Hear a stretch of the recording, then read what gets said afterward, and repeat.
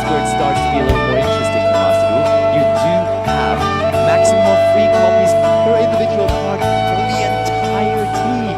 Meaning, let's just take an example. Let's take my most favorite cards, guys. For the life and age. If you want to play 3 copies of that, you have to buy it.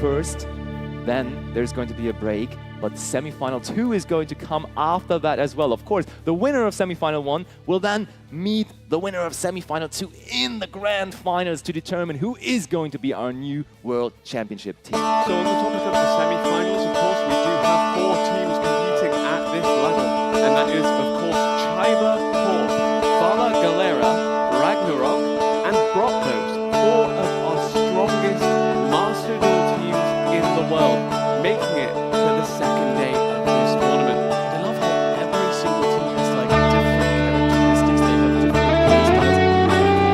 have different playstyles.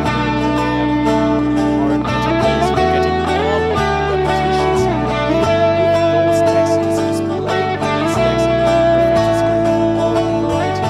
Yeah, indeed, and I mean the way it came down in the end, it was so unpredictable. Every round, essentially, the entire picture of the tournament changed. So until the very last round, in one of the groups, 5 of the 6 teams could still make it to the second day. So we don't look at the results from yesterday, so we can actually see it here. And there you see it as well at home. We have in group number 8 in the end, Ragnarok finishing first place with a 3-2 record. And then you have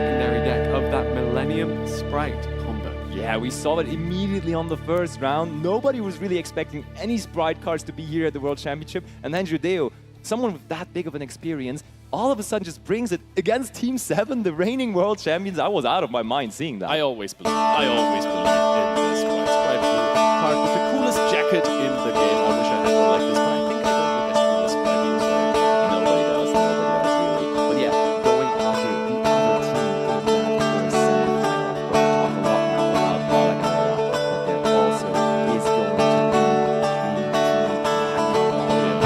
team sharp yesterday as well. The team of Mist, and Luca, they have been playing out of their mind. They have been against slide hunters, they have been winning against team switchers, and they won against arguably maybe before the tournament the most scariest team in the competition.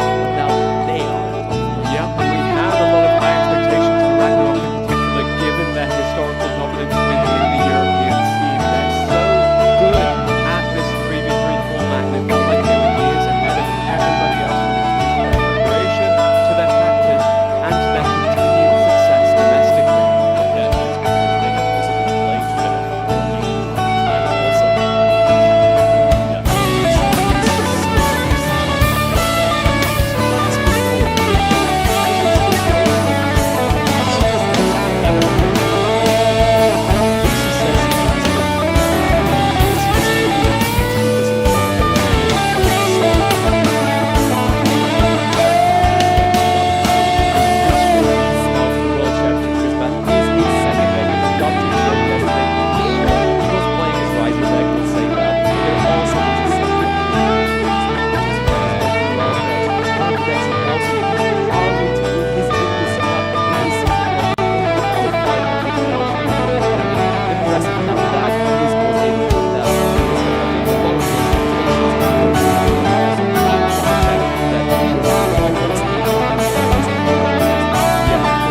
Everybody worldwide, not just regional ones, qualification processes, very long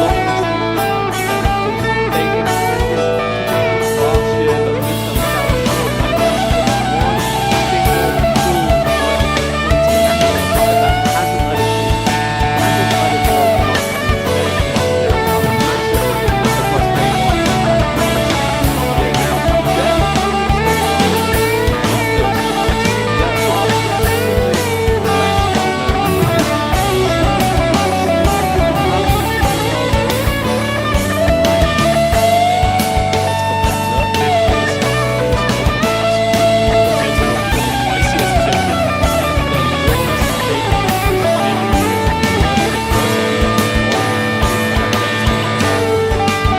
massive on stage, man. Hola, This hola, is buenas such a tardes, character. We noches, all love him. He's madrugadas, super sea funny, but also donde super locked in. sea, y cosas This que esto, person breathes bienvenidos una vez más a Yu-Gi-Oh. un Yeah, stream you de cannot go el a minute while Campeonato talking Mundial to de him Yu-Gi-Oh. without mentioning Como any pueden ver, sort hay of dos combo. streams It al is mismo tiempo. crazy. This En man uno thinks están and breathes only compitiendo Yu-Gi-Oh! And en absolutely TCG, deserving to en el stand on formato stage. He's one físico, of the y players en that otro I've seen just están play mental teniendo Yu-Gi-Oh! los in duelos, o person. van a tener los Totally, that duelos is what he's doing. para We lo will que not es stop Master talking about Duel y Yu-Gi-Oh! el Coming Duel. back to the first Los semi-final though, formatos that we are en- first going to see, of course, formato- second team pero los being formatos Team digitales. Jaiba Corp, and Los that is formatos led digitales. by Joey, and Joey has led his team, and equally so to Los años actually anteriores, si the recuerdo performance bien, of Luca. estuvieron juntando Both of ambos them en un have solo really evento, just simply pero al focused on playing parecer Malice este the año best van a they could. They have not even estarlo en todo revealed en their solo second uno. deck yet. Have been playing Malice all day long, so it's still a big surprise Pues aquí factor. estamos Are they viendo going to show que their están second deck, or comenzando are they apenas not going el to? Yes. We don't know. evento Yes, What's your indeed. prediction? de Master They Duel. are. I am not sure, Y ya to be están honest, empezando a but I tener think duelos that en la Joey parte definitely de did put on a TCG. strong showing with Yes. that Entonces Malice podemos deck, as you fijarnos mentioned. Park, of course, Yendo bringing entre the uno y otro. Por ejemplo, ahorita podemos ver algunos duelos del Forbidden TCG. Droplet. This is just incredible deck building. When you, this is one of your questions at the beginning. Is it deck building or Están play? usando It's a Malice combination aquí. of both, and Yuna's looking Este es pretty good here. And there's the Marshall. Marshall. Another way to extend it. Is she has, what is she going to Just banish? discarded. Yeah. Si recuerdo, esta chica, So she did Yuna, have the March Hair plus the Malice Monster to continue to ganó play. en This is an Europa, o fue de las incredible get here from primeras Yuna. en Europa, Incredible stuff. Like every usando card un on this deck field has been Vanquish answered Soul. at this point, so just the one card in Me hand can sorprende que actually ahorita esté get there, but usando hard to imagine a single card that's going to stop this, with the exception of Artifact Lancia, but I mean, Yuna has used every card in her hand as well. Yeah, it's down to This is when the Yu-Gi-Oh's, wire. this is when Yu-Gi-Oh's at its best, Marcello. It's really amazing stuff. Este fue de los primeros lugares en Europa y está contra todo campeón mundial este Rubén. El año pasado ganó utilizando Juve. Ahorita está usando los Jamis. the field spell, you know, boosting everything by 500 for each light beast right now. But outside of that, yeah, I mean, Ahorita ya está that's impressive stuff. activo este Diamond para la llamada, pero todavía no está presente este Gamer Zero. Que digo, hay que tener en cuenta que es la madrugada para nosotros, ¿no? Para Diamond no es tan difícil ahorita estar viendo el evento porque él vive del otro lado del mundo, entonces para él es cuestión de la tarde. No interaction from Ruben. This game one is looking tough for him. I mean, you open uninterrupted. Diamond me está diciendo que ya está listo para la llamada. Entonces, déjenme ir checándolo. También voy a estar checando el chat del stream por acá por el celular. Si quieren participar, por ahí estar revisando los comentarios, ¿no? Pongo eso acá en el celular. I mean, if she sequenced it correctly, this might even be enough, depending on, you know, how much she can do. ¿Qué tal era? Bienvenido al stream. Sí, hoy cuestión especial por lo del evento. Por lo del evento. Vamos a estar viendo de hecho ya empezaron en Master Duel. Final, both Paolo and Judeo bringing their unique decks, because I think when we see Chaos Hunter here on Judeo's side, that has to mean that this is Millennium Sprite again here on the first match of the day.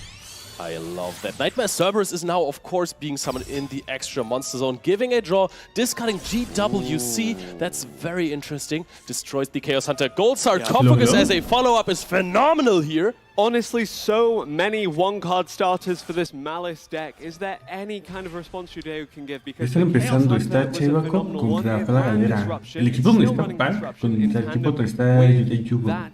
Ambos participan en los torneos de Decade. ¿Y qué está haciendo ahorita Laira? Ahorita despierto a estas horas. Hello, can you hear me, Diamond? The full field, because you have 4 monsters here. What are you going to do? I cannot hear you. An Appaloosa, Bow of the Goddess. I do not think that is the most optimal route to go for. But what else can you do there? You could go for a red ransom, add Malice in the mirror, and then I don't know what's happening, but I cannot hear you. Seems ideal in this situation. Yeah, and you gotta admit, these teams have been testing non-stop, of course, for the most important event of the year. Gracias por pasarte por acá. Variant of their combo, a good field against Sprite. ¿Viste el evento ayer? El día 1. Judeo has brought to the World Championship. I am curious, is there something that Joey has in his sleeve? I mean, to be fair, Joey and his team, they saw yesterday that this Millennium Sprite deck was played, and they had a full night basically to prepare now for the second day. So I am sure they talked about the possibility that there might be Millennium Sprite coming. Fue interesante que usara el Niner porque le convocaron el Crosshunter, creo. The Book of Eclipse, which is a unique interaction there for a field-breaking card to be able to. I still cannot hear you, Diamond. Yeah, I mean, while we are still in the Malice combo here in Duel B, why don't we check out Duel C there and see whether that Book of Eclipse maybe can still be followed up with something else here? I think I know what's going on. Is there something that his opponent can do about it? I think that there's another Book of Eclipse. He actually just put it all face down. Wait, this was the start with discard. Nimble Angler Swap Rock. This is the OG combo for the Sprite deck, and this is so immensely powerful. You basically have unlimited resources of level 2 monsters. Yep, here come the level 2s. There go the rank 2s and the link 2s eventually. But in the meantime, we have the Gimmick Puppet deck playing through the disruption, giving cards over withdrawals from either the Maxi or the Molchummy. It looks like it was the Maxi. There we go. Paolo, he's pretty comfortable doing that. So was it mine? Was it me or was it you? Was me. It was me. Turn any kind it was you. Of yeah. So you good?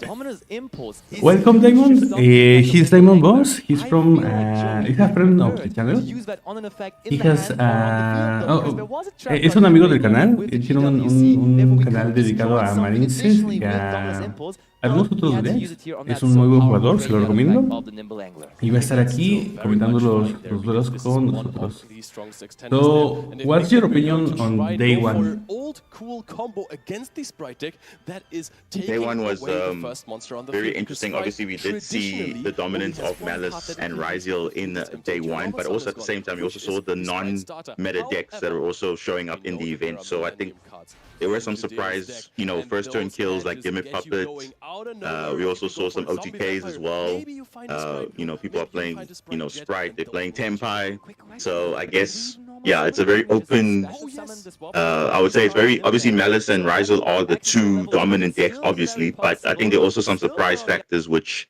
even with decks like Memento also kind of performing as well as Mermail. Mhm. So I mean, it's evident now. You see the teams that are actually in the semi-final now. I mean, I think no one really thought that they were going to make it, Mhm. given that most of them lost their first round. But I think again, it's just unfortunately, that's how Masudu is. I mean, it's literally a lot of various factors. Mhm. The coin flip, the RNG, if you draw the right card. So I think it just worked out for these teams, and I think it's going to be very interesting to see who's going to be taking it all for the World Championship. But yeah, it's pretty much open book. I can't really say for sure because you have to see the games. Even now, it's looking very interesting now for Chiba Corp and Fala Guerrero. Obviously, it looking like Fala Guerrero has a pretty good chance here. Mhm. But we'll see. I mean, no one has got a win yet, but I mean, looking forward to the rest of the day and see how it goes. And by the way, Elaira, si tienes alguna duda o algo así en los comentarios, también para Diamond. Más que nada aprovechando, por ejemplo, que tú también entiendes inglés, ahí se lo puedes dejar. It's been like really crazy to see all the different decks that they are using. For example, today Hugo is using something that I never thought that it will be in this year's Worlds. That Sprite. Sprite. I also was very surprised because when I saw he was facing against Labyrinth, I'm like, oh geez, I think it was under Dimension Ground or something. So his graveyard was pretty much locked. Uh-huh. But then he pulled out that Sprite card. I'm like, whoa, what? Or because it was first Millennium, I'm like, okay, maybe it's Millennium Fiendsmith or something. But then it turned out to be Sprite. We're like, whoa. Yeah. And then he ended up winning that game, which was quite insane. So I thought, okay, but I know he was going to play Mermail definitely because that's the deck that he qualified with. Yes. But the second deck was kind of a surprise. So, I mean, it's clearly working well for him so far. I mean, I think no one's really playing Sprite except for him. So shout outs to him. Because again, it's kind of like bringing that surprise element because people are not expecting Sprite to be in this event. But I guess, yeah, it is kind of full power. Mm-hmm. So, yeah, it's kind of insane that he's actually performing well. And I guess that's why they're dominating. Oh, it looks like we have one win. They got a first win. Oh, Gimmick Puppet. Oh, that is tough, eh? For that the is red tough. team, I think. Yeah, so Fala Guerrero has a win. Yeah, because literally Gimmick Puppet. If you remember, they have certain cards that literally say you cannot respond to the activation of their monster. So it's pretty much they got the full protection. So even if you maxi them, it doesn't really matter because nothing can really stop them. So it's like unfortunate, but yeah, what can you do? I think that's so dumb Yeah. when archetypes have that kind of protection, like for example, Tempai Dragon and Gimme Puppet. Yes. What the Yeah. hell can you do? You literally can't do anything, and I think that's just how the design of the cards are. So it's like, oh, okay, you literally, Shadow Mosquito again. Uh-huh. That's how he Oh, won. he's going he for that won. OTK again. Oof. Yeah, this is literally game. Yeah, if he pulls this off, this is game.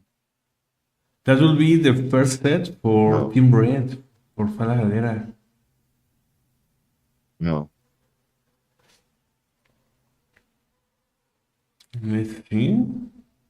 So I think so. For me, when I look at Sprite Millennium, I think of last year when Ray was playing from Team 7, he was playing purely. Uh-huh. It's basically like just to OTK. That's Yeah. pretty much what he was playing last year. So I feel like this is the replacement for purely because it's just literally an OTK machine. Yeah. As you can see now, once you get to, if you're going second, you just summon Shadow Mosquito, and then it's pretty much GG from there. Because how do you respond to that?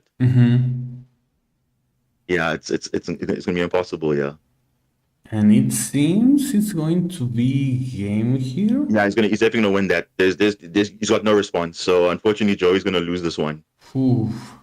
Because whoever he attacks with now, it will activate Mosquito's effect and he's gonna win. So it's like GG. Yeah. Yeah, it's unfortunate. So again, basically, Gimmick Puppet, first turn kill, and Sprite OTK pretty much. Yeah, that's quite unfortunate, eh? And something that I found Sure. really funny for these years is that, for example, Joshua Smith was very adamant against Malice, and every one of his duels, at least the one that he lost, were not against Malice. Like they were against things like Ricefield, and I don't remember exactly what was the matchup that he lost the first conflict. But if I remember correctly, none of them were Malice, so it was like perfect for him, because he cannot say like. But yet, unfortunately, he didn't. But unfortunately for him, he didn't have a good hand, because all his games, I think most of it he lost. Yeah. Even though he went first, I mean, I think he was playing stun. I think he was playing Memento and what was the other one? Memento and I think he was playing Memento and stun. I think he was playing a stun deck. From what I saw from the other replays I think he was playing stun. I was like, that's quite interesting, taking a stun deck to this event, because literally you have to open well with stun, and especially if you don't open well and you break, you can't do anything. So I think that was kind of an interesting call on his side to bring that. But then again, I do understand, because the pool of decks options are very limited, because again, you can only have one Malice, one Ryziel, so you have to decide what other decks you want to play. Obviously, one Memento, so the other decks are pretty much open. Because if I remember correctly, so I think for his, I think for his team, there was I think Quanto had Malice and Mermail, yes, so that's pretty good decks. Like Quantal had Malice and Mermail, and then Emre had Ryziel and Tempai. Yes. So now you see here, you literally had the other option, which was Memento, and then now the stun deck, because you didn't have a lot of options in that case. Because obviously, and to be fair, though, Quanto had pretty good game one, a day one, because he actually did well for his team, despite not getting through. But I think he had the best performance amongst the his team, because he actually did pretty well in his matchups. Because it's just a matter of, okay, it's a team effort. So because he was the team captain, so I think the team captain wins matter more than the other individual wins. So I think it didn't really work out in their favor, because the other team did lose, even though Quanto was winning. So that's why it kind of made it unfortunate for them. But then again, at the same time, for other guys also, they just had not the good RNG, and that's literally it. I mean, even now you can see it looks like Chaviko might get a win here for this, because Ryziel is just, look at that, just too good. I mean, I think Memento is a good call against Ryziel specifically, because they don't care if you pop their things. But even then, Memento because they actually want to be popped, so this actually helps them to get the effects activated, especially the Memento Fusion, because if that definitely turbos out the engine quite nicely. But against other matchups, I don't know. It's quite interesting, because of course Malice is the one that's dominant as much as Ryziel, but I think Malice is the one that's really showing that this is like a pretty unfair deck, because I don't think the shared cards that I think the teams are running. I don't think they're running Lancia as a shared card. I think that's probably just maybe one copy each in their decks, but I don't think it's a shared card. So because of that, I think Malice is just too good, unless you don't have specific hand traps. But even now, you can see Ryziel is going to take this one, so it's going to be a 2-1. But talking about that, for example, remembering the case of Joshua, the thing that I like the most is that, again, he could have said like, "Oh, I just lost because every one of my matches were against Malice, and that's why I lost." But I remember one of his matches was against Labyrinth. So it was Labyrinth and then Rising, and the other ones also were not Malice. So he cannot say like, oh, I just lost because I went against Malice. Like I guess it's just again it's just a call that he had to make, and unfortunately it didn't work out for him because he happened to face Malice all the time, and the time when he was facing Malice, he didn't open the right combination of cards. So I mean, like I said, it is what it is. I mean, we've all been in that situation where, you know, we make a call in the format, no matter if it's not Worlds or whatever. Like you just go into ladder or anything. You have to make a call to say, okay, what deck I want to play, and if you're facing the same deck like that's really strong every single time, then what can you do? And I think it's really interesting to see those kind of different choices, because I also remember that someone was using Blue Eyes and even Tearlaments. I don't remember who was. Do you remember who was using Tearlaments? I can't recall, but I think it was one of the things that were eliminated. But again, something like that. I mean, normally Tearlaments you would think, oh, but they don't really have most of their cards available, and it's heavy RNG. So you have to pray you mill nice, or that's it. But I guess the people who found it. Remember, I'm sure these guys they definitely do play test heading up to the championship. So they did probably say, okay, look, this Tearlaments is probably a good shout. Same like Blue Eyes, because again, if you go first and you pretty much don't have any hand traps against you, then it's pretty much a unbreakable board. So that's the same case with this, I think. It's pretty much the same situation. What would have you used if you were here? Like maybe Mermel? Say again. What deck would have you used if you were in the if I was playing in this event?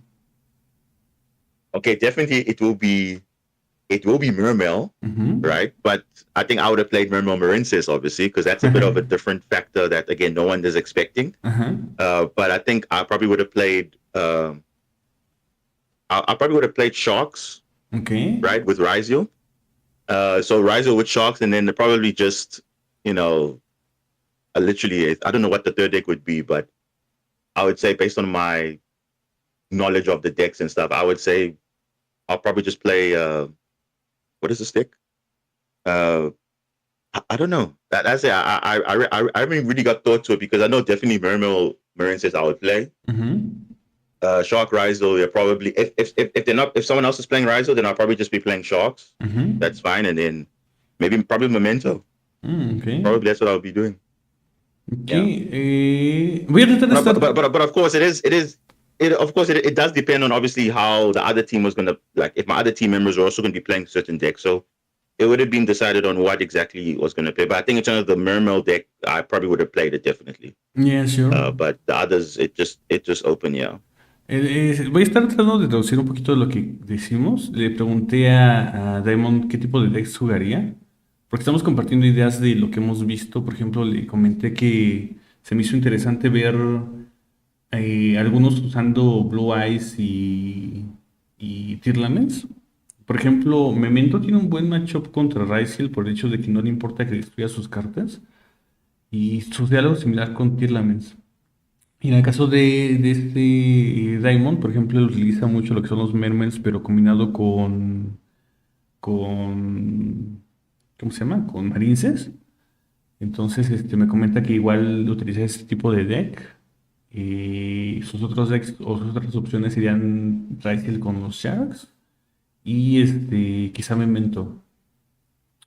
Por ejemplo, si no han visto su canal, él llega a participar en los torneos semanales de este Decade, utilizando justamente Marinces con Mermero. Ahí por si lo quieren checar. Tiene interesantes duelos. So we are seeing joy from the blue team. I think they have, even yesterday, they have had problems with the names of the participants. in the cameras. Yeah, they're kind of messing it up. You can see now, like some of the guys don't even have their names properly on the screen, and it's either flipped around or it's not updated. Like you see now, like they literally, you can see now currently the opposite team, like Joey's not on the red team, he's on the blue team, but there's Joey written twice. So it's like, what's going on with the production now, Konami? What's going on? Like just those small things. Like, come on. Yeah. But luckily, it doesn't impact the game, obviously. But I mean, come on, who is reference? What is that? I don't know what that is. Okay, it seems like yeah, it's the matchups are looking a bit interesting. I don't know. I'm looking from the main duel A, but I mean, it looks like Malice is dominating. And then from duel B side, it looks like Memento is facing Mermail. Yeah, I mean that's full Malice combo.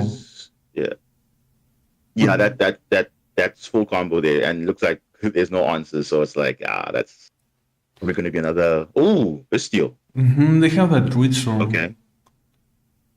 So that's a very less for the combo. Yeah.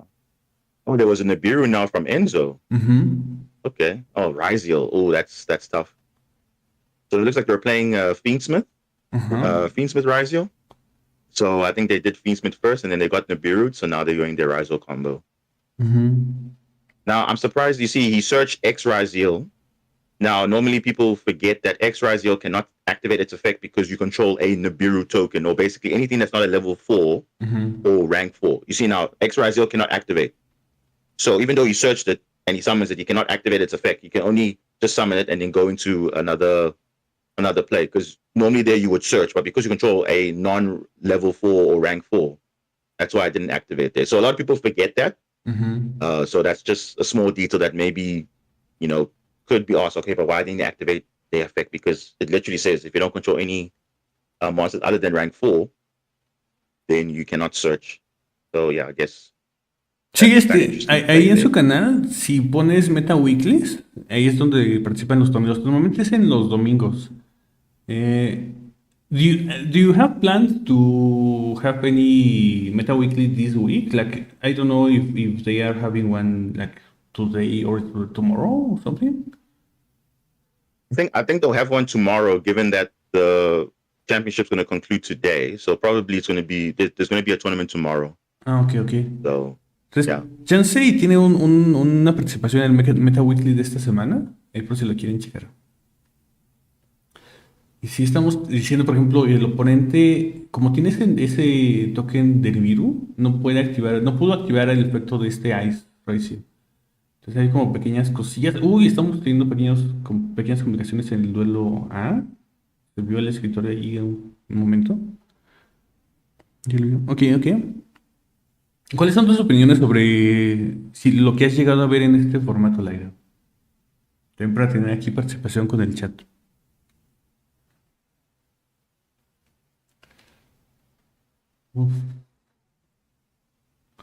Did you see what Senso using?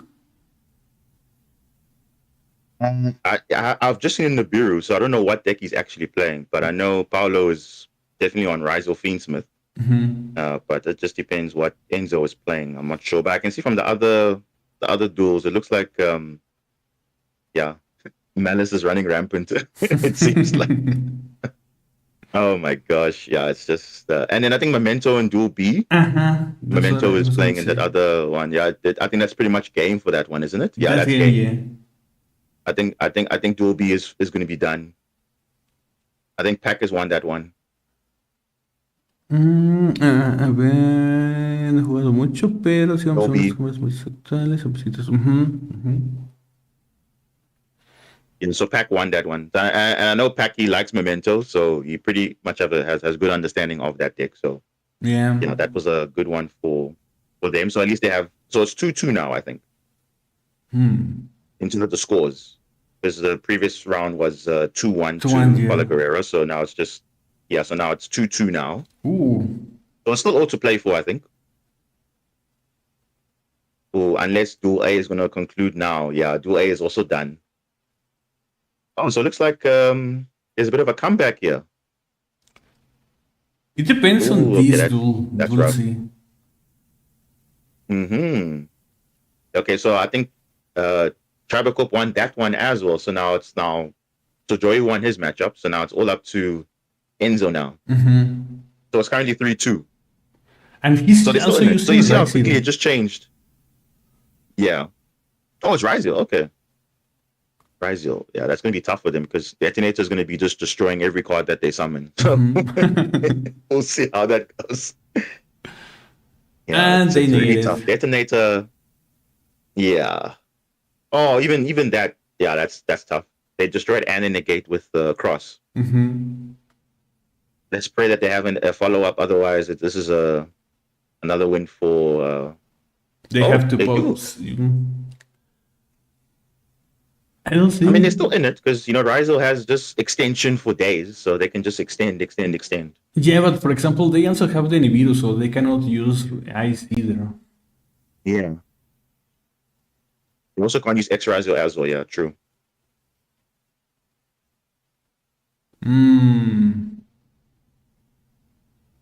Ooh, cross out. Well, that's actually pretty good in the matchup, eh? Yeah. Yeah, look at that. That's very powerful. I've also seen a lot cross out in the of... mirror match. How is it called? Metatronus for that. Yeah, I've seen even people summon Metatronus specifically for like negating a light pyro or a fire. Like it's literally just used as a board breaker or as an extender. Yeah. I saw it used in a very funny way yesterday. I don't remember who was using that card in that way, but someone used it. I think I saw it. Was it? I think it was against. I think it was Quantel's matchup when he was using Malice.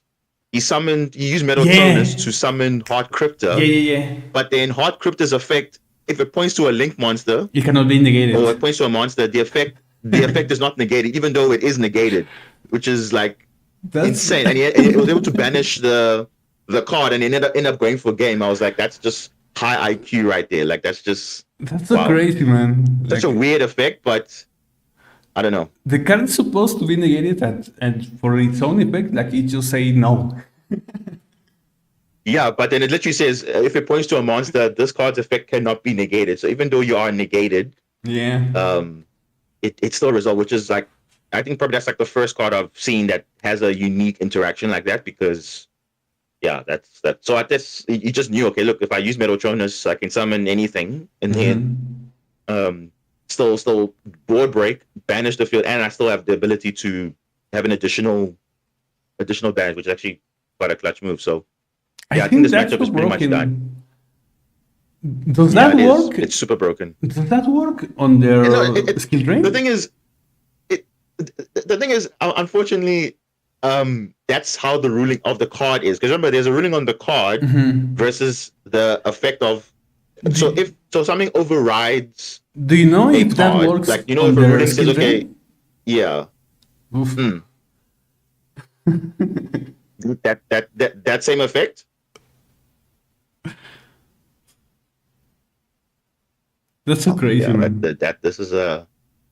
Yeah, I would say certain cards overrule like other cards. So even though it says like skill drain, if your monster was unaffected before skill drain was activated, skill drain doesn't negate the unaffected monster because you were unaffected already when you activated the card. Yeah. But if skill drain was already on the field, even though your monster's unaffected, your skill drain was already in place. So you're not activating the effect, so you actually are still negated, even though you are technically like unaffected. Yeah. Because it will show there. Because you're already on. It was like a lingering effect, so it doesn't matter even if you summon unaffected towers. That's how it like usually works. But even then, like Scripted says, like I don't care. I don't care about that. Yeah, that was saying certain cards just overrule. It's like, okay, cool. Even though your skill drain is there, you cannot negate the effect if you point to a link monster. So it like overrules what that card said, which is so crazy. That's so dumb. So if you know that interaction, then that'll save you sometimes a lot of matches. And in that case, it did save him for that match, obviously. But obviously, despite all of that, it still didn't make a difference. But I mean, those plays were kind of insane because you would think, wow. Yeah. How I thought this card was negated. How did it still resolve? Because it's like screw the rules. My effect says no. Estamos hablando de lo loco que es el efecto de Headscripter de los malis, porque el efecto de Headscripter dice que no puede ser negado mientras alguna de sus flechas dé a algún otro monstruo. Entonces, por ejemplo, en un duelo de ayer con Quantal, para poder ganarle a su oponente, para poder hacerle daño letal, lo que hizo fue activar ¿cómo se llama? Metaltronus para convocar Headscripter en la zona de monstruos. Y con eso activó su efecto, aunque esté negado, porque Metaltronus lo que hace es que convoca el monstruo, pero niega el efecto de ese monstruo. Y entonces Headscripter es un monstruo tan raro, tiene un efecto tan particular, que aun cuando se supone que su efecto está siendo negado por cualquier otra carta, como en la carta misma de Headscripter dice que si sus flechitas dan a cualquier otro monstruo no puede ser negado, no le importa a Headscripter y de todas formas se activa y de todas formas resuelve. Lo cual está súper loco porque pasa por cualquier tipo de otras reglas, cualquier tipo de otras cartas, inclusive por skill drain, es lo que estábamos platicando. ¿Qué puede ese prote? ¿Qué onda? O sea, nunca he visto una carta que diga eso, que utilices cualquier cosa para negarlo y la carta diga, no me niegas. Está súper loca ese efecto. Ahorita estamos parejos. Equipo rojo con 3, equipo azul con 3. Y Joey está empezando con Malice.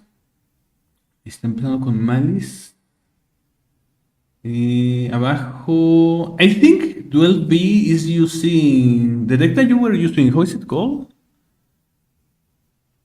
I think deck B is or dual B. I think that's is that Pack. I think Pack is using Crystron. Yes, that one. Millennium, I think, or I think I see Crystron cards there, and then obviously in dual C, I see Mermail. So that's Judeo probably. Against I don't know what, but I think there was a Maxi resolve there, so I don't know what he's going to do under that. Oof. But we'll see what he does there. But it looks like Malice passed because Joey was under Lancia, so he couldn't do anything there. Oof. So let's see. So Paulo, looks like Judeo was excited there. I think he hand ripped something. Yeah. He's facing Ryziel, and yeah. He ripped. I saw a bonfire, and I don't remember the other one. I saw a bonfire. Ooh, that's actually quite clutch though. Yeah.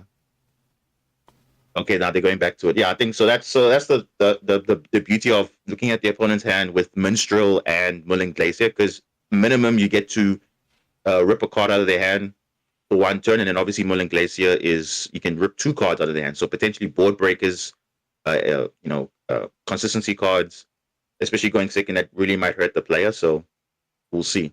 And it seems that Pack is going like full combo. Yeah. Ooh. Yeah, whoa. Okay, it looks like they discarded. That's interesting. So Enzo had nothing. Are you serious? Enzo has nothing. Whoa. This is Mermail we're talking about, and Mermail has a very good OTK line with Neptubus alone, and they can literally OTK. You see, they can summon that Presidra that's showing on the field there, that level 7. It's a really good board breaker. So maybe that's the reason why Jude was celebrating, because he saw Enzo's hand and he saw that he had nothing. I think those cards that he ripped out of his hand was actually like his only play, and Bonfire is a very good card to get rid of and make potential another board breaker. So other than that, I don't think he has anything, and Mermail is going to probably win this, I think. Yeah. And Mermail, you cannot stop them. Like if they have nothing on field, they're pretty much winning that. So I think that's definitely. He's gonna use Minstrel again. Ooh. That's interesting. So I think in the World Championship format, normally you would play 1 copy, but I think in this case he's playing 2 copies. So maybe to see, okay, look at that. Okay. Nibiru, Ash, and Ghost Ogre. He didn't choose. Yeah, so he just had hand traps. He didn't choose Nibiru. Remember, Mermail can actually play through Nibiru, because you would think, oh, it's fine, I'll Nibiru them, but actually there's a monster that literally says, who cares? I can play around it. What's that monster? And based on the attack board, you see 20. It's the Presidra Xyz monster, so it's the Dragon Lord, the new rank 7. Okay. So if that card leaves the field, even just get link summoned or whatever, get Nibiru'd, you still get to destroy 3 cards, or not destroy, but return 3 cards up to the opponent's hand. And even if you get Nibiru'd, you can discard a card and revive back 3, I think fish, aqua, sea serpent monsters, 3 of them. Ooh. And this is game already. Yeah, this is game. Ooh. That's why he doesn't care about Nibiru, because it's literally game. If you have the setup, you don't care. Ooh. And I've been showcasing to that also on my streams also when I'm playing Mermail Marines. It's like literally the Mermail package on its own is very good. Okay. And as you can see, if there's no disruptions or anything, they pretty much got that game. So Judeo's got that one definitely. So they're currently 4-3. And I think the next game matters because remember, it's first game to 5. First team to 5 wins goes to the next round. I think it's going to be very difficult important, because Pac seems to have this game. Now, this is going to be a decider then.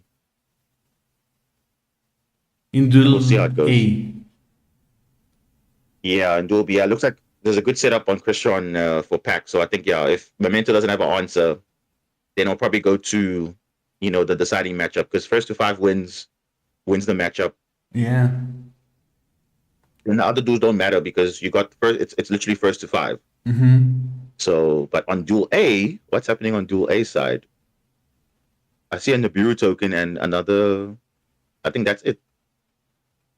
That's Malice in Underworld. Oh, on that one, okay. Oh yeah, Malice Underground. Oh my gosh. Okay, so it looks like Tribal Corp might steal this. It's very open. It's literally an open game because obviously, Paulo Guerrero obviously has 4 wins now, but that could all change in these next 2 duels because it's literally open. If the red not team certain to say, okay, this one's going to win or not. If the red team doesn't have something like that's full Malice combo with only the field spill. Yeah, with 1 underground, that's more than enough, and those extra bodies on field is going to matter like big time. Yeah, and it looks like Tribal Corp's going to win that one. So again, it will come down to these 2 games how it's going to end up, but. From Pac's side, it looks like it's favorable because he's got Dragster, he's got Infinity, he can potentially Synchro. I'm not sure, but let's see what Memento has because definitely Guinness is playing Memento. And the trap I don't know what other plays destroys, he right? has, but if he doesn't have any other plays, then yeah.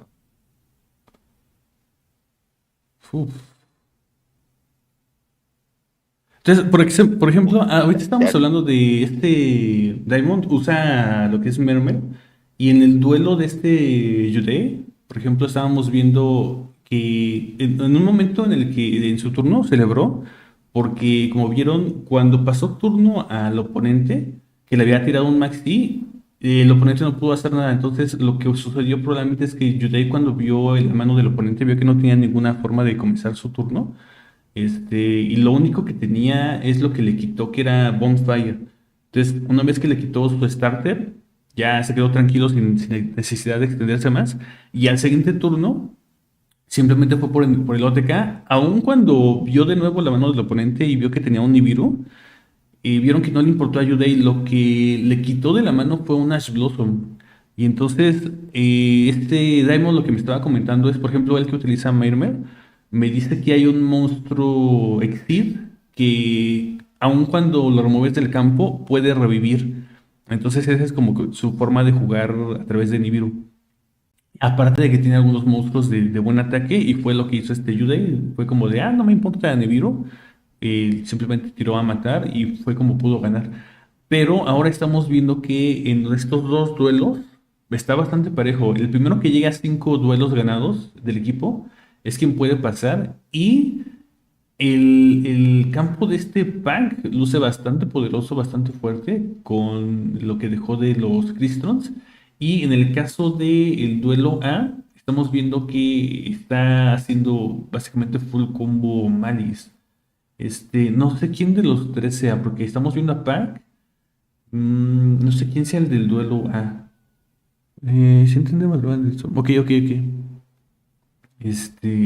Pero sí, eso es lo que estamos viendo en este momento. Todo depende de los duelos que estamos presenciando en duelo B y duelo A para quien tenga el pase al siguiente nivel. Porque llevan 4 duelos ganados los del equipo de Falagadera, pero el equipo azul, el de Chaiba Corp, se ve bastante bien posicionado para ganar este set.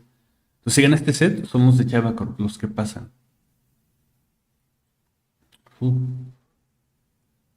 This is looking very, very bad for Team Red in the Duel B. Looking like they got answers for everything, so it looks like Pac might take this. But also looking at Duel A, it seems like Malice is also just going to win that one as well because, yeah. So I guess Trabacorp might win this actually, That's which is crazy, quite man. interesting, eh? Yeah, that's literally crazy because initially they were 2-1 down, and look at that, they just had a crazy comeback. Like, even though... Ash Blossom, wow, whoa. Did you see that? Yeah. That they use Ash on the white binder, and that stops both effects. So if you can't summon, you can't draw. That's crazy. Ooh. But is it enough though? Is it enough? I'm not sure. I mean, they only have one Because card. Oh wow, that actually was. Now that would have been game if they summoned the white binder. Yeah. But yeah, that was actually quite interesting. But they have one card in hand. I don't know what they're gonna do. Oh my goodness, Memento. No the way. He's gonna attack every single monster. No way. Every single monster. Wow. That's insane though. Now, you know, it'd be interesting if they had piercing damage, they would have won that game. Yeah. Easily. But damn. Okay, so some interesting comebacks here. Wow. Fusion during the battle step? No, this is main phase 2 now. Okay. Main phase 2. Okay. Wow. Yeah. I'm gonna lie, he played through all those disruptions. It's actually not that bad. Maybe he has some other plays, we'll see. I mean, Memento can recover really easily for the next turn, so it's not like out of the talk. Oh, and Duel A, they just set a card and that's it. Bro, they still have a mental fusion. How is that even? Oh, Ghost Spell. Wow. That's a very good negate there.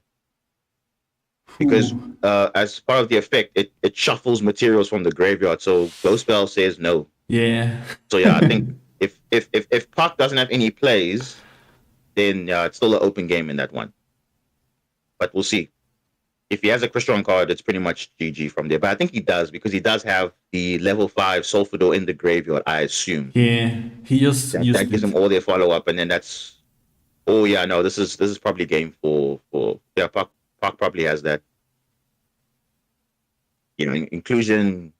And it seems that you're in not Duel gonna lose from A, there. like Malice is going full combo now. Yeah, Malice is going crazy now. So I think Trabacorp might actually win this, which is actually crazy though. That's crazy. That is actually insane. Like, just look at that insane comeback. Like, wow. That was like full recover. That was a very good recovery. And it's funny because, again, both these teams did the same thing. They lost their opening matchup in round 1 yesterday, and yet they still managed to come back and go through this next round. So the fact that they got to the stage, you know, just being like kind of the underdogs of the tournament, I mean, they're literally proving why. Because look at that. Mm-hmm. Everyone's like not expecting them to perform this well. And like I said, I think both teams are equally just back and forth, you know, apart from Malice obviously just dominating. But I mean, the duels actually are not too bad. It doesn't feel like one-sided. I think if it's not Malice or Ryziel, the matchups are pretty interesting. Yeah. And it seems that Juday knows it, because if you see like all of the faces from Team Red, they are not really. Yeah, you can literally see like because I think maybe it's ahead of time, but I think you can see it's not looking too good on his end, because you can see, you know, that his teammates are really struggling to get back in it. But yeah, it looks like Duel A might be done. Yeah. Based on the life points, 2.7. Today is just like points. it's like no worries, man. Like. Yeah, look. I think the main thing is the fact that they have showcased, you know, what they can do on the world stage. I mean, just remember, there's a lot of pressure for all these players. Yeah. So credit to them, because they're showcasing all the interesting decks that normally people are not, because obviously everyone's tired of seeing Malice and Ryzel, but I think it's good to see, all these other decks showcasing. So I mean, they should really be proud of themselves, because honestly, it's difficult to get to that stage. I mean, yes, it is heartbreaking, but there has to be winners, there has to be losers. So yeah, it is what it is. And it was a very interesting matchup, yeah. like seeing Memento against Cristo. Yeah, that's actually a pretty interesting matchup. Yeah. But it looks like the game is still pretty much open, because there's not like really a lot of plays that they're doing there. But it looks like that Duel A is going to be wrapped up very soon. Yeah. It looks like it, because I don't see them losing from that position. So like I said, Chabakov might win this thing, despite losing the opening set, which is like insane. That's the thing about comebacks. You never give up. I mean, literally, that's what these teams were doing the whole time yesterday. Yeah. They were like, "No, it's fine. The favorites are going to dominate," but yet even the favorites, look, they didn't come through. So it's kind of like a wild factor. Basically, it's such a interesting event so far, because it's so unpredictable. You would think, oh, the team that lost round one or lost the first set is going to not win it, but literally, just like that, they've come back and won this whole thing potentially. That's not lethal damage though from Pack. No, that there's still enough. No, that's not lethal. But from Duel A, it might be done, I think. ¿Has visto este deck en uso? This might be. Wow. What are they gonna go into? Ooh, another Dragster. Yeah, I would say confident. I would say that Pack doesn't have this. Oh, I'm saying Pack has it. Sorry, Pack definitely has this game, because whatever they're gonna use now, it's not gonna matter. Yeah. Oh, okay. Wait. Memento. Yeah, I can just destroy that. Yeah, that's pretty much it. Okay, so Malice just won that. So yeah, I guess it's a GG. Yeah, you can see from the pre. And that's about it's over. Yeah, it's pretty much over, because literally they're gonna win this. Okay. Oh yeah, that's unfortunate though. That's it. So there we go. Cybercorp is actually in the grand finals. That's insane. Wow. That's actually insane though. That's actually insane. Yeah. That's actually pretty good though. They lost the opening set and they managed to come back. That's wild though. Yeah. That is wild. I mean, fair play to Fala Guerrero, fair play, but I mean, that's literally how Yu-Gi-Oh is, man. Like, if you just get the right place and stuff, that's it. But damn, that was really close though. Yeah. It wasn't a one-sided thing. It was actually like back and forth, 2-1, 3-3, and then literally the deciding games took it. But yeah, damn, okay. It's so funny That's seeing like cool. people that you usually see in tennis, like Team Samurai. Like usually just see them in like funny videos and stuff, and now they are here in Worlds. I mean, yeah, that's true. I mean, but at the same time, that's the beauty of Masadu. I think it brings a lot of players from all around. Because I mean, I know Pac specifically from TCG, the physical card game, not necessarily Masadu, but the fact that it's open to anybody. I mean, the people who qualify can invite anybody. Same thing with Judeo, right? He invited guys that are playing TCG. Yeah. So as they're also kind of getting prominent. So I feel like it just also shows that the adjustment of playing, these guys are playing TCG and also playing Masadu. Just looking at the formats, I think it's quite interesting that they're able to adapt, even though not really playing it for a long time. It just shows that how good they are at adapting to playing this type of format, because a best of one format is very tricky. So you depend on obviously having a good opening hand. Also the pressure of also now making sure that you're not making potential misplays, and also just playing into the board if you're going second, just trying to make your decisions and while the timer is going. But yeah, that was really, really good. And just that like was actually a pretty good semifinal. I'm not gonna lie. Is that I started using Hypernobles because of Pac, because in his channel he did like a deck profile using Hypernobles like a long time ago. Yeah. No, so I'm sure a lot of these guys were like, wow, okay, but obviously, and I know Pac from playing Memento in TCG, so I'm not surprised. Okay, now he took this deck also to, Master Duel Worlds, because again, it's a deck that he's familiar with. The same thing with Judeo as well.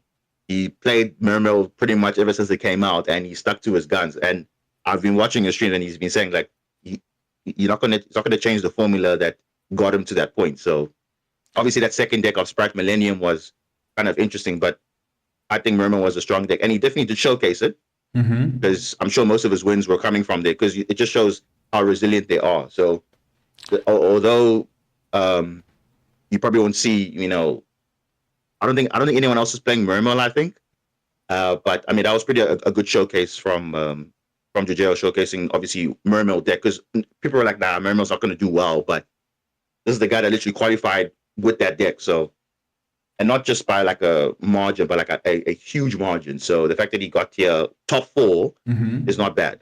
I was So not I sure think he about definitely Pac's and deck deserves because that, yeah. I remember that in the TCG he was using Malice in a lot of tournaments.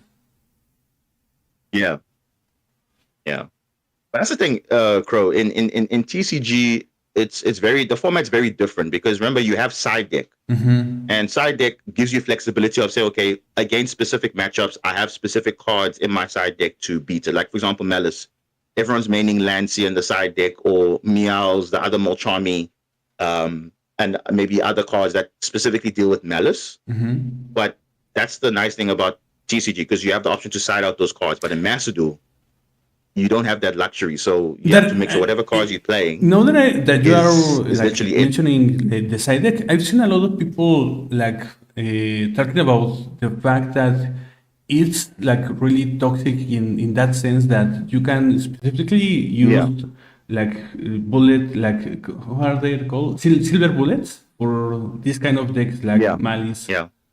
So what's your position in that case? Because I see that the point that it's not really fair when you have the exact response, like for example Troll or Lancia or things like that for an exact opponent, and maybe like we could find like a middle ground there, so it's more fair. No, I think for the side deck, I think it's actually but the fact that you have the ability to side out specific cards, like for example, because I think the idea of a side deck is if you are going first, you want to see more consistency cards. So you want to boost your chances of seeing more cards in your combo if you are going first. So your side deck cards typically for going first, or if you are going second, you will take out all those consistency cards for more hand traps or board breakers. That's what ideally the side deck is supposed to represent. However, like you said, it's come a thing of now we're throwing in things like Solemn Judgments, these floodgate cards, specifically for these matchups, because it's like taking away the essence of a side deck. Because for me, when I side, I like to know, okay, obviously, depending on the coin flip, if I go first game 1, and let's say I lose, I know game 2, I'm going to go first. So I know all the board breakers and hand traps are not needed because I'm going first. So I want to see more cards in game 2 and not just side in floodgates and hope that, okay, cool, I draw them. And it's like, I remember during the Snake Eye format, they were literally siding in cards like Skill Drain and everything for your turn, and then they just get rid of it with their own effect on their turn to go for game, which is kind of very toxic. So those type of things don't really make sense in why the side deck exists, because like you said, there's no you siding in cards just to floodgate your opponent out and have an answer to that specific matchup, or don't allow them to actually interact. Because the whole point of, in my mind, the side deck is for you to have a balance of, okay, if I'm going first, I want to side in consistency cards, or if I'm going second, I want to side in more hand traps, board breakers, just to have a better chance. Because there's no point having consistency cards if you're going second. You want to see your hand traps, because you want to interact with them so that you can also have a chance of playing going second. Because you all know going second is always very tough, even in TCG. But I think it's more prevalent in Master Duel that we don't have that luxury of side deck. So if you don't have anything for your opponent game 1 or turn 1, then turn 2 you pray that you have something, or that's it. So I think the side deck does need to be revised in the sense of, okay, you can't just side in floodgates, for example. I think there should be a bit of a balance between, okay, you can only have such a number of hand traps, certain number of board breakers, and not because I know they do like check the decks before the tournaments and stuff. Probably just do a deck check and say, okay, look, is your side deck like not considered toxic? I don't know what that is, but I don't know. Gamer Zero, welcome. That's just my take on it. If you want, you can get on the call. He says he just woke up. Hey, can you hear me? Yeah, man. Yeah, I can hear you. Welcome to the call. Yeah, I was knocked the fuck out, man. You literally said you're gonna knock yourself out last night. Like, hey, bro, I'm gonna sleep early. I think you meant like, no, I'm gonna drink a few and then just kick it. I did. I actually slept early, but I overslept. That's understandable, considering that I think for you guys it's like almost like 2 a.m., 3 a.m. in the morning now, isn't it? Yeah. Yeah, it's let me see. Yeah, it's like almost 2 for me. It's probably 2 where you live. Yeah, right, because it's almost 3 for me. oh shit, that was 2 hours. 2 hour difference. Yeah. Luckily for me, the time zone that they are working with in Paris is the same as mine, so it's literally like the morning for me, almost 11 a.m. Okay. So I'm not. Almost I think the last 2 years it was in Japan, and then it was in US last year. So the time zones were very different. So I had to like wake up super late just to catch the games. But at least now it's actually able to watch it in my time at least. So it's not like too hectic for me. So welcome to the stream, Gamer Zero. Do you want to say something to the stream? Man, I thought, what time did the world start? Like an hour ago. Yeah. Damn, bro. I thought they were. But you didn't. But yeah. I was like, you know what? I thought it started at like 1 something, so I was like, I went back to sleep. Oh shit. Okay. No. So the first semifinal just played now. So as you can see, the team on screen now. Match. Yeah. So it was actually like a very open or... match. Yeah. It was a really good match. Very interesting matchup, I think. Yeah. We saw back the team from Chiba Corp against Fala Galera, and we saw very interesting matches. For example, Pac using his Piston deck against Memento. That was like, I think, the most intense duel. It was really nice. Are you guys there? Yeah, I'm here. Okay. Yeah. So, for example, we were talking about side deck. What's your opinion about side decks? Because we were talking about how in the TCG there are people that are saying that it will be better to get rid of it because many people just use things like Droll or Lancia or Floodgates in general.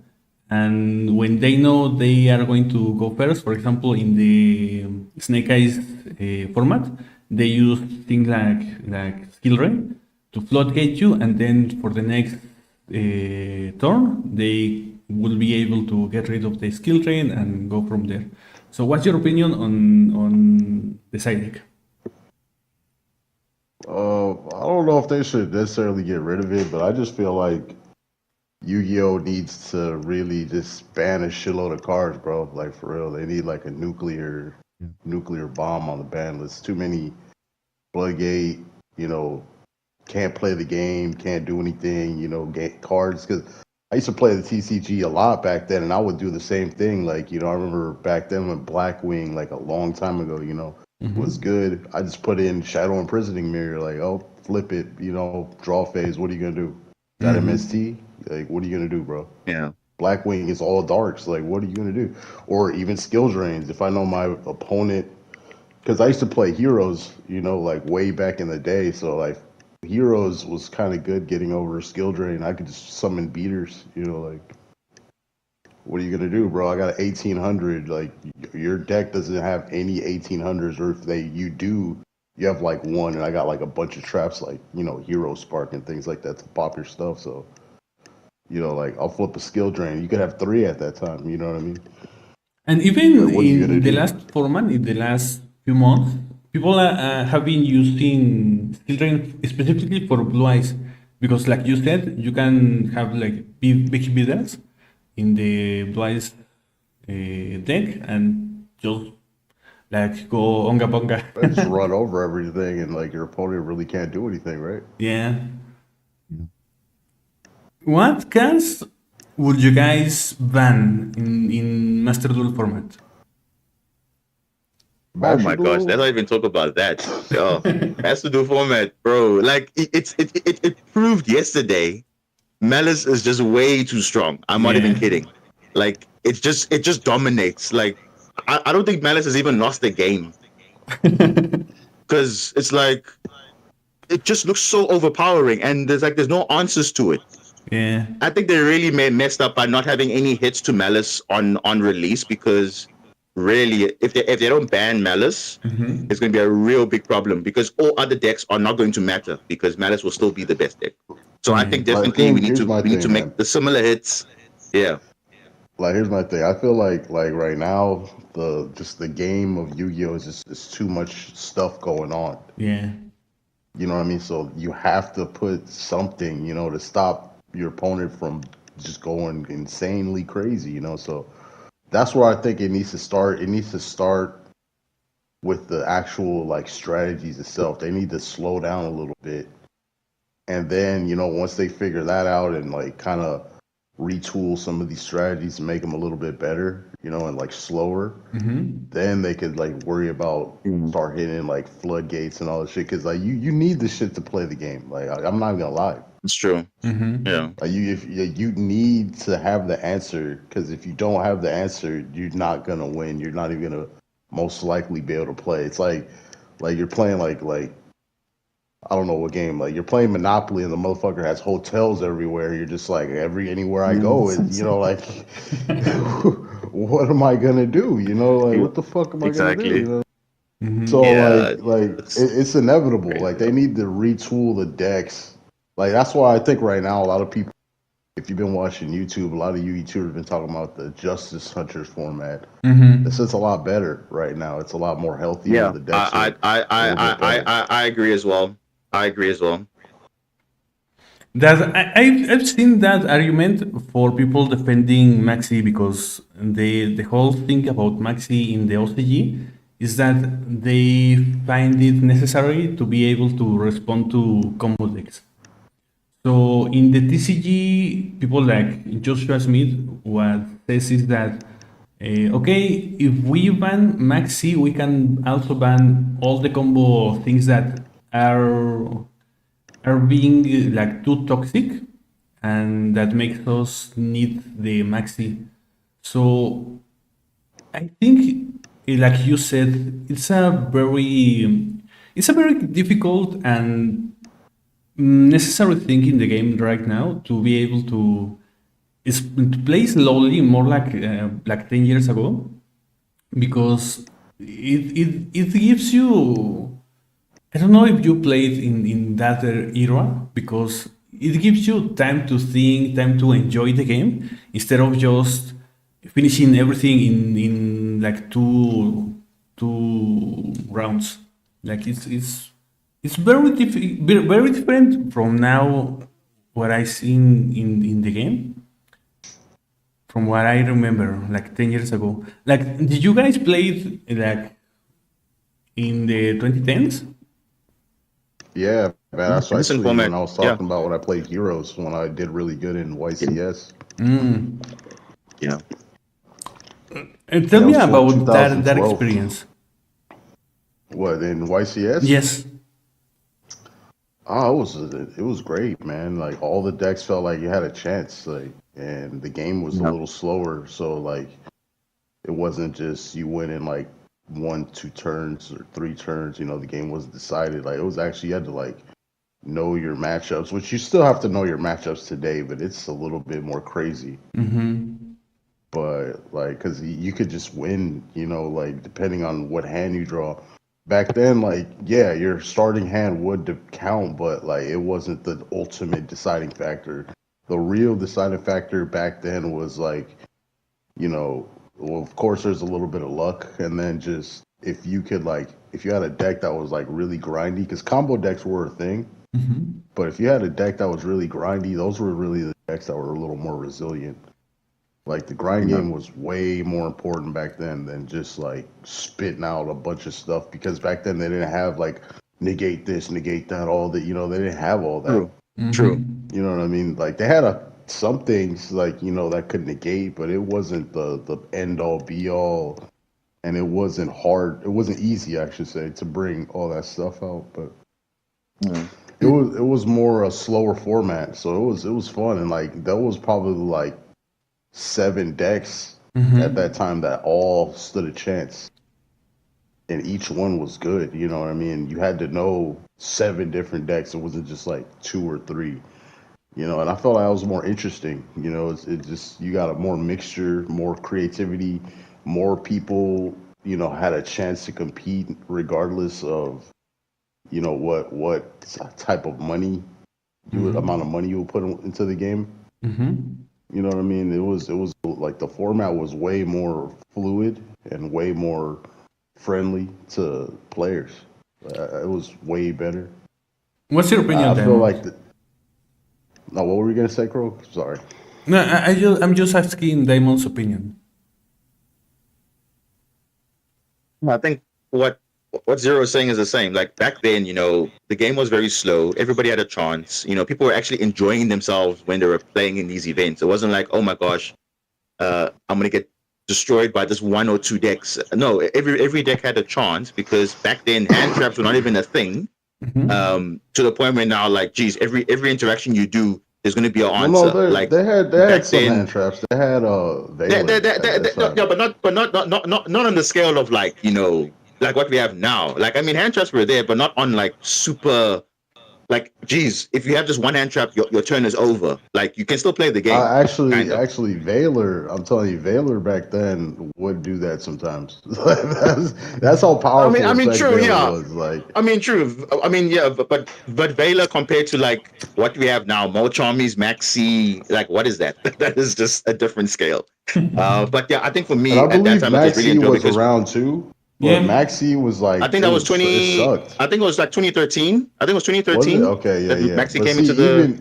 even when Maxi came out, it still was kind of bad. That's how like the game was. Like, how you would think that shit was good. It was kind of bad. Like, people were like thinking it was gonna be like really good, but in the beginning, it was kind of so-so with Maxi. It was like some decks it was really good against, but most of the decks that were, remember I told you, Like, nah. it was a whole like grind game thing. The decks were a little bit slower. Maxi was like, you probably maybe draw like 2 cards off of it back then. Like, it wasn't that great, but like now, since like I said, all these decks could just do all this in one turn. Like, Maxi is amazing. Like. But I think the where the tip of the iceberg like changed for Konami, I think the direction of the game was when they started prioritizing the extra deck to be the main play and not necessarily the main deck. Yeah. Because the main deck is just part of the engine or to combo into the extra deck. And now because of that, that's how these cards like Maxi became so prevalent now, because like, oh geez, now everything you do, you have to rely on the extra deck to do something. Otherwise, your main deck wasn't doing anything. There was just normally summoning monsters, and even then you summon 1 or 2 times, but now you have to go into like these crazy combo lines because the extra deck was the direction of the game. So they just prioritized that, and I think that took away kind of the element of, geez, I can't actually do anything because for me to do anything, I need to actually have my extra deck. I need to summon, and now it's like you have a choice of, okay, do I summon a lot of times and I draw like 60 cards from my opponent, or do I just set 1 pass, but knowing that set 1 is not going to do enough, because on the other side, my opponent can also just have a 1-card combo that does 20 things. And I think that's what, I was saying like the other day about, the 1-card combos back in the day were not doing many things. It was just search, add, and then set pass. That's literally it. Now it's 1 card, summoning, adding this. This card is added, it summons that. When this is summoned, it adds this. This does. When cards itself have like 3 effects, which is just like insane. Back then, most of those cards didn't even have much effect. It was like, okay, you either add or you set or you gain attack. That's it. Now it's like, geez, you have to read what the card does because it does like 10 million things. And you would think, oh, one hand trap stops them, but actually, no, we can still keep playing the game. I think that's like compared to now what we're playing now, it's very, very different. And I would say this also because people were saying that the topic now is the current format like in TCG is it more healthier? I would say to some degree yes, because at least it's not one deck dominating, because those decks are not spamming omni negates per se. It's rather just okay in archetype disruptions, but it's very healthy in the sense of okay, you can actually interact. And it's not just like, all the decks have unique things. Whereas Malice Ryziel is like, screw the rules, I don't care. I'm not making negates, but I'm just making you resilient to almost everything out there. And that's just not. I think they made those how decks that way because of the whole, people would just shove like 20 hand traps in their deck, and then they just like you go first, and then you have to face like especially the TCG, we don't have Max C, right? But still, you got like all the Charmies, you have all the Ghost Girls, Impermanence, Ash Blossoms, Dominus, Impulse, the Dominus Drawn packages, Lockbird, even. Draw Lock. So like that's why they made some of these newer decks. They made them like be able to go off with one card, because that was a problem in the TCG. But it's like that's still not the answer, like that's not the answer to anything. It really isn't. It's not. Like you're just making a deck to like sell hand traps essentially. Like just this is how you got to play the game now, and that's not a good way to market a game. You know what I mean? That's not a good way to like market or even bring somebody to the game. Like how would you feel if you just never played Yu-Gi-Oh ever before, and then like you're like, all right, I'm gonna take you to a tournament, and then like just buy a starter deck or a structure deck or whatever. And then like they just face that, like they're not gonna want to play again, bro. No, they're definitely new players. Like you really think you're gonna want to play something like that where this dude's just like, no, I'm just gonna do this. Dominus Impulse that, Mulcharmies, and then it's like, oh, you can't do anything. All right, my turn. One card, summon this, do all this, and that's game. And you're like, I was just, like I just started yesterday, bro. Like literally yesterday. And the thing is, there's a lot of like we're talking about like how in the World Championship yesterday, there are a lot of unique interactions that happened in those duels, but a lot of people don't even understand how those interactions work. And it's like this is now someone that's playing Yu-Gi-Oh for so long. It's still to this day kind of makes us think, wow, how is that even possible? So imagine a new player who has no clue. They come up and they say, oh, but now I thought your card doesn't do that. Actually, no, it does 5 things, but this says, screw it, I don't care. Like, it's like, how does a new player even comprehend that? I mean, I would be very worried. Like, are they really attracting new players? I don't think so. And even if they're pumping out decks that are doing stuff, I mean, it's still going to be the same 3 or 5 decks that's going to be in every format dominating. But if you say that's healthy, well, I don't know, because I don't know where the direction of Yu-Gi-Oh is going. I don't think it's healthy at all. I don't. As a whole, it's definitely not in the right direction because it's not attracting new players. Because, like you said, they're looking at these decks, they're like, wow, they're doing so much. It's like I don't know what my biggest thing is how are you like? It's the how are you going to be able to keep a person in the game? Because you can probably attract people to the game because, Yu-Gi-Oh! One thing about Yu-Gi-Oh! Is the artwork. It looks there's a lot of different artwork that draws people to the card game. Like, oh, like this deck looks cute. Oh, this deck looks cool. Oh, this deck looks like, I like all these big monsters that look all scary and crazy. You could have plenty of different types of things that could attract you. Some people, let's say even once you start understanding the game as a newer player, like I like how this deck plays. The way it feels, like the strategy. I like how it feels. It's not even about the artwork for me. But the thing is like, is it gonna be able to go up against the top shit.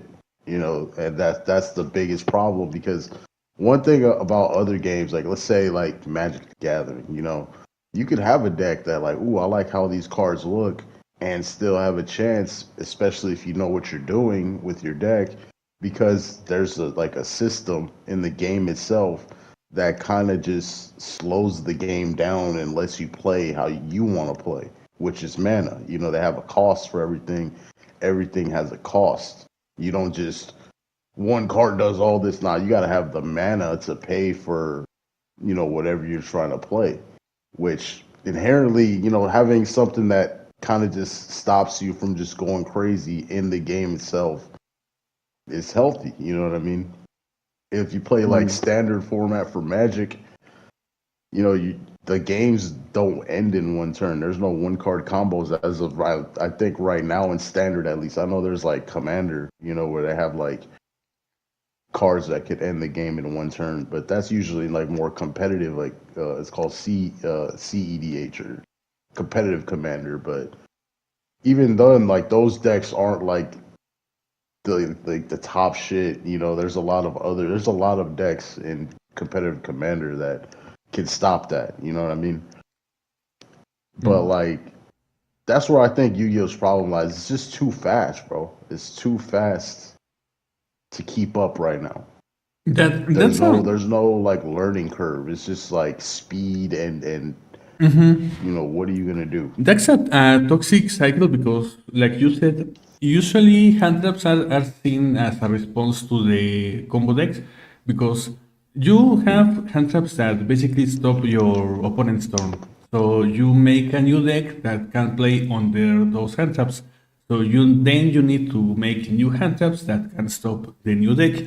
And then to sell more, you need to make a new deck that is even stronger that can play under those hand traps, and so on, so on, so the thing that you can do in the game is to ban like everything that is very unfair, everything that makes like crazy combos, and also ban the crazy hand traps that just say you cannot do anything, and make like a more balanced play game. Like for example, in this format in the TCG, I think decks like Recotel and Vanquisho have very interesting styles because they play in your opponent's turn, but using their own engine. Instead of using like a ton of hand traps, they use the engine itself to make some plays, to make some disruption, and then to have some kind of a response in the next turn. Do you guys think that we need like a whole like 180 in the format, like a whole like Gamer said, like a whole nuclear way to get rid of all the combo stuff, but also all the hand trap like response that doesn't let you enjoy the game, basically?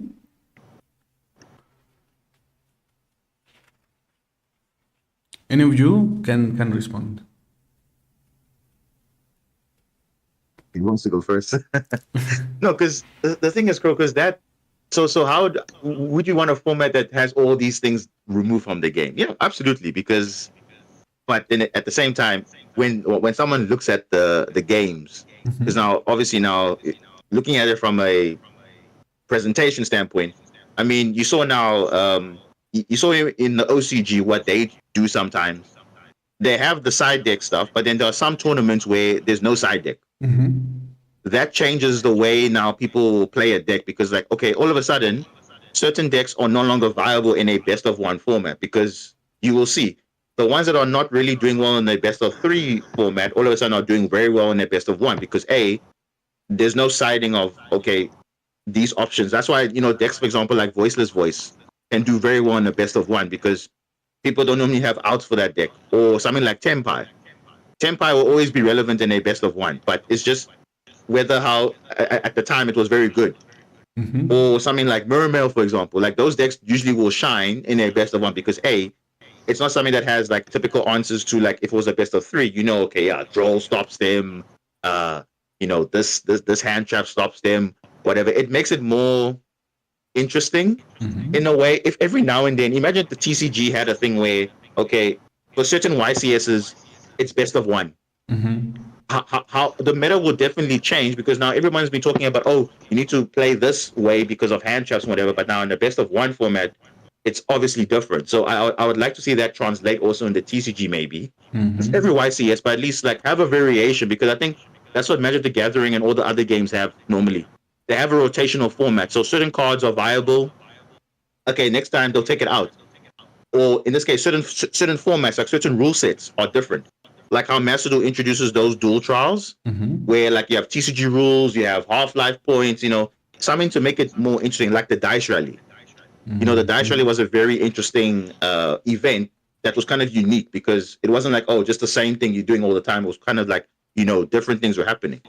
So I think it just needs more replayability, because as Zero said, it's about retaining players, not just, okay, bringing them into the game. Because I know a lot of people were definitely attracted, like Zero was saying, but they haven't stayed with the game because it's like, it's too complex.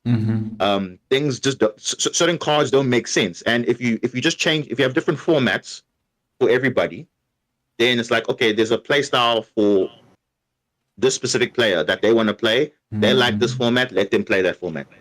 I think that's what the game just needs a bit more. I don't even feel the game is too complex. I feel like the game is just too like fast. You know what I mean?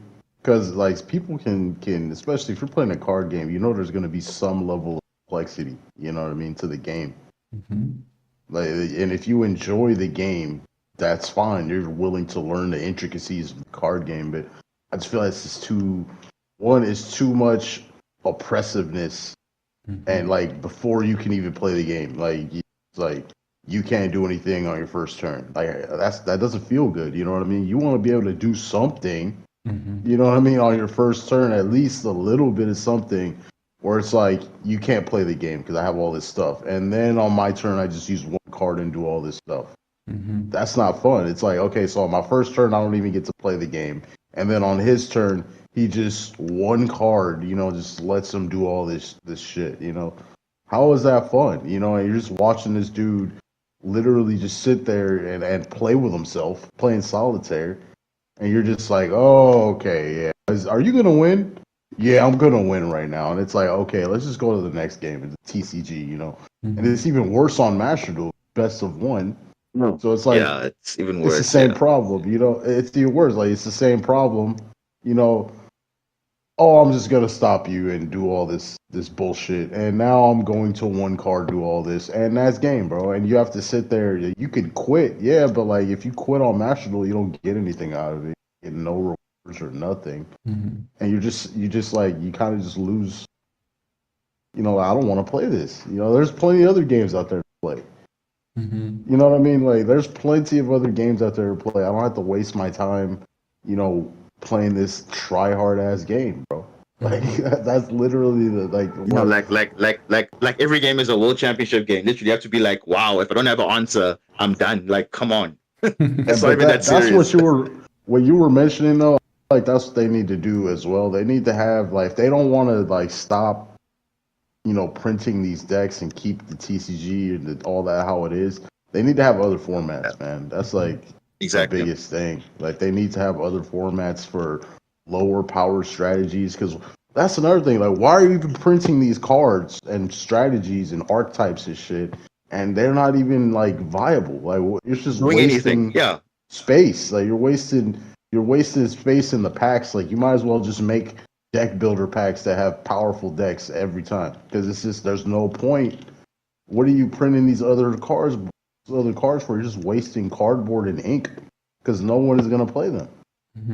Nobody's going to play. It's actually true decks. because it's actually true because if you look at the last deck build packs, they've produced pretty strong decks, and the problem is those decks will get future support. Look at Vanquish Soul, for example. That was a deck build pack like maybe 2-3 years ago, and now all of a sudden, now it's like it was obviously like because of the meta at that time, it was getting power creep, but then all of a sudden it just needs like 1 or 2 cards for support, and then boom, now it's like the best thing now, because it was a deck build pack originally. It wasn't that good, but then later on it got future support. So that's the guarantee thing about deck build packs.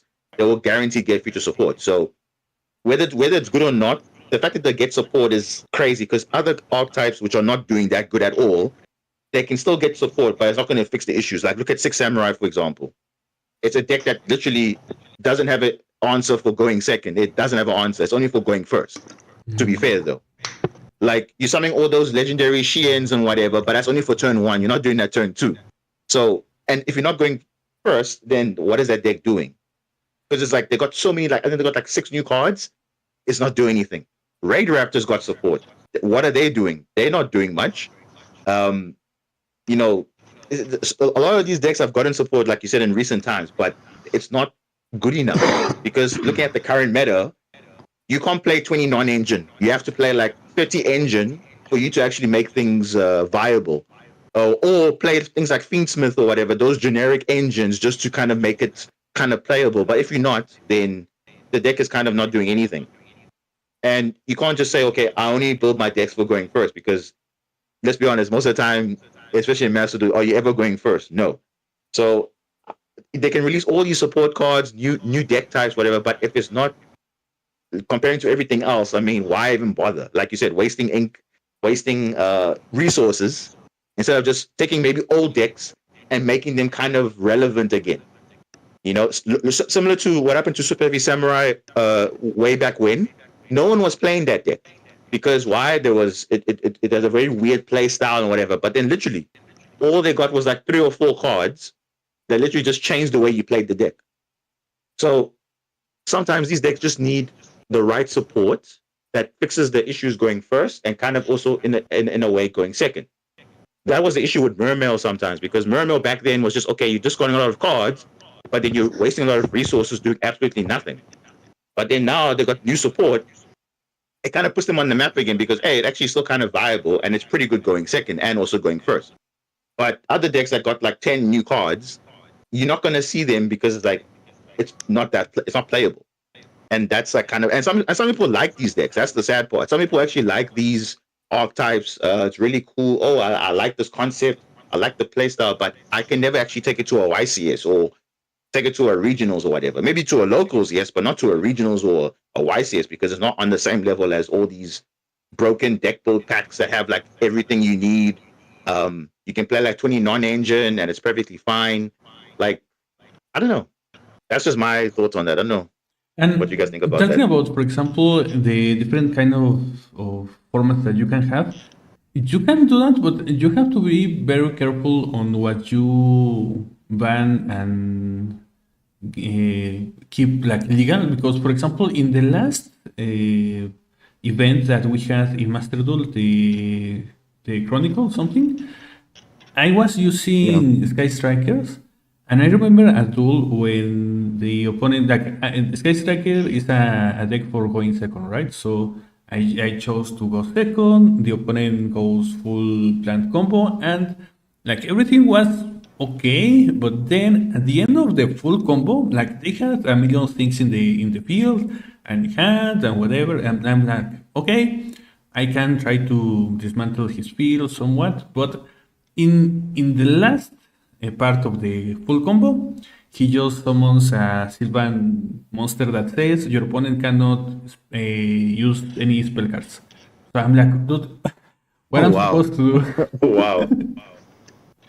Wow. Like, okay, you can have full combo, you can do all your stuff, but at least give me a chance to play. But if you do your full combo and then put like a floodgate in the field, like what I'm supposed to do? So I think it's a very good idea to have different kinds of formats, but it's very important to have the specific ban list for every format, because if you have like a format where, okay, you are thinking about giving like a more slow kind of play to the users, and then put like a specific card that like punishes every kind of interesting gameplay that you want to have, it's very like you said, like why you are wasting time, you are wasting like money from the players, because okay, I'm trying to enjoy this format, I'm trying to enjoy this event, and then you give me something that doesn't let me do anything. So Yeah. what have you It find is like that sometimes, yeah. what have you find in your gameplays like that you think will be we will need to ban like in every format to be able to play?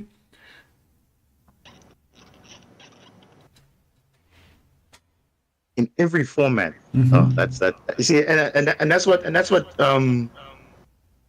thing was saying, Zero was saying, because it's a very tricky one, because we've gotten to that point now where yes, there are banned cards, but there are cards that literally are still saying you cannot play the game, you cannot interact, and it's like too far gone, because you ban all those cards, but then it also opens up like now those heavy combo decks or whatever, but then now it becomes an imbalance now, because you've allowed too many cards to just exist, and then it's like now we can't just mass ban everything, because it's like making a new game from scratch essentially. I mean, look at they obviously tried introducing different formats, like obviously rush dueling and whatever. But even then, I'm looking at rush dueling, I'm like, even then it's also getting to a point where now, hey, there's a meta. It's getting to that point where now it's becoming a bit, yes, it's simplified, but there's only few decks that are just dominating because those cards are just that good. So it doesn't even matter what what really happens, because at the end of the day, there's always going to be a meta. Every game is like that. Whether they change things, they put stuff in, there's always going to be a way that they overlook certain cards. Even for some of these events, we've seen in the past, they've actually forgotten certain cards were not banned. And then what happens? People abuse those cards, because it's like, what even is the point? Do you remember those events that we had where it was based on different like types, like winged beasts, fairies, or fiends, or whatever? And then it was like a versus event. Do you guys remember certain cards were like saying neither player can summon a certain type, like a light monster, for example, but the other opposition was like light and dark? And then you're like, it's like such a weird thing that how do they forget that these cards actually exist? Or they say, their player cannot activate trap cards, or neither player can summon the specific type. Like it's so weird. Like there's a lot of cards in the game that are like this, even though they're very old cards. It just all of a sudden becomes relevant. I remember during the one Xyz event or whatever, the guy literally, I don't know, but there was a card that literally said, if you give this card to your opponent, you cannot Xyz summon. And that was basically the whole event. And it was just a back and forth of, okay, if you have this card, then you pretty much win. And it's an Xyz event, and you can't even Xyz. So then now they have to quickly update the ban list because, they forgot this card, it was being abused.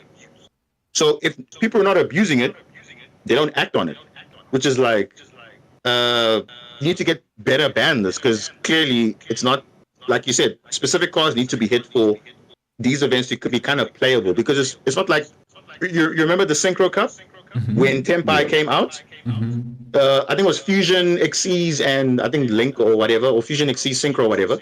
People were just playing Synchro because they didn't want to face Tempai. And they didn't make any hits in such a way that, okay, Tempai was kind of balanced. Everyone was just playing straight out Tempai because they're just promoting this deck. And it's like, what are you saying to the players that I wanted to play Fusion or whatever, trying to be different? And they're like, no, you're just going to play against Tempai. It got so bad that even in the Synchro, if you put the Synchro group, you were still playing against Tempai players because there wasn't enough players in the other, summoning mechanic, which was like crazy. Or because of not getting the right ban list for that event. Because, I don't know. They have to really find a way to, yes, introduce new formats, but at the same time, these events also need to be kind of like playable in a way. It's not just for the gems or whatever, but you need to also enjoy yourself, not be like, oh my gosh, I need to try my hardest here, just because it's like we nothing else is there because there's no other thing. Ladder sucks. Casual match is kind of like, okay, whatever.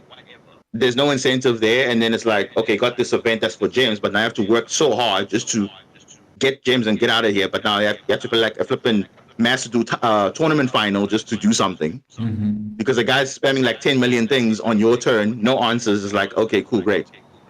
I remember the Xyz Cup, the one that they had, probably the worst event of all time, because why? There were non-Xyz decks. So what incentive for me to play such kind of a deck that knowing that there's Labyrinth there, doesn't care about Xyz. There was Rescue Ace, full power, untouched. Of course, and you didn't even ban Welcome Labyrinth and all those cards. They just let them play. I'm like, are you kidding me?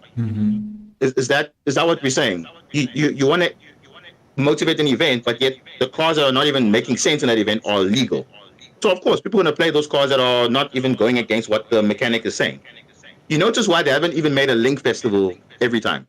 They always make it with Link plus Synchro, Link plus this, because they know if they make a Link Festival, there's only be like 1 or 2 decks that are going to dominate, and that's it. Well, why do you say that though? Yeah. No, because we've seen the trend, right? Link decks are more prevalent than any other mechanic. Because the last time they had a single Link Festival, that was in 2022. That was like in October or November sometime. And since then, we've only seen it with other like Synchro Link, Fusion Xyz Link. They haven't made a Link Festival dedicated because even if they ban like the Apollo and whatever, there are a lot of powerful Link decks that are out there. So is it really going to be a balanced format? Even if you give them loners and whatever, I don't think it's going to be like an exciting format, to be honest. But I don't know. I don't know. What's your opinion, gamer? I feel like other formats are good because, like, you know, even if there is a powerful deck, you know, it's still alternate format. Not everybody's going to run that deck because there's going to be a bunch of other powerful decks. And then it also depends on what is actually on that ban list too, depending, like, you know, like what type of like gameplay is going to be happening. You know what I mean? And even if, let's say, there was like, you know, how you saying there's like decks that don't do the mechanic, it also depends on how powerful those decks are. You know what I mean? Like, you could have, like, let's say somebody threw in Mech Knights, like, yeah, this deck doesn't like fusion summon or whatever in this fusion format, but I can still use Mech Knights. But Mech Knights suck. You know, they're not good enough like nowadays. So that's okay. You know, Not true. It really just depends on how they approach it, bro. Like, that's really the thing with these alternate formats. It depends on what they end up doing, if they ever decide to do that type of stuff. Like, really, that's my biggest thing with the game, man. They need to just like be more diverse because it's just like over like 10,000 cards at this point in the game, like, and only like a couple hundred of them are good. You know, they need to really think about that because this is like they're just losing customers. One, and like they're not giving the people that actually stay and play the game, they're not giving them what they want. That's what I really feel like. What has been like your favorite archetype from like for all time, like from since you started playing until now? I mean, it's kind of hard to say, man, because they really didn't have archetypes when I was starting Yu-Gi-Oh. Like, exactly, like you have to like, yeah. But the deck that you have enjoyed the most, like in its specific format, like that you remember, I had a lot of fun using this deck in this format for this reason or whatever. I don't know, man. It's kind of hard to say because there's so many cards in the game. Like, but I mean, the most success I've had in competitive Yu-Gi-Oh was probably Hero. Okay. But that's not my favorite deck, though. That's not my favorite archetype. What's your favorite? If you want to say my favorite archetype, it's probably Vendread. Why? Because I just like the artwork and the way like the deck operates and this like the whole lore behind it. Okay. Like it's like kind of like Resident Evil mixed with like Spawn. You know, that was cool. I like that. Have you ever used it in a competitive? Nah. It's strictly a fun deck, bro. It's not that good. Okay. And in your case, Damon? I think I would say the deck that actually started me in Yu-Gi-Oh was Mermo Atlantean, because at that time, you know, there wasn't a lot of water decks that were good, and at that time we're talking about OG Mermels, not like Mermels now with all this new stuff. This is like Gen X Undyne. That time Dragoons was like insane. People didn't know what it does. That time when Atlantean Prince came, it was like insane. And even just the whole concept of the deck was just like, okay, unique. You're discarding cards, you doing stuff. Like, I mean, it was a really good OTK machine. It was actually a very well respected deck in my community, and that deck started literally everything. Even when I was playing, Duel Links, that was the first deck that I started. I played Mermo Atlantean. That got me into the game. As much as I was watching the anime and everything, that was like the first actual deck I picked up. I think there was a structure deck in between, but that was, I would say, definitely up there as one of my favorite decks of all time. I mean, some people will say, yeah, the deck's toxic or whatever, but in terms of like the OGs know Mermel was the OG deck to respect out there. Because again, there wasn't a lot of good water decks out there, but I think it was highly respected. So I think I just like the card art also. It's obviously a bit of mermaids, sea serpents, these warriors underneath, and having a clash with the lore of the Fire Kings. That was also quite interesting, just reading that lore a bit. So that was pretty cool. But yeah, the whole concept of the deck was nice, and yeah, that got me into the game. So anytime I would pick up the deck, I always feel like, okay, cool. It brings me back to those OG days, and yeah, that I would say that's one of my decks at that time. Probably now, honestly, I would say Marincis is the one that I'm playing more often in both TCG and Master Duel, but obviously we know Marincis isn't that viable in the current format at all for whatever, but I am playing it with Mermail, so it's just making it like a little bit more better in a way. But I am going to be excited for when we get the Justice Hunter stuff in Master Duel, because currently I'm playing right now K9 Super Quantum. That's basically based on the Power Rangers and stuff like that. So it's a very cool deck, and that's the deck that actually got support, that actually kind of fixed the deck's issues. But of course, it's not super meta or anything, but the strategy is like infinitely better when you play with the K9s, because the K9s facilitate, combos which you wouldn't have done otherwise. And yeah, if you go first, it obviously makes the towers that you can't basically do anything. And then at the same time, I can also kind of play while going second. So I think when that deck comes, I'll definitely be playing more of that, because that's like kind of, interesting. Because again, it's a very fun deck. No one really knows about it. I mean, they kind of have an idea, but in the right hands, it's really fun. So if you can play your fun deck on somewhat a decent level, then why not? Because the only meta relevant thing there is just playing K9s. But I think K9s is kind of like where it's just rampant everywhere as an engine or as a pure deck. But yeah, I think that's in the modern format right now. That's what I'm currently playing, and like I said, I'm having a good time with it. And yeah, maybe there's something in the future that comes up, maybe, but currently that's the deck I'm playing right now and in the TCG, and that's really fun. I have a question. Like, for example, you guys have mentioned the deck that you find like the most fun to play with, but what has made you keep playing the game, and what do you think will make the game more enjoyable for new players? Like, not only to try the game, but to keep playing.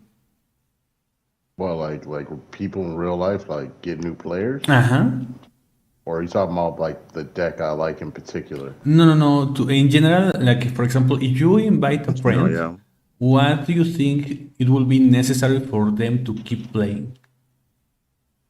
Like I said, I've already said it, bro. They need to make the games like more about the game instead of just this like negate everything, like that shit is stupid. Like, and then there's like nothing to stop or like control that shit, like, and then these like one card combos, like I'm not saying one card combos are can be bad. Like there's some, like I remember back even in my my days of playing like a lot of TCG, there were some one card combos that could do some things, but it wouldn't lead to what we get now. It was like, I could probably set like a couple cards and then like I'll get like probably like a couple synchros out, or like search like a few more cards than normal. You know what I mean? There wasn't really nothing that would, and those searches wouldn't lead to like something incredibly oppressive. It would probably lead to like, I'll be able to set myself up for next turn real good, you know, and then like it was like that setup wasn't even like toxic. It would just be like, that's just guarantee that I'll stay in the game for a couple more turns. You know what I mean? Instead of like, I'm just gonna stop everything you're doing. No, like that's where I really think this whole negate, can't play the game shit, that shit needs to stop, bro. That shit needs to stop. But I think is at this point in Yu-Gi-Oh, how are you going to stop that when all the decks kind of do that? Like they just stop you from playing the game. You know what I mean? Because that's literally the point of current Yu-Gi-Oh now. It's either you like make your opponent not even be able to play the game, or just make it super hard for them to play the game, instead of like, you know, like, cause that's the thing about Yu-Gi-Oh in the anime. You watch anime and epic battle, monsters are fighting, everybody's doing something, you know, like, oh, that looks cool, that monster looks cool, look at the battle they're having. In real life, it's like, I'm not even gonna let you play any of this shit, bro. Like, what are you gonna do? You're gonna stop this, stop that, stop this. Oh, you're a cool monster, get him up out of here. What now? You know, what are you gonna do? Like, and you're just sitting there, you know, like frustrated because like you like this deck, but it just cannot compete in any capacity, because this monster may be your favorite monster. This is the same thing that I'm talking about, you know, say I like Vendred. This fucking deck, yeah, it can set up like a cool ass board, but one, it's not a consistent, you know, it's not consistent because it's a ritual deck. So you're gonna be drawing all type of combo pieces and shit, and you can put in a zombie engine to facilitate, but at the end of the day, it just doesn't have the same effects, the power level of a different deck. You know what I mean? That's the biggest thing, bro. It's like this whole negate, can't play the game shit is really where it's. I feel like that's the biggest barrier to enjoyment in this game.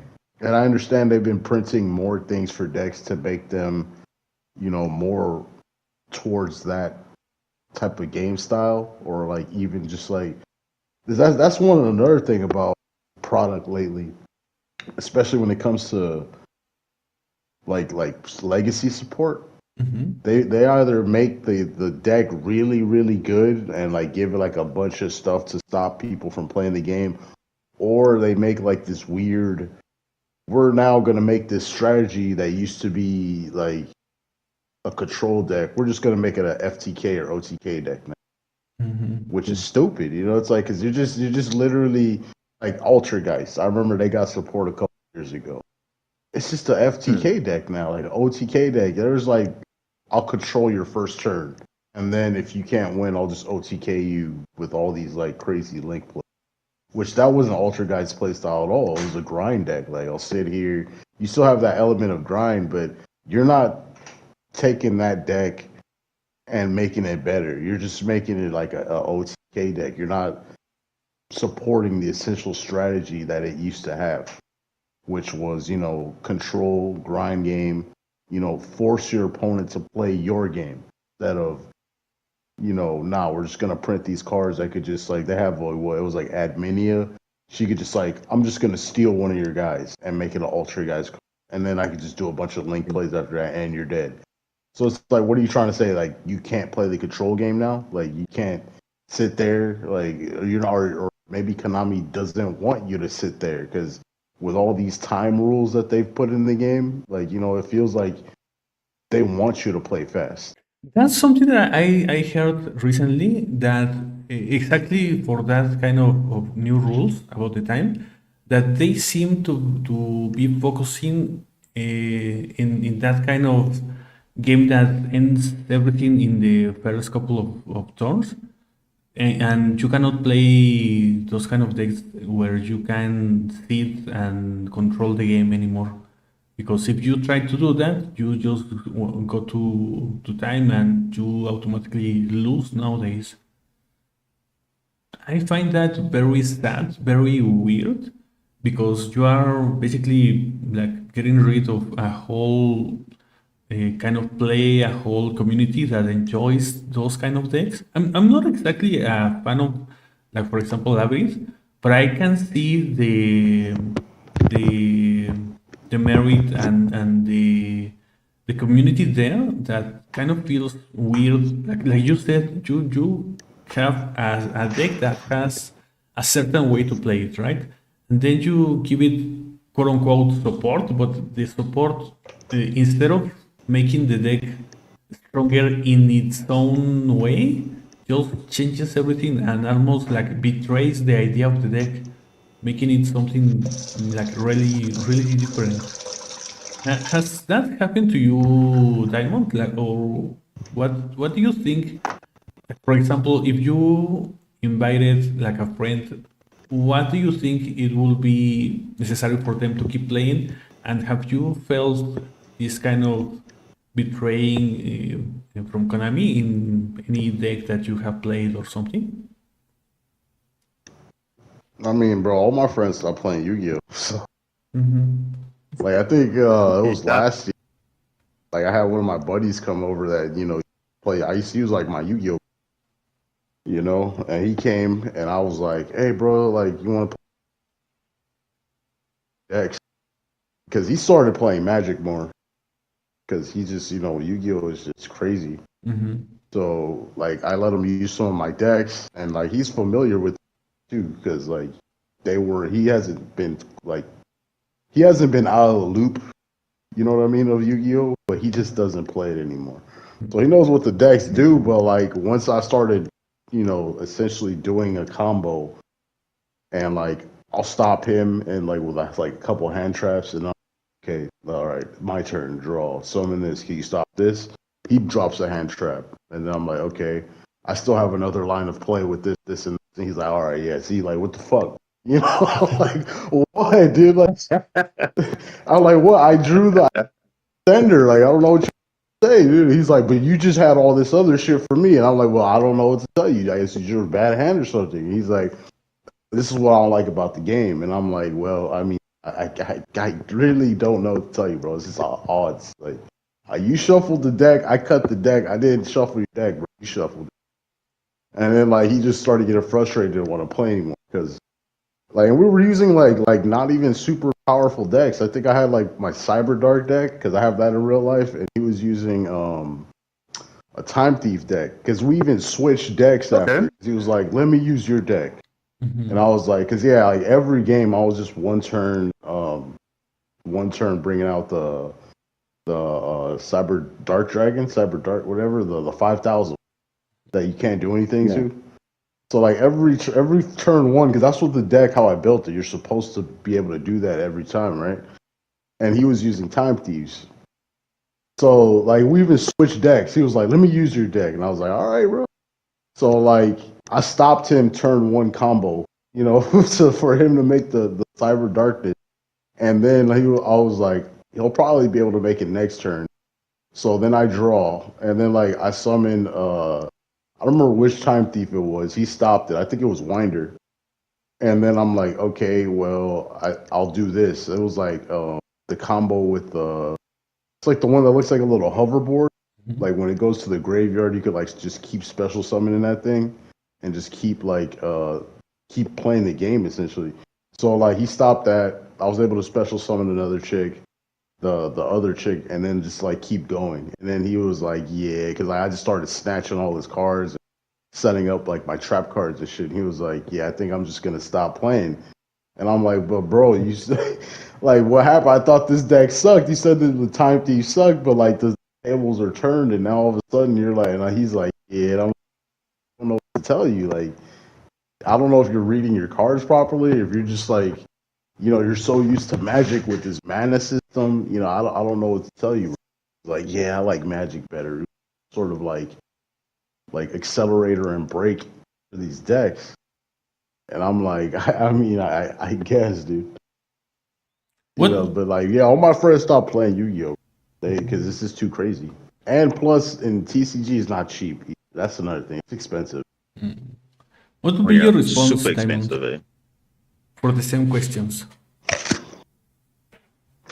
Yeah, I think also like now in my case, there are some guys who are playing it like they're still playing Yu-Gi-Oh, but the thing is, they also say like as Zero was saying now, it's not that cheap though. Because remember, you committing a lot of resources, you gotta travel, you gotta, pretty much commit this game over and above buying these expensive cards because certain engines are broken or certain cards or whatever. So the price is just ridiculous. But yeah, I think to bring players back, I think it just needs a thing of okay, where do you pick them up? Where do you start? You can't just dump them in, for example, in the current format right now and expect them to know everything because it's impossible for them to just grasp the concept of how these interactions work. Because I think that's the word I would say. The interactions are quite unique in Yu-Gi-Oh!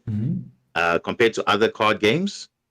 Because it's like, oh, I stopped you here, but yet you have another line here, or what? It's like there's too many things to think about, and it's like, okay, how do I even if I pick up a deck now, even a starter deck, like for example, Blue Eyes. I mean, Blue Eyes has a pretty decent structure deck. I mean, it's got some good cards in there.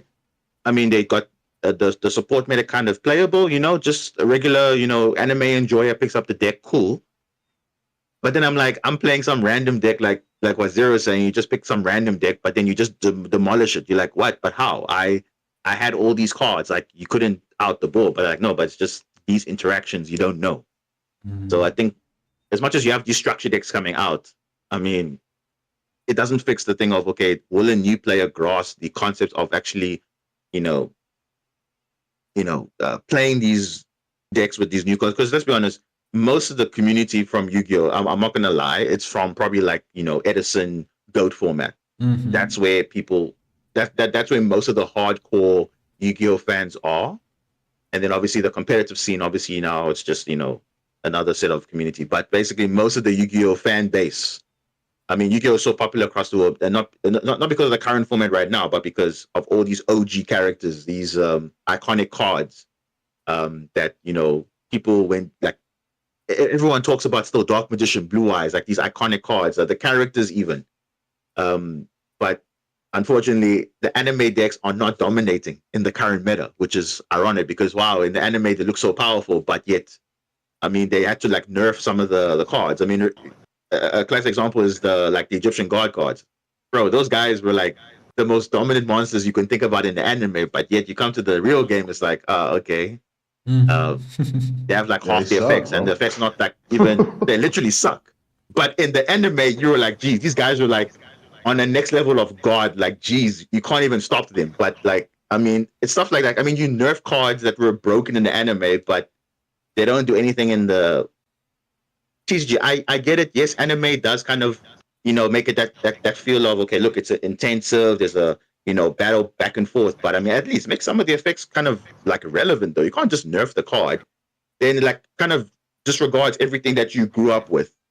And it's like, oh, but you made this thing so powerful, but yet this thing does literally absolutely nothing in real life. It's like, oh, really? Because I'm trying to speak to my guys like, oh, do you remember this anime? Like, yeah, I watched GX or watch this, and I'm like, oh wait, hey, I want to see those cards in real life. Okay, here's what the card does. They're like, what the fuck is this card? What is this? I don't know what this card does. What about you, Crow? I don't know. What's your favorite strategy for that? Like you like because we skipped you over on that question. I mean, I grew up watching the anime, so I would like to see Dark Magician, specifically Dark Magician, having more support and being more playable because I've seen Is that Blue your Eyes favorite? having support along the years. Like for example, recently in Master Duel, we had a couple of months where Blue Eyes was very dominant, but I have never seen that for Dark Magician. For Blue Eyes, yeah. So I mean, for Dark Magician, I mean, my. so True. I would like to I mean, see. what you about can clearly see where the fairness is of that. Yeah. Also. and what about like? Have you had that experience with like friends, like that maybe came back to the game, just you play with them, and then that same thing that I was talking about right now. That we were Yes, talking about right now. like a couple of years ago, I had a friend playing on the channel. He likes to play Cyber Dragons and Blue Eyes, and we made like a little series where I helped him to reach, I think it was platinum, because he usually plays like a couple of duels here and there, but he's like not very like pro in the game in the sense of like, for example, knowing how to bait certain hand traps or things like that. So I helped him to understand those kind of little interactions with the opponent. Like, for example, you first use the cards that you don't need like really in your combo, to then be able to use the cards that you really want to use, like once your opponent has used their ash or whatever. And it was really nice to see him like learning and enjoying this new way to play the game, but also we kind of reached a point where it was not really possible to keep like ranking up, right? Because we were using Dark Magician with branded. So the branded stuff gave the deck like more ways to play, but even then, like I said, it's really difficult to play like with cards that are supposed to be like this main thing in the game, because you see the anime and you see Dark Magician, Yugi and stuff. But at least your friend was open to like trying the new stuff out though, without really like. But yeah, that's the problem. Like all my friends, they were not like that, man. They were just like, once they saw like how the shit would go, it was like, oh nah, I ain't. No, it's like nah. Like this shit. For example, me. there's another archetype that I would also like to see like have more support. I don't know if you have seen like the entire original series, but in the final part of the series, Yugi, like only Yugi without Atem, uses the silent cards, silent monsters, and along the years, I have seen the level archetype have a little bit of support, but the only thing that they do is to change the effect of the cards and try to make them somewhat like usable, but I don't think they are like really good. So I would like to give them like more love there. We are starting the next duels. Oh, it's starting? Yeah. Oh, is it? Let's see what they got. We're watching a duel between Bronas and someone. Maybe it's like a replay? Because... What? Kashtiri starts off with unicorn. Yeah. Wait, what does that field spell? Oh, it looks like Millennium Kashtira. Oh, Millennium. Yeah, that engine is kind of good. I've been seeing like some replays on Master Duel. Good shit with that engine. Millennium man, yeah. You see that card, man? I think that card needs to get bad, bro. That card right there needs to get bad. That link. Moon of Close Heaven is that problem. Yeah. Yeah, that card needs to get It's such a bad card, bro. Oh. Oh, whoa. What is this? This is like... I think it's a Fiendsmith Azamino with like a bunch of just bullshit engines. Like a weird little way. It seems like it, eh? Yeah, I've seen a replay with this deck, man, and this is exactly. They use the Millennium engine to get guys on board, like just so you could make links. And I guess he threw the cashiers in there just for, more bodies and like kind of some removal. But yeah, it's Azamina, Snake Eye, Fiendsmith with Millennium. He's gonna use this to get a special, another body, so he could just continue his plays. Man, look at the state of Yu-Gi-Oh! This is what we're talking about. Look how crazy this is. Like, well, like, how are you gonna like get a player that either used to play or even a new player? How are you gonna convince them to play something like this? doing all this, like literally just. And This let's is see. crazy though.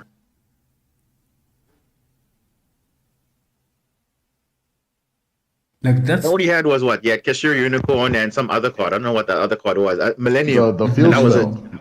Yeah, Castor Unicorn, Yeah. the field spell. That shit. And the field spell, yeah. Oh, bro. Doing all of this. Really, look, opponents just sitting there having to watch. You know? That's the biggest thing about this. Look at that. This is so crazy though.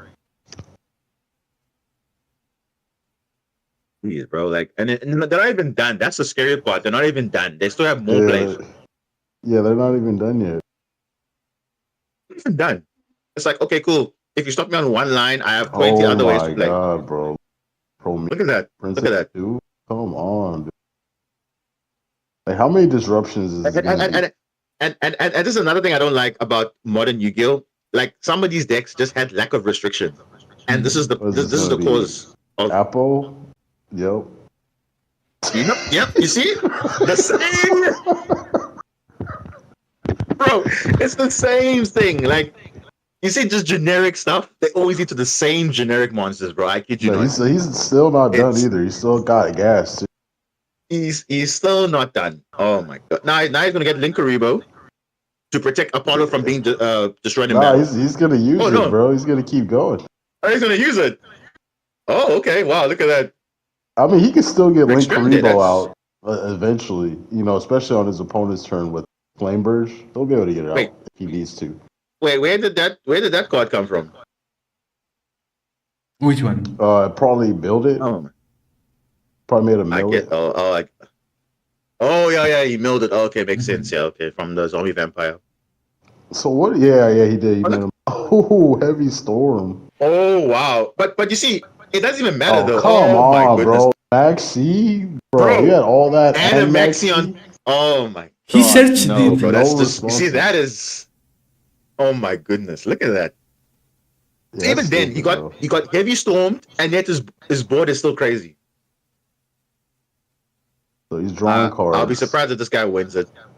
Yeah. He's drawing like Sky Strikers or something? Sky Striker with... Lacrima the Crescentiers. I think he's playing Sky Striker. He is actually running... Yeah, he's running Sky Strikers. Sky Striker Tempai, yeah. My goodness, bro. Damn. Like, how is he even... Oh, whoa! Oh, he just negated his whole board. So actually, that's really... Bro. That's insane, though. Yeah, I think he's gonna win probably, or just either be able to push for a bunch of damage. Damn, like that's like the perfect hand you could have had, eh? Damn, he's literally breaking that board. He's breaking the board, eh? But that's unfortunate that it has to resort to. I mean, yeah, of course. You know, I actually played a Sky Striker deck yesterday. No, or not yesterday, the day before, and they did the same thing. It was like Ultimate Slayer, Forbidden Droplet, Dark Hole. Like, it was like, he had like 4 breakers. I was able to stop a couple, but I wasn't able to stop the Ultimate Slayers. No, it wasn't even that. It was Ultimate Slayer, Widow Anchor. I don't even remember. I have the replay. I have to watch it again, but he like broke my whole board, and I was just like sitting there, but I won the game. I won the game because, like, in the end, he didn't have Ray engraved, so like I was still able to get all over all the Sky Strikers without Ray coming back. So like, you have to use his entire hand just to clear his field. That's crazy, though. He lost. That's insane. Wait, what just happened? Why did he discard? No, so remember that effect of the Into the Void or something like that. You have to discard your entire hand in the end phase. Wait, he couldn't go into the Tempa engine? One of the Tempas was negated by the grave. Yeah. Oh shit. Oh, okay. I didn't see that. Yeah, Chandra. He had Maxi Chandra was negated. So wait, he drew both? Yeah. No, so he had call by the previous when he was comboing. He had call by the grave. He used it on Chandra because it was in the graveyard, and then Maxi he had already, which is like wow. Oh, okay. Broken. He didn't mill it. Yeah, he milled it. Okay, yeah, that. Yeah, but that's insane though. Like, imagine having all of that combo, And on top of that, just throw in a maxi there, like, huh? Yeah, Maxi and called by though, because he hard drew that. Yeah, you literally hard drew those. So like, what are the odds, bro? On top of your crazy board, you still have all these things. Like, oh, that's insane. Oh, he just beat him with Linkery, bro. Nah, bro, that is. You see, that dude right there is everything wrong with Yu-Gi-Oh! Literally, Well, that right everything there, wrong you with Yu-Gi-Oh! got beat up by a little freaking ball, like his bitch slapped, like. his dad. Just imagine, World just imagine, he had to use 4 board breakers just to clear out his field. On top of heavy storm, I'm like, that's a lot of cards, though. What I'm That's not insane, understanding you know? is why people are just sticking around for this shit. Though I would have quit. Like I wouldn't even. I'd just be like, I don't even like go through this, bro. I think in the Worlds format, you're not allowed to surrender. Yes. Oh my god, that is bullshit, bro. I would. And to be fair though, in the OCG, when they do some of their tournaments, like I think best of 1 or whatever, they also have the same ruling where you cannot surrender. Mm-hmm. So you have to sit there, watch your opponent combo for 30 minutes. Even if you have no answer, you have to sit there. That's so bad though. Like, why are you forcing me to sit here and watch this shit? Like, if I don't have the solution to stop this, why are you making me sit here? You know. Exactly. Like, I don't know. For some reason, when it comes to the events, they are very strict on that. Like, because imagine now, if they had that rule of, okay, you can surrender, most of these games would have ended very quickly. Like, okay, cool, I scooped, done. Then the championship will be done in 1 day. Everything. Literally everything. I mean, but isn't that what they want with how they've been designing decks and shit? Like, don't you want this shit to be fast? Like, exactly. Now I'm gonna sit there and watch Malice combo. It gets to the point where now people don't even want to commentate on Malice and Rizo combo because it's like, what even? I have to sit there and watch the guy sit there and look at all of that plays, and I know for a fact that I have no answer to it. Right. It's so bad though, really bad. Yesterday I was watching Pac having a duel against, I think it was Josh that was using Memento, and he didn't have like any response, so he was just like arms crossed and waiting for just to do. Yeah, and he just tapped turn, and that was it. Yeah, wasn't that yesterday? Yes. That was yesterday, yeah. Yeah, that Yesterday. was like, he was just like, go ahead. Like, you know, he's just, you could see the look on his face. He's like, oh, the guy was, like, I can see that guy was visibly angry. That guy was like, damn, bro, what the hell happened yesterday? Like, every single because matchup it just I having feels like, bad.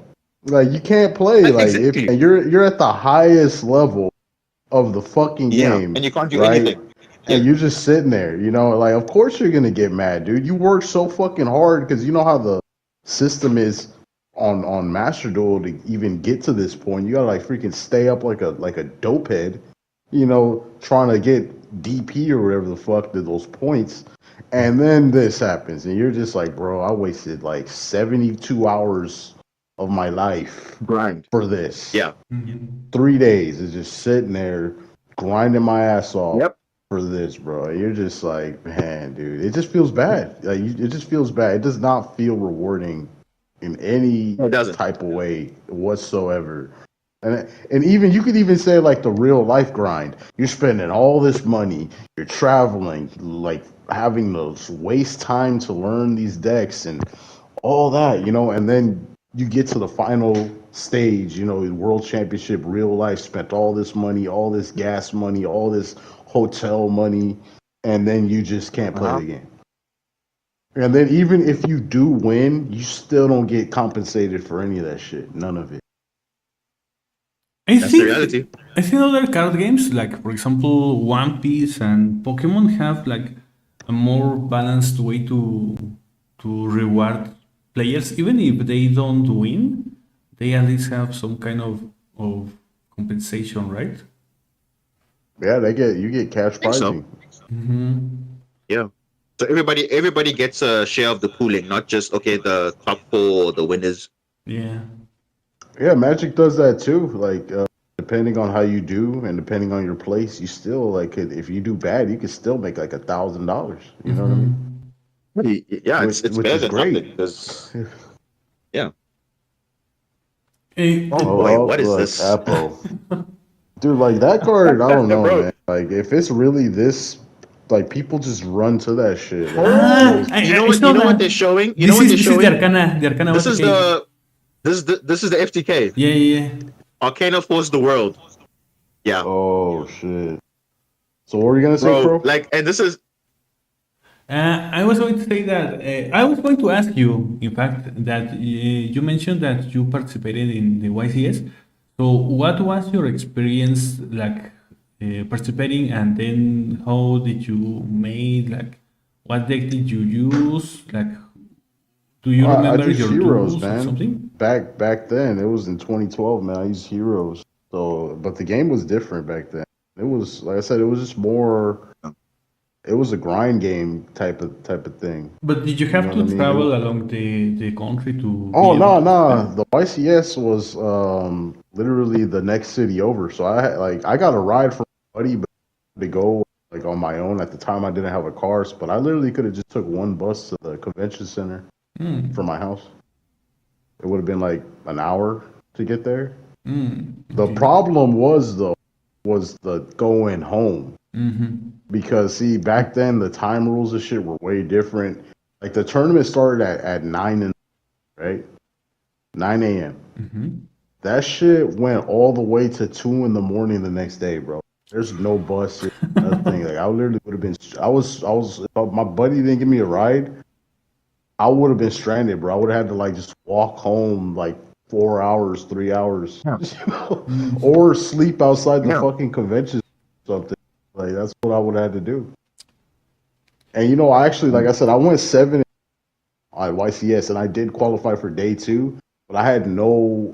It would have either been me going home with like no sleep, right, or staying the night outside like a bum by the convention center just to play Yu-Gi-Oh, smelling, no shower, nothing.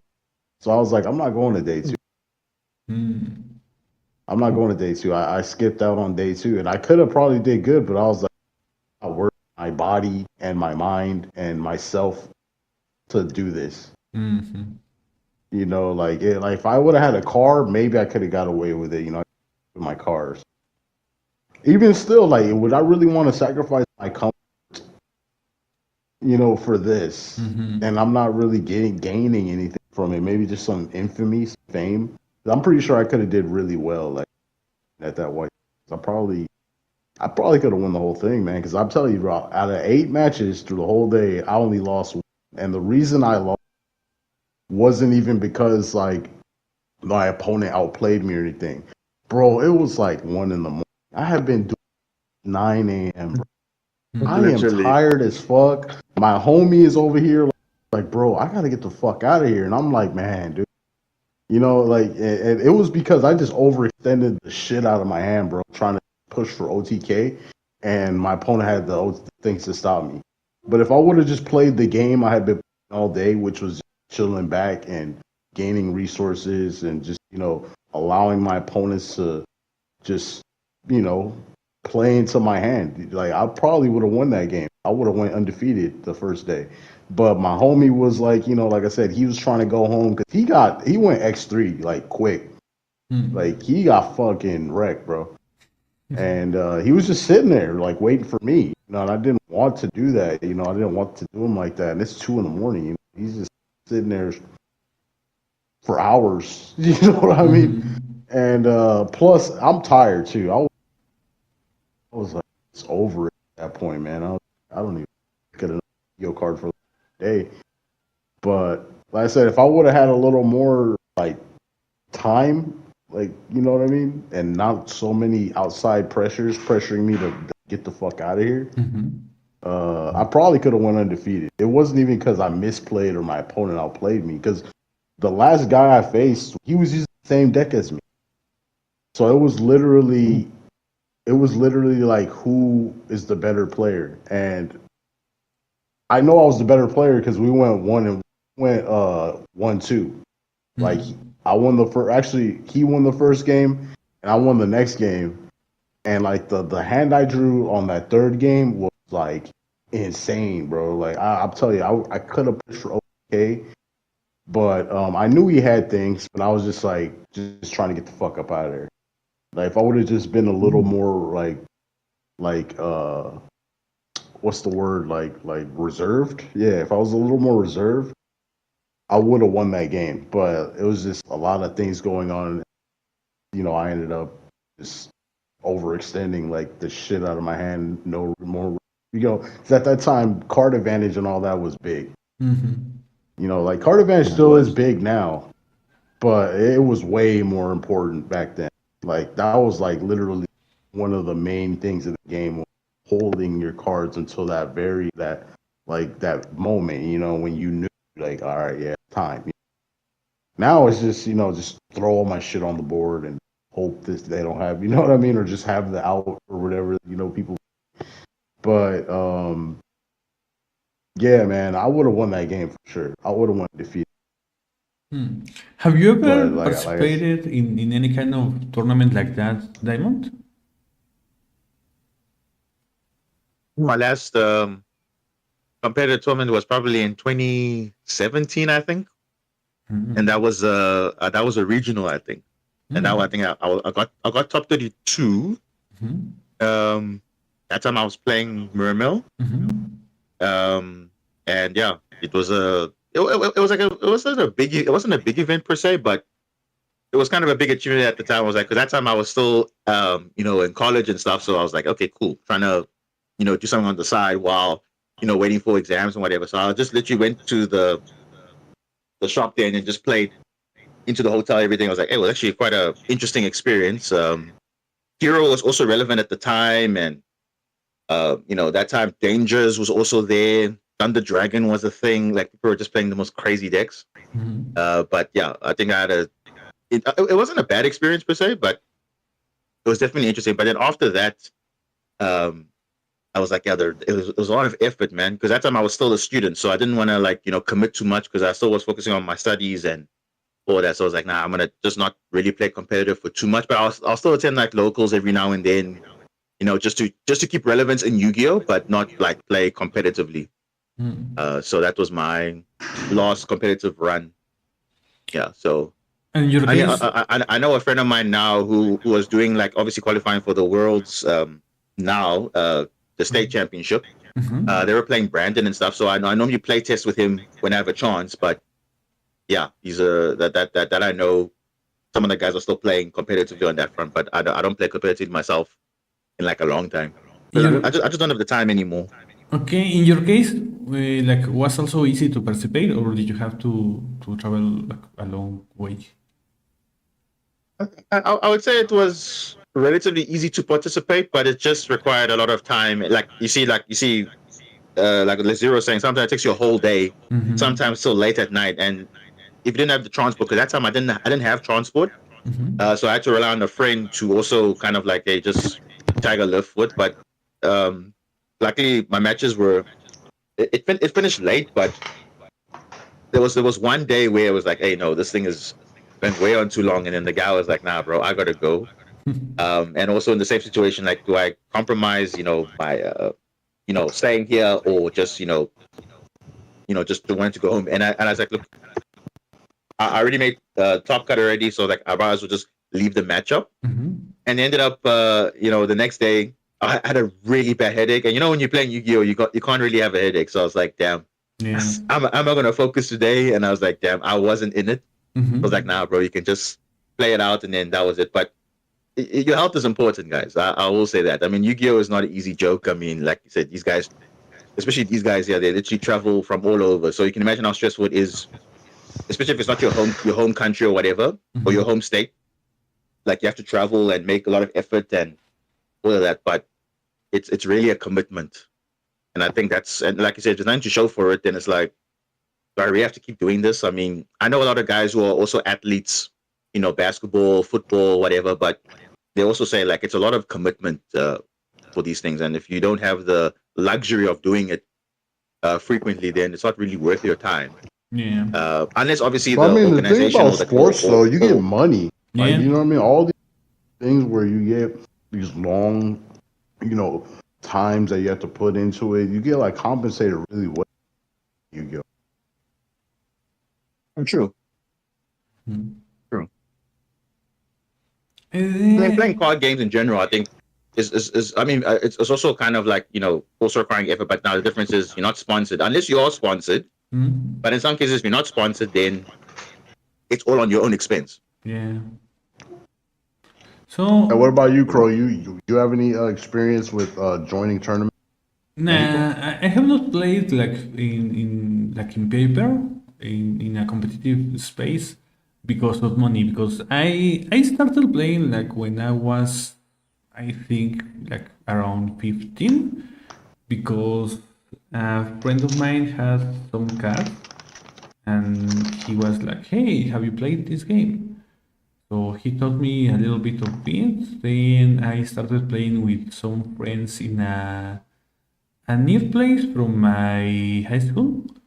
So I started playing with a lot of guys in a not exactly a competitive environment because it was all like relaxed. But I never played competitively like in a tournament, even in locals or something, because I never had like a proper deck. I only had like random stuff that I got from packs and my friend. So Yeah. I never really went like to even a locals. No. Like locals? You never been to locals? No, never. Well, did they have locals in where you live? Yes, I Or would you just never went? for the most part of my life I lived in Mexico City, so there's a lot of locals there. No, I Yo, have Crow, never if you're participated. talking, bro, you kind of cut out, bro. For most of my life, I participated in. I lived in Mexico City, so being the capital of Mexico, like there's a lot of places there to play Yu-Gi-Oh, but I never had like a good enough deck to be able to participate in anything. So it was just like for fun to play with friends, and I even like gave up in the game for, I think it was like 10 years or so, maybe more, because I left the game like a couple of years later, like maybe when I was 17, maybe 19 or something like that. And then I didn't play until Master Duel. The Master Duel came up. Like I kept watching. I think that's for most people. They took a break from the game because obviously they were not. If you're not playing competitively, or you're just like not really keeping up with the game too much. Obviously there was Duel Links at the time, but that was like kind of not like, it was a kind of watered down version of what you were used to, but it wasn't like until Master Duel came out was like, oh, this is the real thing. Like, okay, we're getting back into it now. Yeah. So it was mostly like a casual thing for you. That's how you got into the game, huh? Yes, like I kept watching like Yu-Gi-Oh related stuff. Like I remember a YouTuber called Aston Eyes, something like playing words like Blue Eyes, and then because he was Asian, he was something like Asian Eyes. Oh, Asian Eye. Yeah, I remember him. Yeah. Oh, I remember him also. Yeah, okay. So I remember watching his stuff like for years, and then he started like doing different stuff. Like I think he changed his channel, right? Like nowadays he plays other stuff. Right. He changed the name of his channel to Slydra or something like that. I remember back then he used to be called Sladra. So then I started watching other stuff. Right. Yeah, it was never like very like hardcore for me until later. Like nowadays, I remember I started the game like in Master Duel specifically using Dragonmaid just because I like the art. I like waifus. So it was like, Dragonmaid. And yeah, I basically just play like things that I like in the art form and then in the playability, but not in related to like I want to have a deck that is very competitive, but a deck that has like an interesting way to play it. Like for example, I remember Ritual Beast. I like that deck very much because it has a very particular way to play. Like it's not like very similar to other decks because of the vanish stuff, and that's the reason I was interested in Malice too. The difference in Malice is that it it has the same kind of mechanic, but it's just like very broken. Basically, yeah. So it's like Brutal Beast, but on steroids. That's the only problem with Malice. But I really like the art style, the play style. The only problem, and that's the reason why I even doubt about using it in Master Duel, because I don't really like meta stuff. I'm usually a person that Like a rogue? that prefers to stay rogue, but I really like the Malice art. Like, What about what? I know you're like kind of like a. I mean, do you like the meta diamond, or are you more like? I know you're a rogue player, right? The thing is, I've always been a rogue player because I just if I play meta, it's like okay, I'm playing what every other deck is playing, so nothing like unique in a way. So, and I like different play styles, and especially the water attribute. I'm a real fan of water attribute decks because compared to all the other attributes in the game, there's actually got the least support. So if you can be creative and find ways to make it better, I mean that's literally what I've been doing. And yeah, and not to say I don't like some meta decks are cool, like the art or the play style is whatever, but it's just not for me because I like challenging myself, and I think that's what rogue decks do to players. They kind of give them like a challenge, like okay, cool, I know this deck is not going to beat them 90% of the time, but there are those times where hey, it will feel like it's impossible. You can come out of nothing and make an insane comeback. I mean, yeah, of course you have to play like maybe a bit of non-engine or board breakers or whatever. But sometimes if you don't have those, you can still surprise your opponent. And I think that's what, you bring in that surprise factor. Not trying to, people think, oh, I know what your deck does because it's the mirror match or whatever. Like, I'm sure, Zero, when you were playing competitive, you didn't like it when you were facing your own deck. Like, it's like annoying. Like, oh, Nah, I know what your deck did does. like it. I actually did like facing my own deck because I knew what No, my no, opponent was thinking, and I knew like the lines of play, and like I knew that it was more of like a mind game thing than knowing the deck because we're both playing the same deck. We already know the deck, so it's more just. And especially remember at that time, the game was a bit more like a thinking man game. It wasn't just spit my whole hand out. So it was like chess, bro, like a very high level of chess. And it was like to see who can outplay the other, like, but in a very Yu-Gi-Oh! Intricate way. You know what I mean? So I did like that. That was one of the things I did like back then about the game. I was more just, it was more like a mental thing than just like, negate, because we didn't have that. Like the hero deck, I said, the best thing the hero deck could do was like the Shining. You remember Elemental Hero, the Shining, and like Shining, yeah. maybe have like no, not Shining Wingman, just Elemental Hero, the Shining, the one that you have to. It's the Omni one where you could. Oh yeah, use any hero the one with the arms crossed, yeah. Okay. Yeah, him. He was really good. You know what I mean? So like you could have like him, that was like your strongest beater, and then like some of our support cards back then were like Gemini Spark with Neo's Alias, and then like Hero Blast, which is a trap card that if you have a normal hero in your graveyard, you could add it back to your hand, and then you could destroy a monster with equal or less than attack than the monster you just added. So you would add Neo's Alias, and he was 1900. And then you could pop something with 1900 or less. So that was really good back then, because it's like there wasn't a lot of monsters that were popular that were like, normal summons or combo starters that were over 19. So you could just pop a bunch of shit, get a resource back with, because you get your Neos alias back. And then Gemini Spark, you could tribute the Neos alias because it is a Gemini monster. And, pop a card and then draw a card. Because, Gemini Spark, that's what it did. So that's why I said, like, the game was way different back then. And, playing the same deck, that was like a thing right there. Like, who's going to activate their Gemini Spark first? Can I force him to activate Gemini Spark first?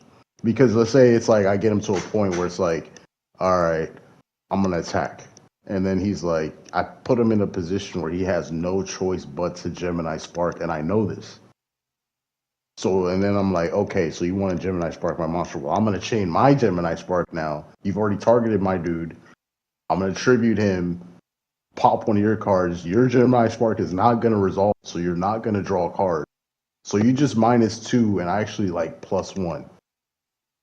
You know what I mean? So it's like things like that, like little things like that, you know what I mean, that would really screw. And then that's another thing, like let's say he had the Hero Blast play. I'm going to Hero Blast like one of your guys or like, your alias so I can get my alias back. Oh, well, I'm going to chain my Gemini Spark, tribute my Neos alias, pop one of your cards. Your Hero Spark doesn't resolve. So you're not going to be able to get, no, you do get the alias back, but you won't get the pop, and you'll get, it's like a 1-for-1 trade at that point because he'll still get his Neos alias back. But actually, I got to check that card again. I believe it targets. So if the target's not there, I don't think you get it back. I got to check Hero Blast. So it's just little things like that, when you're playing the same deck, it was like a real, especially with heroes, because it was a control deck at that time. So it was like a lot of mind games. And like a lot of just little interactions that you could really screw your opponent over, or they could screw you over. But most of the time, I was usually on the, on the winning side of things, because like I don't know, man. When it comes to shit like that, like I get real devious. You know what I mean? Like, I fucking put people in fucked up ass positions. Like I was just like, I won't even fuck with you. That's the thing. Like I'm not the type of person to like try to trick you or like talk shit or like, say things. I just play the game and I just look at my opponent and I'm just like, maybe some people like have anxiety or something. I don't have anxiety. I'm just like, yeah, that's fine. I think another good thing is I have a pretty good poker face. Like I just sit there, like you don't even know what the fuck is going on in my mind. Okay, cool, yeah. Yeah, like I don't telegraph my moves that if like people are like constantly looking at their face downs for every move, like I guess it's because like prior to all of this, bro, like the locals that I was from, we had like all the top players in California, so I had to really learn how to like really play Yu-Gi-Oh at a whole different level. You know what I mean? Like it's not Mind just games. the cards, Mind games, yeah. It's about like how you carry yourself. And these motherfuckers, they played like simulators and stuff. So, and like they had both aspects. Like they had play groups and shit. I didn't really have a play group until, some of these better players, they started seeing like, hey, yo, he's actually pretty good. And then they started letting me in their play groups and shit. But yeah, like, cause I would consistently top locals like every single week. Like I think I only won like one time, like thing. But I would consistently top 4 every single week with the same deck. So yeah, I really had to learn how to get to that next level of play, like and it's just hard though. It's hard because like these guys were the shit, and they had like all these decks and resources that I didn't have. You know what I mean? But yeah, man, that shit is crazy. The mind game aspect, I feel like it's. The mind game aspect is not, it's no longer, bro.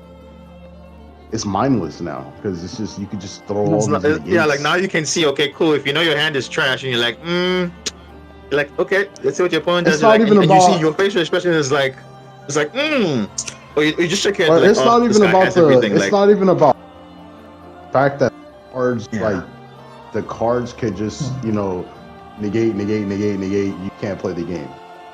Because like, like I'm telling you, back then you have to play the game. That's what I'm trying to tell you. Like it's not even about that. Like there's no mind game. It's about that. Well, there isn't a mind game. What I'm trying to sorry about that. It's just like this is mindless. Like there's no like they say if you can't let your opponent play the game, you know what I mean? What the fuck is the point of a mind game when you can just stop everything? Like, he's like, nope, you can't do this, you can't do that, and you can't do this. Fuck are you gonna do? Like it's mindless, bro. Like I'm just telling you, you can't play the game, bro. There's no mind game in playing the game because like I said, the mind game comes when actual game happening.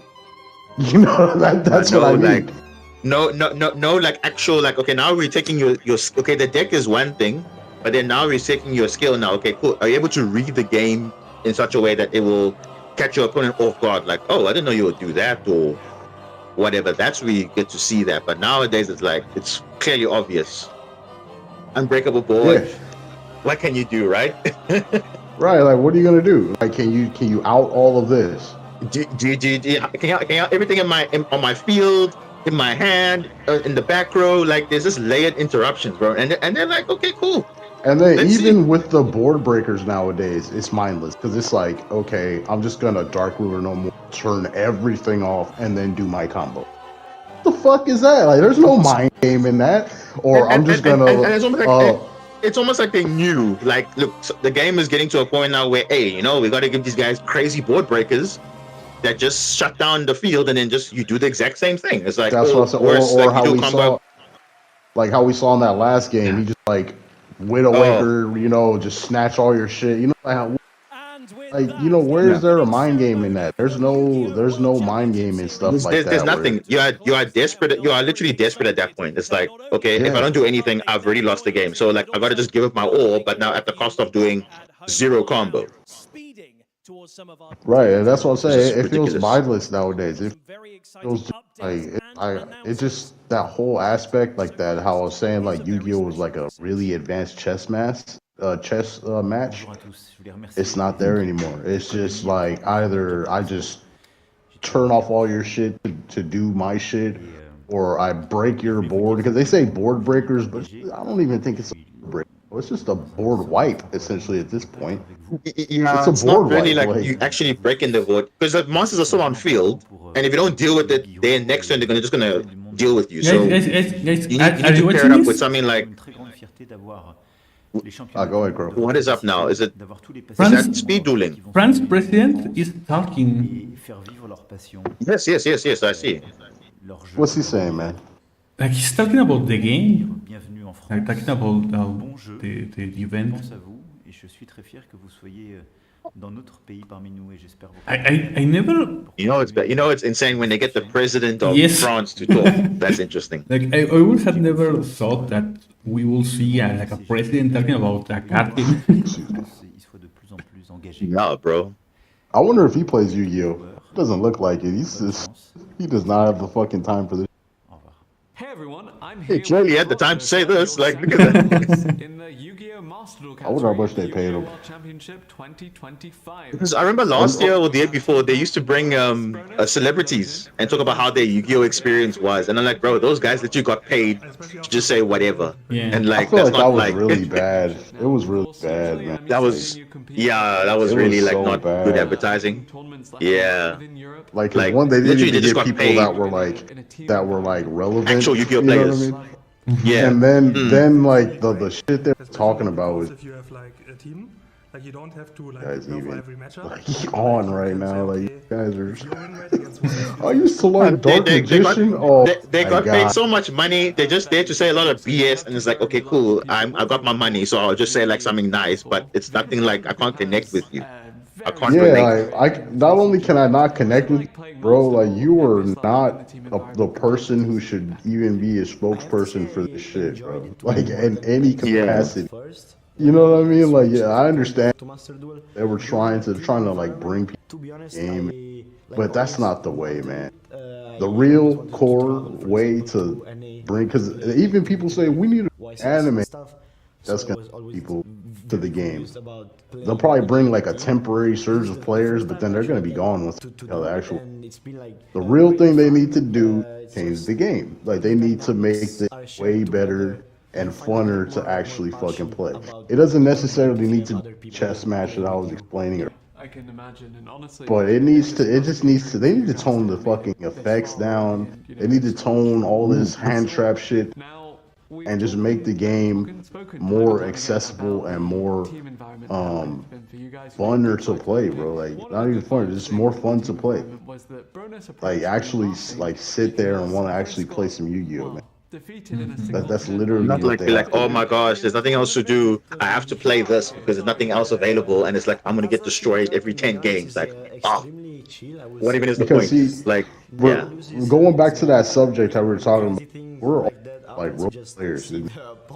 We're all role players. Like we like the challenge of using a deck that we actually find fun or what we like, and taking on these top decks.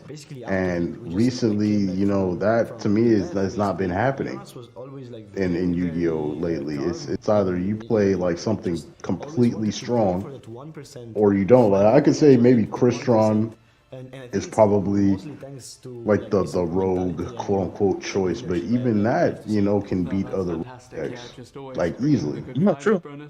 You know what I mean? So that's what I mean. That's what I mean when it comes to rogue players. I feel like a lot of Yu-Gi-Oh players, especially when I was at YCS back then, many rogue. A lot. Like there was not that many. There was meta players, but it was mostly rogue. Like that was like the biggest audience and the biggest people that like the biggest like number of people that represented the game back then. It was rogue players, and this is what I was trying to tell you about diversity. You know, like I said, there was like 7 different decks, maybe even more at that time, that you could actually go and play. Like how many? What's the pool now in like like 4, maybe 5 decks? So in Master Duel, it's obviously 2 decks, maybe a third deck, but it's just 2 decks. I'm talking about in the TCG. There's like what, maybe like 4 in the TCG. In the TCG right now, yeah, maybe 4 or 5, but realistically, it's like 3. It's. But here's the thing: there's like 10,000 cards in the game, and how many archetypes are in the game that are not? That's the biggest thing you have to think about. There's like well the thing is there are archetypes which are like they are very good, but it's just not like it's very power creep, you know. Like it cannot compete with modern decks. That's just the reality. So the decks are available, but it's just there's a better option out there. Well, like you said, 10,000 cards, so many archetypes. Like, yeah. I can tell you back then. I mean, heroes, bro, like you see. No, go ahead, Diamond. I mean, okay, I know back then, yes, the like Hero, for example. Imagine, okay, even Hero with all their support that they've gotten, does it fix the deck's issues? In your opinion, does it fix the deck's issues? Because they got so much support over the years, and yet why is it not on the top of dominating it's that events? Same problem, though. It's that same problem. I'm telling you, they took the strategy. Remember, I told you Hero back then was like a control deck, and they just turned into this crazy OTK deck. You know what I mean? And it's either you win or maybe what is the turn 1 play? Normally they have DPE with Dark Law or something like that. I don't know. Yeah, Dark Law, like maybe Plasma, but like that's not that hard to out. 1, and then 2 is just it's not. Make but that board it is a time. bit. Yeah, true. It's true, but I guess now, the identity of heroes is kind of like, lost in the mix, I would say. Something like this is also really important because people. Yeah, I mean, because here's another thing about Hero. It's just like it's all place. It's not. There's not just like a Destiny hero or or just a Neos elemental hero. Elemental or Vision hero or whatever. Yeah, it's like you have to mix all of them to do something, and that shit just is dumb, bro. Like that shit is not how it should have been. Because back then I was literally running a strict elemental hero deck. You know what I mean? There was no malicious or none of that in there, and now they just made this like a smorgasbord of all of them, and it doesn't feel good, because it's like now at this point you're forced to run it you know what I mean, to do something. There's no option, you know what I mean? It just takes away a lot of different avenues of play style, you know what I mean? Especially when in the GX anime, fucking, there was like 2 different heroes, you know, they had Jaden with the E hero, they had Astro Phoenix with the Destiny heroes. Destiny, yeah. So like, why even, like, if you're coming from GX and you want to run heroes, fuck is this day? They got to run E hero and B hero and Vision hero. Oh, what happened? Like, I just want to run Neos. Can't do that. It's not going to be good. You know what I mean? So remember, there's the anime where, like you're saying, the guys are using certain decks, and then also the manga of sorts, like the comics for Japan. They were using completely different decks. So that's where the Vision heroes and all those other heroes come from, because it's like they were using them exclusively in those manga comics. Astro Phoenix was using Vision heroes and not Destiny heroes. So that's where it's like, oh, let's make these guys also relevant in real life. It's like, but I mean, end of the day, I've always known E heroes, and that's it. Nothing else. Now I've got to add all these, like you said, all these other cards, which is like, okay, now it's like making my deck worse. Because all these, like, technically bricks in a way. But I would just want to play pure E hero or Neospatian at least. Because it's kind of a hybrid between the two. But now it's like, it's just an Omni hero deck, basically. There's no, like, proper. Because they had to force everything into one archetype, basically, to make it kind of like, oh, you have options. But realistically, the E hero cards are this amount of monsters, including the extra deck. You know, playing mass heroes, which is another concept altogether. Like, all these cards is just like a lot of cards that were not actually part of anything. They're just, okay, let's just make everything hero so that you can play all of them at once. It's like, okay. But does it fix the deck's issues? I don't know. And I think heroes and maybe Black Wings, I would say, that's probably one of the most supported archetypes in terms of number of cards. I might be wrong on that, but looking at the number of cards per archetype, I think heroes and Black Wings are up there. There's a lot of cards that they have.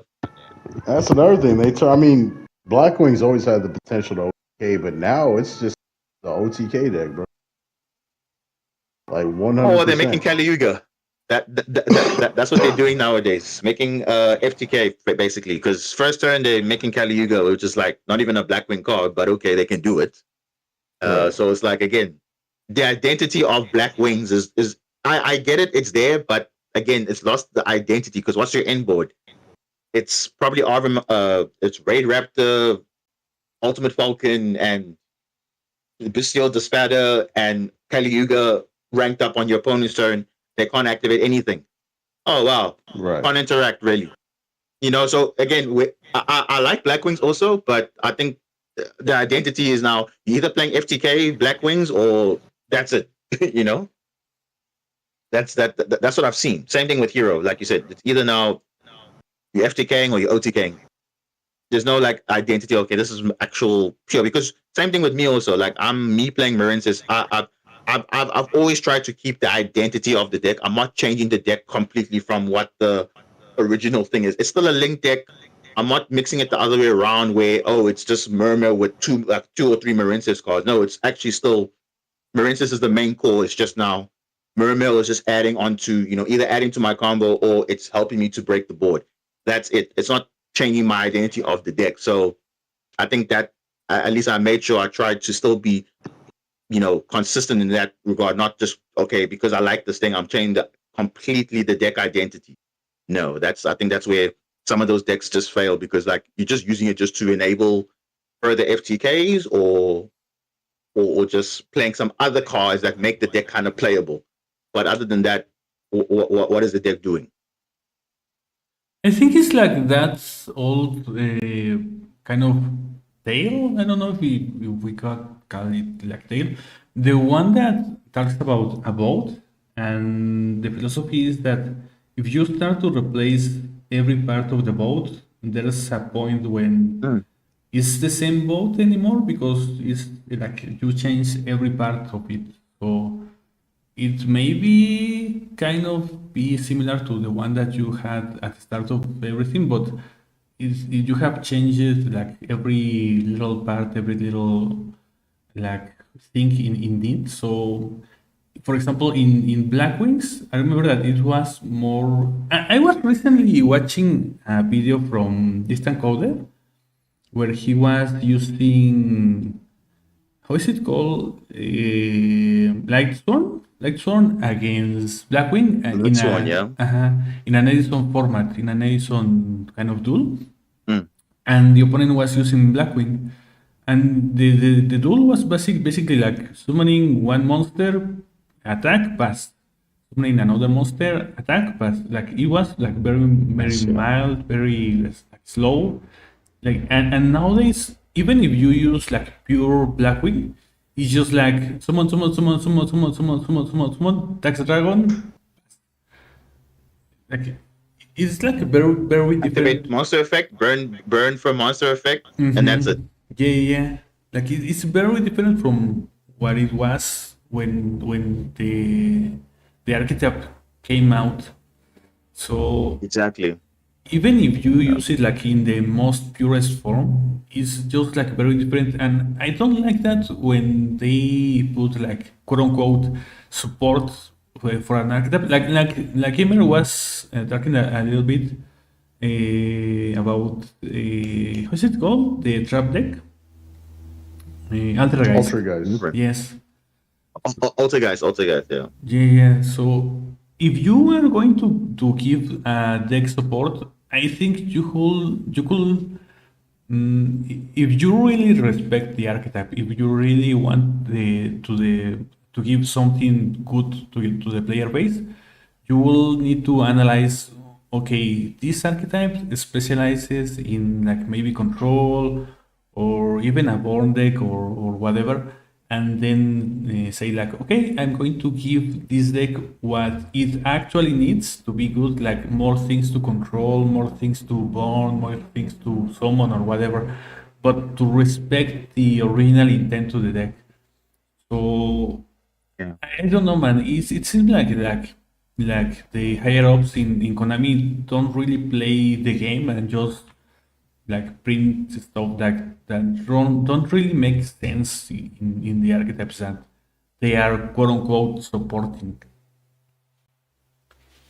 I'm telling you, I think the real reason they're doing this is because they don't want people to like sit there and play for a long time because they probably had these experiences. It's just motherfuckers are playing for turn after turn, 2 a.m., 3 a.m., They want to get away from that, which I understand, to a certain point, but like sometimes some decks just do that, bro. Like I don't know, I don't know how you're gonna, make a deck one way and then have the game be one way, but then you're gonna make the game, completely different. It just that's what I really feel like they're trying to do. They're trying to get away from like tournament grind process, which is bad because like that's kind of like false advertising. You see one way, like let's say the anime are older, but the game in one way, and then you see the game what it really is. You know what I mean? And then they're changing. You're crying out a little bro. bit. I don't know if you can move a little just to be able to hear you better. Can you hear me? Yes. But like I was saying, man, it's like, in my opinion. And for example, in the case of Mail, what do you think about the support Diamond? Like the new stuff? Because in the case of Diamond, he said that he played Mermail when he started, and now we have support for the archetype. So in the case of specifically Mermail, and you having used the archetype from the start, what do you think about the support? Do you think it respects the archetype? Bro, when the Mermail and Atlantean first came out, like it could okay, but it was a control deck. But I'm asking specifically Diamond in this case. Oh, okay, my bad. So remember, before, Murmur Atlantean wasn't recognized as a combination of cards because remember, yes, the Atlanteans trigger off this card, but they're not actually part of the Murmur archetype. So only Konami now officially recognized that, okay, these two actually are an archetype because you don't play one without the other. So so I think the support kind of fixed the issue because remember, if you are playing the deck a certain way, Konami obviously recognized that, hey, there actually is a bit of synergy here, but we're not officially recognizing them as an archetype until we give them official support, which is what they gave now. So I think it kind of just confirmed what we knew all that time, that, hey, these decks actually are the same thing. So, and it literally fixes the issue of, okay, being resilient to pretty much anything. Going first and also at the same time, also going second with the additional support that they gave further. It did fix the issue of the deck because there was a lot of resource issues with the deck. And because it wasn't like, okay, a card treated as an Atlantean card, but also a Mermail and vice versa, it was kind of an issue to kind of like establish a board. But now you can literally interchange between the two. So when you're discarding, you actually are triggering what it's intended for. So you see, it didn't kind of like change the entire way of playing the deck. We just knew that, okay, if you discard an Atlantean from a Mermail effect, you're always going to trigger the Atlantean card. So they just said, okay, no, let's actually make this official that, hey, these two are actually having synergy. And it's not the first time they did that. When they always say a card is always treated as this, they've done it for quite a few other archetypes as well. But I think for Mermail specifically, it was needed because it's been a long time since they got support. And like I'm saying, these things don't come every day. Even Sharks even got support. But I wouldn't say Sharks was on the same level of support as Mermail because Mermail actually was a viable competitive deck. So I think, in my opinion, that the support was good for the deck's issues. Because remember, if a deck doesn't get, if a deck gets support but it doesn't fix the issues of the deck, like the play style, then I wouldn't say it considered good support. It's just, okay, here's additional cards, but only 2 of them are playable, or whatnot. Or maybe the strategy is still viable for only going first, but that's not how it addresses to modern Yu-Gi-Oh. So similar to Blue Eyes. I think that's the same example of, I'll say, for Blue Eyes. Because Blue Eyes, let's be honest, since 2016 when they won the World Championship, it hasn't been doing anything since then. It's always been, oh, it's just a road deck, whatever. But then you see the right cards with the right support change the way you play the deck. So it instantly just became a good deck overnight because they got good support. Unlike Dark Magician now, they got like, what, 3 or 4 cards. But now it's only going to be playable in decks that are not even Dark Magician. Yeah. You get what I'm saying? Because it's like you're giving support for a deck, yes, but it's actually more beneficial to play it in non-archetype decks, which is kind of sad. Because it's like it's almost like they knew, for example, like with Primite. It's almost like they knew, okay, Primite and Blue Eyes is like the perfect synergy because they are the only deck that plays a normal monster other than Dark Magician. So why did they? But it's more effective in Blue Eyes because Primite Barrel is a dragon. That's it. That's the only synergy. If Primite Barrel was not a dragon, no one's playing Primite in Blue Eyes. That's a fact. So you see, it's stuff like that. I mean, they have the right idea, but sometimes it's like, hey, actually, I think we made something a bit too broken because in the future, something now become broken overnight because of support that they give. So I think they must just be, giving that same energy, giving decks that need issues that are fixing the deck, make it more playable. Don't just make it like further unplayable because again, you're not giving them additional starters. You're not giving them additional extenders or whatever. Even though they have so many cards, giving us 10 new cards doesn't change the fact that you're still playing the same style, the same way you've been playing it. From a control deck now becomes a combo deck, maybe because of the new support, or it's just completely lost its identity. So I think that's I think the Konami issue with knows what they're support. doing, man. They know what They they're know doing. they know what they're They doing. know what decks But it's just they sometimes want it's like to be good. They know what decks exactly. they don't want to be good. Like Exactly. They know exactly what they're doing, bro. Like, because Crow was saying, like he don't think that like they got people playing the game like that they know what the fuck they're doing. They have some R&D and they know exactly what they're doing. But the thing is, they're not trying to make the game healthy, bro. They're just trying to make money, and like No, get on selling people's packs, nostalgia. selling cards. That's it. But Yeah. but And Blue Eyes is really one of those. nostalgia Was one of those decks like, hey, Blue Eyes is like a pretty much an iconic monster. Everyone knows that card. Even if you don't even play the game, if I make good cards and it's like insane, then there we go. I'm gonna buy the structure deck, right? But in And that's that what they case, did. talking about like how Konami is making money, I don't really think they know what they're doing because okay, yes, they know how to make you buy their thing, like in the short time stuff, but in the long time they are wasting money because they don't have a good state in the game to be able to retain players, to retain new players, or to even have kind of an interesting gameplay for new players to look the tournaments, the worlds, and see, this is interesting. I would like to play the game. So I think if Konami really knew what they can do to better help the game, they will see what the player base like telling us that they need, that they want. We kind of have to maybe play a little bit of the game to really But bro, understand like what's the happening. thing is, they And have the player base complaining constantly about. and that's exactly what I'm saying. Like if they really knew what to do, we will have a healthier player base, a more like a bigger player base. Because if you see like how Yu-Gi-Oh is doing compared to other card games, it's not doing like really that well because Magic and Arcana, One Piece, Pokemon are games that are having like a bigger player base, are having like better prices. So I think if Konami really knew what they were doing, Yu-Gi-Oh would be in a healthier place.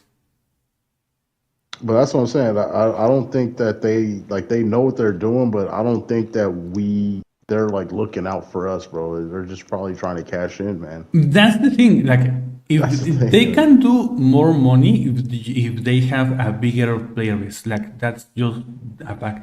If you have more people playing your game, you are going to have more money because they are going to be like more people buying stuff, buying booster packs or cards or whatever. At the end of the day, they have to make money. So whether you're selling packs or you buying the structure decks or the latest sets, that's literally how they have to make money. Because literally, it's every game developer. That's literally how they are. Exactly. They always have to make sure that they can't always accommodate for a specific player base. Like you see for us casual rogue players versus the competitive scene, it's a very small minority compared to like the rest of the people that play. So they can't really find a balance. It's okay, no, but now we should only focus on what the rogue players want. But then at the same time, competitive players know what they want, and it's like, okay, but they want to also get the best competitive deck at that time. So we have to sell something that makes them viable and keep them happy for that meta. But at the same time, at the expense of maybe us, that now we have to now adapt our play style just to accommodate to the meta. Because they're obviously going to be buying the latest stuff and the new stuff, and no one wants to be trying the old things still if the new things are better. Because if that was the case, then people will still be playing older decks because they know older decks were still viable and decent, but now they obviously want to try the new stuff. So you can even see from the ban list that they've been doing. Cash grab is because look at how they did the time rule. Like that's one of the biggest like things that I think they're literally forcing people to just. They're forcing people to adapt to the new style of play. We're not going back. That's what they're trying to tell you. We're not going back. Like the old style of play is not this. Yeah. You know what I mean? That's what I'm saying. So it's like, but some people don't like that type of.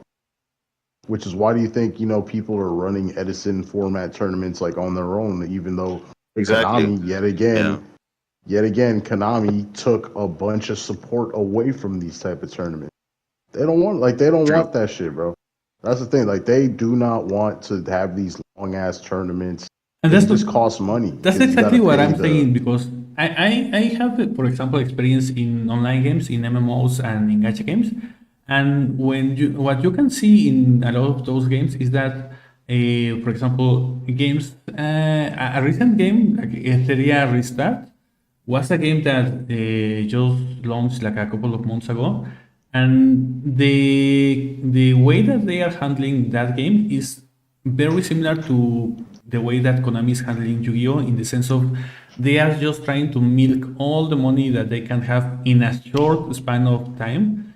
And what that causes is that in the long term, you are going to see like a smaller player base, like the game struggling to have new players coming to the game, like retaining players even that they have been playing for a long time, because you see like a lot of bad stuff, even in the rules, like you were saying about the time rules and the new formats, the new cards, and whatever. And if you compare that to other games, like talking about the gacha games, like in the sense of Ethereal Restart, and you compare it to a game like Wuthering Waves, for example, that's a game that don't really you don't really need to spend money in the game to be able to play it, but it's so fun to play it that it makes you want to spend money in the game because you enjoy it and you are like, okay, let me put some money on the game because I'm really having a lot of fun. So that kind of way to handling a game makes the game bigger because the player base is really happy and the player base invites another new players. They stay in the game because they see, okay, this is a fun game to play.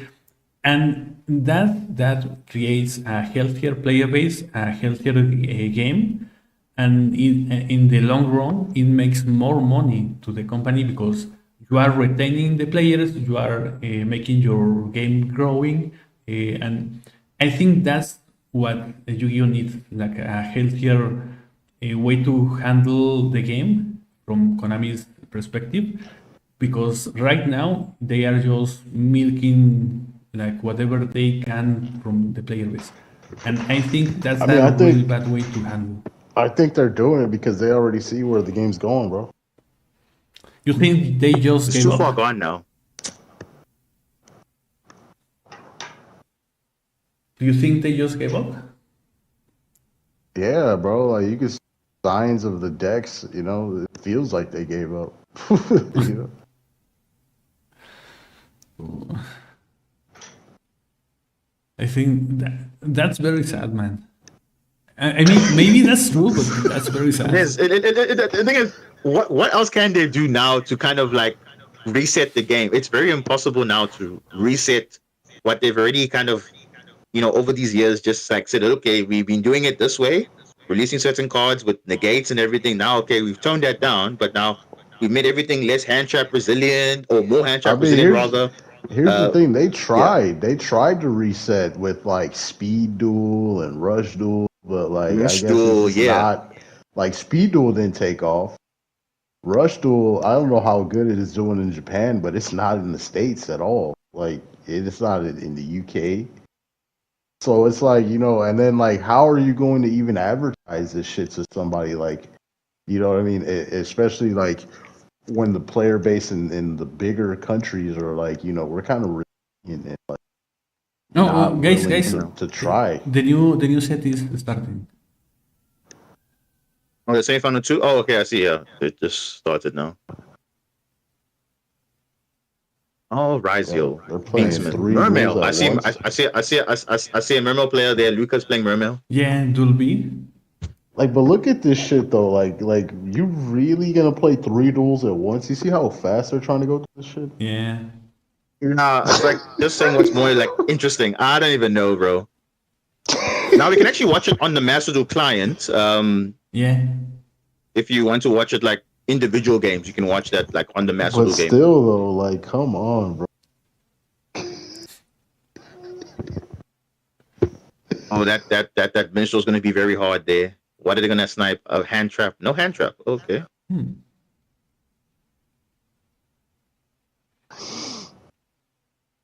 Is that a voiceless deck? That's voiceless. Voiceless against Mermail. Yeah, we saw some voiceless yesterday. Yeah. I think it was Josh was playing. Yeah, that. No, just no. Josh wasn't playing voiceless. There was another team that was playing voiceless. Okay. You know. Just was playing Memento and something else. I don't remember what exactly. He was playing. He was playing. I think he was playing a stun deck, guys. He wasn't playing like a proper deck. I think he was playing stun. From what I saw from the replays, that he was kind of. I think he was playing stun.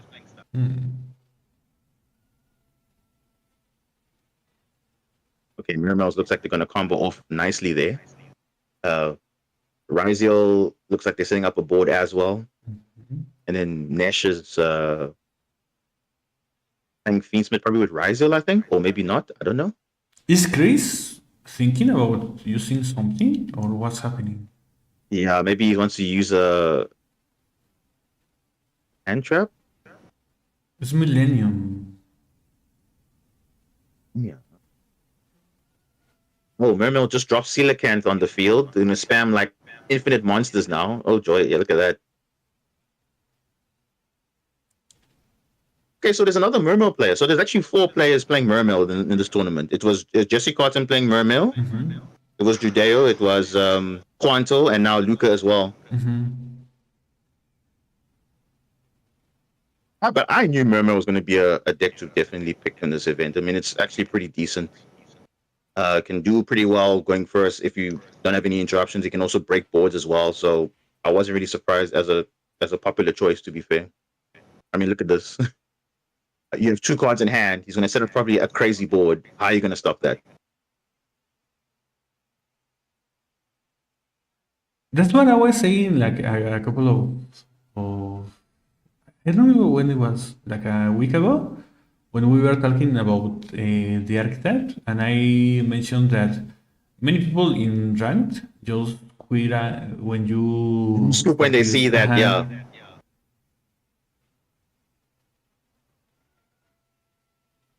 That Mermail combo is going to be insane. He's going to make He's going to make Bahamut Shark. Going to summon the Virtue Dragon, and probably if he's playing the trap or not. I don't think most people are not playing the trap, but you'll probably just add back Dragoon for follow-up play. But this is a crazy setup. So yeah, with 2 cards in hand, I don't know if they're going to have a chance there. Yeah, Presidress for follow-up, definitely.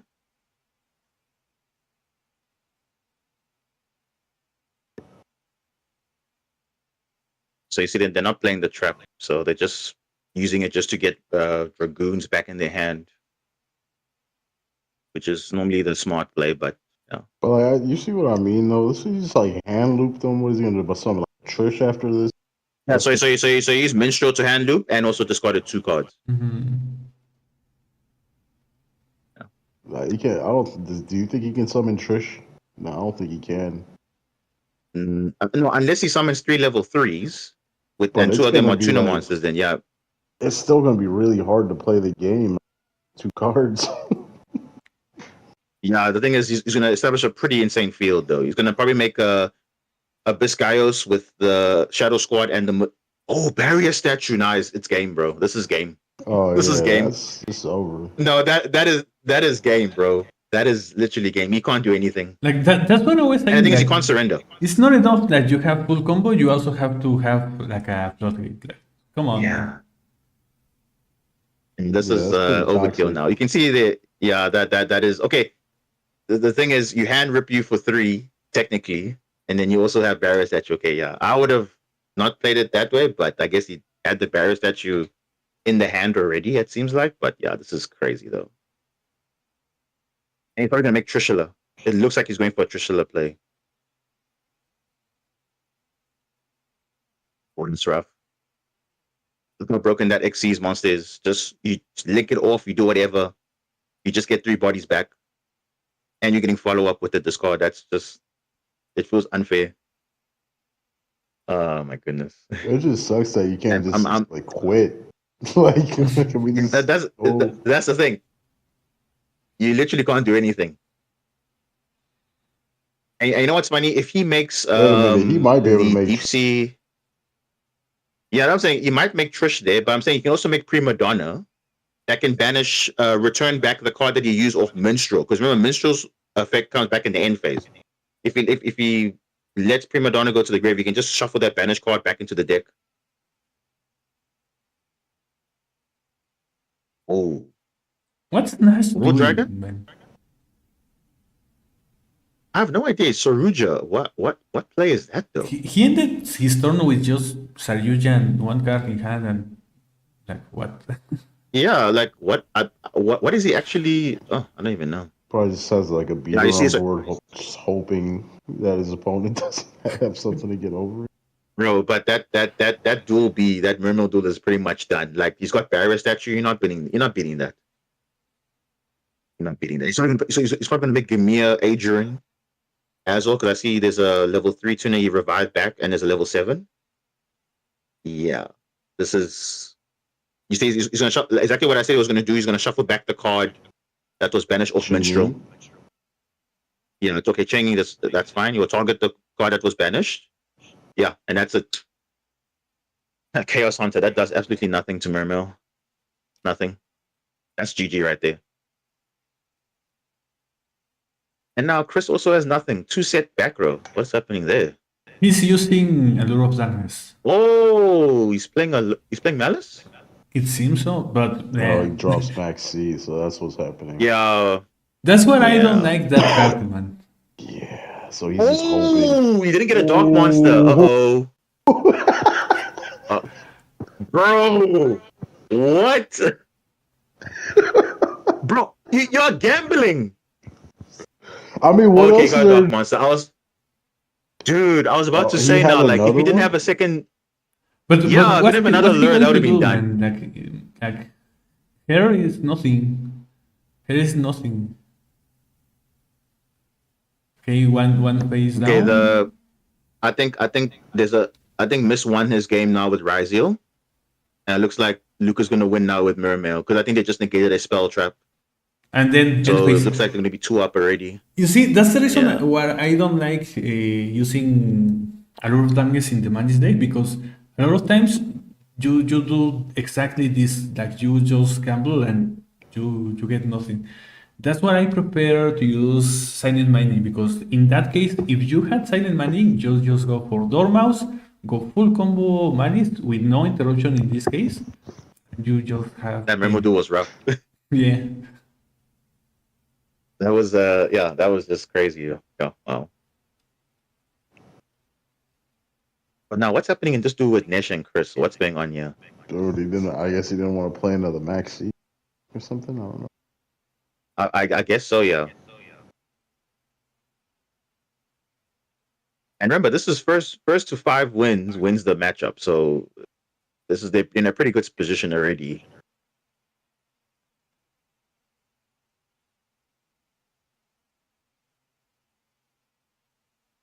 Okay, impulse. What is the play here? Oh, Dominus.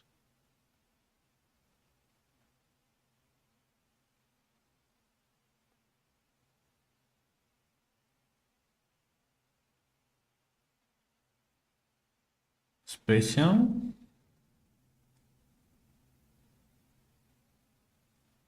He's probably gonna go for game now.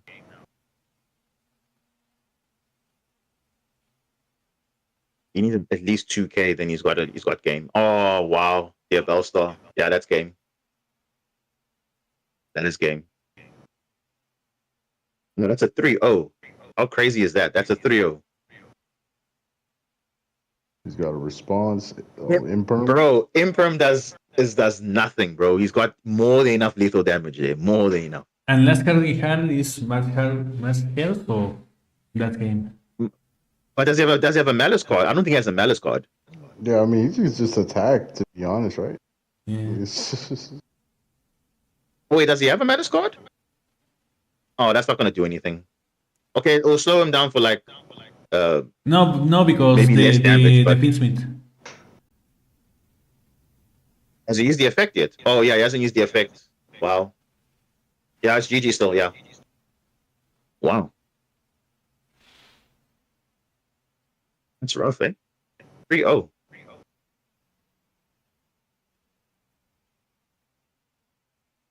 Wow. Okay. There we go. That was like the quickest 3-0 I've ever seen. Jesus. That was so quick. That was brutal, man. At least the other one was more like interactive, but this one was just like a clean sweep. Like, yeah, if you went first, I think all of the guys went first. Yeah. On Did you see the Ragnarok's other team, they all went team's first. faces? They were all salty as fuck. Yeah, bro. Like, I think they all went. I think they all went second. Yeah. In the other team, they all went second. So of course, what do you expect?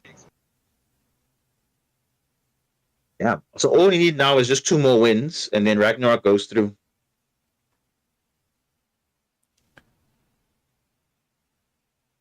If they win, that would be crazy because Nesh and Pack are in the same channel, like in Team Samurai channel. And then the same circle, but it'll be interesting because obviously, basically, it will be like 2 people that are familiar. Yeah. So, because I don't know, for some reason, people are kind of like complaining because now it's like, oh, because all their main guys are out, so it's like they don't have anyone to like kind of support in a way. But I guess this is kind of good enough, I guess. Someone that they are familiar with. Like they know each other, so they know what to counter and when to do it. Exactly. Yeah. I mean, they can obviously see what they were playing on day 1, so they know kind of more or less what decks they are playing. But yeah, this is looking like a pretty convincing win for Ragnarok. Just literally 2 wins, and then the other matches don't matter. So wait, is Pac's team still in the tournament? Or they Yes, they are in the finals. No. Pack is in the tournament, yeah. Oh, bro, I hope they win, Tribal bro. Freaking win so much. Yeah, the thing is, those guys were literally. Everyone was saying they're not going to win, bro. They literally lost round 1, and yet they still managed to. Like, I think. I just want them to win because I voted for them. The gems. Oh, did you? Oh, bro. Bro, everyone is mad because everyone voted for Dream Future, Team 7, or Snipe Hunters. They all were knocked out. They're like, nah, I'm not getting my gems. I'm not getting anything. Let me get that shame. I was like, plus, I watch packs. That's the reason. That's it. Yeah, ish. But let's see what happens. Maybe they'll surprise us. There might be a comeback because that's what happened with Park's team. They were losing 2-1, and then they ended up having a comeback. So it's pretty much open from here. But if they win another game, Ragnarok, it's pretty much done. It's possible. Unless you lose all the games, that's like impossible. Like we'll see. It could be the Cinderella tale. I don't know. Yeah, maybe. You think so, man? It could be, man. That's the thing. Even the lost. Yeah, I don't know, man. Like it's just you see now. Basically, everybody in that team got okay. Let's go. Let's see who is going first or second. Nesh is going first. I didn't see the other ones. He did last. Okay. Okay, only Nesh is going first. Yeah, it's not like TCG. It's not like TCG where you have to choose the losing team goes whatever. No, you can. It's just coin flip, literally. Yeah. That's dumb. Oh, Maxi. Turn 1. See if he has the out. Imperm to Ryziel. Okay, I see Malice is comboing off there. Yeah. Ryziel got negated by Imperm. Is he just gonna pass? He just got backseat. Yeah. Maxi, I think Maxi has resolved like 90% of the time in this championship. Maxi has rarely been negated, I think. Wow. It's quite sad, eh? What would you have chose as the third card from the shared pool? The shared pooling. Yo, it's a very tricky one because obviously Maxi Ash, but I wouldn't have picked Lancia because it's like I want to have everyone on my team to at least have one Lancia in case they face Malice. So it wouldn't make sense to make that a shared card. I think maybe Call by the Grave.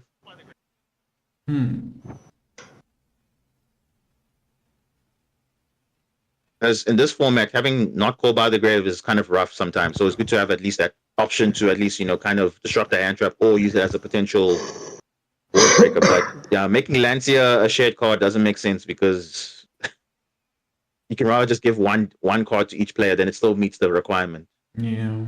So. And Chris is just going full Malice combo. In the case yeah, of this shit the fucked No hand traps. Dulce is having Maxi. Are they playing Snake Eyes? Yeah. Brave Souls.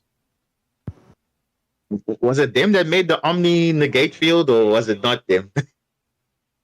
If I remember correctly, Nessus is the one that is using Snake Eyes. Also, Snake Eye Fiendsmith. Oh, Are they going that's for very Gale? brave. Under Max C though, is that really worthwhile? Well, then again, if you can have 20 cards in your hand and you can't break the board, then that just goes to show that what can you do? No, he's playing into it, huh? Yeah. Yeah, he's literally playing all the way. And meanwhile, in the other duel B, Rizel's just going full crazy combo there. So I said it might be a comeback for the red team. We'll see.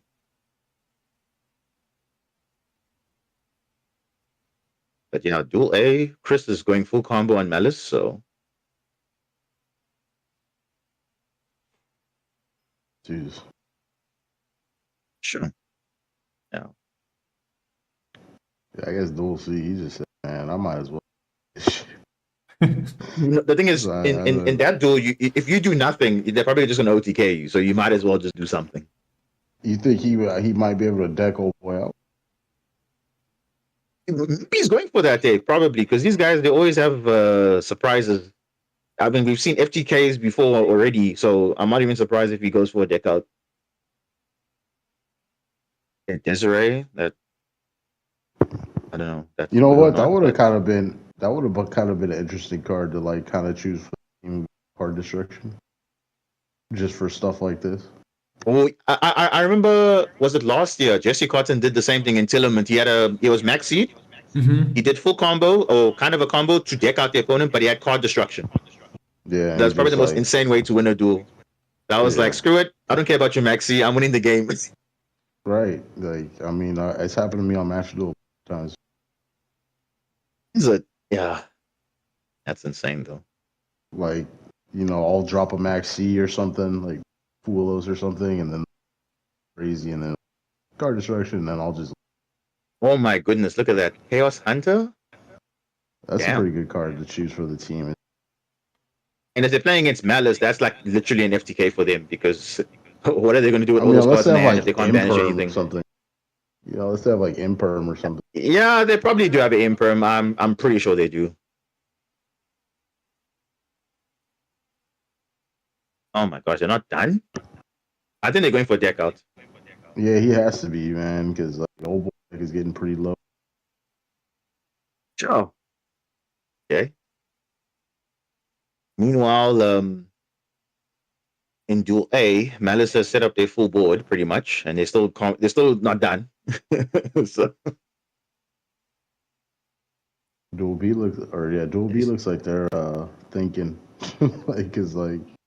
No, they got detonator. They got cross on field. They probably have got too many things going on. Yeah, even though the board doesn't look, that devastating, like that little 3-card, like pretty good.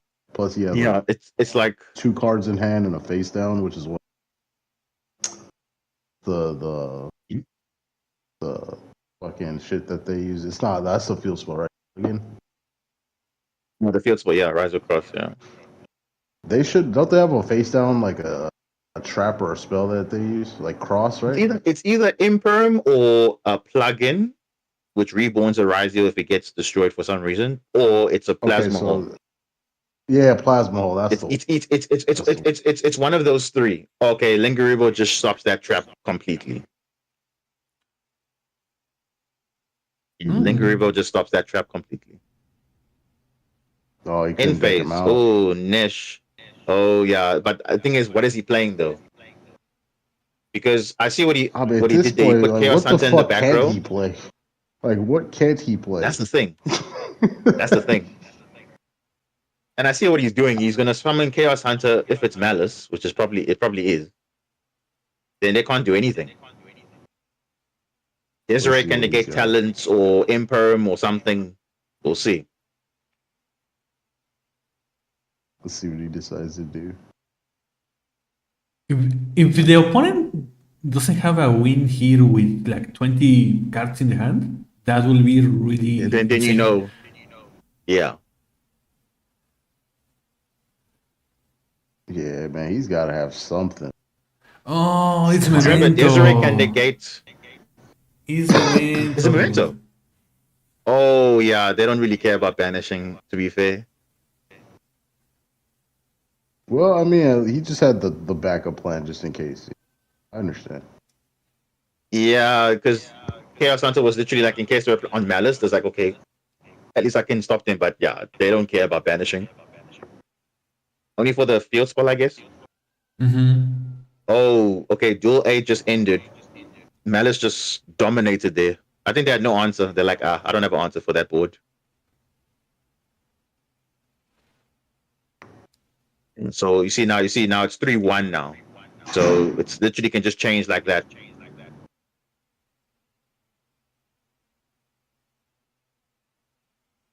And it looks like they're gonna win duel B because Ryzel is just gonna combo off now. He has one card in hand. Nothing. Damn. So you see, just like that, they pretty much have another round pretty much, because if they win this one, then it's pretty much going to be Well, what either about duel 4-1 C or though? 3-2. Like duel C. Yeah, duel C is going to be done. Duel C is going to be done also. Wait, why I'm was saying, this but who's Memento gonna Fusion win in? though? Oh, because he hit it with see, the now Beastmas it's- fusion. Oh yeah, the Desiree. Yeah. Oh my goodness, talents. No. Oh, he's about to snatch. Oh IP. my goodness, bro, he's about to take this game for like, yeah. He's about to snatch. And there's no point he's using gonna try to IP. snatch IP. The thing is, To- if you use to force IP, him. if you chain to it, it's gonna be given to your opponent, so you don't want to actually do anything. Nah, he wants to do it, bro, because he's forcing him to he use can- it right now. Yeah, I think he's gonna take 'Cause he's Master got Arena, the- use it for probably Little Knight. Yeah. Well, nah, he's gonna force him to, and he's probably gonna link off into some bullshit. Give him that. No, Like, he's bro, gonna link that's off like, into some bull to like give him a bad target. If he goes like something big right now, he that's goes if he goes Little Knight, the opponent's gonna control Little Knight. Therefore, he will have the effect to banish. So Nesh will not get the effect. It will be, and this is going for an Apollo, which is not a smart move. yeah, that's not good either. Yeah, there we but go. Even then, like, what can Okay, there we Apollo go. You do? see, Duel B. Look at that. They've just come back in the game now. They've won 2 games. Okay, at least now it's getting Yeah, interesting. see, now. I told you he was gonna link off some bullshit to give him like less target. Okay, so he snatches Chaos Hunter. He's gonna steal Chaos Hunter. Yeah. So just like that, the game is pretty much back in it now. So you see, we thought a 3-0 is gonna be easy, but look at that, they just came back now into the game. I told you the Cinderella tale is real. But that's what I'm saying. Like you see how quickly it just changes. Like you see, you would think, oh my gosh, these guys are 3-0. They're not going to lose from here. And look at that. Now they're just they've just come back now. Oh, Ash. Damn, this guy has everything. I mean, you have like what? If you have 20 cards in your hand, it's really difficult to not have everything. In your hand, you must be able to do something, right? My thing is, where's like the cold by the shit? Good question. Like, come on, bro. It's probably chilling in the deck somewhere, ironically enough. He has 10 cards left, dude. Come on. Oh my goodness. There's Wow. no way. Let's see, but he has to try and push for lethal at least. Nah, he doesn't have to push for lethal. If he could just set up a really good board now, he can do some things. The guy only has 2 cards. There's the cold by the grave. There has to be a call by there. There we go. For the Promethean Princess. That's smarter. Yeah, I think that's a smart move. That's smart, yeah. Because that would give too much follow-up for them, and it's like, yeah. And remember, I think Nightmare Phoenix has I think let me check. Nightmare Phoenix has a secret effect. I think they can't be It's destroyed not by battle. I secret. It's think. just if it's co-linked, you get to draw when it's link summoned. Oh, okay. Chaos Hunter again. Chaos Hunter. What? Okay. I mean, I think he's just trying to put bodies on board, right? Just to survive. Yeah. Smart, yeah. An attack mode though. But why would you put an attack? Oh, because only has 1600 defense. So I guess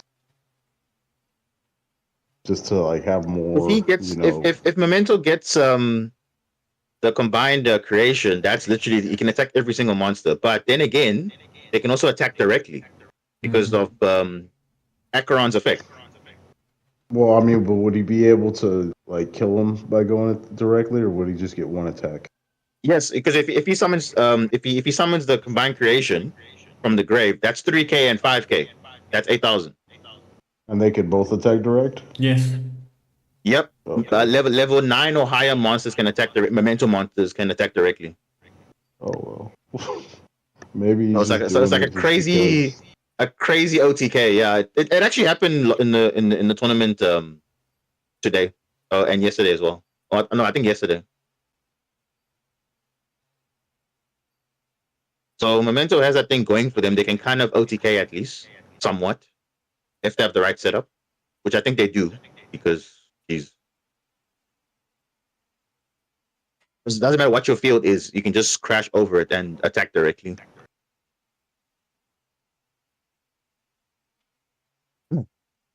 3-0 and 3-0. That's insane potentially. Wow.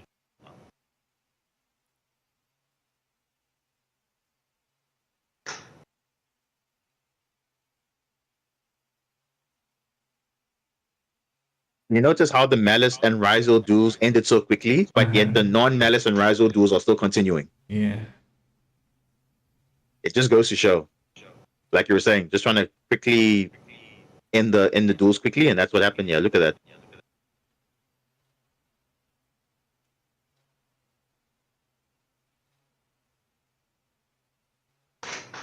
Oh wow! Let's see. Dude, he can pop like 3 cards on the field. Let's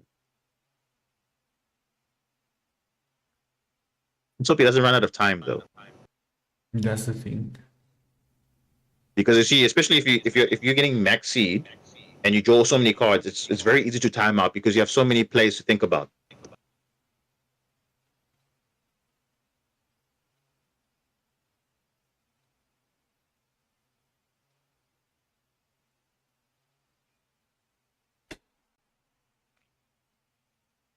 You see, there's the effect. You see, there it is. The Acheron. So there it is. Yeah, there it is. So now that's going to be OTK right here. This is OTK. You see there? Yeah. And when I know highers can attack directly. So you see, he'll link off the non-level 9s, and then he'll go into combined creation. Then it's literally 8,000 game.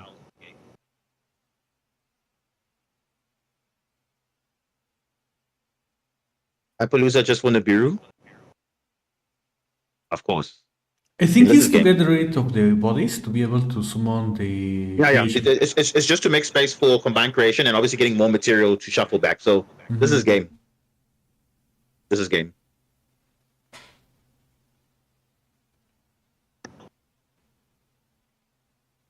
This is game. He doesn't care what the field is. He's going to attack directly. So, wow, a 3-0 on both sides. I didn't expect that. Wow. And he has Apollo for Nibiru in case he had something or... And for the that too. Yeah, because he can actually reduce the attack. So he has to negate that. Yeah, that's easy.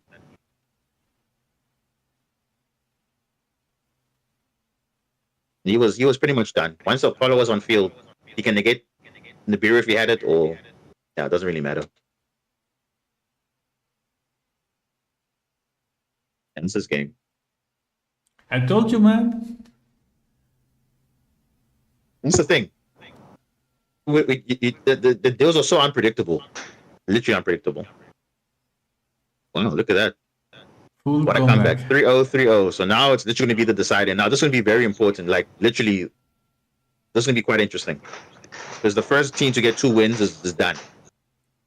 So, yeah. To be fair, though, not bad. But to be fair, though, they did have Maxi, so I guess it kind of helped them a bit. As always, Maxi helps them a bit. Bro, But the still. motherfucker drew like 75% of his deck, bro. What are you talking? That's what I'm saying. Like, of course, someone's gonna say, "Oh, but he won because of Maxi." Well, duh. Of course, you got your whole hand and your flip. Yeah, but I'm saying he won because he had all his cards in his hand because of Maxi. Like, come on, bro. Like, there's I've played. I dropped the Maxi, and the dude had like most of his deck in his hand, and still lost to me somehow. It's far and few between when that happens. It can be a situation where but yeah, still. But I know people in the comments are going to say, "Oh, you won because of Maxi." Oh, whatever. But what can you do? Maxi's just that broken, guys. Let's be honest. I mean, here's another thing though. Like, actually, like you can't like not play. You can't quit in this shit. You have to play. Exactly. So it's either you like play into it, or you have the answer. You can play into it or pass turn. Yeah. Like you pass turn and hope they don't have something, or you have the ash block. Just play into it. It's like, what else do you have to lose at this point? You know what I mean? You can't quit the game. Yeah. You can't just go to the next set like, you have to play through it. I need to go for the chargers of my phone, so just a minute and I'll come back. Yeah. Yeah, I guess that's how it is. That's how these duels are decided. First of all, it's a coin flip. And then number 2, how good your hand to either combo or brute force through a maxi or whatever. If it's not, then that's it.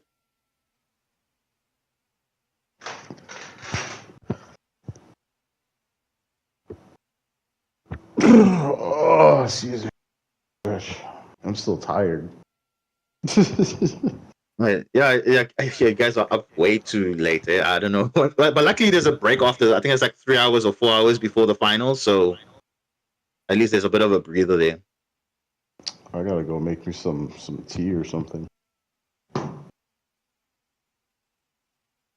No, I'm sure by the time we come back, the duels are over. Oh, full loss. I just throw that shit in the microwave real quick. The water. Yeah. But yeah, man. Fucking game.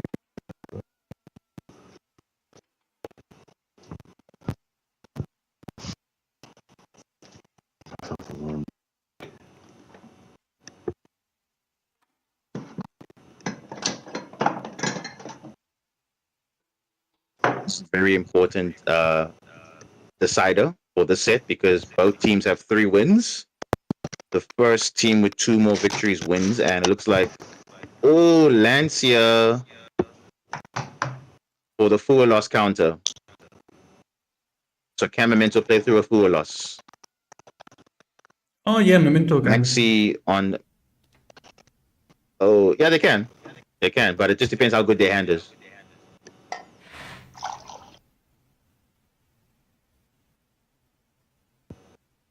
In Duel C, it looks like Kashira, Fiendsmith, Snake Eyes still running rampant there. Malice is going full combo.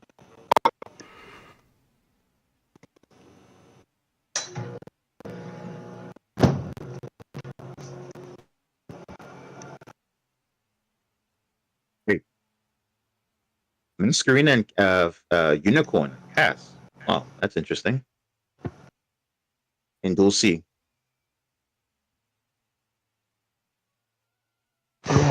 Ooh, Book of Eclipse, that's smart, eh? The Masquerade is pretty much dead. Wow. I wonder, I've seen Book of Eclipse being used more than like Dark Ruler. Oh yeah, it's because like better. No, it's actually just considering that people want to like link or exceeds or whatever, like it does shut down that. Oh, but you see, look at that. He just can just revive back. Because I feel like Dark. Oh, Ash, that's good. And it's a quick play. So that's why. I mean, Book of Eclipse is also a quick play, but I think the drawback is kind of better for Book of Eclipse than Dark Ruler, because Dark Ruler you can't go for a game that turn. Well, the thing is, you But can Book of set, Eclipse, you know what I mean? So you could use it on turn 1 or even on turn 2, you know, if you go first or second. Yeah. That's why Yeah, I that's feel like true. it's a little more fuck you. It's more usable than that, yeah. But yeah, that's why people use that a little bit. You are carrying out And again. even if it's like end phase, like let's give them like a couple cards, are they gonna still be able to like get over that you with That those you couple said, yeah. cards, right? So that's Yeah. what you gotta think. That's true. It's just a little. It's It's just like, just flexibility. Yeah, true. Flexible cards, yeah.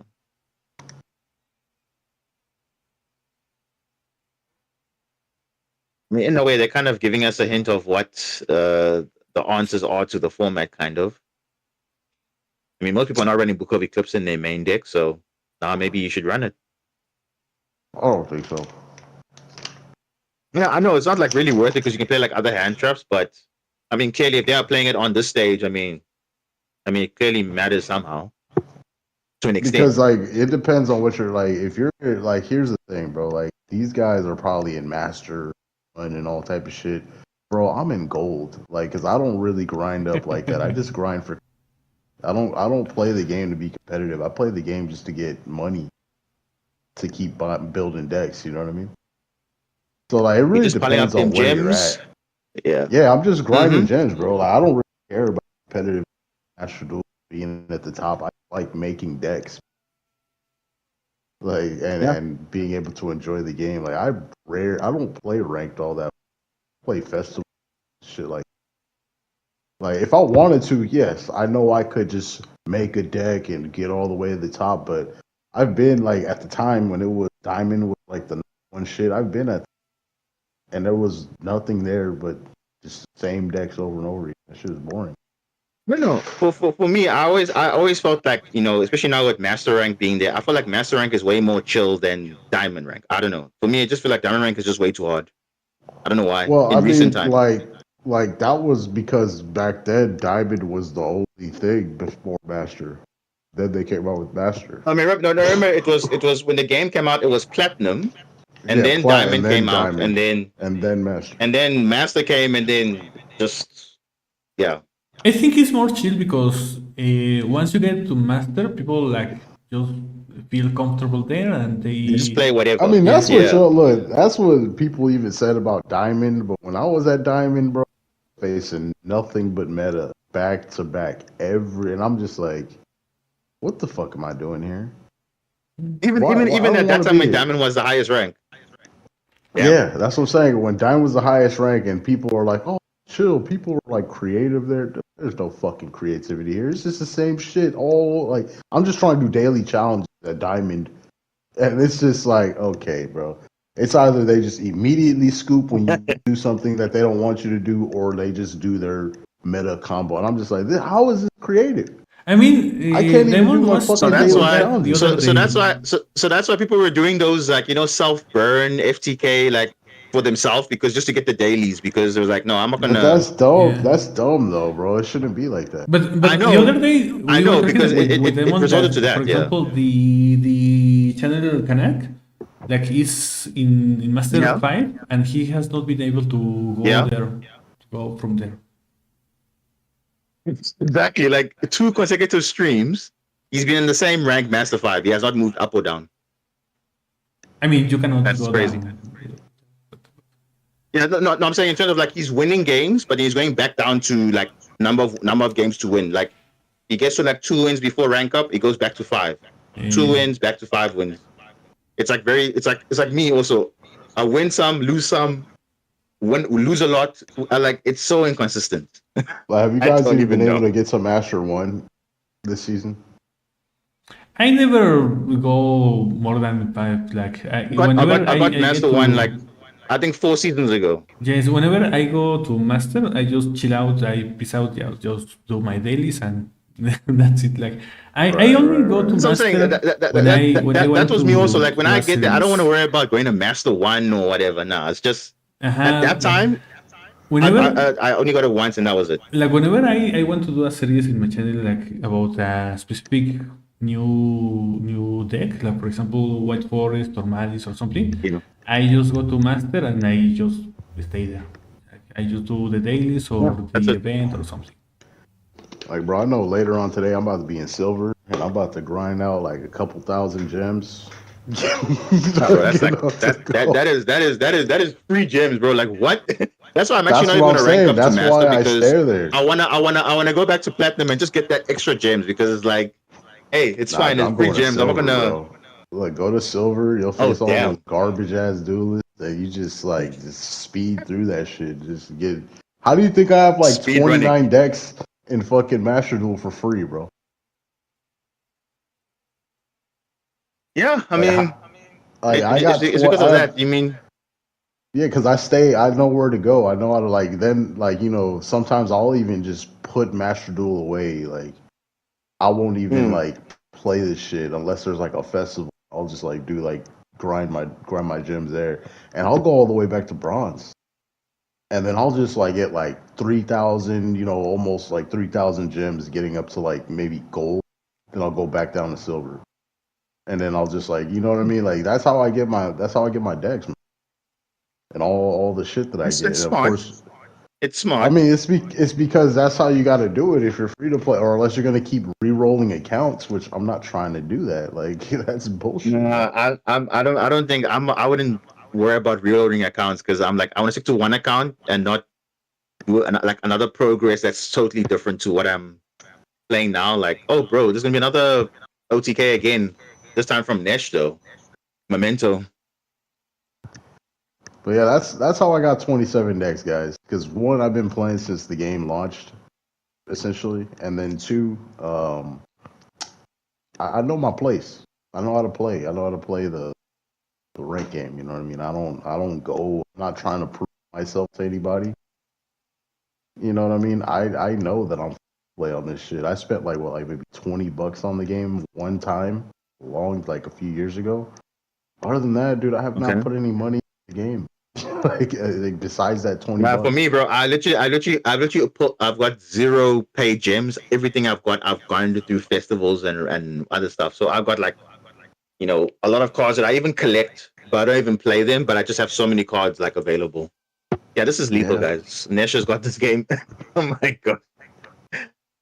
Oh my.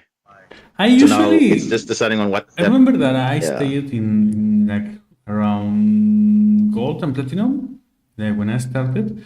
Again, the reason that I started going up in the rank is just because of the channel, like to show some decks, some plays, and like things like that. But even then, when I'm not like wanting to show any deck, I just like do my dailies, do events, and go down.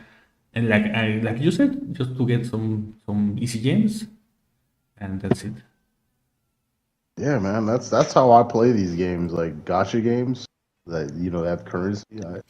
I'll try to stay as low ranked as possible, and then maybe if like there's a deck that I really like, I'll probably take it to the top if I feel. Invest in it, yeah. But like even then, like I still think about like, well, what about the when other stuff comes out? So I'm usually staying low ranked. Like that's what some people they want to be hyper competitive and shit. Like I really don't care about being hyper competitive, even though I do have all the fucking hyper competitive cards. You know what I mean? I don't want to do it because it's gonna fuck me over later.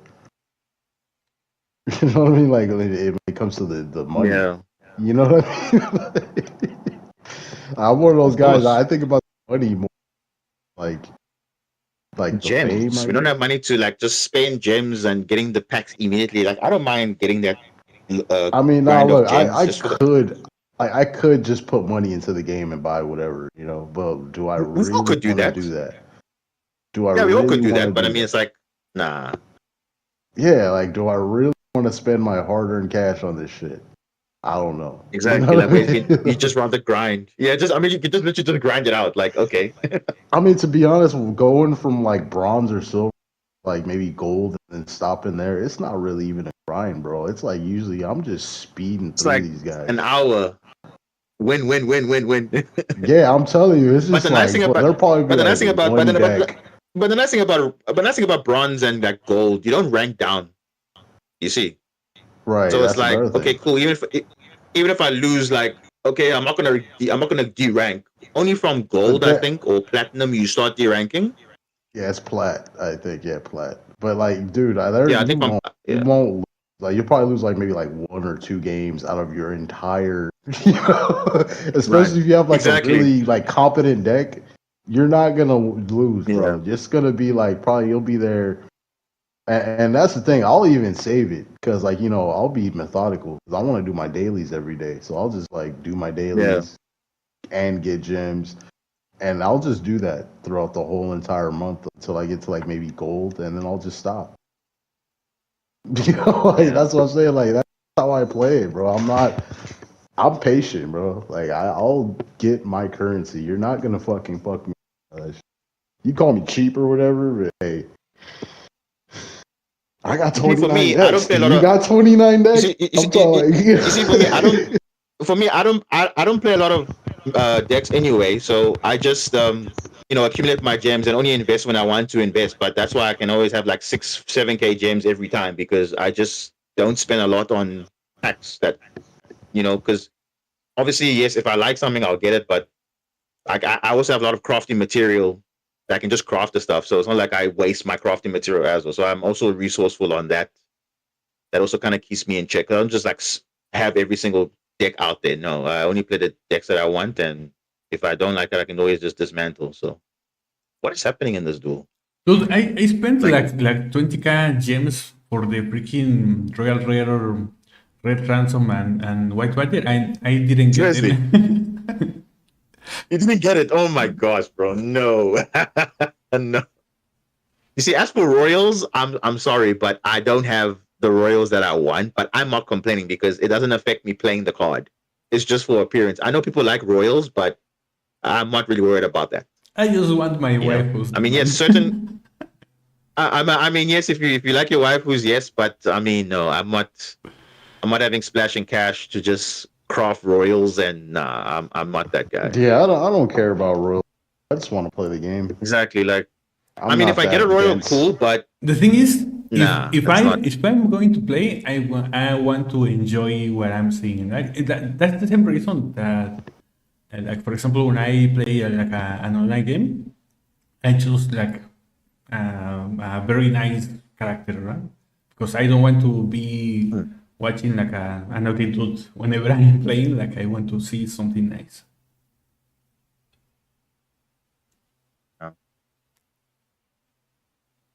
Oh, access code talker is being summoned in Duel B. They are celebrating. They are celebrating. What happened? What happened?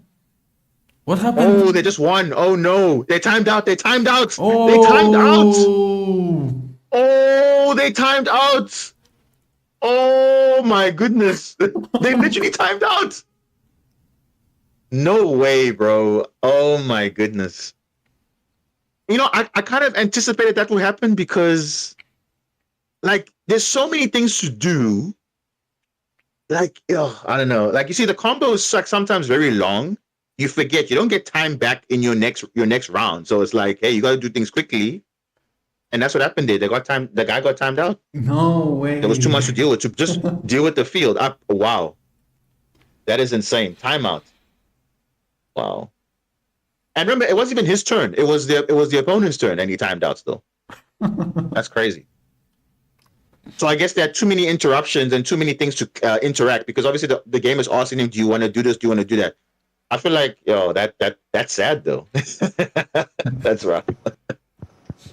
Damn, on the highest stage you time out. That must be bad. That's what I'm saying. It's like, and it's not like it was even your turn. It was your opponent's turn, and you still timed out. Like, but to be fair though, that has happened a few times also when I face ranked ladder sometimes. Like literally the guys have too many things going on to deal with the board. They don't know what to do. And it's like, oh, okay, but all these cards are asking me to activate, but I don't have time to activate all of them. That's happening because the game is asking you to click. The game's asking you to click every single card, but sometimes it's like, why can't I just click all the cards at once? So it's like, I know those seconds actually are, and obviously you have to think, okay, when is the right time to actually do it? And also you can't leave your chain link. I think your chain link on auto because it won't ask you at the right time to do it. So you have to keep it on. So I do understand why that happened. So it's not like it's like he doesn't know what's going on. Hey, it just happens. That's just how it is. It's unfortunate, but we literally did speak about, okay, guys getting timed out, and then literally got timed out now. Like, wow, that's insane. I mean, it happens, man. These decks are very combo intensive, bro. Exactly, and that's the thing. Everything is going to trigger. You want like 5 effects. Like you see, imagine your white binder is banishing 3 malice cards. All the malice cards are asking to activate. That takes time. And I have to worry about the effects activating, resolving. Like, bro, that's just on how the game is. So, yeah. Oh well. This is the weirdest world. So now I guess we're gonna have which one? This is the weirdest world that I've seen. Like, for example, the simple fact that I think yeah, it's so weird. The simple fact that we are not seeing like the past winners, and then we have seen this kind of wins that are just like time based. It's just so OTKs. We've seen OTKs. We've seen we've seen timeout losses. Like we've seen everything in this event. Like it's just wild, and it just proves how bad this game is. Like everything that's wrong with the game is literally happening on the world stage. Literally. Why are they still playing? Why are they still playing?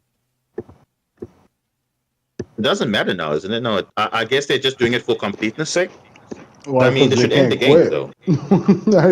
That's what I'm saying. They can't quit. But remember, Zero. The rules say the first team to 5 wins wins the match. So the other matches don't matter. Yeah. That's what I'm saying. I guess their whole "you can't quit" thing is no, because unless they've changed the rules now. But I guess they. Oh, that sucks though. No, because I remember that whenever like a team won in the last tournaments, they just stopped. Huh?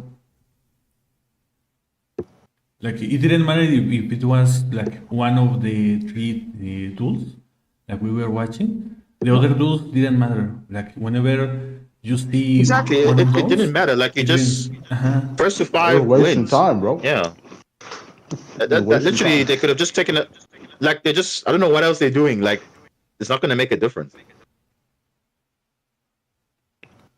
I mean, yeah, I guess for completeness sake, but I mean, I'm sure they changed the rule. Did the rules change? Because last year and the year before that, the first to 5 wins, the other matches don't matter. But now, for some reason, they've changed it now.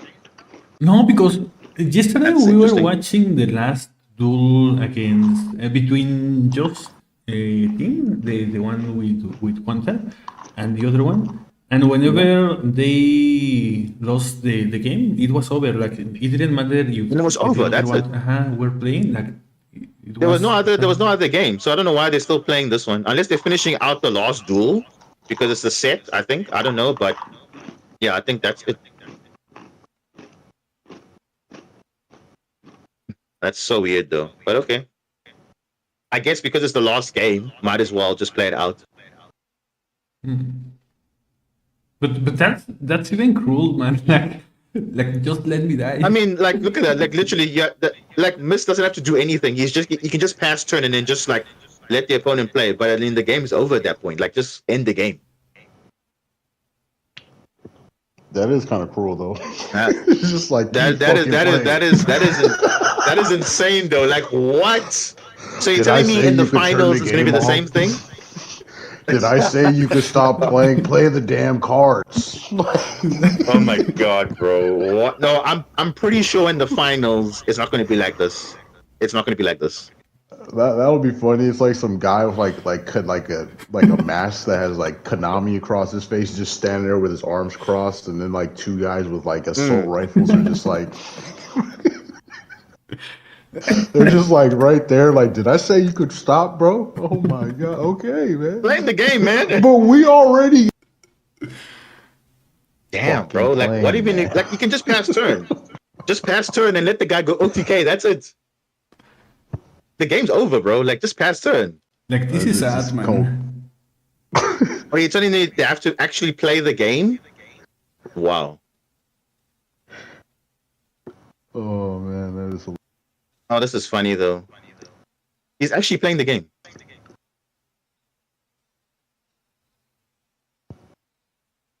Huh. It's literally holding him up at gun right now.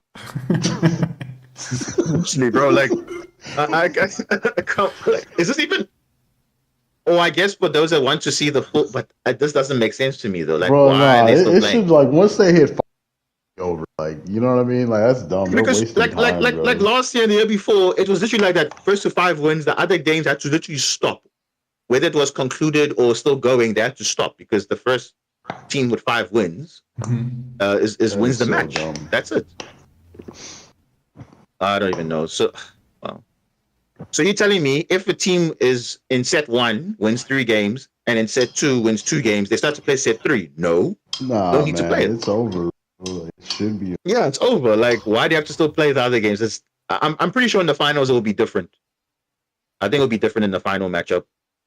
But you can see the other guys. Like, you can just look on their faces, like, tuned out. That dude Chris Like is yesterday, just we were over there, seeing like, yesterday we were just seeing Josh sit there, and all these other guys were just like, "I'm done, bro. Like, what am I doing here? I'm done." Like, Mist is chilling. Like, oh yeah, Mist, he's over there just like. Nesh is just like, what the fuck is going on? Like, you can see. Bro, because remember, like, you can communicate. On? Remember, you can communicate with your other team members if your game is done, because that's at least something that you do have. You can communicate with your team members to help you out, like while you're playing. Look, but dude, wait, who is make playing sense right at all. now? Is Luke playing or Mist? Luca? No, Mist is playing. Mist is. Remember, Luca is the one that won that other game because the other guy timed out. Oh, Luca, yeah, he's just like, wow. He's chilling, like, okay, like, he was busy. He was busy doing his own combo, and next thing you know, the opponent times out. Like, bro, that's so random. Like, I'm saying everything wrong with this game just happened in this event. Like, and it I don't know. Dude, Bronus, he looks salty as fuck right now. Bro, like this, I'm saying this event is weird, bro. Like, everything wrong with this game, you saw FTKs, you saw like Melis just dominating. Apollo must get banned. I don't know if Appaloosa must get banned. Definitely. Like, nah, bro. It must get banned. I think it's time. Remember Tillerman's last year post World Championship? Their cards got banned. The field spell got banned and all that stuff. So I won't be surprised if Malice Apollo gets banned because that's just a problem card. Because how many times have you seen Apollo being summoned when Malice is playing? 100% of the time. Oh, please say it's over. just Yes, it is. ban Okay, some of the thank Malice stuff then, if anything. Okay, like, it didn't matter. If you had a choice to ban, what would you ban? And that was a question that I did. Like, if you had to ban the Malice cards, not like the consistency cards like Gold Sock and what, like just specifically Malice, like what would you hit? Only for Malice. Yeah, I probably would ban Gold Sword because it also helps Tenpai.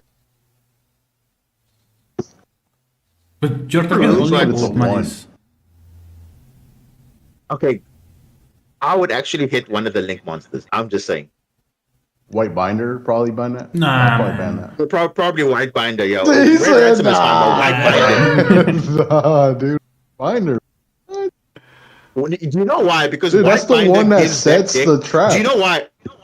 No, but do you know what White Binder does? Like, especially on your opponent's turn.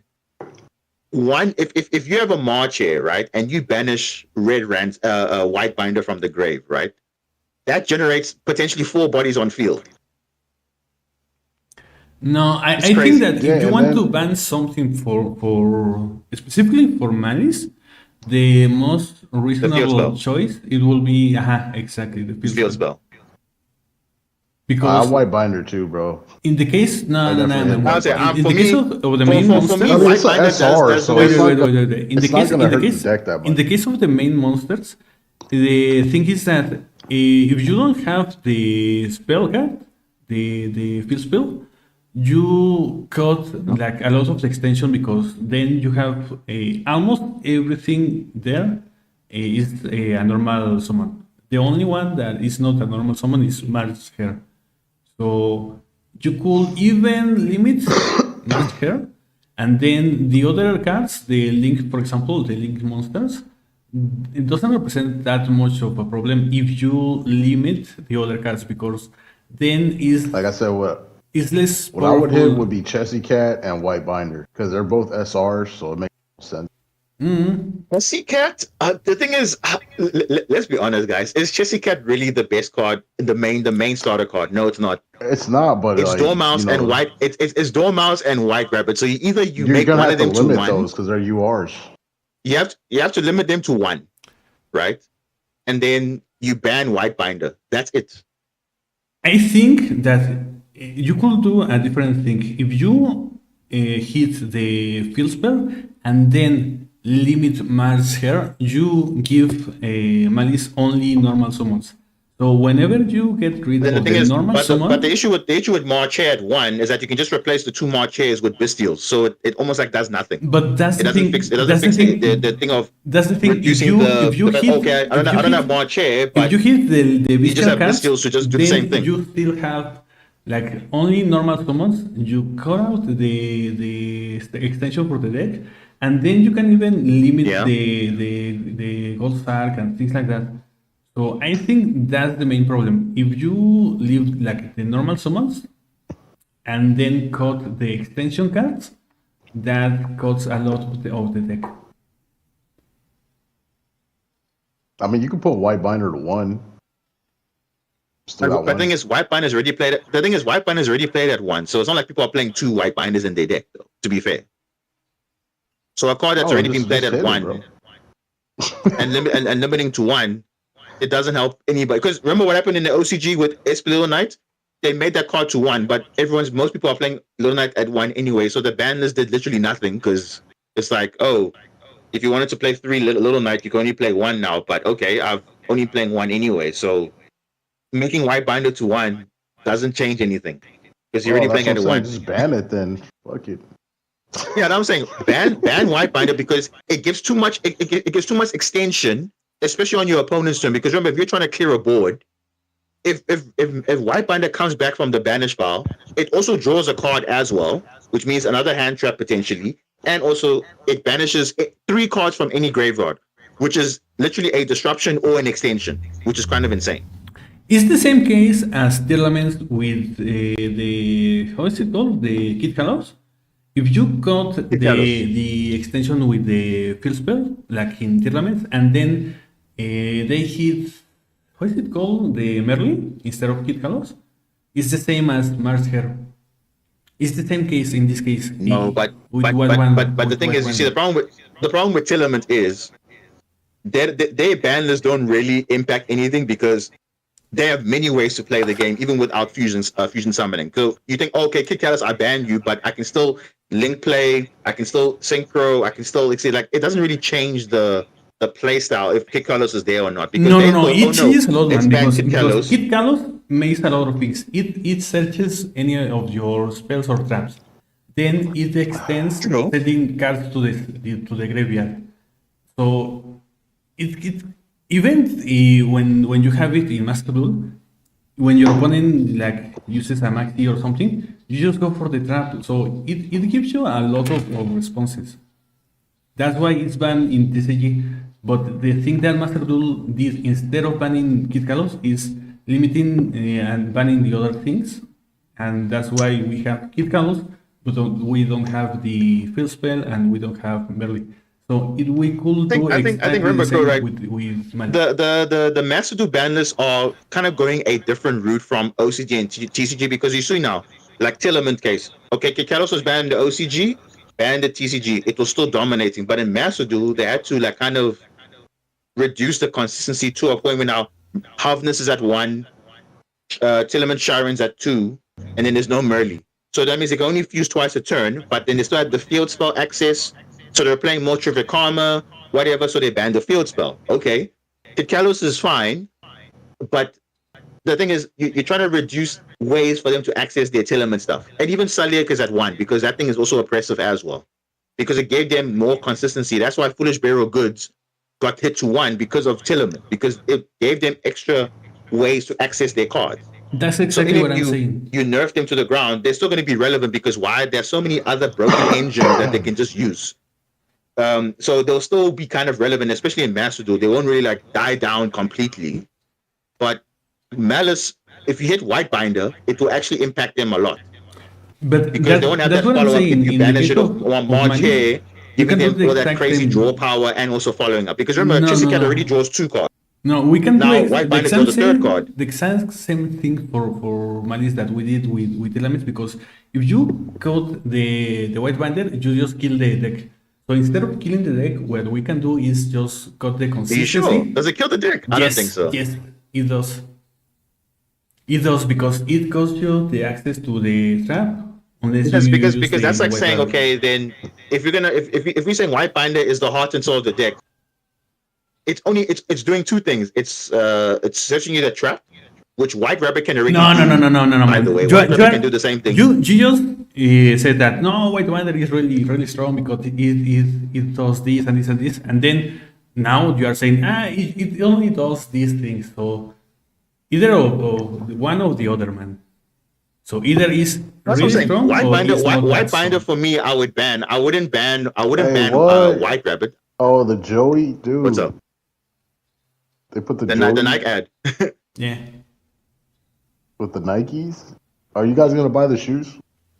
Nah, man. They're gonna buy the shoes. Seriously? How much is it? You gonna get them? I might. Okay. Oh, they kind of ugly. I mean, it doesn't look that good, to be fair, though. Doesn't look that great. They kind of ugly. And I'm sure they'd be like stupid expensive if you had to make in TCG terms, but yeah. I mean, you get a red eyes with a Nike swoosh on it. Bro, that's, and even inside the shoes, it's not like you can see it. No, anyway. I mean, you get a card. You get a red eyes with a Nike. With the Nike print on it? I think so. Yeah, just a regular red eyes. I think so. Regular red eyes. Oh, it's just kind of ugly. Okay. Why they got to put the Yu-Gi-Oh on the bottom? He didn't have the Yu-Gi-Oh on the bottom. I thought like we should. I think it's different. Different types of shoe. I think. I gotta take a look at them online. Crow, like we were saying. So now, the thing is, for us, me and Zero saying we should ban Whitebinder, but now you are saying it kills the deck. I don't think so, because they have many ways to play without Whitebinder. That's a very crucial part of the deck, man. Like I said, it's like it calls for Tilaments.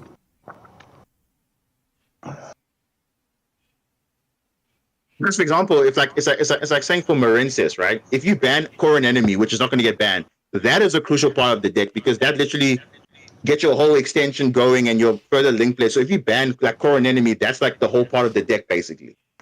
Even if you have link ones and whatever, you don't have enough to push for like reviving back your monsters from the grave. Like that's like a significant part of the deck. But Whitebinder, they don't really need Whitebinder. Like Merit, dude, Core Enemy, she's not gonna do. She has a lock. You know what I mean? Like she's balanced. That's what I'm saying. That's what I'm saying. Like, we're saying the example of what is a. I know I'm not gonna hit it, but we're just saying from a point of okay, what is a critical card of the deck? Like literally, Core Enemy is the. I've been using medicine in Master Duel this last month. So this is the thing with Whitebinder. It gives you access to the trap whenever you have used it already. So it gives you another access to the trap apart from White Rabbit. Then it gives you place on the roll. So you can use the troll whenever the opponent uses Maxi or mucha armies or things like that. Then it gives you another card when it returns to the field. So also gives you extension when it banished the cards from your graveyard. So it's a very integral part of the whole mechanic. It's like a very like front and center of the gameplay.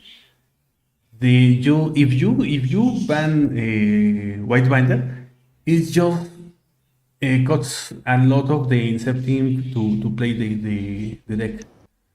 You have like it's the same argument because it's the same thing. Why, like, if you look at the TCG, for example, why they banned Link Decoder? Because Link Decoder does way too many things for the Malice deck. Like, it gives them that extra push to play around Ash, and it gives them that further extension. So it's that's like why they it's banned like a it. good And ban. also because of Nightmare Griffin, though. No, but yeah. The decoder is a very good ban because it just cuts like another body on the field. It's not like a very hard hit on the deck, but it changes the way that you play. And the thing with it would stop the whole cyber slop combo though, for sure, if you hit Link Decoder.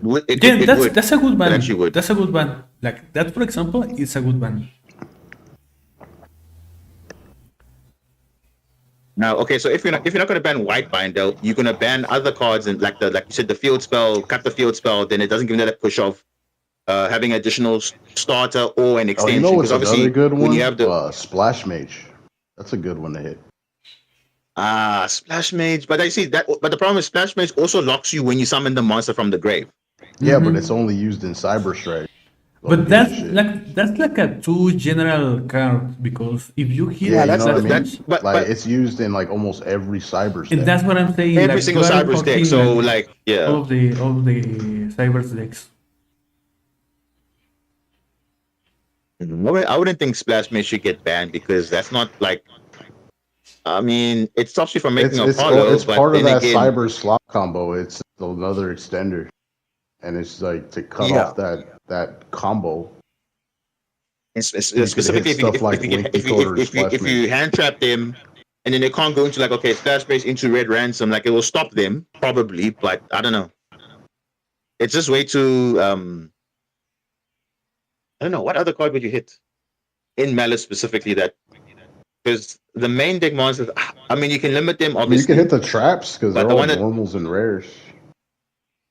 I mean, the traps, to be fair, though, they only play one. So either you ban them, or what? I don't know. The traps don't matter if you don't have enough ways to search them. Yeah. So I don't think the traps are the problem, because you need Malice monsters anyway to banish, to even use them on the turn you set them. So I think if you heard the consistency of seeing Malice cards, Malice monsters specifically, then yes, it will, give them less access to search it. But like you say, White Binder gives a search of trap. White Rabbit also gives search from trap also. I don't know. So you are saying only the field spell should get banned? Ban the field spell and then limit Mars Hair. And you can also limit the starters if you want to. But the stronger cards in the Malice deck that you can hit without killing the deck itself are the field spell and then Mars Hair. They probably won't ban the field spell. They'll probably just limit it to one. Maybe. They'll probably limit it. Maybe they will. I'm going to say, who knows? Because again, Konami is always surprising us with these weird ban this, so we'll see what they do. They do, man, is consistency hits. That's what they usually do to these decks, unless it's like a very big problem. Like I said, the real way to really limit some of these like cybers combos would be to hit like Link Decoder and Splash Mage for sure. That would like really fuck up that whole cybers. But combo. that's I think it looks like a probable one again, maybe. You said something that I also said like a few minutes ago. Like, I don't like the way that TCG does ban list because they just straight up kill every deck that is causing problems. So I think the OCG, you gotta think that they trying to sell cards. Yeah, but in the process, and also they're trying to promote the new stuff. Yes, but again, in the process of doing that, you end up killing the decks, and that affects the community. So to not affect the community that likes a certain deck, for example, in the case of tier limits, what you do, or snake eyes or whatever, what you do is just to Because take an make example of it what they did like with less the Millennium cards in Master Duel, consistent. right? They didn't kill Millennium because Millennium is played in Exodia and other decks, but you don't want to kill Millennium as a whole. So they said, okay, let's limit the Golem or whatever. But you would say, okay, ban the other guy. But the thing is, you basically kill, like you said, you don't want to kill the deck that it's belonging to. So now you make Exodia unplayable. So you have to make a resolution of sorts. Say, no, you can still play the deck, but we're gonna hurt your consistency a little bit.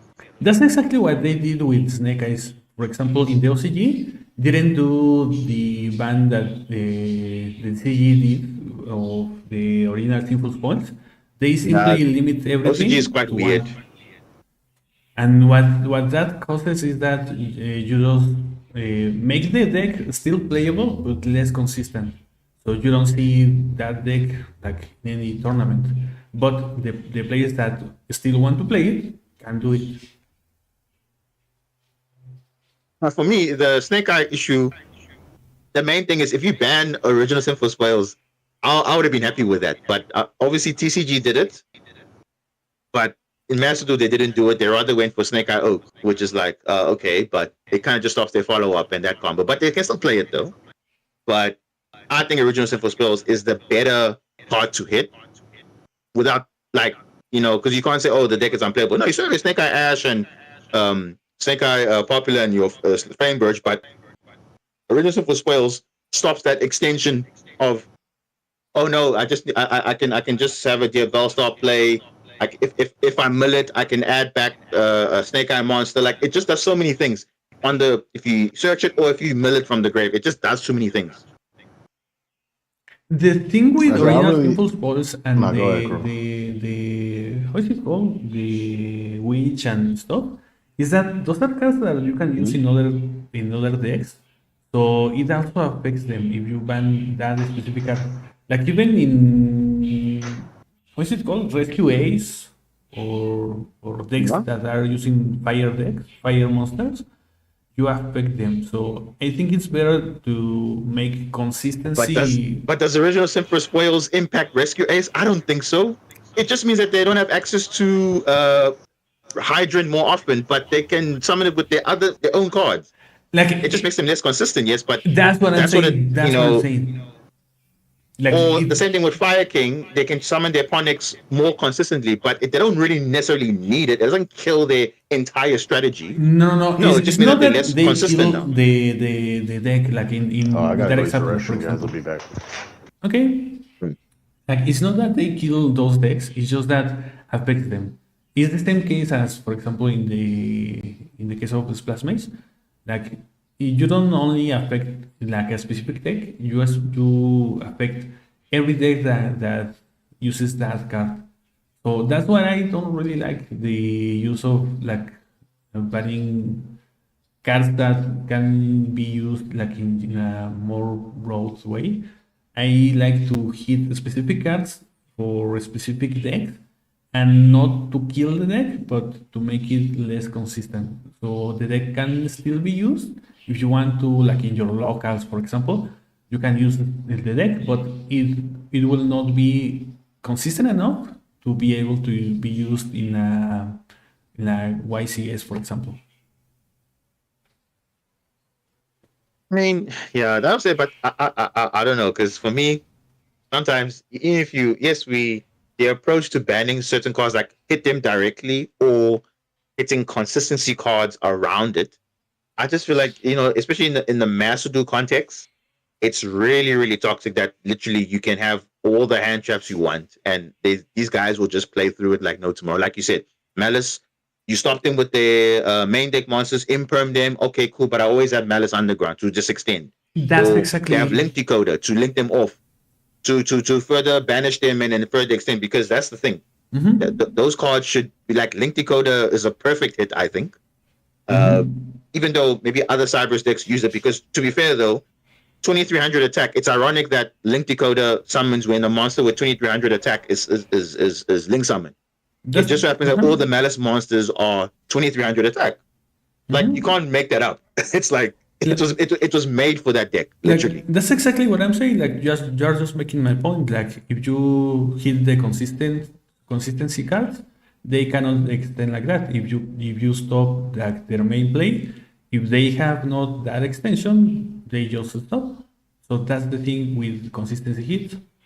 Like, they can still use the deck if they want, but they cannot just pass through all of your hand traps. So you're actually making I'll be my point. very surprised to see what they do. Obviously, after Worlds, they cannot just say, "Okay, guys, Malice is not a problem." They definitely have to address it because, let's be honest, it's the dominant deck in this event. I mean, no one's even sugarcoating it. It literally is the better deck. I mean, yeah, Rizel's there, but Malice is just like, it looks unfair. Like, wow. At least Rizel, the matchups are kind of like, okay, you can play into the board, kind of, but Malice is like, sure, you don't have an answer. You just like, okay. Like in that case, you time out because you have too many things going on. Like, it's just, I don't know. Like, It's ironic because even against Tillerman, as much as it was more annoying to deal with, you could kind of like play against them because obviously they rely on RNG, but Malice doesn't care about RNG. You see, it's like a set thing. Okay, I have this, and that's it. That's why even against Tillerman, it feels like it's overpowering, but you could kind of stop them. You know, as much as they were dominant, you could kind of deal with it because you had specific cards to deal with them, like Abyss Dweller, or you had you use your Ash at the right time, or whatever. But I don't know. That just feel like there's no answer to it, and that's it. Like, yeah, I agree with that. Like, Malice is definitely broken, but what I'm just saying that I prefer not to kill a deck, but to make it less consistent, so you can win. You can lose easily. That's the only thing. You can lose easily using that deck. So according to now, so I'm saying I'm very surprised to see what Macedo will do addressing Malice, because remember we also have other decks coming very soon, and those decks will just be overshadowed by the fact that Malice is still the better deck. So you want to bring those new cards in. You want people to buy packs, but now these decks are still running rampant. Look at Snake Eyes. You want to have the same situation as Snake Eyes being rampant for almost 2 years because you don't want to kill the deck, and only when a certain deck becomes like look at me to Blue Eyes. Blue Eyes barely had a year to dominate, and they already hit the deck. I'm like, but then Snake Eyes was running rampant the whole time. You never want to hit the cards directly. You wanted to ban other cards that they're not going to really worry about. But then Blue Eyes was like literally like a month or two. Only when Prime Eye came in, now you're okay, I need to hit the deck now. Like, what? Come on. Is that really fair? Like, you're not even giving these decks a chance to shine, but yet you're giving a Malice literally all the time to shine. Longer than Blue Eyes, like, ironic. I don't have any problem with that. What I'm saying is that, for example, in TCG, like, you didn't need to hit, like, you didn't need to ban any of the Malice cards, and they are not the number one deck right now. Like, you are seeing, what is it called? The Yummies, the Banky Show. You are seeing other decks shine in the TCG, and you didn't need to ban White Rabbit or the Spell Field. So you can do the same in Master Duel. You don't need to ban like everything. You don't need to kill the deck. You just need to make it less consistent. And whenever the new decks come, they will not have problems, just as in the TCG. But yeah, I don't know. That would say we'll see after Worlds, but yeah, it looks like I mean, we've seen the deck list that people are showcasing, so we can see definitely there is Memento, there's Mermail, there's Malice, there's Rizel. I think another deck. I don't know which one, but we'll see. But those are pretty strong decks. I mean, amongst all of them, Malice is just super strong. Like you saw now, the one guy literally had no answer, just passed turn because they couldn't do anything. Like, whatever I do is not going to stop their board. So it's like, you know. But we'll see who wins it all. But yeah, I think in 3 hours the next matchup will start. 3 hours? Then yeah, I think that's because remember there's a break. So at 5, I think 3 hours from now, which is 5:30 Central European time, that's when the finals will start. So it's not going to start now. Man. It's gonna be later. So like another 3 hours or so. So there's actually quite a bit of a break between now and then. That's a lot of time. No way. It's a lot. So I don't know, because I just want to watch TCG or Duel Links, but I mean obviously if you want to you can obviously take a break and then come back later. I mean that's not a problem, but it's only gonna start in 3 hours. How do you know the time that they are starting? Well, if you go on, because I went on the Master Do client, and then it says literally the time that it starts. So like the semifinal one started at 9:45, and then the semifinal that we watch now started at 12:45 my time. So and then look at the final start time. It's 5:30, which is 3 hours from now. Yeah, I think we can watch this duel and then we can take a break.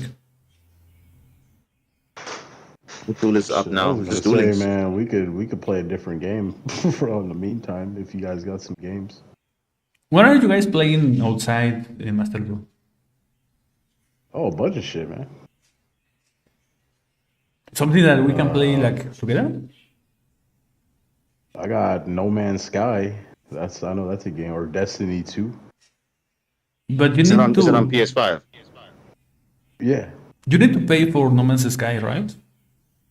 Nah. I mean, you gotta buy it, yeah, but once you buy it, everything else is free.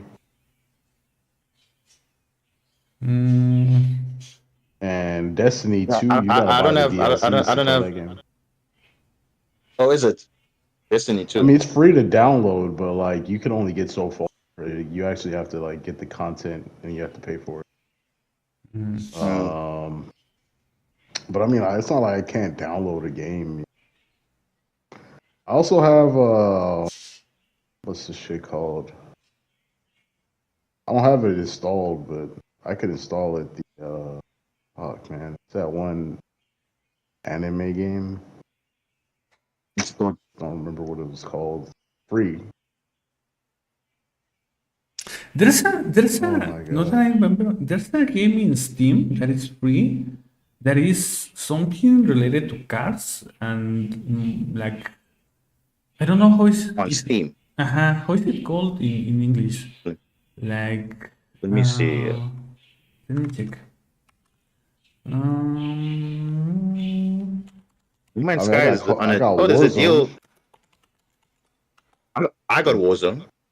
Yeah, we can play Warzone. That's free. I don't know if you like first-person shooters though.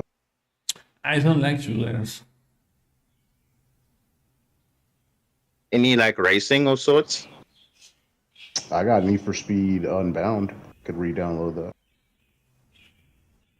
Got Asphalt Legends. Where is this game, man? Asphalt Legends. What is that? Oh, Genshin. I have Genshin. That's a free-to-play game. But what is that? The Legends game? What, Asphalt? Asphalt? It's like just a racing game. Asphalt's a racing game. No, the one that Demon said. Oh, Genshin. Yeah, Asphalt. Yeah, no, I said that. Yeah, Genshin. Yeah, Genshin Impact. Ah, okay. I think it's a role-playing game. You never played Genshin Impact? Yeah. But I heard him saying something like something Legends. Yeah, Asphalt Legends. That's what it's called. Ah, okay. Asphalt Legends. Yeah, it's a racing game. Ah, okay. Let me find that game. Have it on the PlayStation. Yeah. I have DC Universe Online. That's gonna take a minute to download. It doesn't take a lot of space. It's like a very small game. But it doesn't take long. That's actually pretty. A few months ago, I found like a. I also have Dead by Daylight right now. If you guys. Kind of like a tabletop game, and it's free. But the thing is it going to be able to call PS? Have PC. Like some of the games I'm mentioning, we can cross-platform. Like DBD, if you have Dead by Daylight, we could play like be on whatever stuff. Like, same thing with Genshin Impact. Same thing with what is the other games I mentioned? Like, talking about the Genshin Impact, Warzone. what I have is Because, Wuthering for Waves. example, Asphalt is also crossplay as well, so it's also like Wuthering another Waves game you is can also do, crossplay. like, front.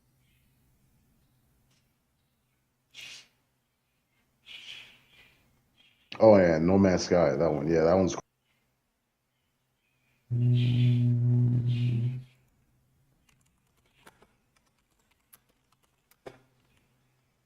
Not a lot of games are cross-platform. Only like console to console or PC to PC. But some of the games like Zero saying now, and like I know Asphalt Legends, it's crossplay, so Is it you free? can play it on any platform pretty much.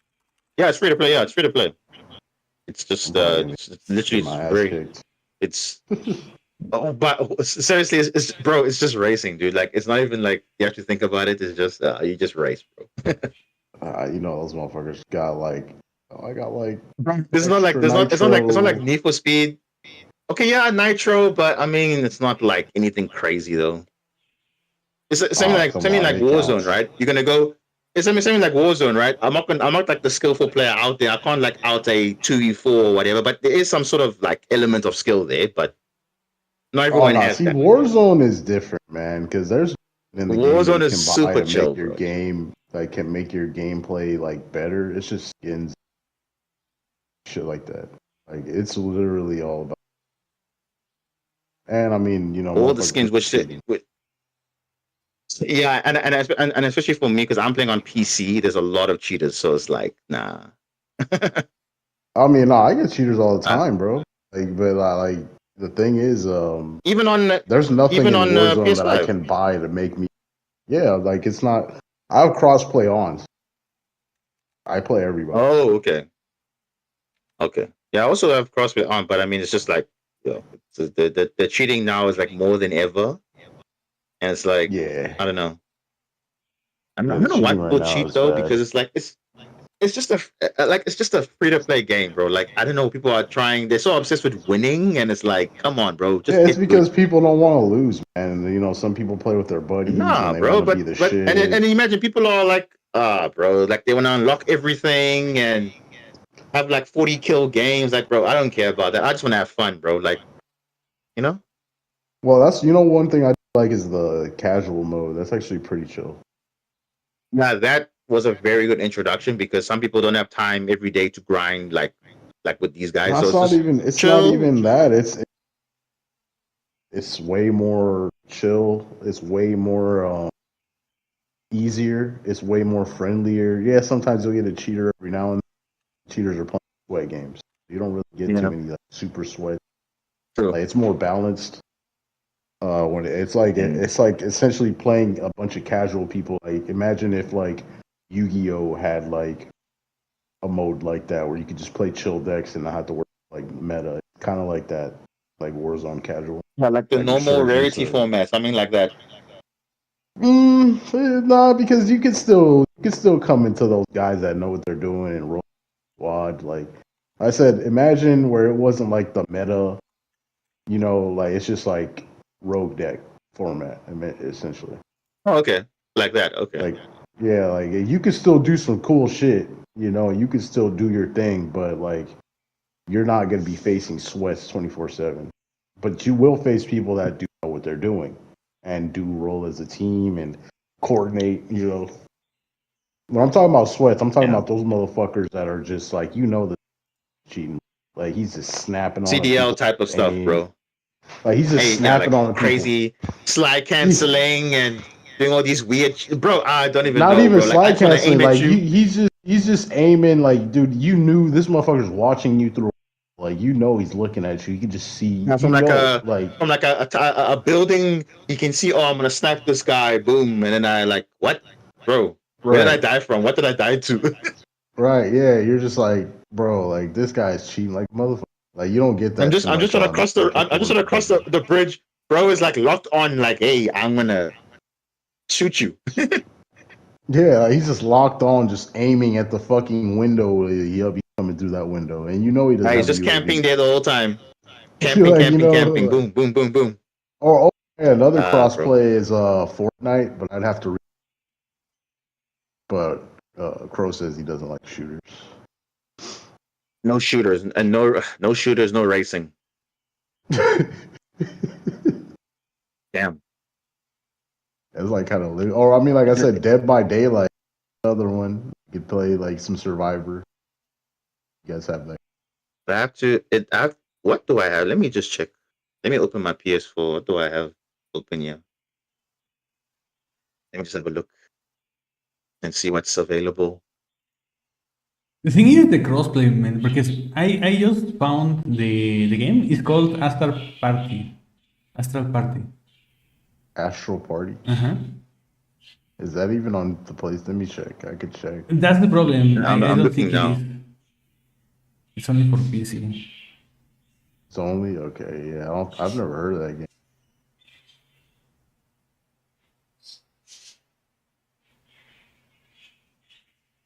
It's like a really silly game. Really, it seems fun. I mean, y'all got some Tekken. We could play Tekken. Tekken 8? Nah, I have 7. I didn't. Oh shit! That Okay, shit no, is then just too it's fucking like crazy. Tekken Yeah, 8 is just fucking man. Like, okay. I have Okay, let's see. What do I have here? That's maybe I have. Okay, you said you have Need for Speed Unbound, right? yeah, Unbound. I got Need for Speed Heat and Payback. Dude, why does everybody have Heat? Get Unbound. Like, No, it was just like, bro, it just yeah. oh, it's because you know Unbound is it's only on PS5. That's why. Yeah, exactly. Yeah, that's why. I do have Heat though, but like I'm not going back to that fucking game, dude. The Unbound. It's just like, it's whatever. So Like, what else do I have? Yeah, Unbound was just like so good compared to like. yeah, it was good for its time. It's okay. Like the only thing I didn't Do you like play was NBA? What NBA? 2K25. Nah, I mean, you know, 26 is. No. I'm not. I stopped playing after 23. I'm not doing that shit. No. Really? Like, what was it that you didn't like about the NBA? Was it like the grind, or because I mean, I still have 23, and that's It's still just like, okay. dude, it's every fucking year I got $bucks to get somewhere. I'm good, bro.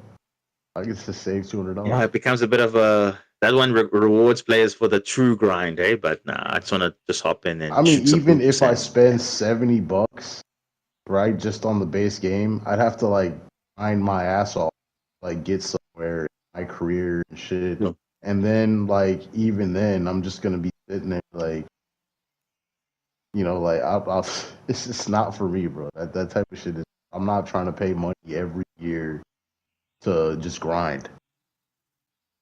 You know, that's all it is. You're paying money to either grind or you're paying the $200 to like play and still kind of grind, but like actually have a competent player right out the gate. I don't want to do that. I'm good, bro. True.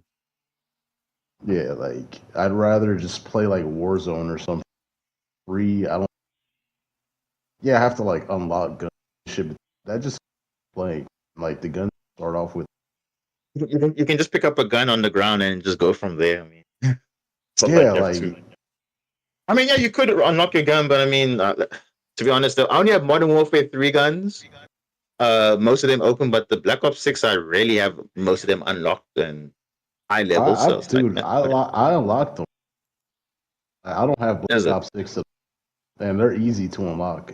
Like it's really hard to. No, it's relatively easy. Yeah. Yeah, so like I'm just I have checking a what I bunch have. of Black Ops guns. Like when or prestige, you could just like get like the free unlock tokens to like keep something unlocked forever. So like this is just super easy to do shit in that game. Have you guys played like, Gwent? Gwent, yeah. I mean, we could play Gwent. Is that crossplay? Is that crossplay? Yeah. I'd probably have to re-download it, but I'm probably gonna suck, man. I don't. It says support between PC and mobile only, then console versions PS4 and Xbox One. Oh yeah, they don't even have Gwent on PS. It's only PC and mobile only. Oh.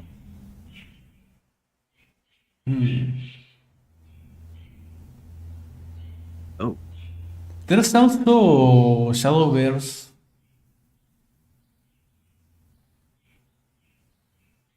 You said Shadowverse? I think so, right? Or yes. No, Shadowverse. I've heard of Shadowverse. It's for PC and I don't know if Vivo. it's is it free to play though? Let me Yes. check. No, we don't have Shadowverse May on have to- PlayStation. No, I don't see it. Also, I only see it on Steam.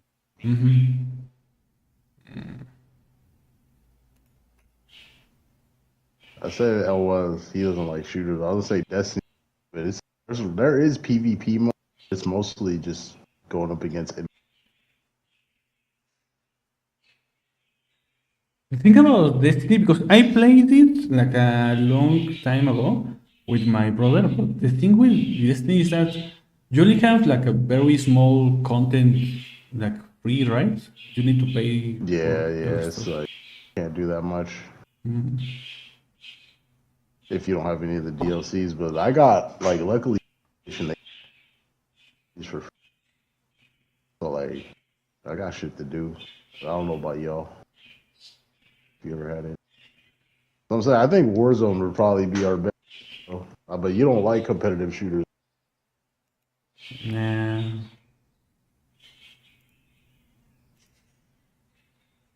Or Dead Yeah, by no. Daylight. But like Dead by Daylight you'd have to, but it's a very relaxing. Well, it's not really relaxing. You're supposed to be a horror. You're calling out. What do you say? It's a very what? It's a very relaxing game when it comes to like when you buy Dead by Daylight. There's not really stuff, but it's not like you're forced to. You know, and like you can still just grind out like the character level up. Like I said, it's not technically a relaxing. It's a horror game. You're supposed to be scared. It's not really. Yeah, It's okay. fun. It's more like in, but with like someone that's trying to kill you. You know what I mean? And right now they actually have the so like they got 2 killers on the map with like 8 survivors, and it's pretty fun. It's pretty fun. There like I could say that some killers and some characters like I would suggest if you ever I would like some of them like because they like that you can level up, but it's like once you get an ability like with a character you level it up all the way the character you have. So it's like you could like essentially after a while you could just whoever and like put whatever abilities.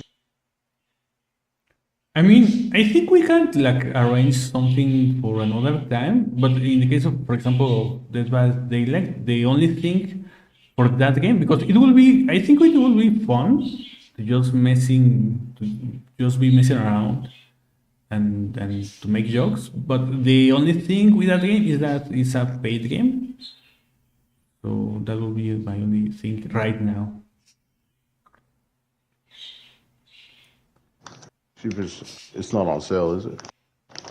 Yes. What is on sale? Let's have a look. I know No Man's Sky is on sale on Steam. Yeah, it's because there are new DLCs just features. These vets can build.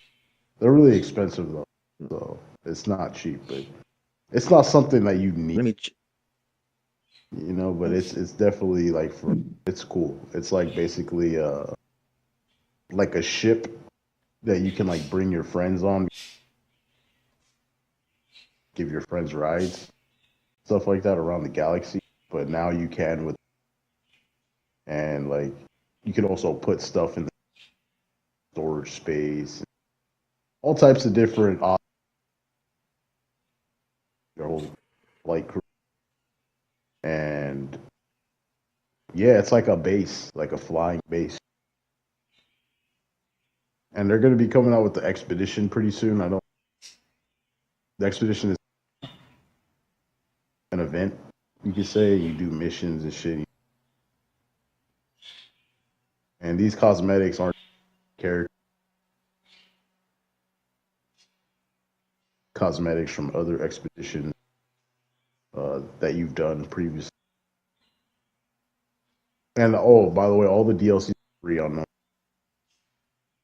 Any that has come out or is coming out, you'll have access to 100%. I mean, And I think there's we no, can like- we can take a break right now, and we can come back whenever the finals are up, and just like comment on that. What are you gonna do? Take a nap or something? Maybe. I'm already awake, man. I can't go. Yeah, if you go now, you're probably gonna wake up the next day. So yeah. Nah, it's not even that. It's like take naps. Like, or I can't take a nap. I'm awake. I'm awake. I could do it. You know what I mean? I also have like other stuff that I could do. So yeah, what? How much time did you say that? I would say 2 hours from now. So like around 8. Yeah. It will be okay. So I will check the stream like maybe at 8:30 for me, something like that, and we can continue then. Pretty much the same time as yesterday when we got you on stream yesterday, Crow. Around that same time, that's when it will start. Nice. Obviously, I also have the stream up also, and it will just like notify each other. Okay, hey, the stream is back. Excellent. That will be perfect. Okay, so I think I will be cutting this stream now. Thank you very much for being here with me, but we will see each other like in a couple of hours. So just I think we can do something. Which team do you think will win these worlds? I already told you I wanted to win. This is about money for me. This is not about. Like, But okay, so people. Okay, for me, based on what I've seen today, like it's very 50-50. So I cannot even say definitively, okay, is Tribal Corp going to win or is Ragnarok going to win? Because you saw now, literally anything can happen. So we just have to wait and see. May the best team win, pretty much. Yeah. It's what? It's Chiba Corp against Ragnarok. Ragnarok, right? Yeah. I would like to see. I don't know, man, because both of those teams have members of Team Samurai, so whichever of them that wins, it will be really nice. Either way, definitely post Bulls, they're going to be bragging about it for a long time. So Yeah. either way, that's coming definitely there. But it's just a matter of who's going to get that rep. Is it going to be Park or is it going to be Nesh? We'll see. Like, we'll definitely see. Yeah. And one thing that I need help with is I need your help Yeah. with learning Ritual Beast deck. Because I have the whole deck, but I still haven't practiced. No problem, man. No problem, man. You know, we can even do like something that like I did with my friend like a long time ago. We could do like kind of like a series where I teach you how to use it while you have some games.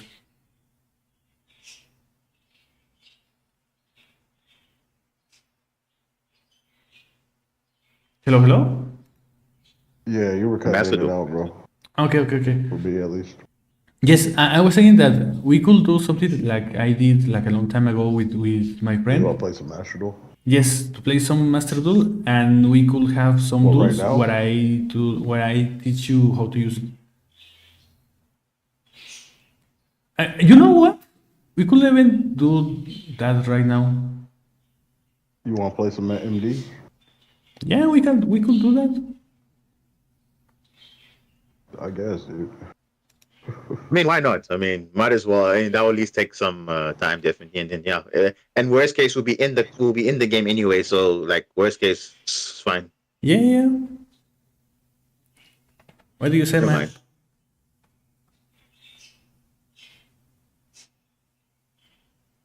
Zero? Yeah. What's up? What do you say?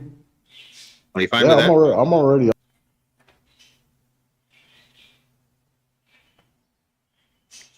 Send me to a duel. Okay, excellent. So you can share your screen in the call. I don't think so.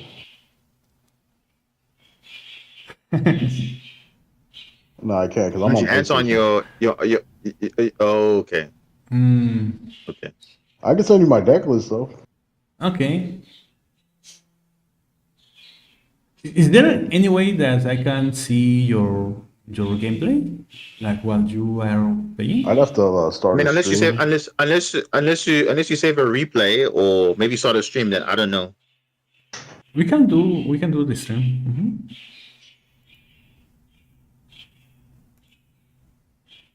I don't know. Like I don't know how stable.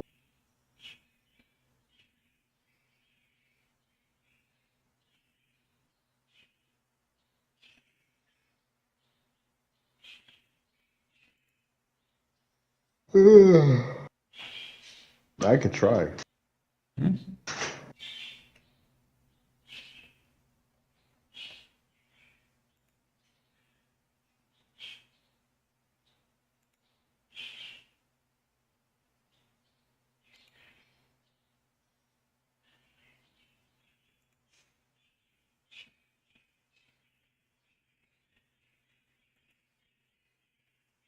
You guys still there?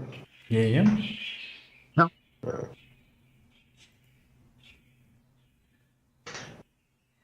me see. Can I share streaming? Can't do that. I'm on my on chat.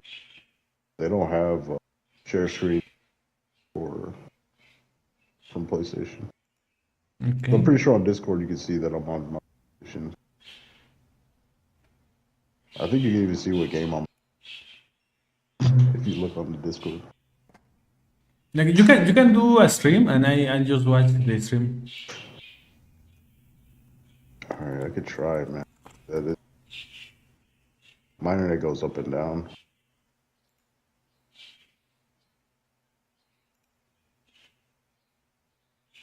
Oh shit.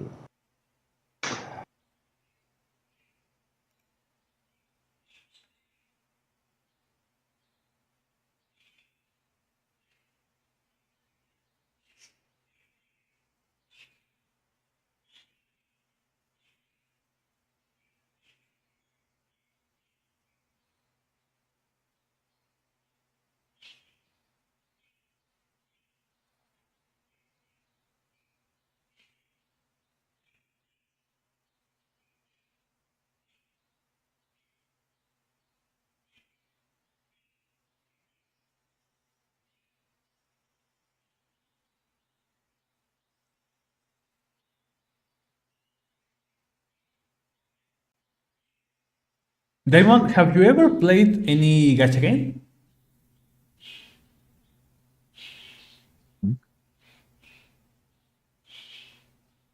Hello, Diamond? Yeah, which one? Like, for example, you mentioned Genshin Impact. Have you played Wuthering Waves? I play Genshin, but to be honest, I forgot the account that I had it with, so I can't even remember what the password is. But I've lost that account. But I've been playing Maple though. I don't know if you know Maple Story. I played this like a long time ago. Is it? Yeah. So I know Maple. That one I've been playing recently, but Genshin, no, I haven't played in a long time. Have you played Wuthering Waves?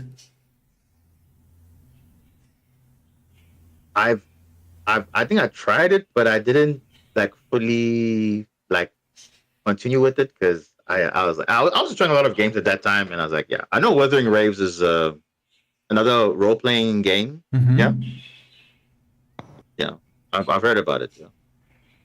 Because I played it and I invited Gamer Zero a long time ago, but I don't know if he Really? even like give it a try. No, I haven't even downloaded this shit, bro. I said for me, those type of games are okay, but I don't know. RPG is not for everybody. Let's be honest. I do like RPGs, like not some of the newer ones. Like I love fantasy. Yeah, the classic ones are fine, but the newer ones, I don't know. They just feel like they've lost that. I don't know, something different about 2013 and before. Like those games were just like, whoa. Water Wave is so good, man. So nice. The combat, the story, the waifus. So nice. Get your hashtag. Oh, okay.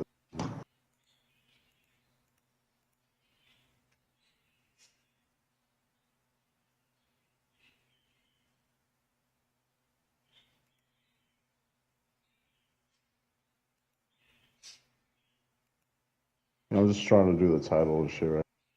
Okay, no problem.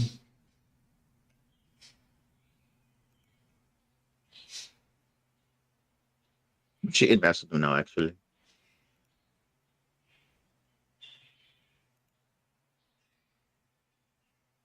Right, it's the thing will start like in a few, literally 2 hours from now. I'm looking at the time again. I just confirmed it. Okay.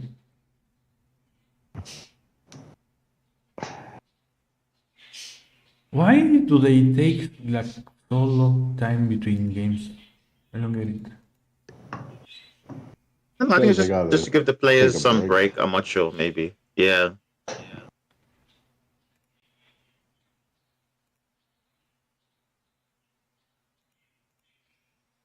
Okay, I'm looking at your stream.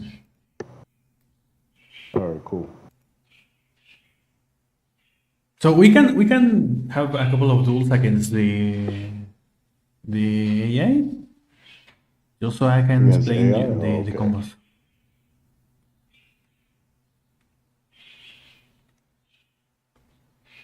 Because Ritual Beast is a deck that requires a lot of time.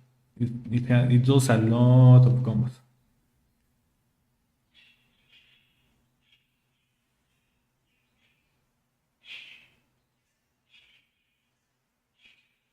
So this is the deck list right here. When you're 29 decks. Yeah, what, dude? Like, what's wrong with that? I'm just kidding. Like, I'm just kidding, bro. Honest, I gotta get more deck slots. That's the Bro, that's the one thing I really want is like I want like 50 deck slots. I don't want 30. You have to spend like 250 gems for like deck slots. The deck is okay. You can drop the pendulum monster. Okay. The pendulum monster not good. So I don't need this one. Not that much. It gives you a little bit of extension, but you don't really need it. Yeah, that one. Oh, that one. I haven't seen that card being played actually in Ritual Beast, to be fair. I took this build from... And one of the Nibiru's. It's like... At least one of the Nibiru's.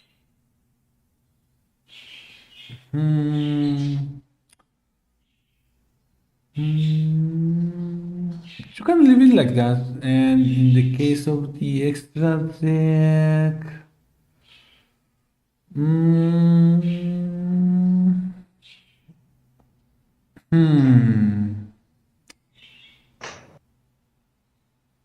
it's okay. Like, I usually prefer to have 2 copies of the Link 4. Because you use one to I only have one for the vanish, or 2 copies of the link to. You also can have 2 copies of that I one. think I only have one, but I can make one. So what, should I drop Link Spider? Link Spider is okay. The one that I will drop is the what is it called? The Colossus. The Colossus and the card that searches that. Why, man? You get the combo. You don't need it. I'm running this. I mean, you can use it, but you don't need it for the main combo. Oh, bro, I want to keep. Okay, you can use it. Let him keep. Let him have it. But if you like, after you teach him, right, then I can even go into a match with him, and then we'll see if he actually learned what happened here. That would be really nice. A friendly match. So after we trade in the deck, and then I can go into a matchup, and then we just see how. Let's see if we learned or if we still needs to polish up the deck a bit. That's actually a very nice idea. That's actually a very, very nice idea. Yeah. Yeah, we can leave it like that. Let's go to the duel room. To the with the AI. So am I gonna do AI or? Yeah, AI. No, you're gonna duel against me, but obviously you'll be going first, and then I'll try and but do something to your board. Yes, after we train him a little bit. You know, after he trains you here in the AI, then we'll go into like a friend duel. Yeah. Or like a duel room. Okay, for example, this is a very nice hand because you have one of the 2 main combos. You have the elder. I don't remember how is it called. The elder man. So that's like Italy, right? That's a very funny monster. You don't need that. You don't need that. Don't use the emergency teleport. No, I already say don't activate it. I say don't activate it. It's too late. Select the Lara. Yeah, Lara. The new one. The new one. Or this one. The new one. So this one next, right? Yeah. The thing about Ritual Beast is that you can only special summon them once per turn. So first you use the Elder and then you use the Penguin. One very funny thing about Elder is that the effect of I'll Elder. go Kanahog, right? Yes. The very funny thing about Elder is that no. First summon the penguin. The penguin. Oh, okay. So penguin. And then go activate.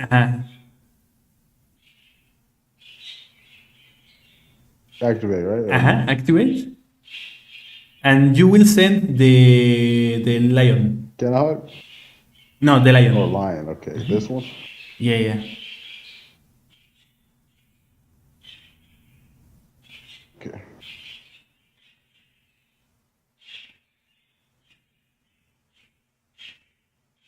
Spanish. Then you go into Kanahog. So now we make Kanahog, right? Using specifically Elder and Penguin. So this one, right? Yeah, Penguin and Elder.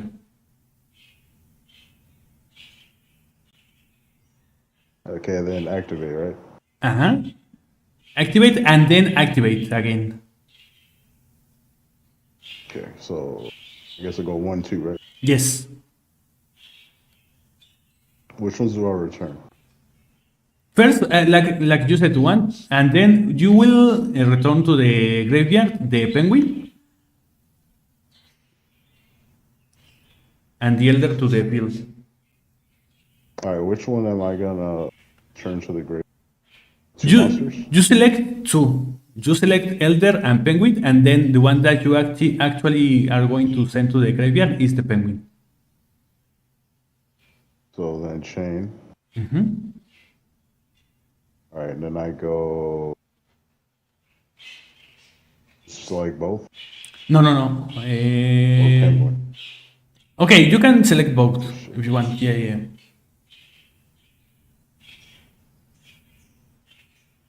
Two of your banished monsters. Yeah. 1 spiritual beast, special summon. Okay. The problem there is that going to have the extra monster for the search. I think it's better if we restart the game, because it's very important to use the, what is it called? The emergency call in the exact part of the combo. Retry. See if I get a good hand again. I think just pick going first every time, so that's easy instead of going second every time. Yeah. This hand kind of See how big sucks. your hand is. Okay, this Oh is my the gosh, what is this penguin the penguin combo. It's the worst of the combos. It's the worst one. So I just retry. Okay. Yes, we can start with the best combo. We can start with the best combo and then But at least teach him the penguin The penguin penguin combos. combo. At least he can know. Okay, if he Really, I gets just it, want then to he know knows what the main combo. I could like go. the main combo. for the main Okay. combo, you want to have Elder plus the Konohag, the normal Konohag. That is a little bit better. Or at least the Konohag. That's a nice hand. That's a nice hand. Oh, that's a good hand. So start with the Konohag. So summon him, right? The Konohag, the one in the middle. No, the Konohag. That Which one. one? Yeah, Which yeah. one? Beast. And use its effect to send the new Lara, to banish the new Lara.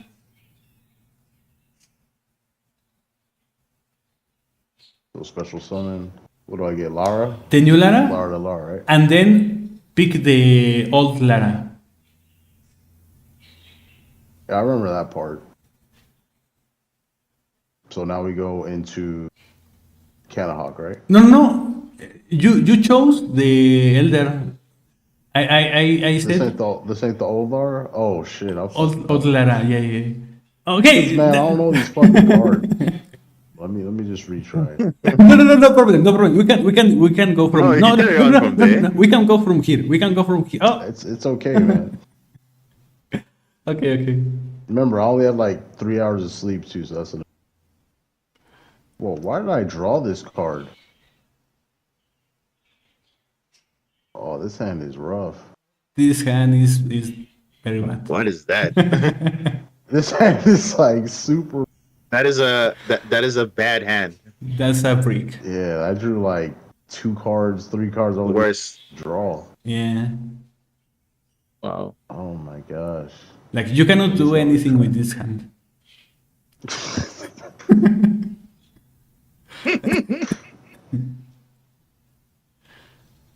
Literally can't do anything. Yeah, literally. So is that the thing, Crow? Sometimes this deck can like open some awkward hands, so you have Yeah. to kind of like play your best Right, so around start like with your this. awkward hand. This is the best Yeah. hand. This is the perfect hand. No. We start. Okay. This is the perfect hand because you can start using the Elder and then go into the So Konohag. this is Lara. See, I'm tripping. Okay. For the extra normal summon, yeah. Yeah. I just remember her picture, bro. She's Yeah. So pick the new Lara and then special summon the old Lara. okay.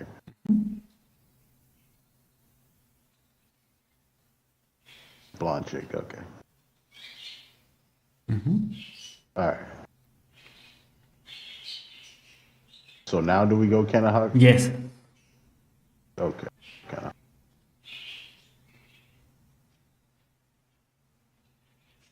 Okay, so activate chain, right? Activate chain. Yes. All right, which ones do I return? Because I think this is the part where I got confused. Yes. You are going to use So which to ones? pick both of the Laras Okay. for the first effect. And then the chain, which ones do I choose? I choose Canahawk and send. You are going to choose the new Lara and the Konohag. There.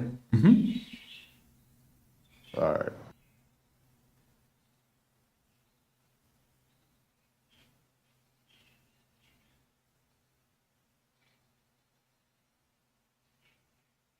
Okay, so what do I add now? The dolphin? No, you add penguin. when. This one? No, the little girl. The little girl. Far left. Far left. Far left. Wait, all right. That's the one way to say it. Yeah, the jailbait, right? There.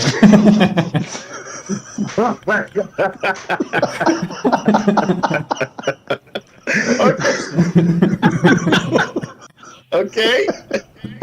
Not like The that, whole fucking though. deck is Okay. jailbait, bro. Whole fucking deck. Oh my god. It's the Oh only my one. He's goodness. like, hey, what's up, bro? Bro, what? I'm like 45. What you doing? Oh, nothing, man. What are you doing? Sitting on a tree over there looking on. Yeah. Wow. All right, so I activate. Activate. Canahawk again, right? And send the penguin. Okay.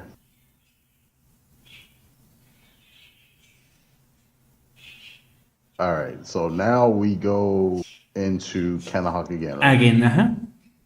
Yeah. No. I think it's better if you go into the link two. No. Link two. That's the link too, bro. Link two. This one, right? There, yeah. That's what I was picking. Yeah. That's what I picked, bro. Remember that I'm watching with the delay in the stream. Oh, it's lagging a little bit, right? Yeah. Okay. All right, so link 2. Uh-huh. All right. So activate, right? Activate, yes. Even fucking like a normal summon. Uh-huh. And then this one you can return this card. Target 2 of your banished monsters and special summon. Okay. So we're gonna banish to get a and pick the Canahawk. Canahawk. Mm-hmm. And we summon when, right? Yes. And with when Right, you are going to activate, special get Canahawk. and Oh, you penguin. Penguin, exactly. Well, it only let me get penguin for some reason. Mm-hmm. Wonder why. Each of the it's 'cause ritual you can beasts only do it can once only per- be special summoned once every turn. Uh-huh. Okay. So now with the penguin, Oh. send the lion like the last time.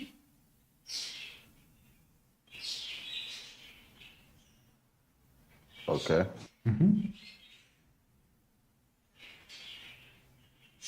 And then go into the fusion. Canahawk? Yes. Or the multi? The Canahawk. Canahawk, okay.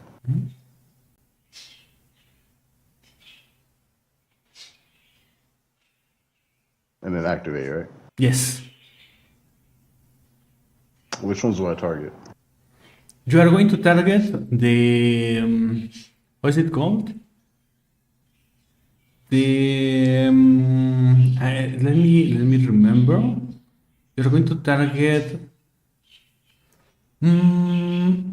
I think it's when and the penguin. All right, and then chain, right? No. Oh, I can only use that effect once, Yes. right? No. You can use it many times, but you don't need the materials. You don't have the materials right now to use the second effect. All right, what do I add? The dolphin?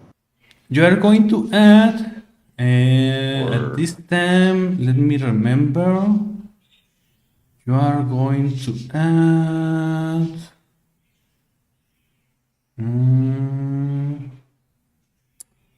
What do you add in this situation? Let me remember. I think. Do I add the trap? No, that's the last one. That's the last one that you search at the last part of the combo. I think at this time you use the search for one of the two, or the new Lara or the.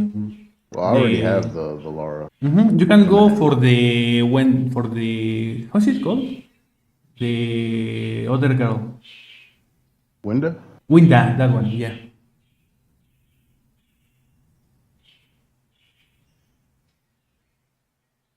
All right, so do I special Lara? Now you use the Or normal? the effect. No, No, you use the user effect effect. of Lara. Send it to the graveyard. So do I summon Winda or Tamer? Winda. And it will be better. Like usually you will normal Winda, but in this case, having Elder, you could even normal Elder to have that extra normal summon. But in the normal case, you will normal Winda in this situation. So then you can special summon the other fusion. Okay, so who do I banish? Winda? You will banish the two Laras, the new ones. Okay.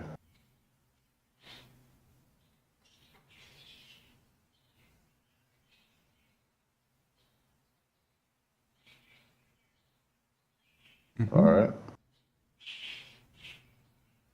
So do I make the link 4 now? Yes. Who do I use? The Kanahawk? The link 2 Winda, and the two fusions. Oh, and the two fusions. Okay. So I keep Winda on the field. Yes.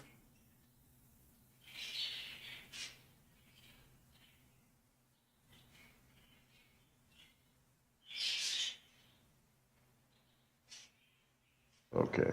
So now Use its effect to get the Kanahak back into your hand, and then normal summon it.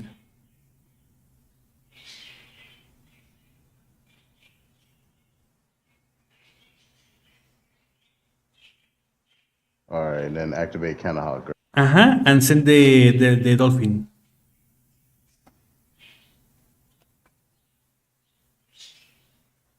Then make the Kanahawk again. The other Kanahak. No. I think it's better if you use. I already made Kanahawk, bro. Okay, no problem. All right. Use Kanahawk. both effects. Okay. Who do I target for this one? The Winda and the dolphin. Okay. And then chain. No. Let me get that back. I already chained it. Okay, no problem. Because you are going to use both of them. Okay. So it will be better to actually use the first effect for the new Lara. Yeah. To have the search. All right. So my board is Yari, Winda, and Dolphin. In this case, you will go for the exceed level 4. How is it called? The Banshee? Yeah, Infernal Flame. And search for the Nemesis. Which one? The flag? The flag, Who do I detach? Is there anybody in particular I have to detach? No. Not really. Just anyone? Yeah. All right.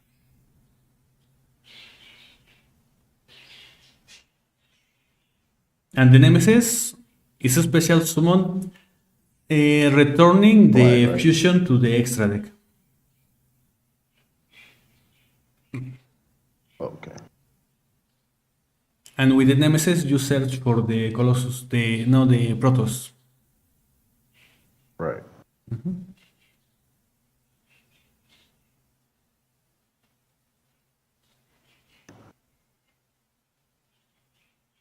Okay. So And Protoss. then I could just. What about Corridor? Because I have that in hand.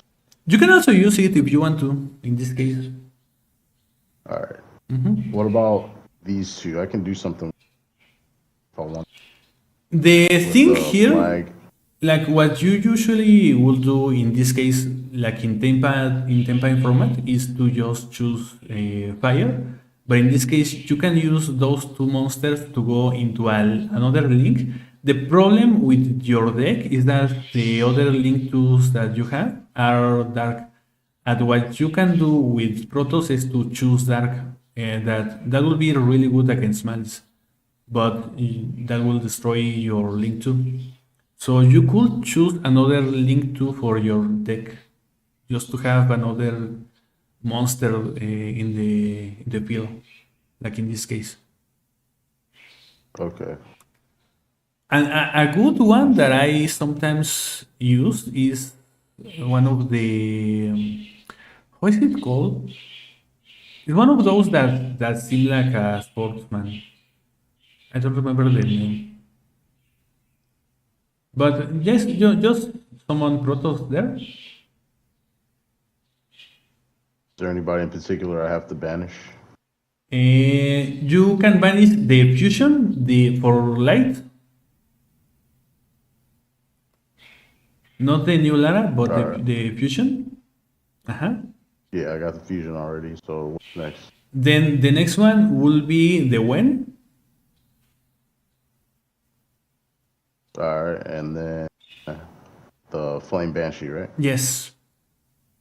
Okay.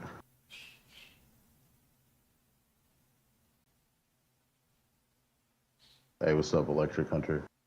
All right, if this card is banished, you can special summon this card.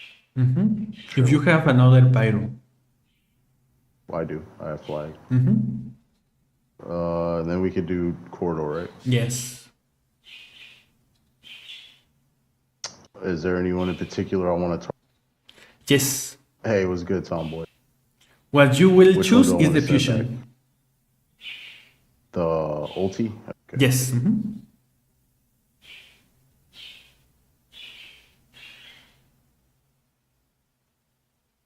So both of your fusions are in the extra deck again. Do I check? All good. Yeah, I have one banish. I forget. Mm-hmm. I actually have two. Should have put him in defense. So now you can use the Protoss. And pop the flag, right? Mm-hmm. You can even use like dark and protect your own monster. I could, yeah. I could even do wind, but it was him because like. Wind is not a very good idea. No, I know. I could. Mm-hmm. During points. Yeah, I think this is where the trap would come into. Yes. Mm-hmm. Yeah, so you could do. All right. Whatever. It's funny because we're going up against a fire deck. Well, we'll do this shit. Target one ritual beast. So it'd be targeting himself. Mm-hmm. Dude, he literally can't do anything. No. That's funny. That is funny as fuck. So at the start of your turn, what you will do is special summon the fusion using the materials from the graveyard. Playing PS5 exclusive Ghost of Tsushima on your. Alright, so who am I going to be banishing? The new Lara. Is it Lion? Oh, new Lara, okay. And the Lion? No. The new Lara and the penguin. Okay.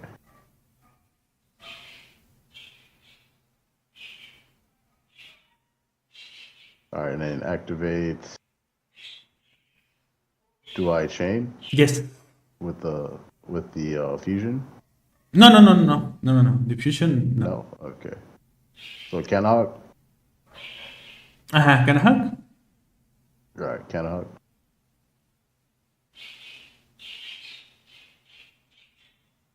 It's a good game. That's what's up, bro. I'm just learning. My friend's teaching me how to play the. Then can I hug effect? And you will choose inheritance or the trap. You can use one of the spells if you want to, or the penguin. It's all good, bro. I already banished the spell. Okay. Do I use the fusion effect?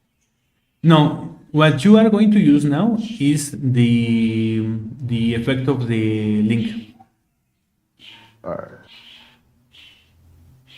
And target what, the spell? What you are going to target is one of the monsters. In this case, one of the tamers.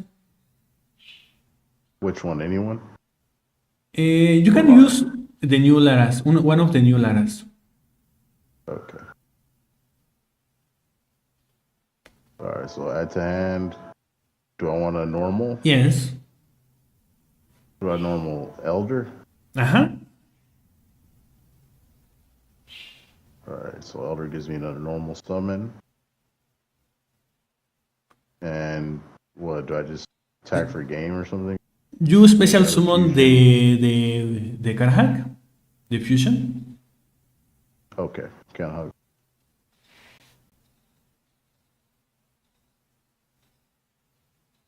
All right, and then activate, right? Activate kind of hug. Jesus, combo is fucking long shit. Who do I target? Canahawk and something else? You are going to choose two of the Karhaks. Both Canahawk. Mm-hmm. Okay. And then do I chain ulti Canahawk again? Uh-huh. And you are going to choose one of the Kanahaks. I can't. I can only choose either penguin or the tamers. No problem then. And instead, and then go for the penguin and the elder. Dude, this combo is fucking insane. It's just so much to remember. Mm-hmm. We're going to go for the Omni-Negate. So it's a trap, right? Yes, in this case, the trap. Alright. So then we go big guy, right? Then we are going to go for the Ultican hack again, the fusion. The fusion that we just used. Canahawk or the 10? No. That's going to be the last part of the combo. Okay, so Canahawk then, right? Uh-huh.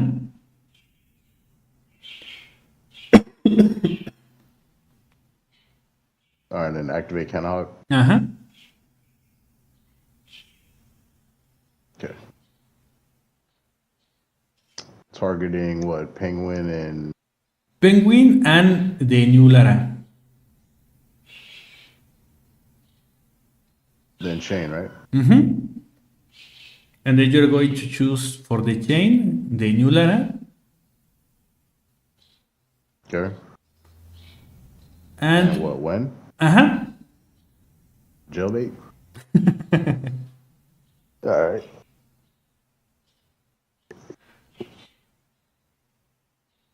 Okay.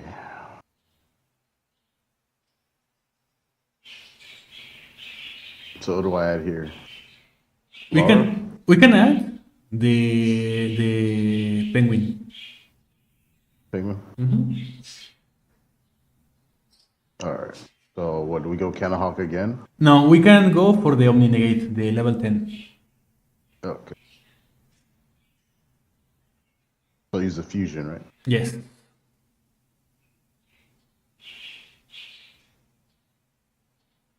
Okay.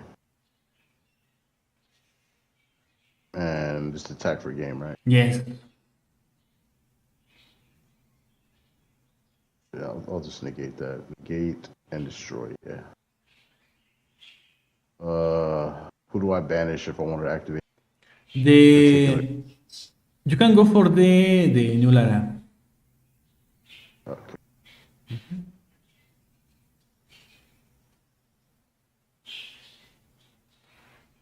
Yeah, this is definitely a combo I'm gonna have to practice a couple. This is not a combo. Oh shit, bro! He just fucking scattershot my. Yeah, I'm gonna have to negate that, bro. He's fucking trying to board wipe me, bro. They cannot do it. The new Lara gives you protection. It's all good. I already did it, but it's okay because I think this is a game anyway. Mm-hmm. Nah, we're just gonna go to battlefield. Yeah, this is definitely not a combo that's easy.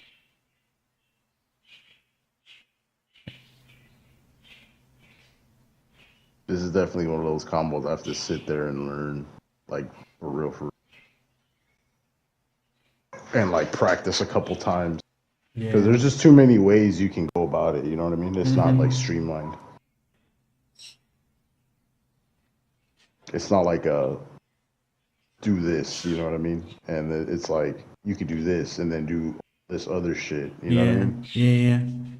And it would have been different if we will have the emergency teleport, or even if you use the elder early, like it would have been like a different board.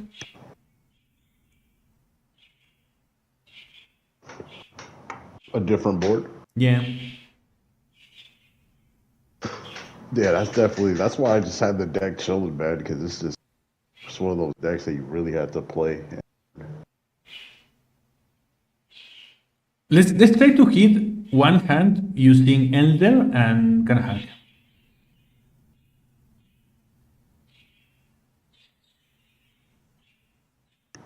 See if we draw it.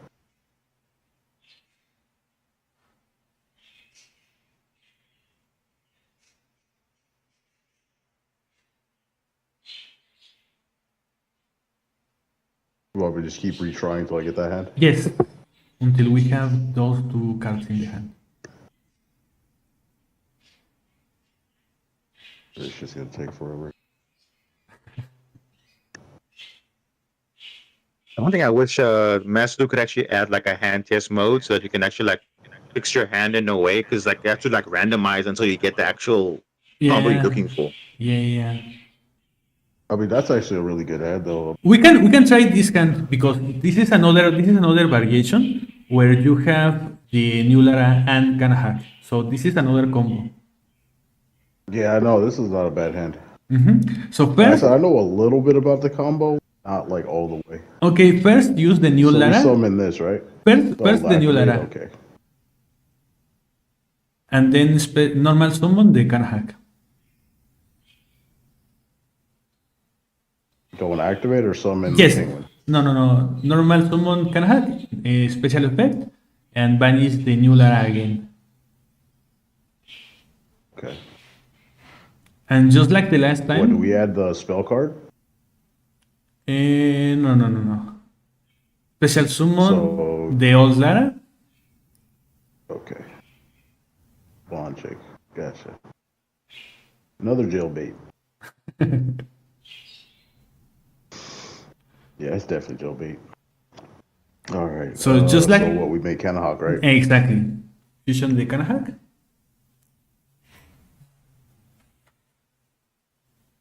All right, and then activates. And then we're gonna target old Lara and new Lara. And new Lara, exactly. And then chain. Do I want to target Canahawk and new Lara? Exactly. Canahawk and old Lara. New Lara. Which one, old or new? New. Okay. Okay, so it's not allowing me to target. Oh wait, this is second effect. I'm tripping. Okay, so.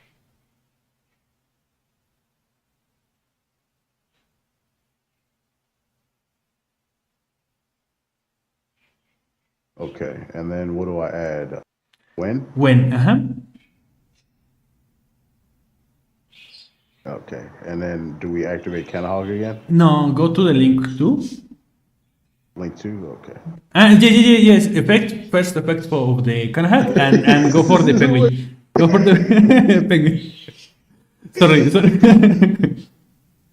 So do I banish penguin? Yes.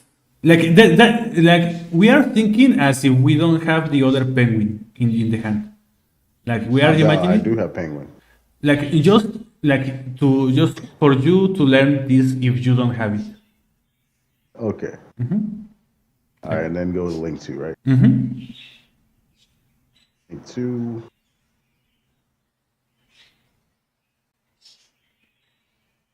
All right, then activate link. Banish one. So I banish Canahawk, right? Yes. Or Lara. All right, banish Canahawk. All right, and then normal win, right? Yeah, exactly. And activate special summon penguin, right? Exactly. Or whatever. All right, then do I activate penguin? Yes. For what? And you banish the fusion, right? Exactly. Oh no, the lion, right? Uh-huh. Lion. Okay. Then we make the Canahawk. Exactly. Yeah.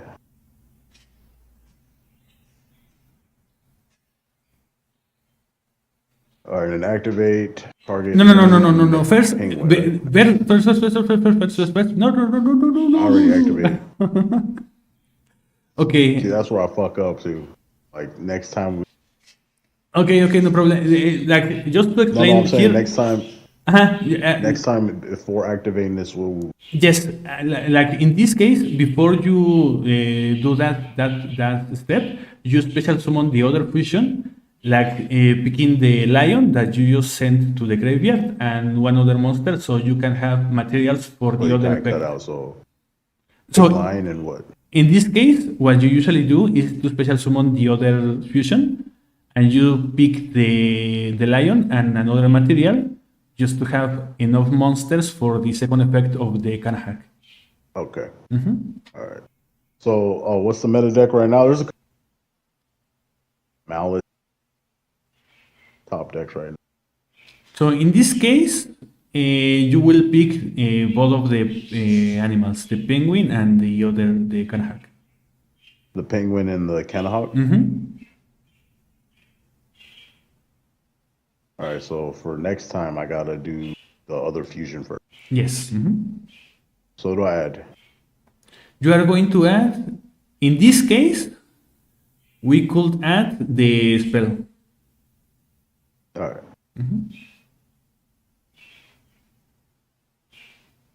Okay, do I activate the spell? Yes. And this one will allow me to add one, discard one. Don't want to do that? And not yet. What we're going to do is to special summon the other fusion in this case. Okay. What am I banishing? What we need to banish in this case is the lion. Okay, and new Lara? And no, the what will be better in this case? Yes, the old Lara. There's only two options. Old Lara? Okay.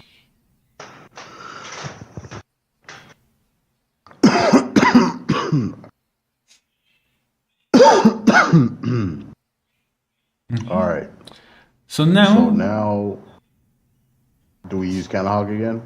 We have enough materials to go for the second effect of the Canahawk. The link 4, right?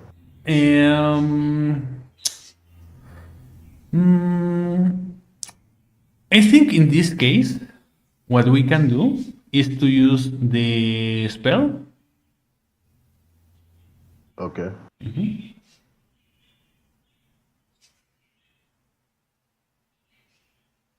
What do I want to add?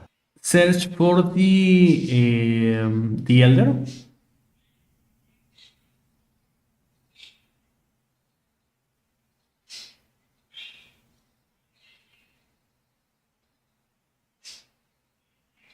All right, do I pitch Elder? And get rid of the Ash Blossom. Oh, I pitched Elder. That's why I said, do I pitch Elder? No. Yeah, so it's too late. I already pitched them. Yeah, I thought you were speaking about the first effect. In this case, like what I was going to do is to do normal Elder and then normal the penguin.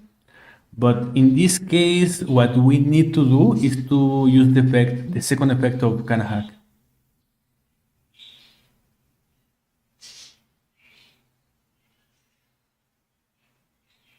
Yeah, if you're talking, bro, you cut out.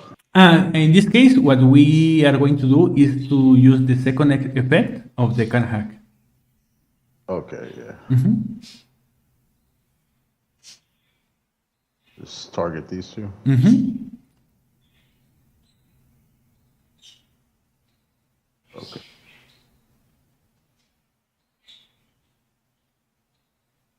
I don't need to use this, right?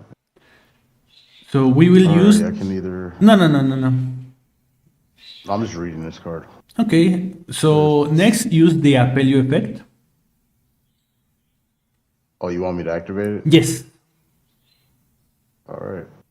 What do I banish? Lara? The old Lara. The old Lara, if it's there. No, okay, in this Old case. Lara is not in the grave. In this case, what we are going to choose is the can hack. Is what? The can hack.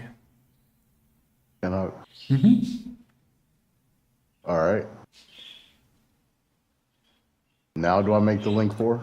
No. Now we are going to normal summon the penguin. Canahawk? No. Normal summon the penguin. Okay. Activate. We don't need to. Just go for the banshee using the penguin and the appelio. Banshee. Who's Banshee? Oh, link. I mean the exit. The exit.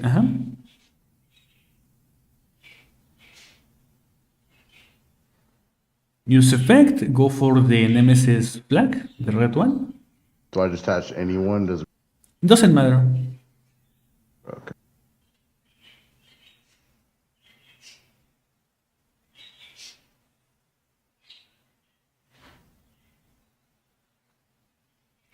Who do I put back? Lara? The fusion. Canahawk? The fusion. Okay.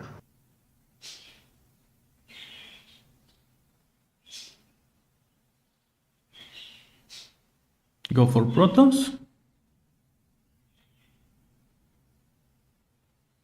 So we special.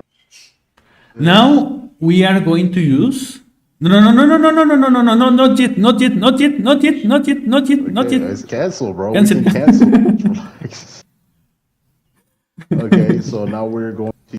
For the link 4. Okay, so who are we using? The Xyz? The Banshee, the link 2, and the last one is going to be the fusion. The fusion? Yes. Or when? No, the fusion. The fusion. Mm-hmm. Okay.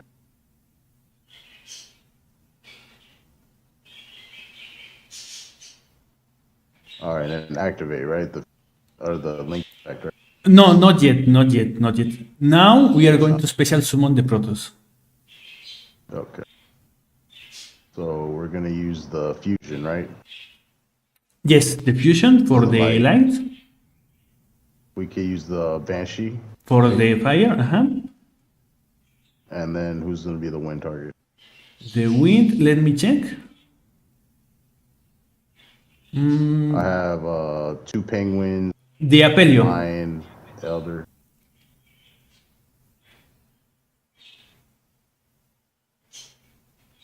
All right, then I can special summon Banshee. Banshee. All right. Now do I use the link effect?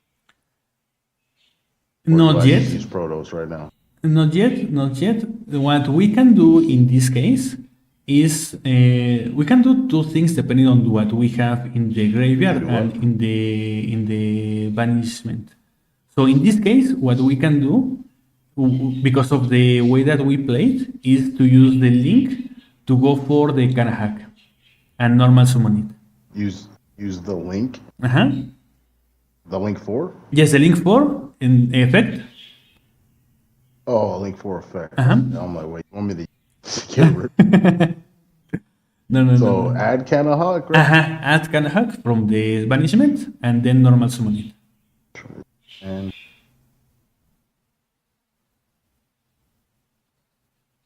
all right, and then after that, what?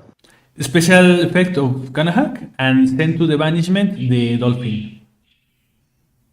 The dolphin? The dolphin or the Winda. I think Winda will be better in this case. I already did dolphin. Okay, no problem. So depending on So how make Canahawk. yes, depending on how we play, we could choose either of those two. All right, so I'm making Canahawk, Mm-hmm. then Canahawk effect, right? Okay. Who do I target? Laura or when? We're going to choose the fusion and Okay. the dolphin.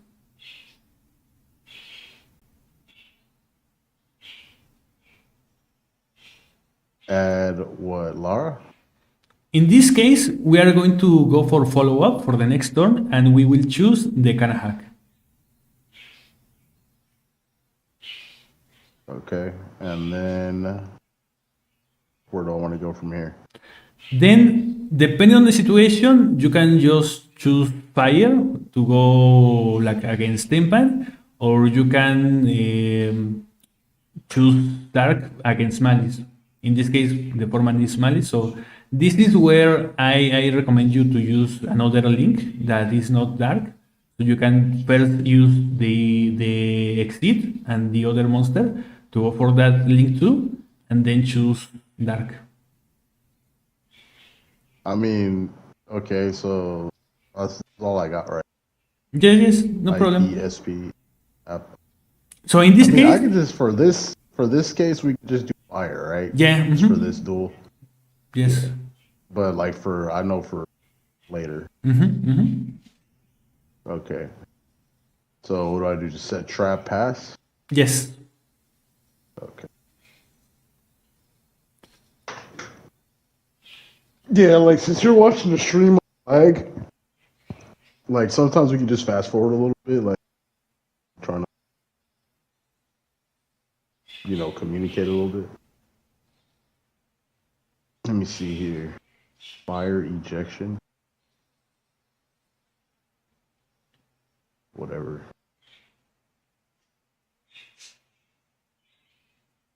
Yeah, I think I'm an Ash.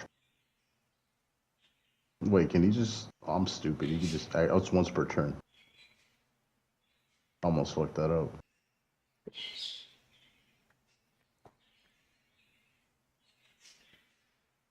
One volcanic card. So for example, what I do is I always go for Protoss, but an alternative is that in the part that we use the Banshee for flag and then for Protoss, instead of searching for Protoss, you can search for the other Nemesis and then go for the Colossus. You search for what? You can go for the Nemesis flag and then with that search for the other Nemesis, and with that we go for the Colossus. And when would I do that? Just depending on the match? Depending on the match, for example, when you go against Diamond, because he doesn't use any dark or fire monsters, what you could do is go, instead of the Protoss, search for the Colossus. Go into the Colossus, right? Yeah. Search. Yeah, because I know he uses a water deck. But it depends. What if he doesn't use his water? You know what I mean?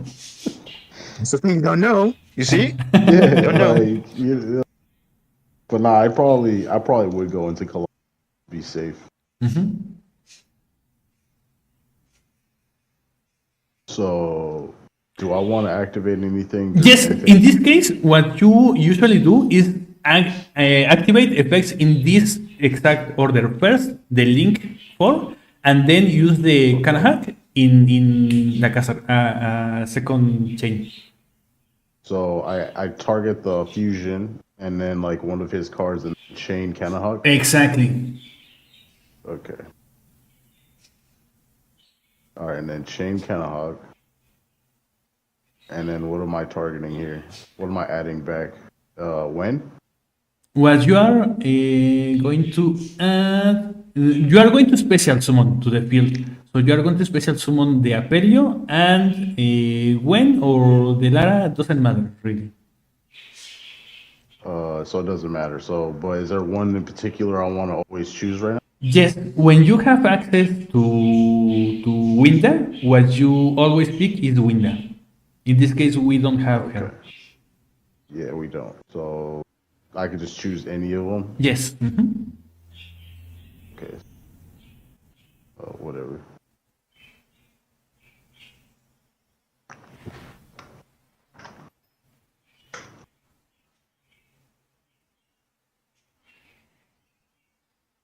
Oh, that's fucked up. You don't even have to have them on the field. Kind of. It doesn't really matter about this card. No. Okay. Now, do I want to activate anything here? Not really in this Do I want to case. use Apelio? You can use Apelio if you want to, depending on the situation, you can use it for follow-up at the end of the turn to banish, For the boost, right? to banish the new Lara, and that special summons one of your monsters from the... Do I want to do it right now? No, at the end of the turn. Well, it's still end phase right now. Okay, then you can use it, yeah. Do it? Okay.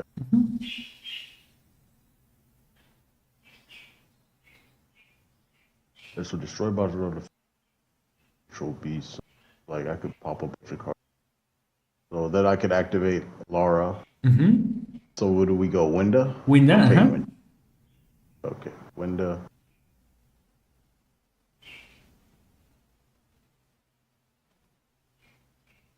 All right, so for this turn, we're going to be setting up the Omni Negate, right? Yeah.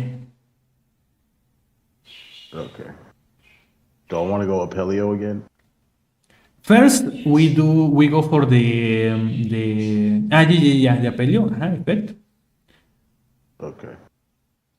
So are we banishing Lara again? Let me check what monsters do you have. I have two penguins, Elder, the Link, the Dolphin, the Fusion, and and then the Canahawk and E-Telly in my hand. Let's choose one of the penguins.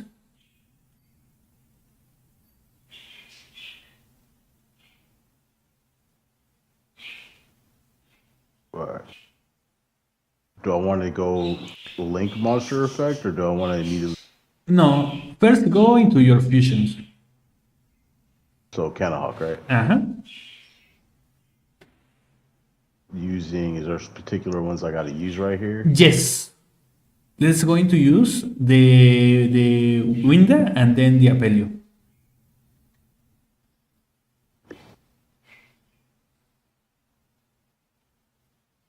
All right. So do I want to use Canahawk immediately? Yes.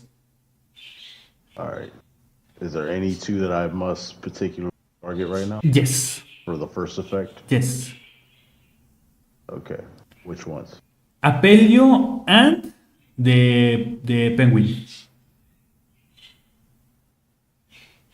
All right, and then do I chain, right? I chain, and for the chain too, use Apelio and the new Lara, Okay.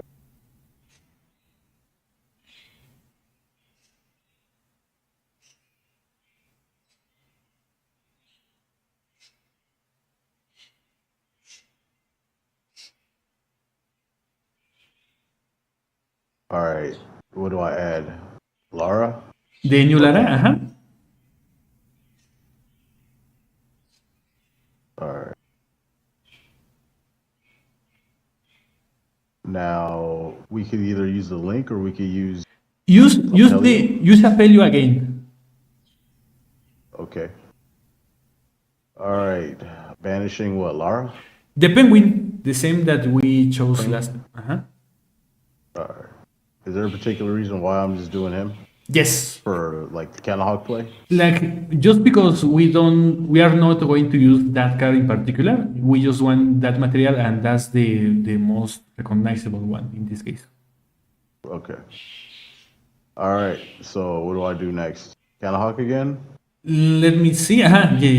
Diffusion. All right. So we use Apelio and for this one, we will use Apelio and the when. Okay.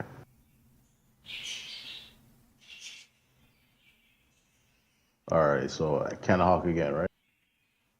Kanahawk effect, All right.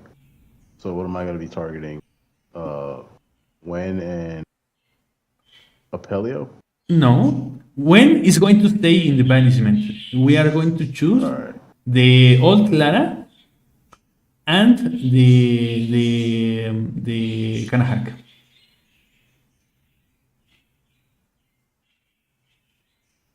And then chain, right? Yes. All right, so do I choose Penguin? Or do I choose... We are going to choose the Kanahawk and the Winda. Okay.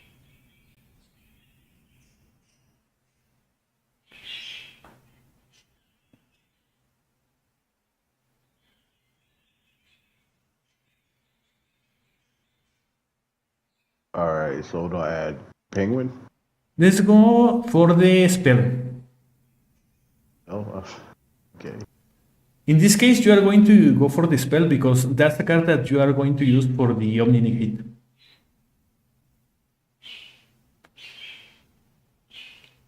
In this case, let's go for the other. Don't use the effect of Kanahawk. You don't need it anymore. Go for the other fusion. For the 2? The light one. Okay. Who do I use? Let's go into banish the old Clara.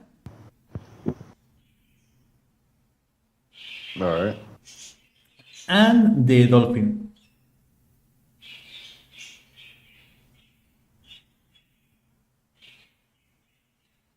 Okay. And so then now do we make the link 4? Or I mean the other few? the Omni Negate. Okay. So what, I just use the fusion and... The fusion, the new Lara, and the Winda. And the fusion, right? Yes.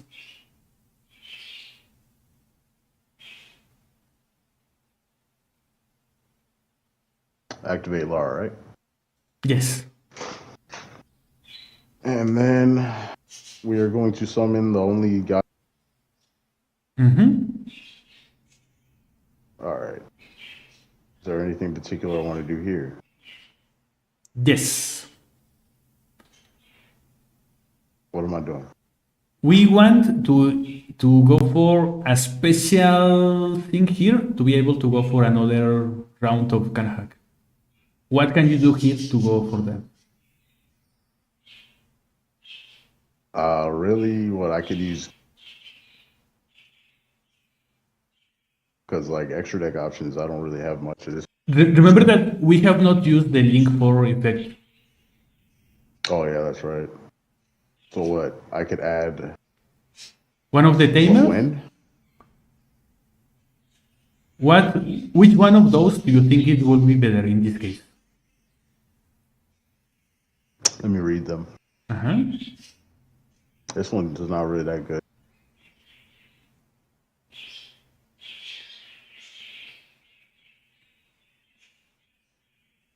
Like, I don't have enough zones. The old Lara probably would. The best option would be the new Lara, because you want it in the graveyard to use the protection. Right. Well, I have one in hand. Yes, but you need it in the graveyard for the protection. Okay. So what, do I just pitch Lara? Yes. Or normal? Mm-hmm. Do I normal summon her? Or do Yes. I normal Yes. I'll just Lara, right? Yes. Okay. So this next one, what do I do? Just like make a fusion or something? Make the ulti Kanahawk again. Yeah. What do I use? Kanahawk and Lara? Lara,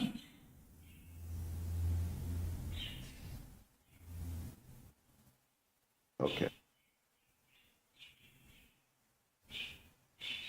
Or an activate effect, right? Yes. No. Bueno, you can use it if you want to, but it's not necessary. Like you can just go for game here. Okay, let's go for game right.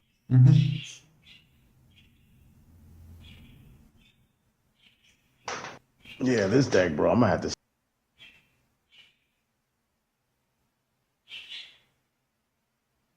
This deck has way too many combos.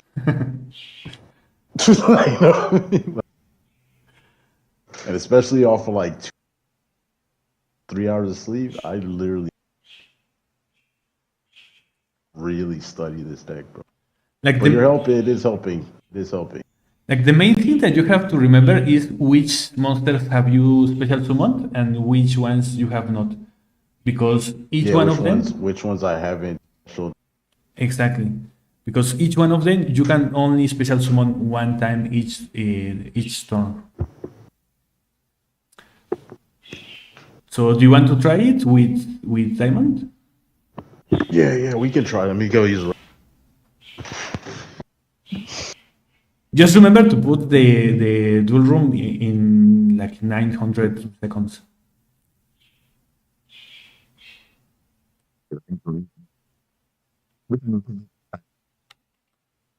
Hello? Let me see. Should I? Okay, I've created the room. 900 seconds, right? Let's see.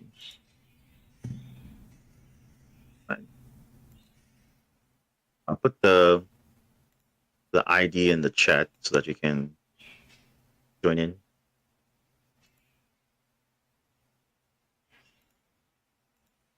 I think maybe for Crow, I think you want the spectating one, or is that fine? I cannot use Master Duel while I'm like having this much things. Oh right, okay. Yeah. Okay. So you can only see from. Okay, it makes sense. Okay, then you'll just look from Zero's stream. That's fine. Yeah. Okay. You just join in when he's ready. Let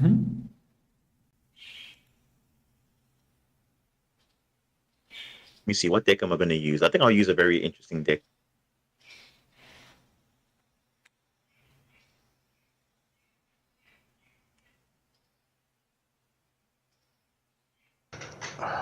All right, I'm back. I'm just trying the dual room. I just put the ID in the chat so you can join in. Yeah, just know I'm gonna be fucking up, so this is not gonna be that. I don't see the ID. No, it's in the Discord chat. Discord. Oh, Discord. Oh, I thought you put it in. Yeah, none of my viewers. I see. Okay. Dual room.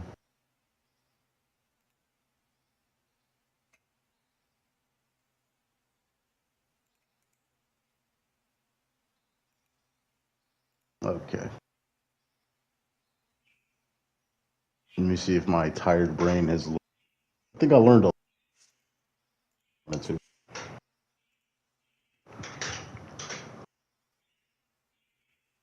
Because like one thing that's confusing for me, with the deck is which ones to pick with Kanahawk when I'm like. Which ones to summon from Kanahawk also?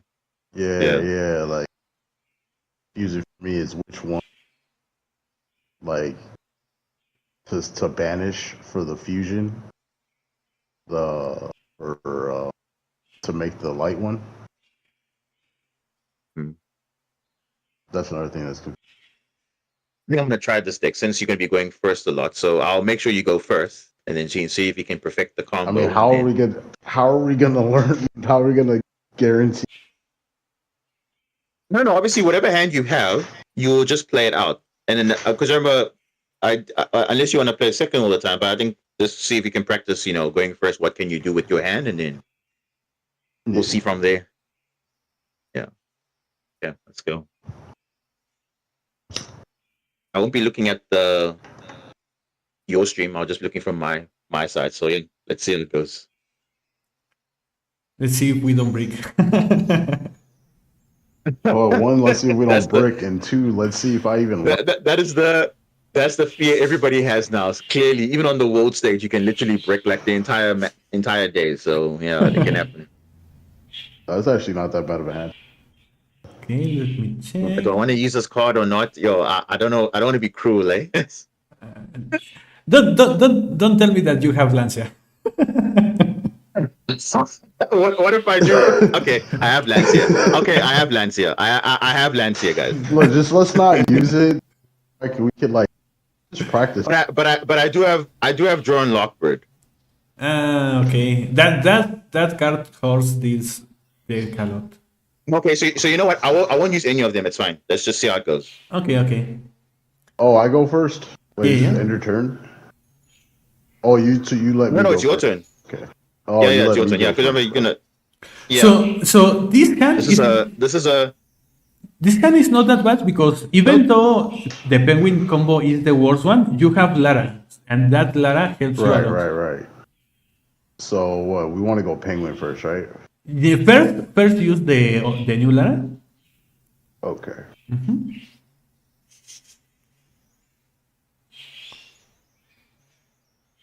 Then normal summon the penguin. Yeah. Effect.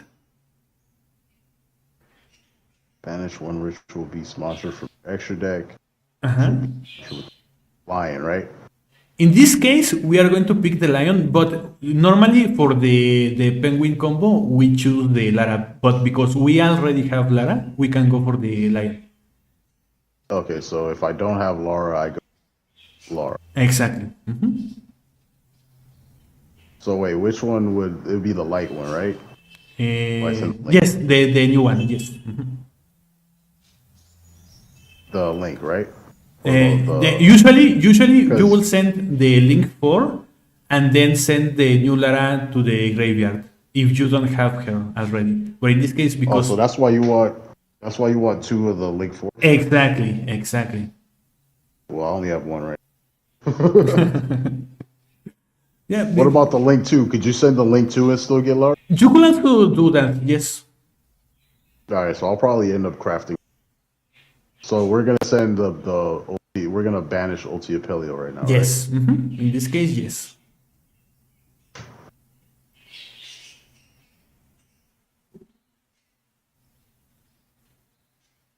And then send him. And then what we got? Are we Italy? We're going to no. We are going to wait for the Italy. We are going to use the fusion, the light fusion. Okay.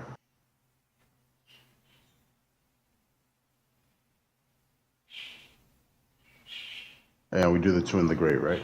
Yes.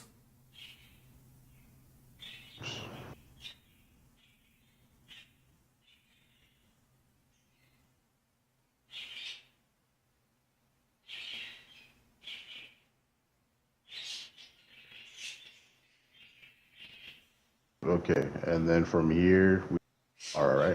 And we special summon Canahawk. Exactly.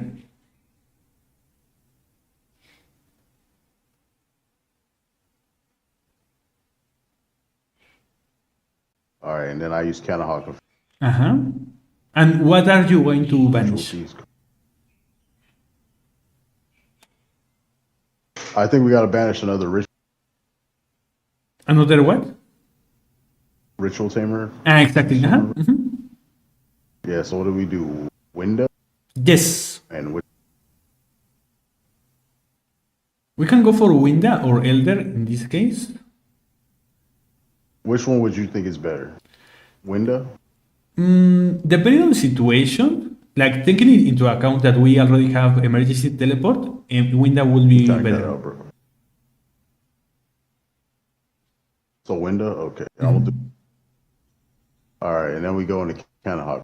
Yes, we will use the effect of the light monster, the summon, the fusion. Sorry, to go into the one of the tamers from the management. Like that's what we bring could back. do usually. But if you want to, like taking into account that we already have the teleport, we can use the teleport instead. Do here we window? Teleport, emergency teleport. Oh, okay. So Mercy teleport into Lara? Uh-huh. The old one? The old Lara, okay. Mm-hmm.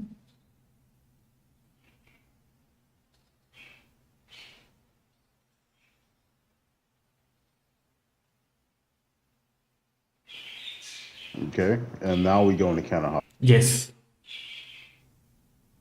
Yeah, because Kanahawk, okay, so that's the Kanahawk it needs a ritual beast tamer. Mm-hmm.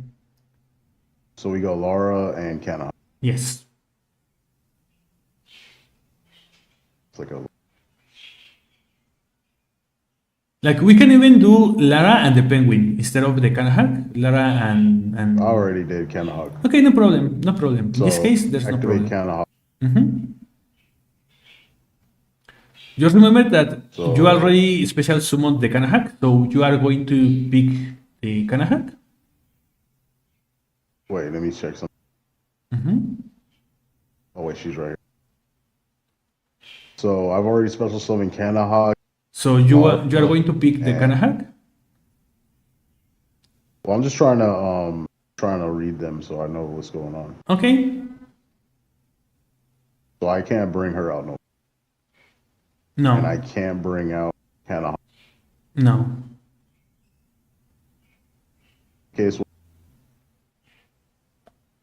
target 2 banished ritual beasts return. Dead.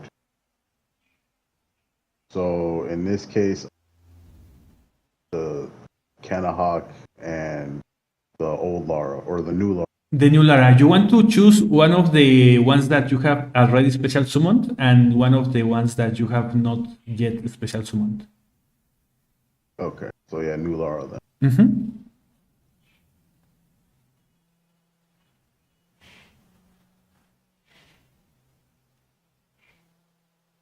Oh, I forgot the chain. Oh. Yeah, I pressed circle. So what am I gonna add right now? In this case, let's go for the elder. Let's go for the elder.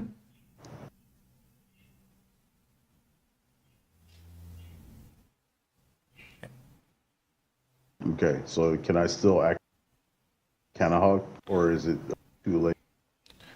No, remember that we used the new Lara first, so we can normal summon here. But yes, we can also use the second effect for the Kanahawk. Use the what? All right, so what did you do? Did you go? What I will do is, in this case, first normal summon Elder and then go for the Dolphin. Okay, so normal summon Elder.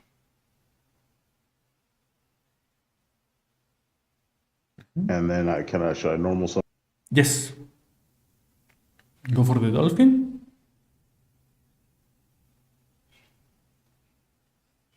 And then we're gonna make Kanahawk again, right? The Link 2, no, the Link 2. Link 2, okay. What am I? Penguin and Kanahawk.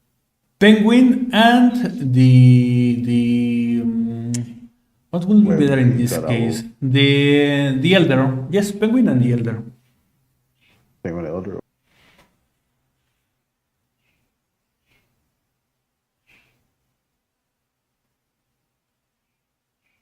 Okay. So after that, we can use the second effect of the Kanahawk, the ulti Kanahawk. All right.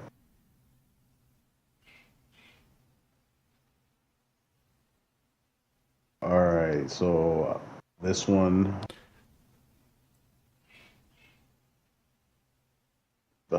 I could just the two ones that they show you. Right. Yeah, because I haven't.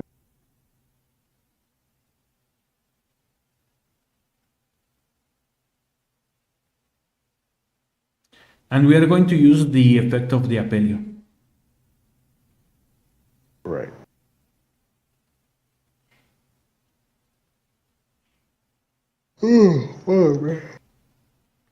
What do you think will be nice to banish in this case?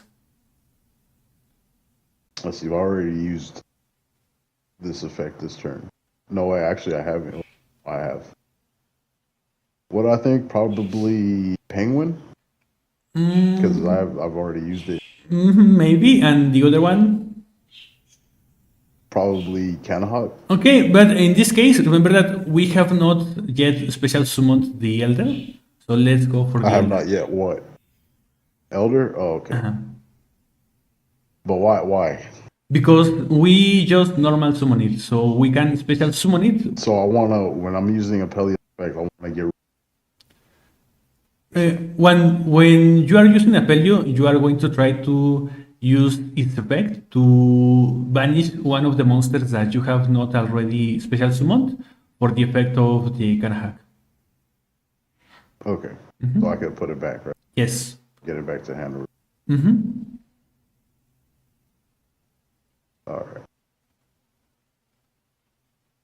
All right. So do I want to go Kanahawk? Or do we want to make the link 4? First, let's go for the link 4. Oh, no. Let's go. Or do we want to go Banshee? Exactly. First, let's go for the Banshee. Using the Dolphin and the Wind, specifically those two. Okay.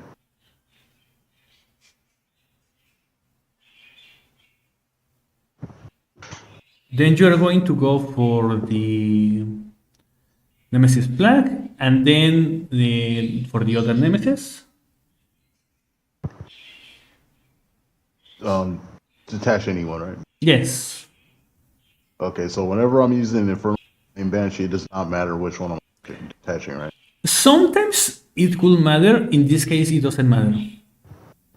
When will it matter? That's a good question. It does matter when you are like very short in materials for your special summons. So in that case, what you usually want to detach is the monster that you are going to banish with the effect of Protoss, for example. To then add that monster with the link 4.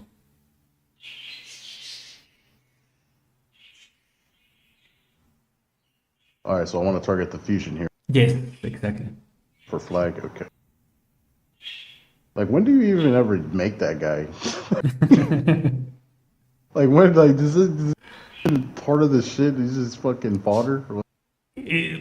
Honestly, it's just a step for all your combos. Okay.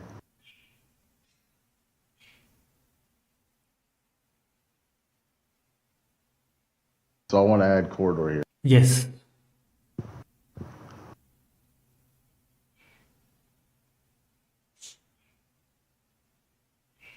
Yeah, this deck is really fucking combo. Too many, like, it's not even combos, it's just too much interest. In this case, let's choose the Elder.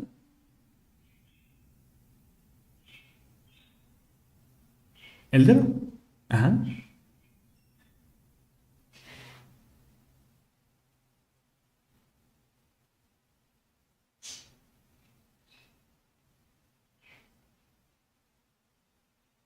And let's go for the link 4 using the link 2. I already went Thunder Dragon. Okay, no problem. Like next step is the link 4 using the link 2 and the 2 fire monsters.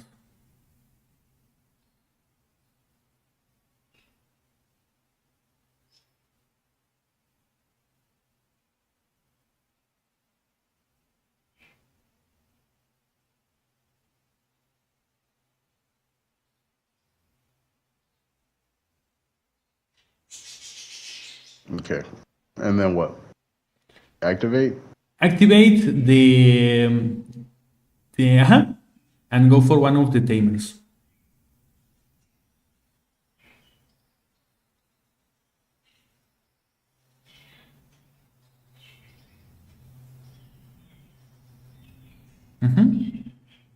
Normal summon it.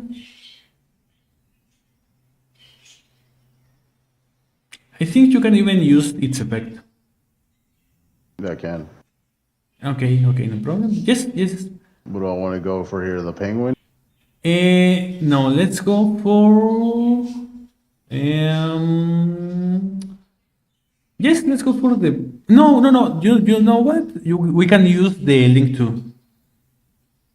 Link to? Why? Because that's another defense for the opponent's turn. Because you can also detach it for two other bodies on the field. Now let's go for the I don't have Konoha. any banished ones. Oh, I will have some banished ones. What are we using? Lara and Apelio? No. Or Lara? Let's go for the Kanahak. Yeah, that's what I'm saying. Are we going to be using Lara? Yeah. Yes. But can you search now that you have the Colossus in the field? I can't search. That's the problem here. That's why I was waiting for the Colossus. Okay. So first, I'm still learning, bro. No problem. So you all the other stuff. Besides, I'm gonna scoop this once we end our turn. I'm saying a real. I didn't hear that.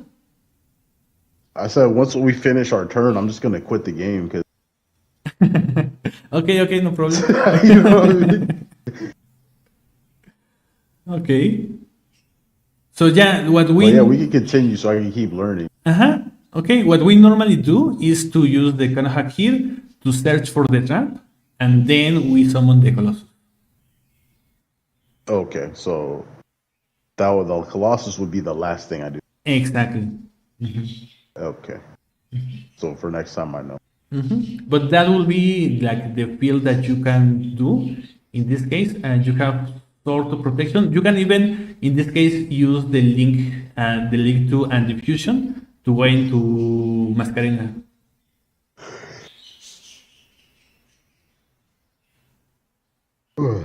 So would this be the end of our turn right here? Let's go for Mascarena. With what, using the link or using the Canahawk and the other fusion? Yes, we can do that. Yeah.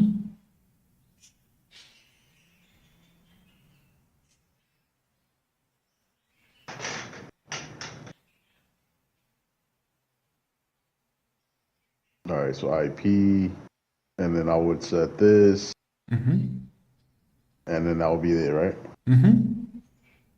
All right. Boom. GG, bro. What? Are you serious? Are you serious, though? Yeah, because, bro, you're like, that's not a real. It's not I'm just trying to. Come on, guys. I built it. I mean, it was But to be fair, though, I had Lancia and Draw a long time, so I think the turn would have that's ended what I'm anyway, saying. like at some point. I would So have in a real setting, ended my turn. Yeah, if like at a certain point, I'm like, that's it. Okay, but I thought the I board mean, was you gonna could be have crazy. just dropped but- Lancia like off, and then I'm just like, you know, we like there was a point where I told like Zero like go for this, but he already have clicked something, and then he special summoned the Colossus before we search for the trap. So it was not the best that the hand could do. But No, because the thing is, I wasn't listening to you guys when you were dueling because I obviously want to make sure that's obviously fair. Yeah. But I mean, yeah, I was letting you guys do your thing. I'm like, okay, I'm seeing your combos are doing it like this, like that. I'm wondering what's in your head. Like, oh, okay. But okay. my head, bro. Like I'm just confusion. That's what's in my head, bro. Confusion, uncertainty. Yeah, a lot is going on, eh? A lot. It's just like this is not a streamlined like combo. Like there's a lot of little intricate Okay, shit. this. Okay, so I have another decent hand trap again. I don't know if I should drop it or not. Hey, just use it if you want, bro. we have a This really time bad hand. Yeah, this is not a good hand. Like Not a trash, good hand. bro. Okay, just let's see, because I mean it's also not ideal, but yeah, let's see how it goes. Let's see how the duel goes. So the penguin combo just gives you like one piece of interruption. One like, guy, huh? Yeah. Yeah. Like, yeah, I this don't is. know. Maybe I should just pass here. Yeah, if you want to, like, you have the fueros, or you could try to go for the protos if you want It's to. it's a Perelia. Nothing Yeah. exciting. I don't know, man. So it's up to you if you want to continue I or mean, if he's I don't know, using his but water deck, bro, he'll probably just rip my fucking hand. Like, I'd have to just like hope to like draw something.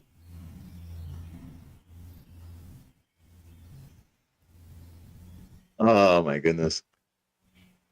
So, what do you say, Zero? Like, do you want to play this or next game? Yeah, I'll play it, man, because I might as well. Okay. So, So I go with do you this want first, to right? do you want to pass, or do you want to try the Rampengu quote unquote combo? That is not really that good. This is a really bad hand, though. Yeah. Yeah, I think I just did it. Okay. The main I phase, can okay. learn. Bro.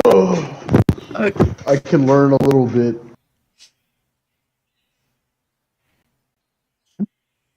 Dude, because this was fucked up, dude. I've done all. Oh, seriously? That's not The same good. card again? It's not good that I kind of have a combo.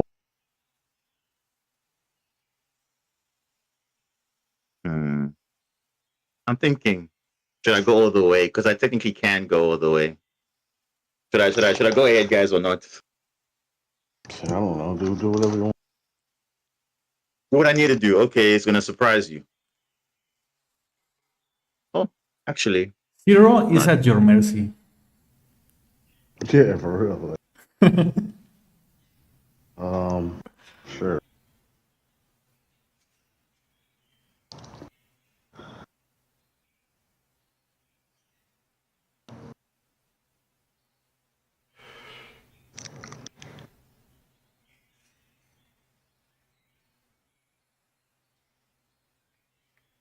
You should use the Pugaros now, because if you wait for the unicorn, that's going to rip one of your extra cards. I mean, bro, I'm about to die anyway. He's about to just OTK the shit out of me. I mean, if you want to do at least something, I don't know.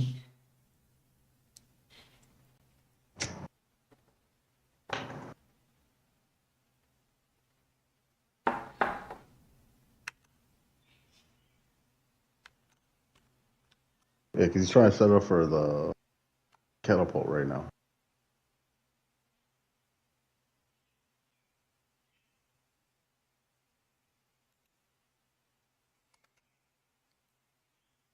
Oh yeah, I forgot I can't activate because of the pictures. Oops.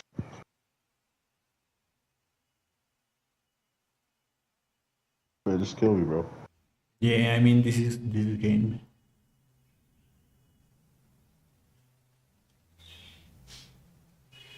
This is the problem with Ritual Beast. You cannot use that many hand traps because you tend to break if you do.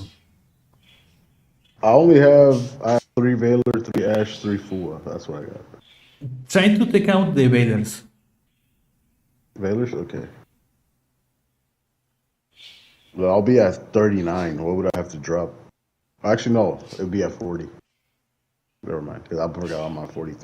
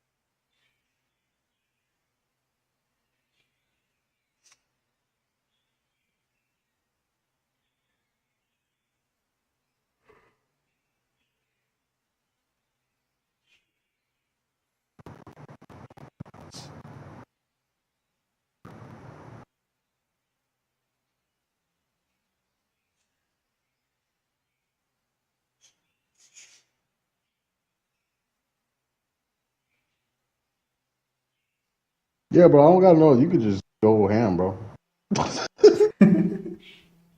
I'm not even gonna drop this. Just kill me. Yeah.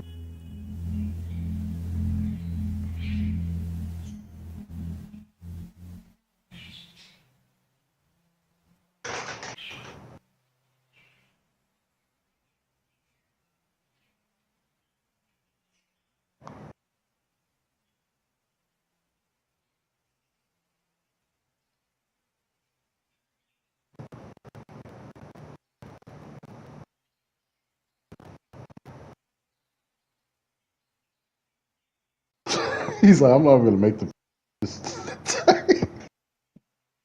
I mean, hey, you could have.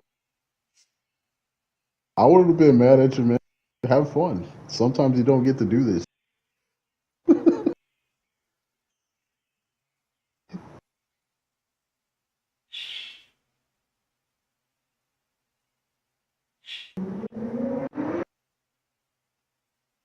We could try like dropping maybe one or two of the Molcharmis and then one of and or two of the Bailers.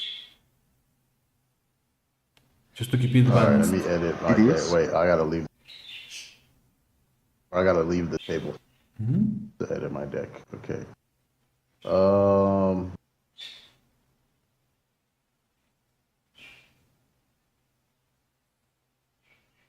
Do I want this deck at 40 or is like 40 You know what? Okay. You know what?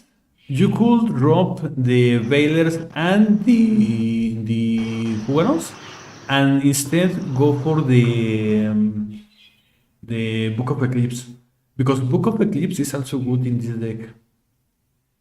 In this deck? Why do you think it's good in this deck? Because I got a lot of link.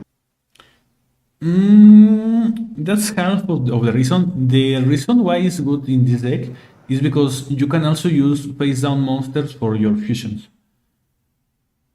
So if your opponent uses, like, for example, like an impermanence on one of your monsters, and you have Book of Eclipse, you can book your monsters, put your monsters face down, and then go for the Conhawk. Oh, I got 3. Okay.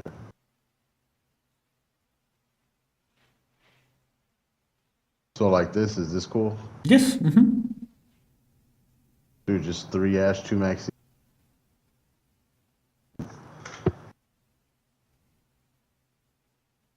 So wait, you had cut out when you were explaining why Book of Eclipse is good. I was saying because we have a lot of link mon. Okay.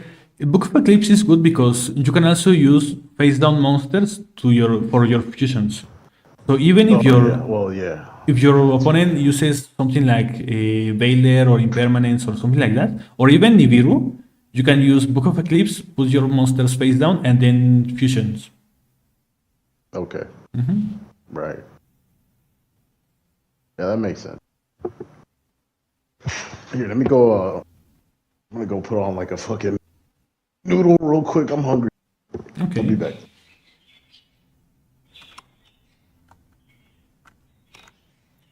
But yeah, let's do. Here's the deck list. I changed the deck list again, so it's not the same one that you saw now. Okay. So, for example, in that duel, like the field that we had, for example, we could not extend our plays because we didn't choose the right monsters. Like Zero clicked the wrong button, and then we could not choose to search the trap because we already had the Colossus on the field. So that's another like, little mistake. So like I told Zero, that's the last part of the combo that you want to do. Like first do all your ritual beast stuff, and then at the end go for the Colossus. Oh, because I thought that board was actually quite good. I mean, considering even if you messed up, I mean it's decent interruptions. I mean, you had Colossus, which shut down my entire deck, pretty much. All and right, then, yeah, but okay. Let's see how it goes this time. Just talking about what I can do.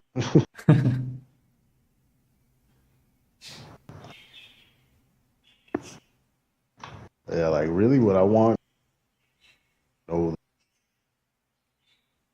Just tell me what you want, what you really want. I'm still having trouble. I'll go first. Whatever.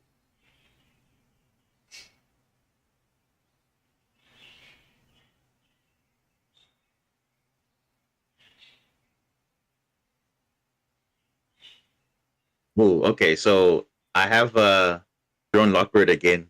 No.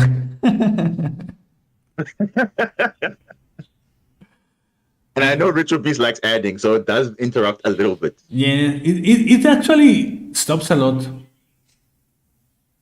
It actually messes a lot with the deck. But it's fine. I won't activate. Just do your combo. So nah, you drop it, bro.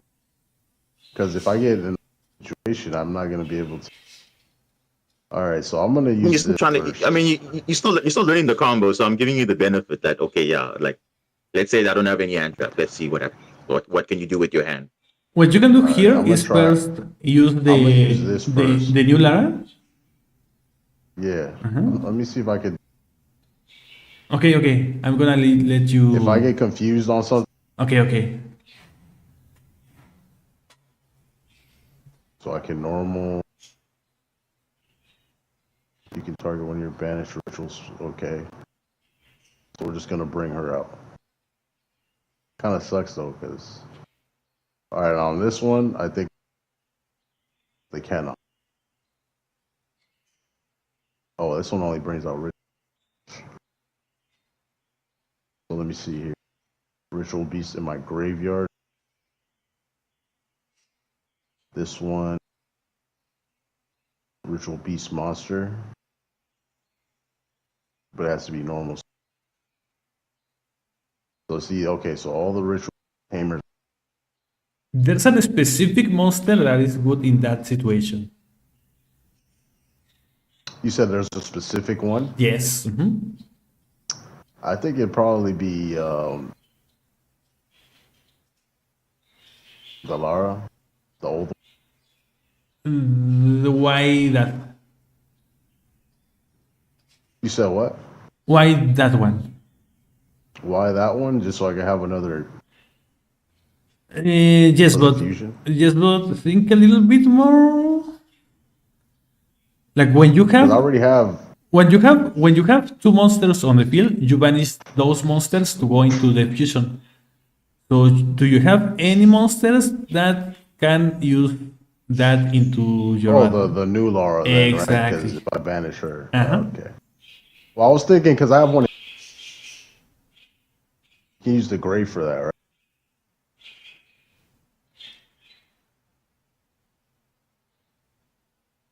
Let me see. Can you use either or? Do you have to?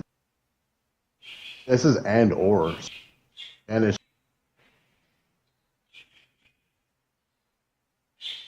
to make the fusion. Like your sound is cutting out a little bit, so sometimes I don't hear what you say. Oh, sorry, but I was saying that I could use Lara. I could use Lara and Gray for. So I was like, I could do. Yes, you can do that, but we want to wait for later for the Nuchi Dragon. Okay. No. Let's go. No. The link or the view? The Kanahak. Okay. Wait a minute. Let me see this shit. Because that's confusing too. Spiritual beast monster. Cause. Oh, so that's why you. This one. Because she's a spiritual beast. And the new Lara. And that's confusing too. The new Lara counts as a ritual beast and a ritual tamer. And spiritual, right? Mm-hmm. Yeah, like she's both. Mm-hmm. See, that's another thing that's confusing. but it's in the name. Yes. All right, and then we special summon Kanahawk, right? Exactly. Yeah. Now on this part, do I want to go Kanahawk effect or Kanahawk? Effect. Of Kanahawk or ulti Kanahawk? The normal one. Okay, yeah, to banish another one. Exactly, to have another body. So I think here we probably want lion, right? No, wait, no, we don't want to go.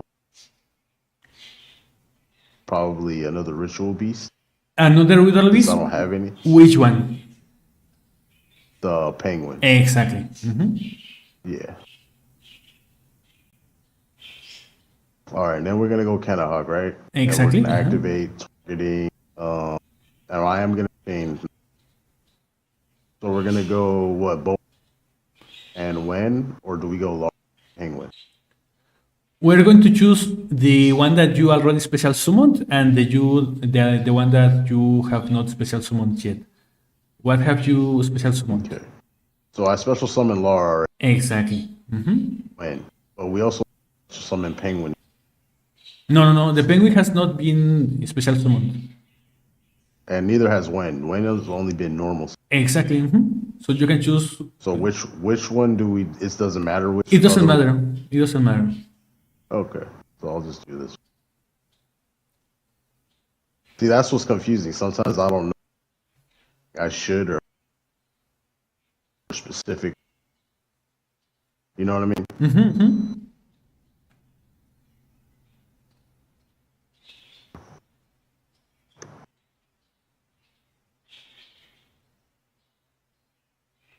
All right, so these two have been special summoned this turn. Okay, so this time we're going to add. Do we add the spell here, or do we add? The spell is only useful if you have another ritual beast on hand. You have not, so it's not really that useful now. So then we probably dolphin. You have already normal summoned one time, but you have another time thanks to the new Lara. So you could even take the Kanahak and normal summon that to banish another monster. Another one? Yes. Okay.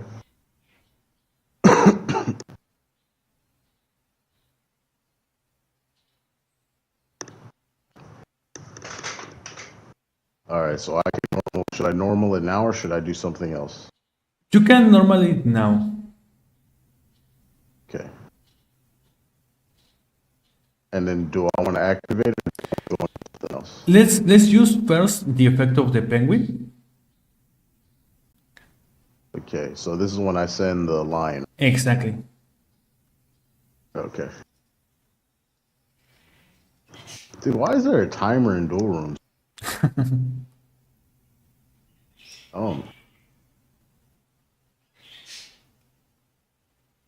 Okay, and then do I want to go Kanahawk here? First, use the effect of the normal Kanahawk. Yeah, that's what I mean. Like, do I want to go Kanahawk here? Yeah. And then after, I'll go into ulti Kanahawk, right? Exactly. So I want to banish. What do I want to banish here? Do I want to banish another beast tamer? You want to banish a monster that you have not banished yet, and remember that you have already the lion on the graveyard, so it will be better to have. I haven't banished Lara or Tamer or the penguin. Penguin. We're going to use the lion on the graveyard as a beast, and then we need a tamer. So let's go for the window. Window? This is just. I don't know which to do, which to not. It is a hard ass deck. That's true. Yeah, it really is. So Bro. in this case.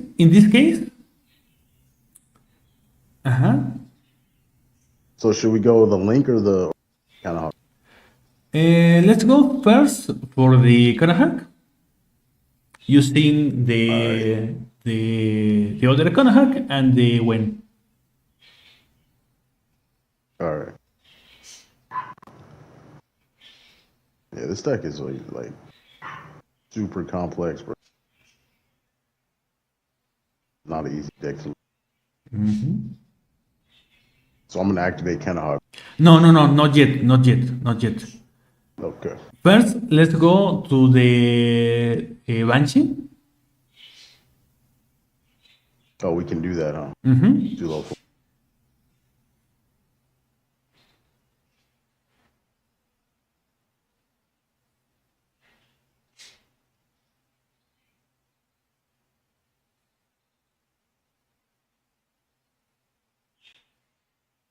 And go for the Nemesis route, the Colossus route, but don't special summon the Nemesis, the Colossus yet. Yeah.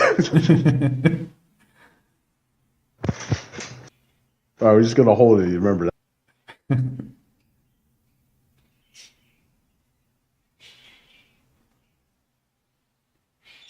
We're going to target the lion, right? Exactly. So we always target lion with flag. Exactly.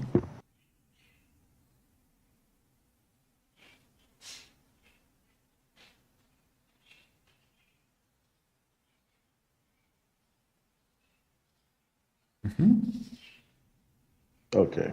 So from here we can. So now let's special summon the fusion, banishing the lion in the graveyard, the Apelio, And Lara. and yes. I can only do Lara anyway. Okay. Now do I want a Kenahawk? Yes, now we can use the Kanahak. Okay. Where do we go? In and window? Let's go for the Apelio and lion. And the new Lara. The new Lara? Okay. And then chain, right? Yes. And we're going to be targeting the same two. And Winda. Winda and Apelio. Have a special summon. So with Kenahawk, always target one you haven't brought out and one you did. Exactly. Okay.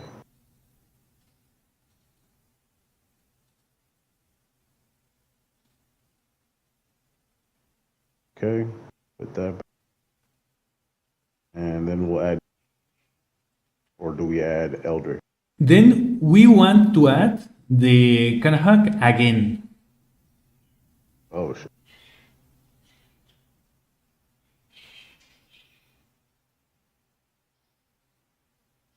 All right, do I go for the link 2 now? Exactly. Link 2. So first use the Apelio effect. Yeah, that's what I'm saying. Are we going to banish with Apelio? Yes. All right, so what am I going to banish? Lara or Penguin? The Penguin. Penguin's up out of here. And then we'll go into the link 2, using the two Apelio and Lara. No, the Apelio, I think it's better to keep in the hand, in the field. So we are going to use the fusion and the window. The window? Okay.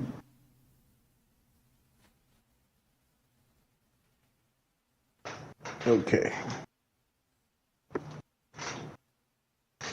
So next here we can banish. Let's banish the window to normal summon the Kanahak.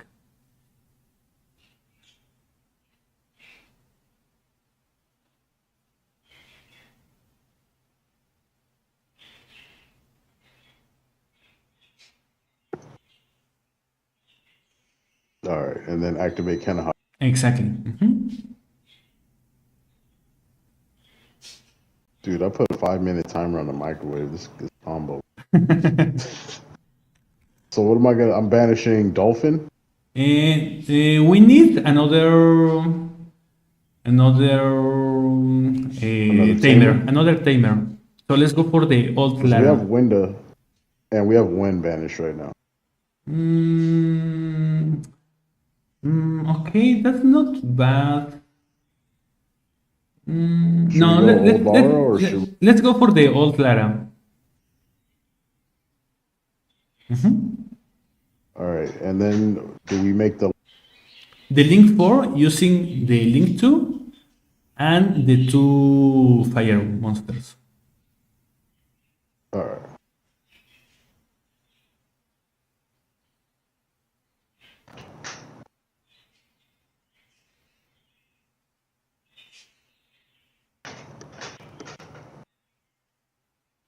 I just using this deck. I just feel dumb, bro.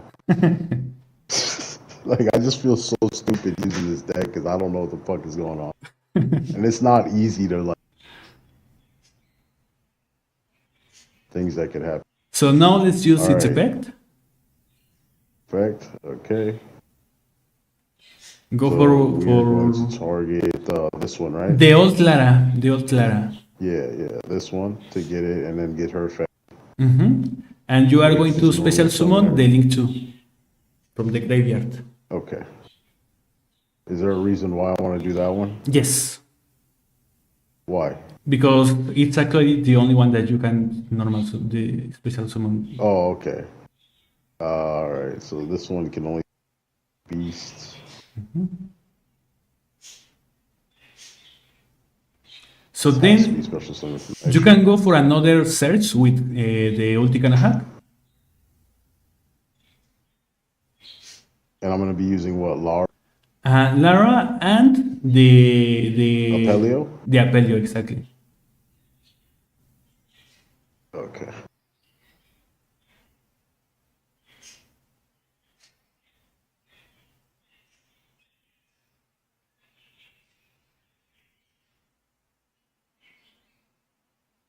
And you're going to search for the trap. All right. So is there anyone's? Let's send the penguin and you can choose the old Lara or when to send to the graveyard. Which one would be the best choice? It doesn't really matter. I think it will be better to choose the old Lara. But like in reality, You want to leave banished, the one that you think it will be better as a follow-up next turn. okay. So The trap. is this it? We are almost there. Like, do we make something else? Make like apple or something? If you want to, we could do that, but We can make apple, or we could go IP and still make apple after, like on.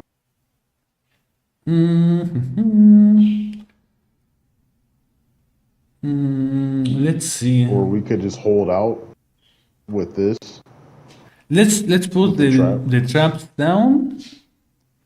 So those are 1, 2, 3, 4. And I'm still before I end my turn. So there's no more searches here. You can go for the Colossus now. Okay.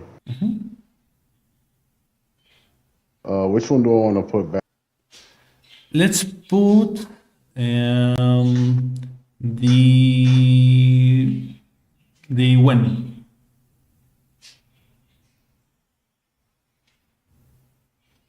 But why? Like, is this because? Because Or is there a reason? Because the Apelio and the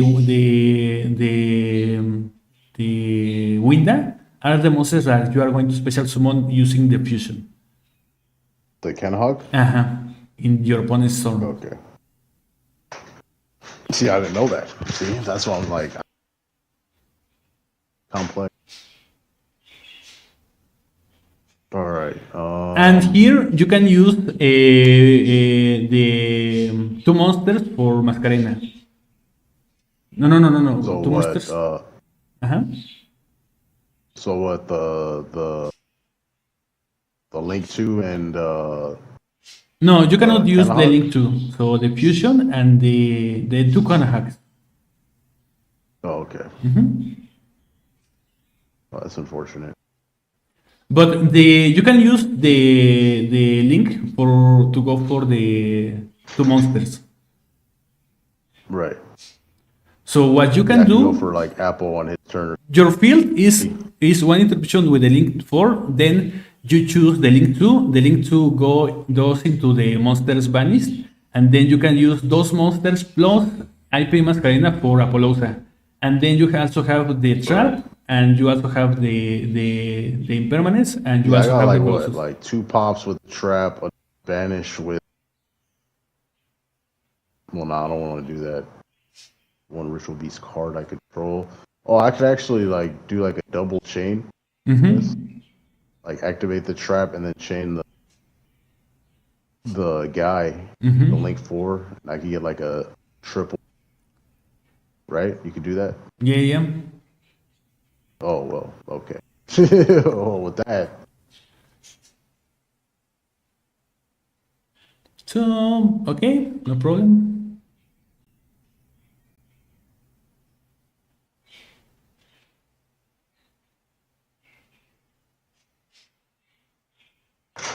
If he tries to destroy your monsters, the new Lara is protections for your ritual beast. Okay. So what it does is that you banish the new Lara, and that protects your monsters. And then because the new Lara is banished, you can It's also banished, yeah, you get a special. exactly. Okay, that's not bad.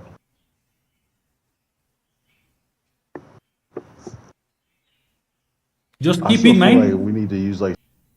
Just keep in mind the slots in your field. He's going to He's choose probably gonna call by the Lara exactly. It's okay though. Mhm. I ain't really worried. Let me see. I could target 2 banished. Okay, now this one does. No, control. that's okay. That's okay. I'm just reading Okay, so okay. I could like try to wrap shit.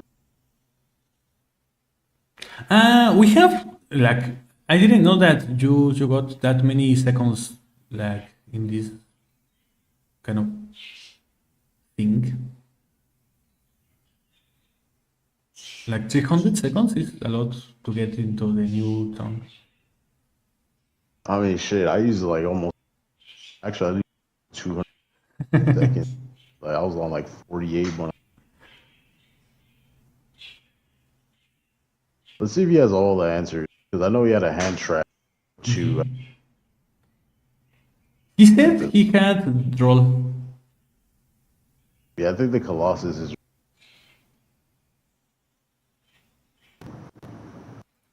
So put your toggle on. For what? So we can use the link too before anything else happens. There. Let's first use the link for. And then chain, right? Exactly. And then on this next turn, Next turns you go into the Omni Negate, and that's it.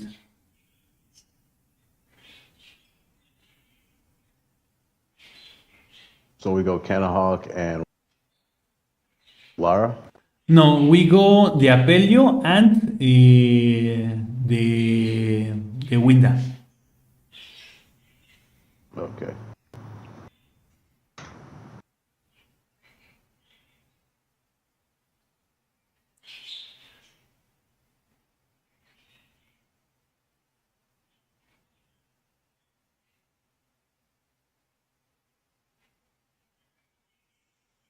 Do I want to activate a Pelio right now? Yes.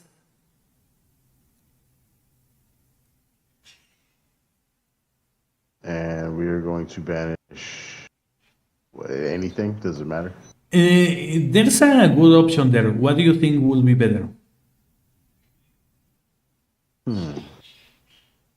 Probably Canahawk. That's good for follow-up, but we can go for the new Lara and special summon something to your field. Well, remember, it's being called by the grave. Ah, right, yeah. So it's not going to work. Yeah, then kind of hack.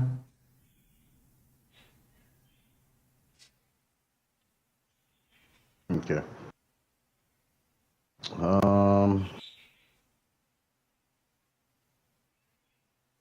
See, now we can go Lara if I... Yeah. Okay. Okay, let's use the Apelio for something that is not Lara yet. Okay, so what, do you want to do old Lara? Yes, that will be nice, yes. And we can even do something funny. Like, we can recycle the trap if you want to. You know how? Is it going to be with, wait, let me check here. Yeah, it's going to be with Canahawk, right? Yes, ulti can hack, then go for the Apelio. Apelio banishes the trap, and then the League 4 goes for the trap and puts it face down. Okay. So I make Canahawk right now, right? Yes.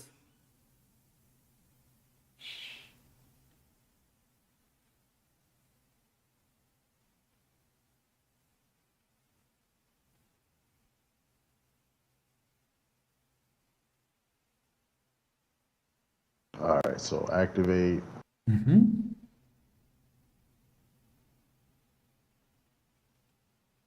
Choose the new Lara and something else. The other one doesn't really matter. Yes, you can use the Canahawk and the new Lara. And then special summon And chain. that new Lara and the other ones of the Canahawks.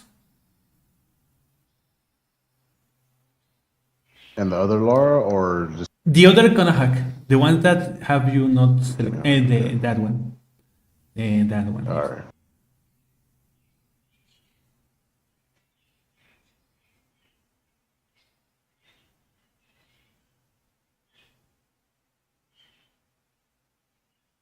All right. So what do we want to add here? When? Or the Yes. spell card? When is nice. When, okay. The jailbait? The yellow. You should say she's nice, bro. We'll see.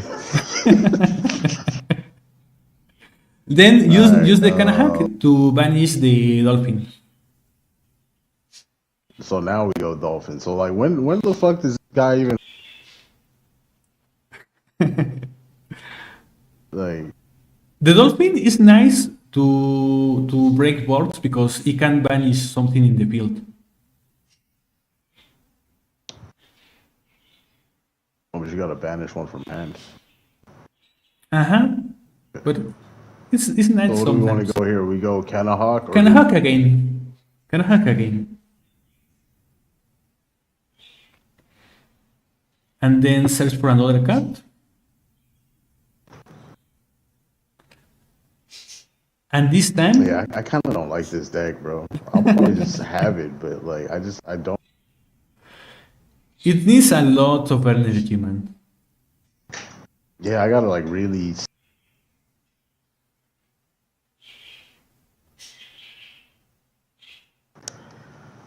Okay, You know what I mean? let's use the new Lara effect. I did. Oh, did I chain? Oops. No. Chain. Okay. Oh, okay, let's pick the Apelio and the old Lara.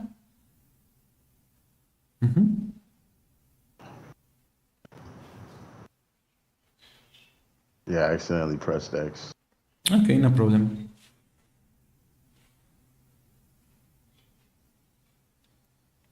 Oh yeah, wait, she called by still? Yeah, next turn. Okay, no problem. So with the Apelio, let's banish the trap. With the Apelio. And let's go Canahawk again, right? Yes. Jesus Christ. I mean,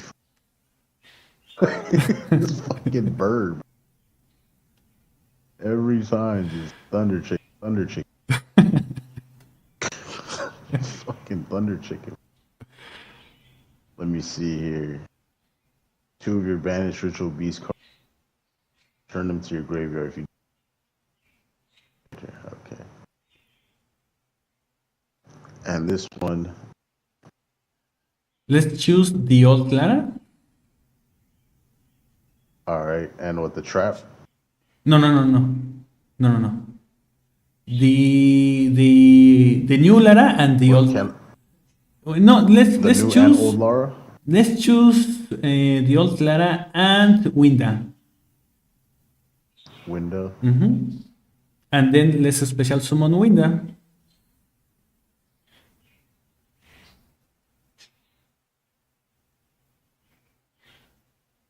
Well, Winda and Dolphin. Yes. Because I think he's the only one I haven't brought out this turn.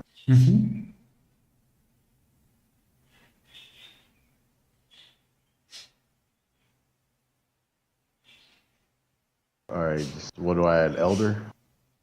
Yes.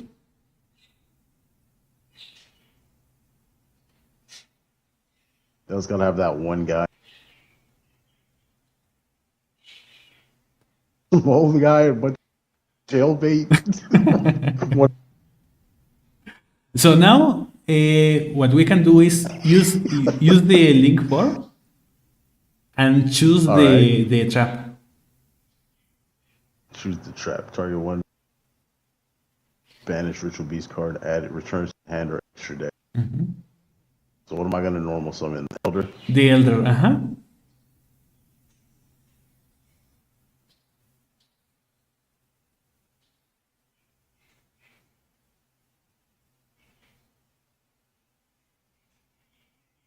All right, and then what do we do here? We make the fusion.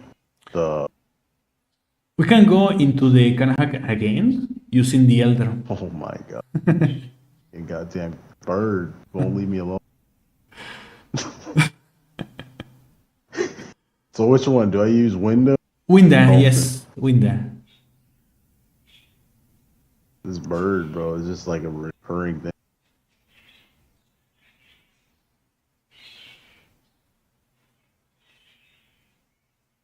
Yeah, man, I gotta get this man. The audio is calling out like really like a lot.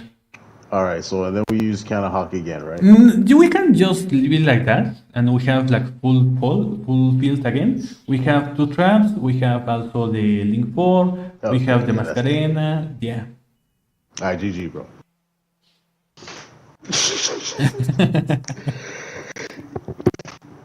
Yeah, I ain't gonna do this, man. Like, not fair. All right, I want to use a different deck. You want to use a different deck?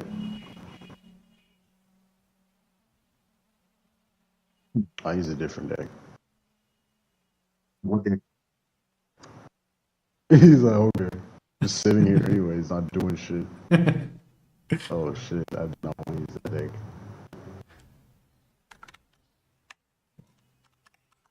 Oh, you know what? Let me go get my Wait. Master Duel Finance is already off. Oh, okay. Let me. I can pause the stream. Yeah. Okay. Okay.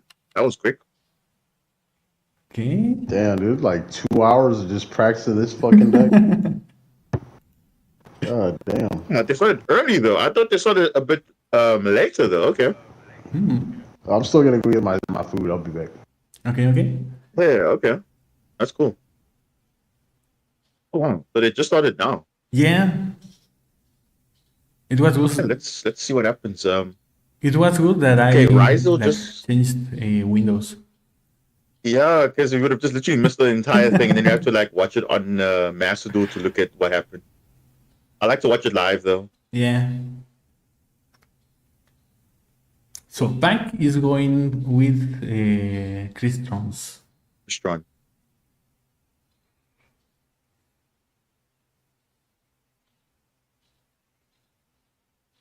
And it looks like Crystron full combo, it seems like. No interruption. So they're gonna have a crazy board like last time. Someone is using Banshee in the down left. I think that's Rizio. Okay. Yeah, you can search a pyro, and guess what? Rizio have pyro monsters, so Yeah. in such oh, but they ashed it. Wow. Okay. You know, literally, Crystron. Yeah, they are cruising there. They're not gonna Omni negate.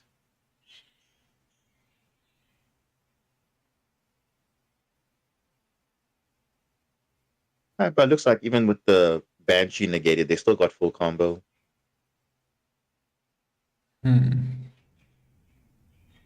That's the thing with Raziel. Like many people like talk about Malice, but Raziel can also like push through hand trap like nothing. No, but I mean, it's kind of like, but at least board breakers are good against Rizio. So your Bukovi clips and imperms actually do something. It depends. Malice is like, oh, okay. Your imperm, you saw what? Like, yeah, I know it depends, but I would say if you had to choose between Malice or Rizio, I would rather play into a Rizio matchup. Like right now, Raziel is not that strong like at the level of Malice, but when Mitsuri comes out, like it will be at the same level, if not even stronger. Oh, all right.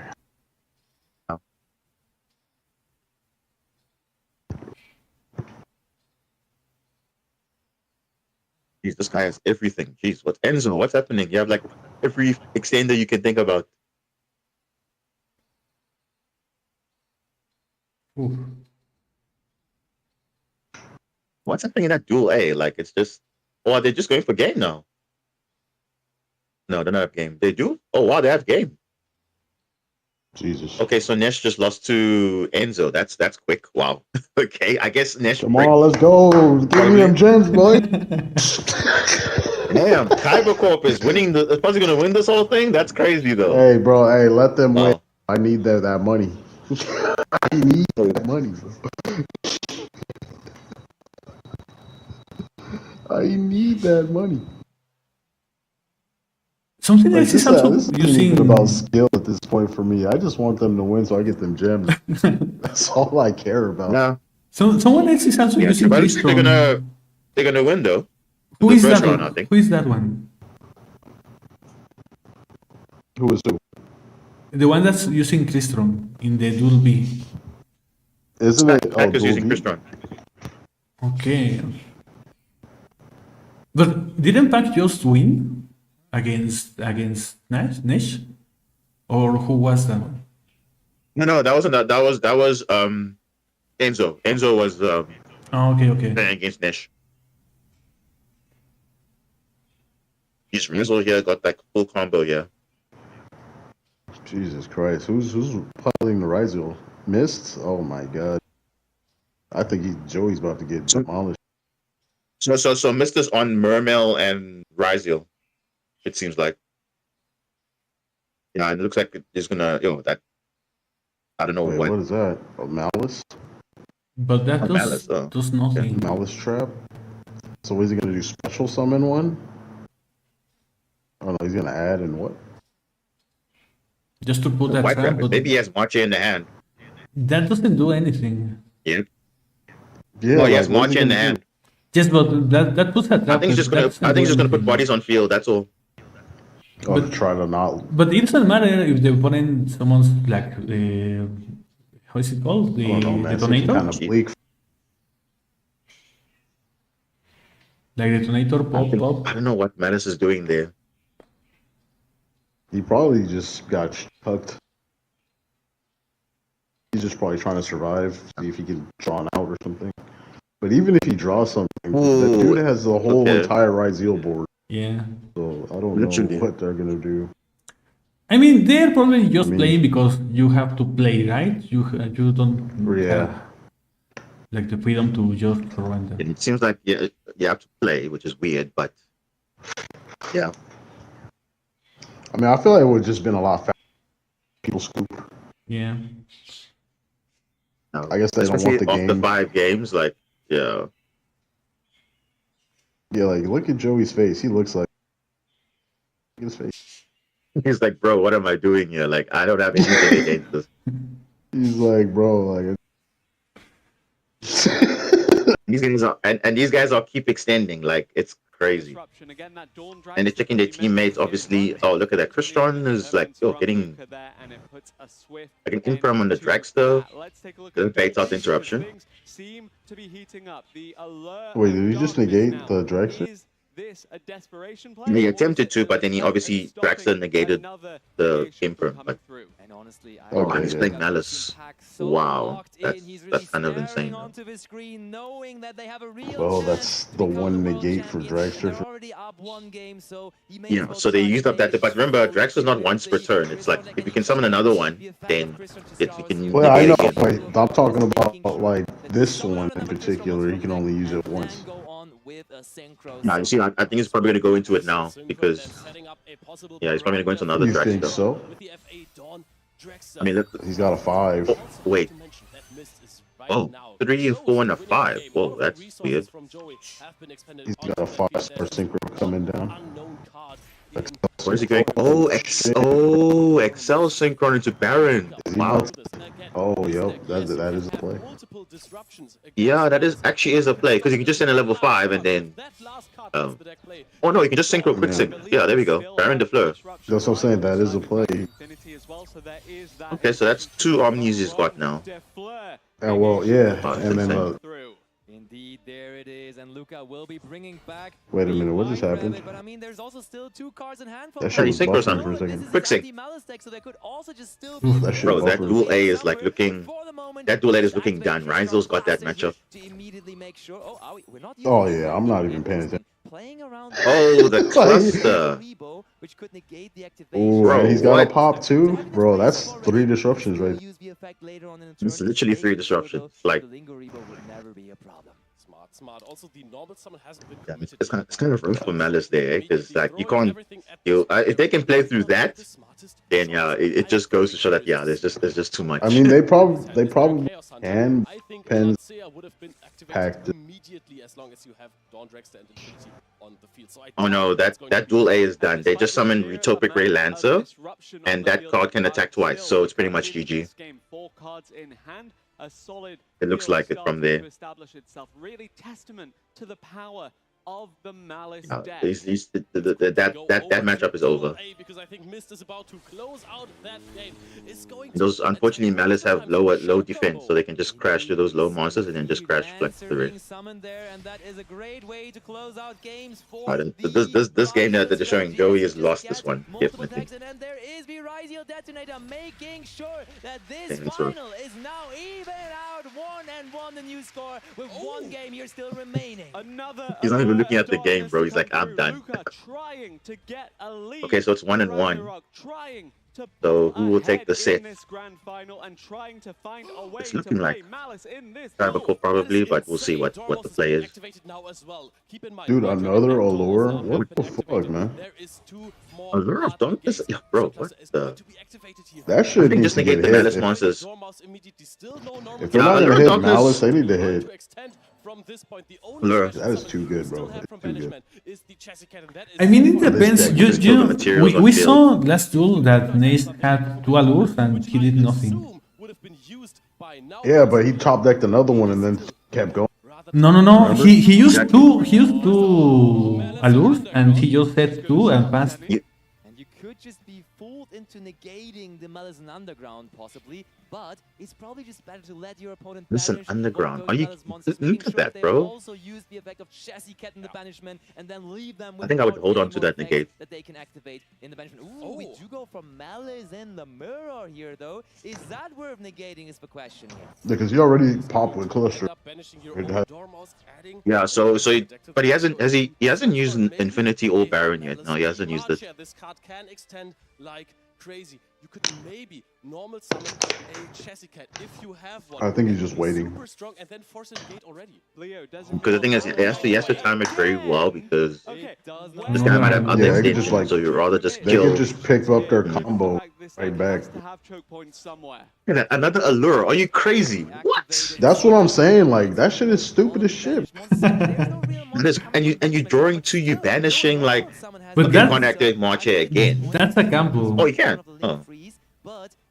Yeah, it actually is because remember the last time he had nothing and he had to discard his entire hand. So he had a second one. Luckily, he was able to do something. But it's literally high risk, high reward.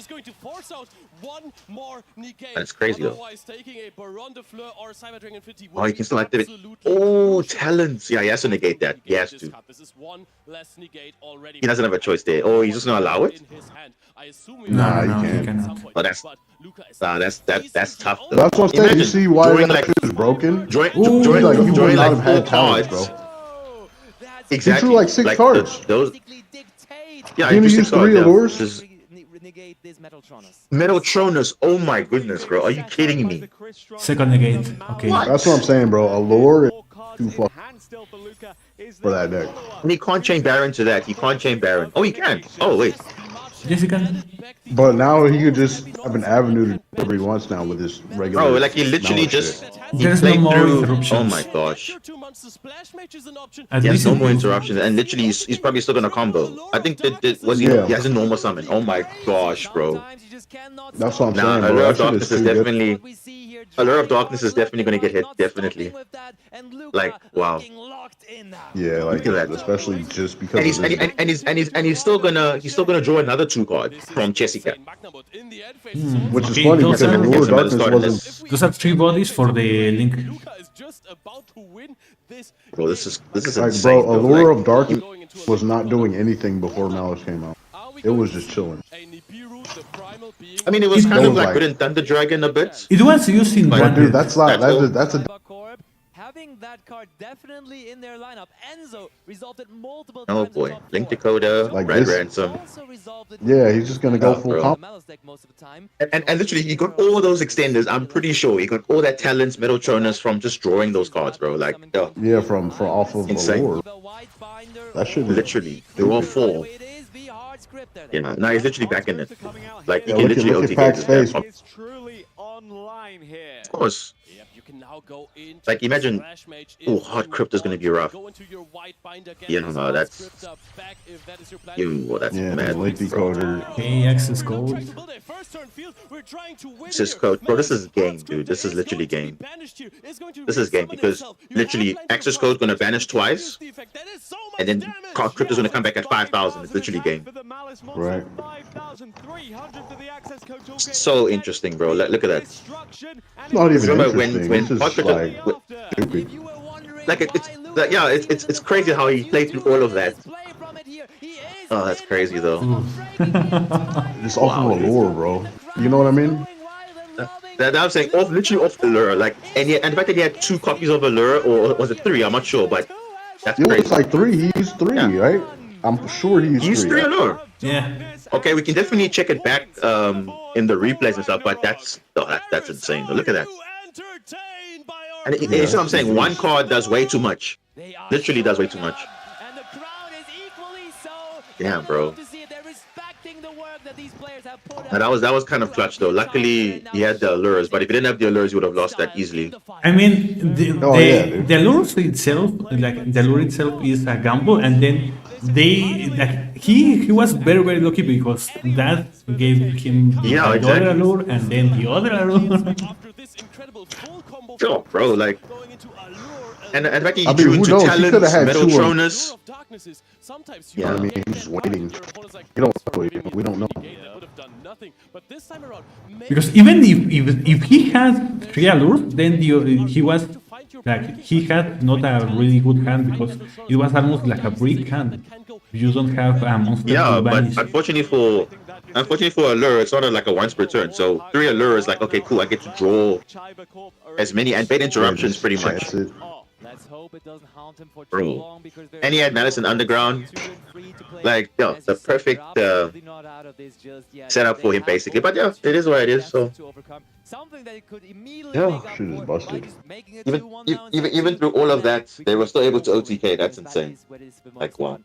But see what I mean about like listen, they have had the advantage here. They won 2 coin tosses already as opposed to 1. That That needs to, I don't know if it needs to go, maybe go to 1.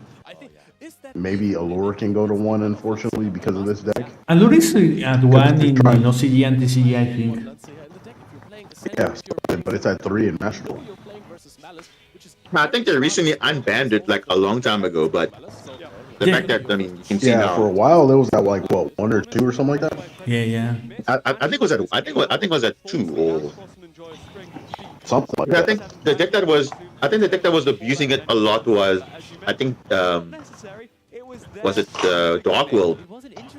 It was branded, Dark World. But what I'm saying is like we can just do the same as in TCG and OCG and put it at 1, or even ban it. I don't really have a problem with that. Well, you know what? That's a strategy though. 99.9% guarantee you that this 7th Ascension in the first round. So let's see if they got like a good follow-up. To a potential Drawland Lockbird could be a problem. Let's see. That would haunt you till the end of Is he running Malice or is he just running Crystronus? The finals at the WCS in Paris. Will it be a European team with Team Let's see. or is it Team Cybercorp? What is he running in the next set? I don't know, man. They are using Malice in the dual A. No, remember, you can play the same deck if you want. You don't have to play necessarily like both your decks. That is Aurelia. So yeah, you stick to like. We have Malice in blue with and Jesse then Card, and Malice he was in playing red. Tilament the whole time. So Malice in blue with dual A and then Malice in red in dual C. So Pax on Memento right now. Yeah. I think you switched to Memento, yeah. It's a little late there. Oh, and Malice without. Okay, he's under Perilia, but what is Perilia gonna do? Okay, stop Marches. You see why? Ooh, Chaos Hunter. For example, that Chaos Hunter. Oh, that's rough. Let's take a look at it in Duel A as it turns. Oh, that's gonna be tough on them. Against the Malice deck here for Joey. Because they can't do anything after that. I mean, they can get red ransom Like still. Dual C, bro. And then to just deal with the Chaos Hunter. Sometimes people arguing Like, come on, man. not as strong as the Once that shit got negated, he immediately. having an answer to this here. Funnily enough, though, we did. And it's not just that deck either. It's like I know it's not really doing. I very rarely see that effect of it used, to be honest. Mathmech Even so, runs to happy fucking see League D. that Nesh is able That was like to one of build their main some staples. defense here. Let's take a look at Duel True. B, though. We've looked across. So like it'll This definitely. is exciting. There is a call by no, Apollo is summoned again. There we go. About Mold Charmy, Purulia in the draw. And bro, that play is just ridiculous though. Like, yeah. Wait, what happened to Chaos Hunter? Yeah. That we had to stop was wisely negated with that. No, King saw this on field. Creation King now coming through for the Yeah, I think Duel dual A. A. For Duel A, not bad yet. Yeah, for Duel A, yeah. Well, I mean, he just got the trap, so he could. Yeah, he's pretty much good to go. That was he just make a link 3 and then just use MTP and then, but then he can't actually banish because. Nice setup later on. Did he already normal summon? Does he have to normal summon a mace at this point? That would be crazy. I'm pretty sure he normal summoned to start off his turn, so that is already out. But still, there could be plenty of ways to continue playing here. Actually, let's go over to Duel C, because we had just had a really interesting chain resolving at table C. So let's see it. Ghost Ogre and Snow Rabbit took care of an Appaloosa. So this is maybe how Enzo is getting himself into this game there. This is crazy, because the Firewall Dragon is now going to be negated by the Aggregator, or I think it was probably targeting the Appaloosa, but now we are going to be able to resolve our effects of the Firewall Dragon. Look how lonely it is. It needs monsters that point to it, and then it points to itself to work really good as a card.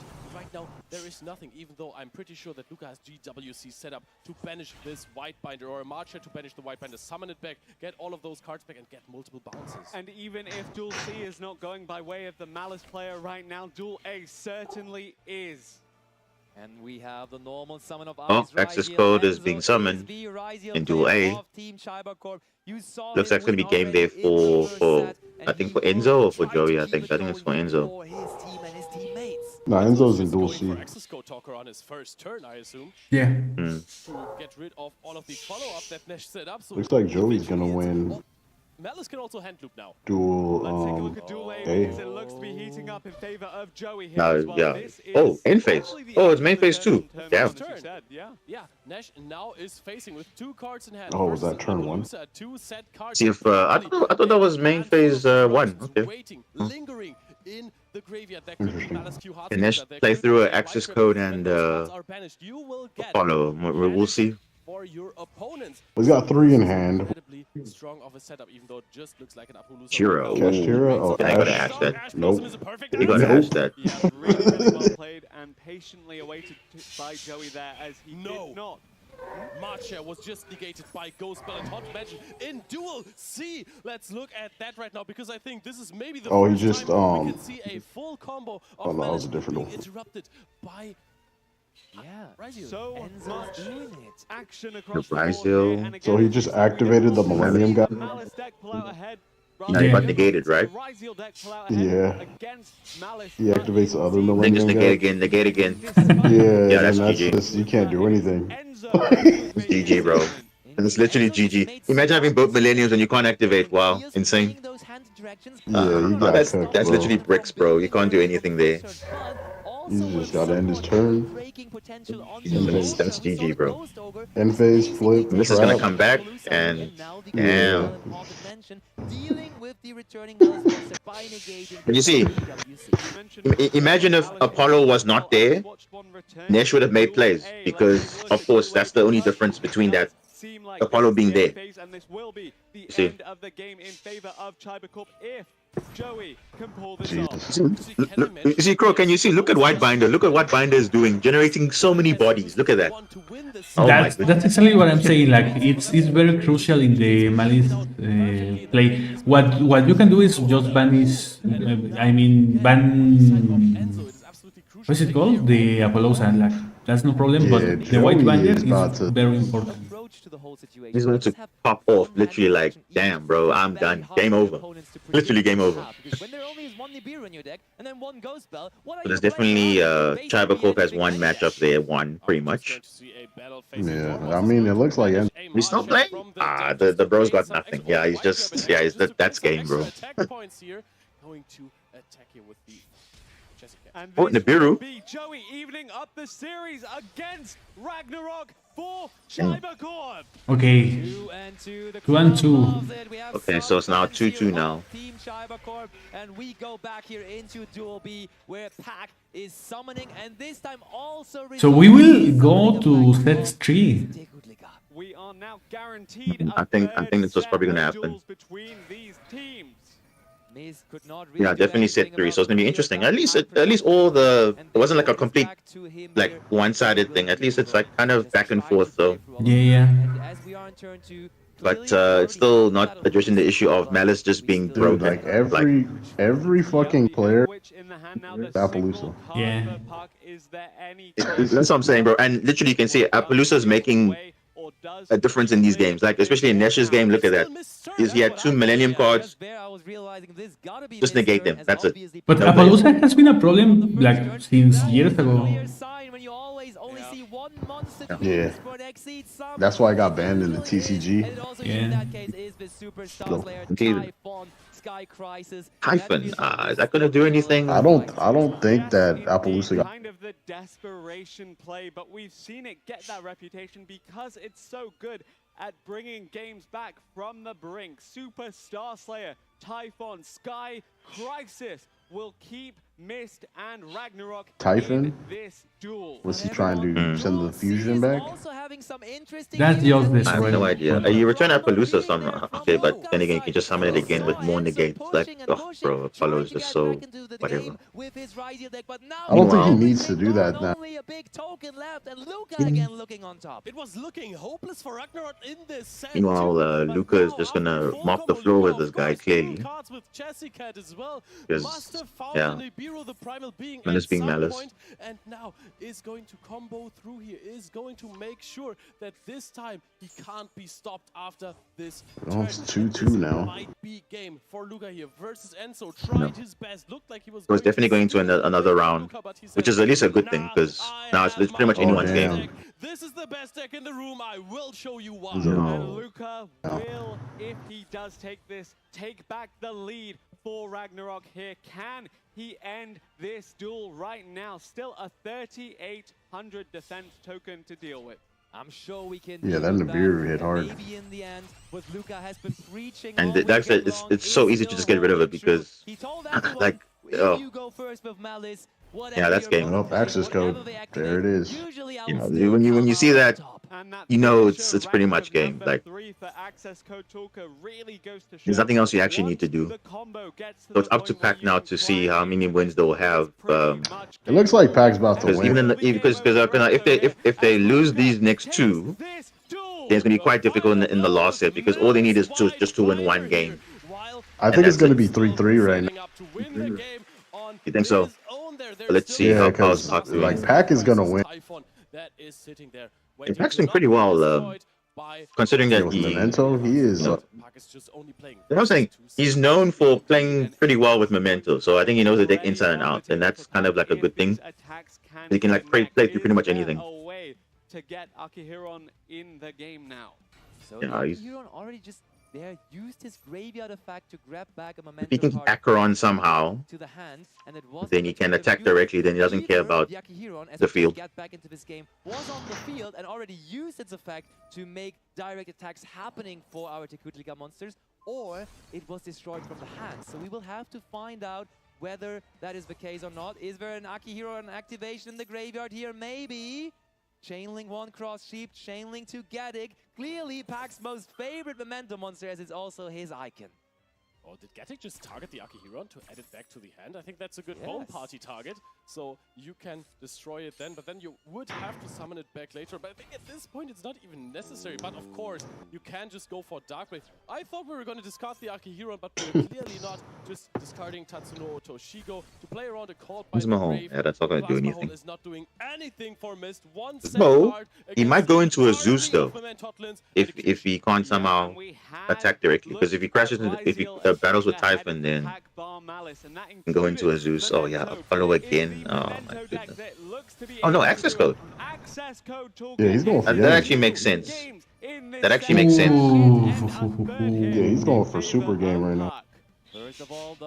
But now you see, I don't know. Does he have enough link material? Wait,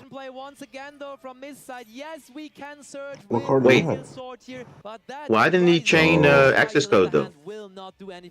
Metaltronos. Hold on though, we could not really use the effect of access code talker. Wait, what? Why did he chain access code? Of course, that would have made like to boost attack. Or do you not use a link 2 or a link? He used the. You not use cross sheep. Yeah, use cross sheep. Why didn't he get 2 links? I mean, this but is doesn't still matter. game anyways. It doesn't matter. Yeah, it's bad game. Nah, that's great. Okay, so it's 3-3. Wow. That's insane. Okay, so this is actually a good final. I'm not gonna lie, this is a good final. Yeah, it's up to the next 2. Alright, so next 2 literally is gonna matter. Like, damn, it's like a nail biter right here. Come on, this is what we call a final. That money. But I think that you can say like what you want about the meta, but this finals people are relying on some gems. Isn't that right? It's very exciting. Bro, it's on the line, bro. You're relying on them gems. Like I don't remember seeing the other worlds being this like toe-to-toe. Yeah, this shit is going down. For the Yu-Gi-Oh! WCS Master Duel Finals 2020. You know what's funny? The final duel is going to be Nash versus Pac. Imagine. Really?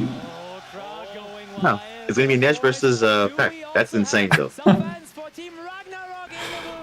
It's actually going to be a wild duel, similar to like we got before with the, Jesse Cotton versus Joshua Smith. Similar thing. Now we got like popular guys against each other in the final.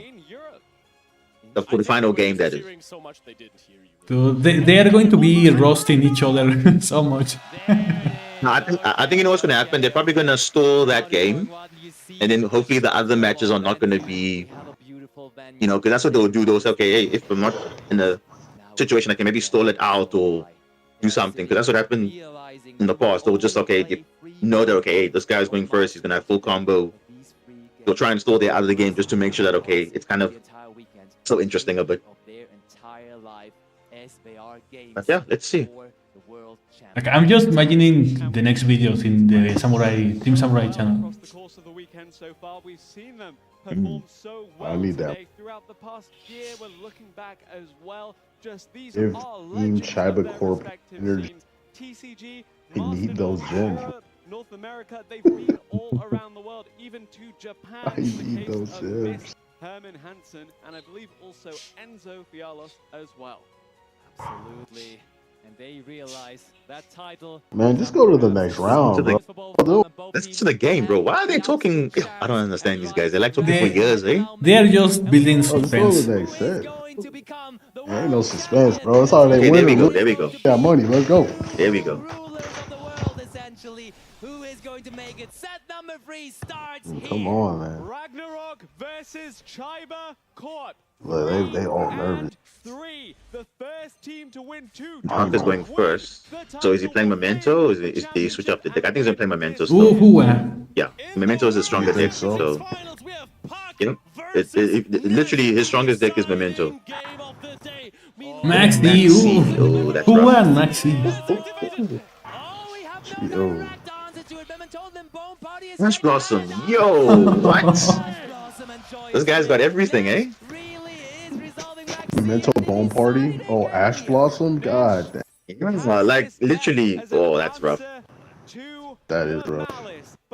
The Memento Especially and the in the Maxi, final. they can't do much though, unless they have good You don't even know which deck it is right good cards in their now. hand. But I don't know. We'll see. Because there is no If he'll still sign commit. that this might not be a Memento mirror match. On the other side, we I have mean, a you Other dudes must looking play. Rizial combo here.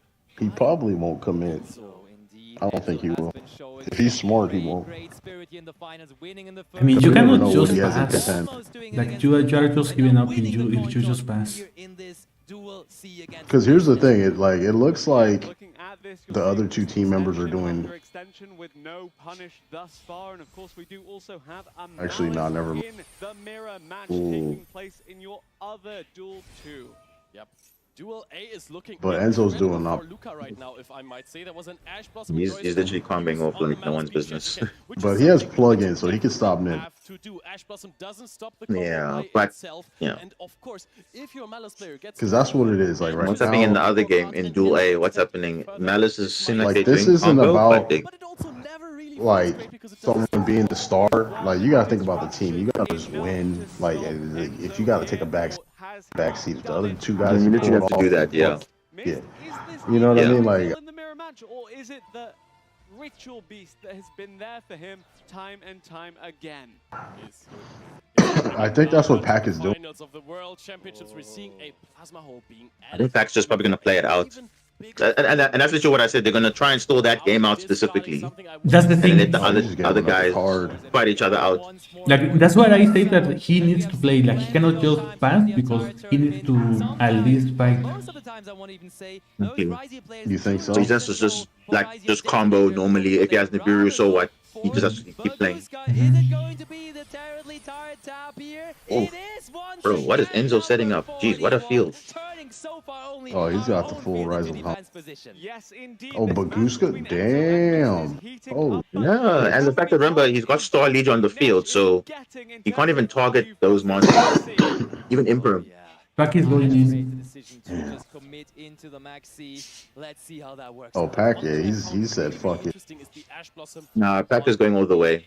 There's no way, because if you stop now, you're giving them one win away. They don't want that to happen. You want to guarantee that you get some He draws said, from "Fuck Tatsuo it, bro." Toshigo because you don't want No, to be I'll destroyed. take it, bro. Like, what's the worst that can Any happen? starters, you want to get those draws in, but it The also worst that means can happen, you get your if shit pushed in. has his own advantage, you might not have Ash's No, land. because the thing is, you must remember the games have not concluded yet. So if he quits now, like, oh, I just passed, like, no, then there's no effort there. Like I said, it's looking like his other two teammates are doing okay. Nesh is not except for Duel A. Yeah. Duel A is like a lost cause. Oh, look at Duel C. There's Harpy's Feather That one is. activated by Oh, Miss Feather right Duster. here. Wow. He's on a good way to break this field, but Okay. wait a second. Crossout designator in the But mirror. is that gonna Such do a anything, though? dangerous card. What are we choosing? Wait, crossout designator? Damn. Basically can choose between all I don't of the think he runs Ryzian Feather. cards, and if Feather. Mist has Does that he? Ryzian monster No in way, his bro. hand, Does he run will Feather not be Duster? able to use that Yeah, he Ryzian doesn't run it. He does. He doesn't run it. Talons, though, If he- also No, he doesn't. really, really good card to He caught Yeah, Triple there's Tactic no Talent. way. Baguska will not change sides. You know, Yeah. that is smart. None of these Just in monsters case. will change So at sides. least if he activates monster effect somehow, then he can do that. But it's not gonna really matter though. What monster effect he's gonna activate? There was another hand trap being used by Enzo. Maybe like, Material I don't know. Yeah, that was in the first turn from the Ryzial Duo Drive that detaches from the Starlight Photon, so you have more material on the Duo He's Drive. another duel. Duel A is like those guys are full combering like no one's business. Yeah, that's what I'm saying. He only has 3 cards. Luca is still in the Nah, combo, but so- after seeing the semifinals, I'm getting a little worried when I see slow Malice combos. Damn, Packers just said, Mist fuck it. also, it looks He like put he's this out, thinking put the about team his on my offense back. here. You could see him going Put left the and team right, on my but back. more so Keep about telling- him giving advice to both of his teammates because It's just not smart. It's Ascension. his 7th Ascension. Oh my goodness, but it's Ryzial. It's a mirror And match. that does confirm that this is indeed Ryzial in the mirror match in the final here. Mist 7th versus Tachyon? Enzo went first. And 7th Enzo Tachyon set into, up. Mist, the Mixed Ryzial. pressure is Ooh. on. Speaking of Damn, pressure, though, this that's gonna Maxi hurt. continuing But I mean, he Late got is the looking like Babushka, so in Duel B. like, Nesh is in Yeah, I I don't can kind think of it's- be okay with that. hand-wise, but has nothing Yeah, on the you know what I board mean? Because he hasn't had a turn yet. Yeah, he's And he you killing. may expect this But extra Aggregator Ryzial can to negate. solidly Oh, he actually can't even challenge negate because he can't even target. Aggregator cannot be That's used, funny. As the Baguska cannot be targeted due to I the think Kybercorp has those guys. I mean, literally, Back on the side of Mist. Maybe, or we just except summon for out possibly in Duel also A. Ryzial detonator when Yeah, I the don't Baguska know. goes into attack I position. mean, like I said, Duel B. Duel B and with the Duel Maxi. looking promising for.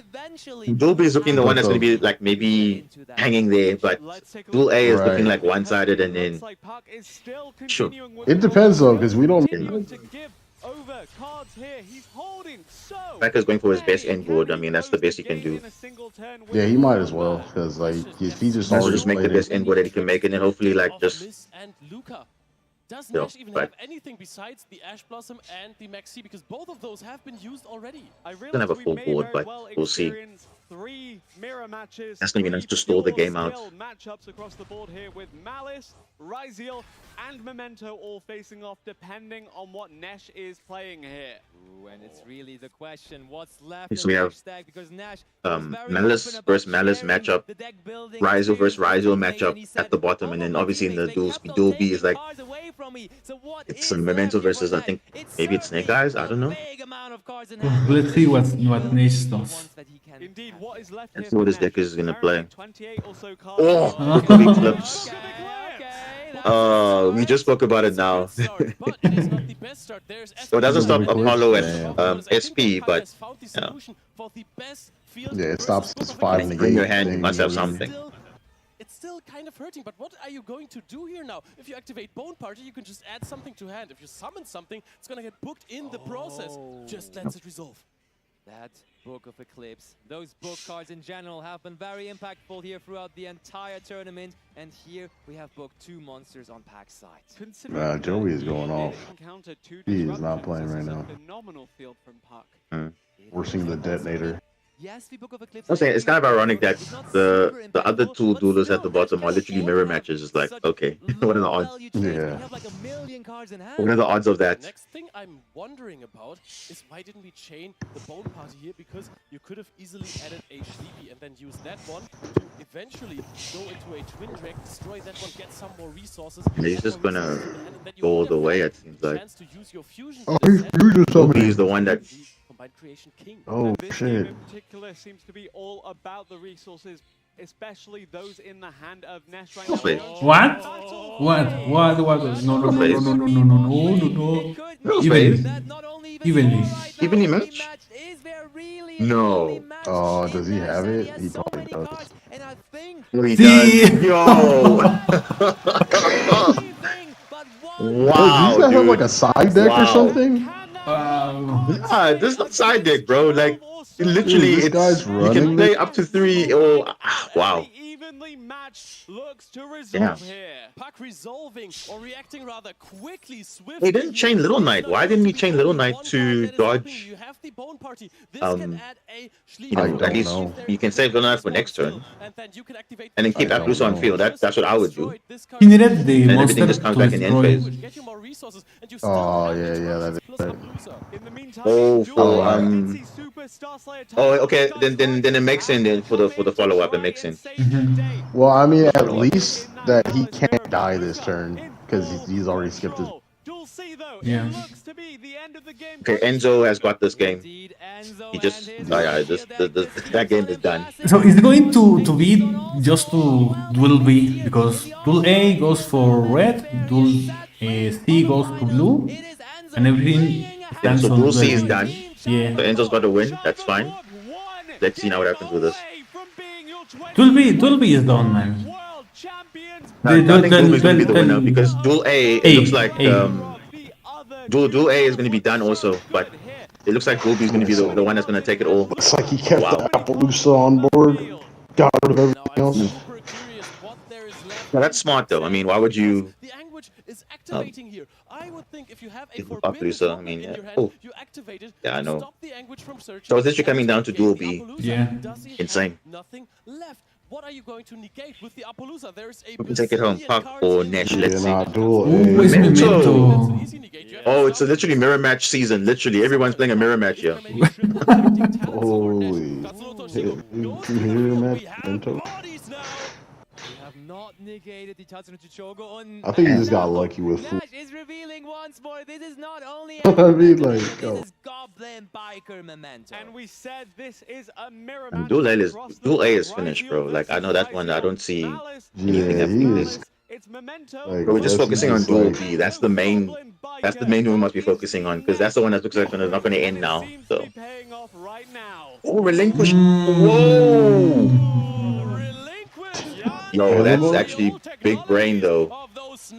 Yeah, he has to eat in the gate there, definitely. Sure. You're threatening an SP Little Knight as well. That would make Wow. 2 if you negate that. That makes 3, and we have Sucks the basically out Appaloosa with the point. Appaloosa here. Yes. Oh, and also Triple. There we go. Dual A is finished. Dual A is finished. Just go back to Dual B. Don't skip. Bro, what are these guys doing? Go back to Dual B. Yeah, so it's all up to those two now. Oh, they just Wow. want to show him. Okay, that's it, man. That gets Nah, rid this of is the duel now. that this gets is rid of the Appaloosa. Yeah. I think this is it. Eh? Damn, bro. Oh, he just snatched it. Oh, Another example of Maxi winning again. Remember, Crow. The same situation. Yeah. Maxi again making an impact here because obviously now Maxi. you have all the engine to play the game. Best card in the game. Yeah, I mean, it's tough, bro. Like, No, what are the my odds? just. No. What are the odds, bro? Anything into it though. I didn't put anything into it. It's not like I fucking put gems Yeah. on. I wish I would have won them. That would have been nice. Nah, bro, yo. Was something he was left with. He told us he had to accept it as all the avatar He's going to look up. You can literally set up, you know, the creation king, combined creation. Like, there's nothing stopping him, I think. The one evenly matched is also And with a very follow on his good side, he can just tactic. negate whatever's in his hand. So, So setting up a max C there and drawing so many cards is incredibly oh yeah, you see, he's got the combined creation already. So yeah, this is game. This is game. Like, what's pretty funny, I think we might see Appaloosa link into I don't see any way out of this. Yep, I do think we are going to see that now. But it is main phase too, so luckily there's no battle Oh, phase. But yeah, I seen Pax face. He's you know, it's thinking. like he can't do. He doesn't have anything, unfortunately. He's gonna link off this Apollo to make his own Apollo, and it's like you can't do anything from there. On the field, and all of those on the field are just adding No. to the hand and adding to Nesh's This time around, Maxi did advantage. make a super difference He here. took the challenge. He pressured his lead, but Yeah, well, Nesh Maxi struck and fucking Pooh. back. Yeah. And I think he's going to be able to extend for Yeah. days here, but the time Damn. Unless he times out. You remember, he can also time out as well. is infamous for So it must You be a know bit what more that, smarter in bro. terms of like you have the not potentially like doing too many plays. Like, I know he's trying to set up a board, but call by the grave on what? By the grave, we have plenty of cards in it. And banishing, that's so important. Boss monster there. Sure. Also, Nash now loses access to the effect of it on the follow-up turn. They can't actually set up follow-up, yeah.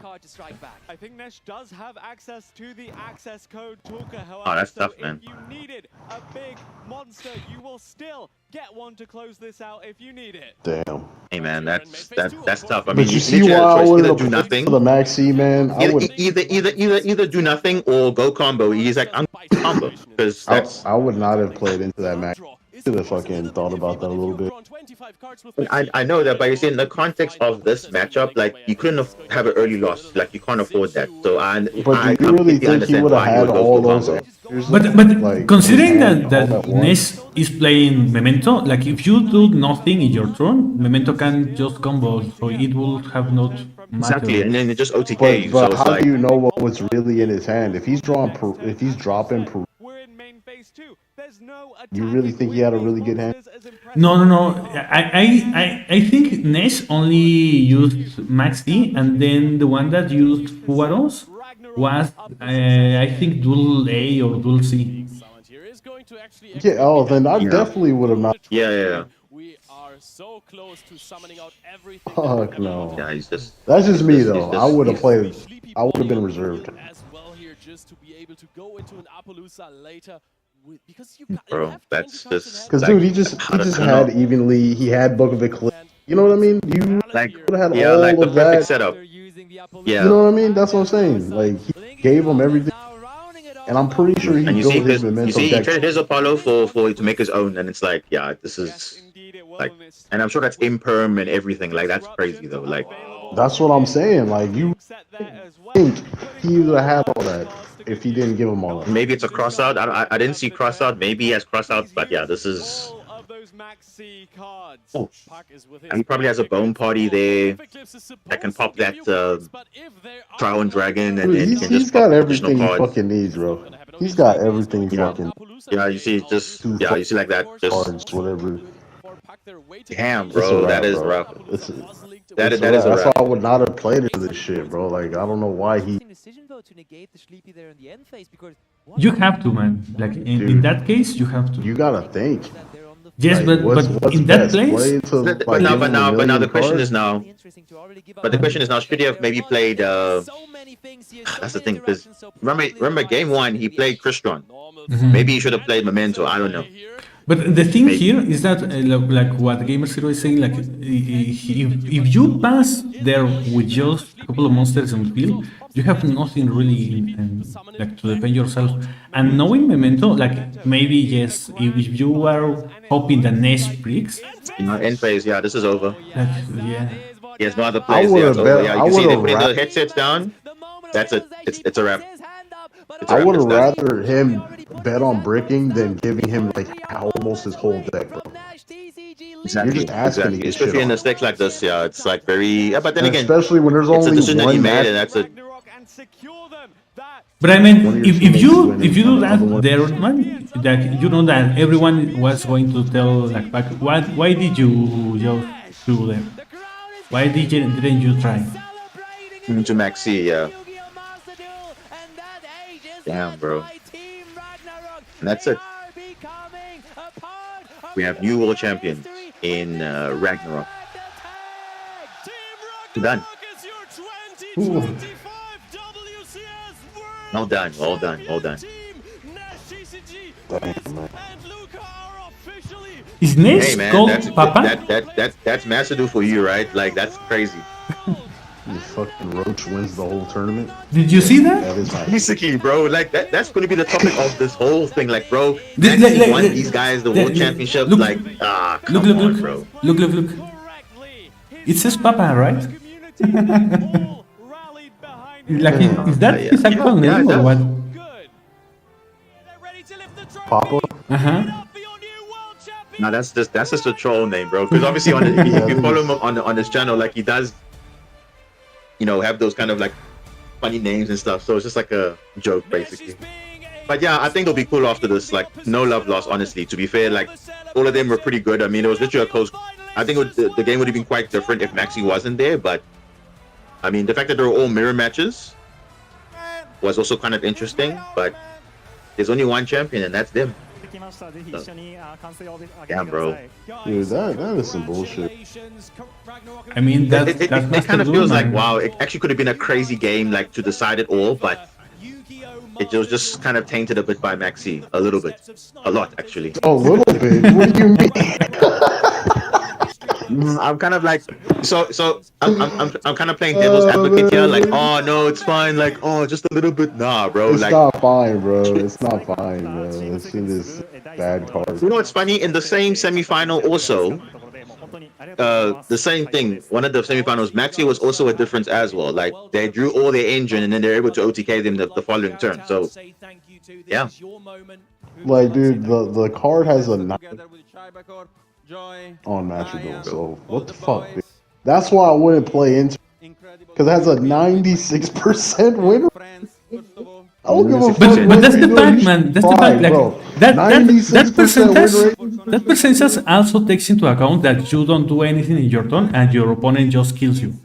Nah, to be fair though, it's not like, okay, you're actually drawing cards. It's just, okay, I've resolved the card 96% of the time, but that's what I'm saying. That's what I'm saying. Dude, like, it has a 9.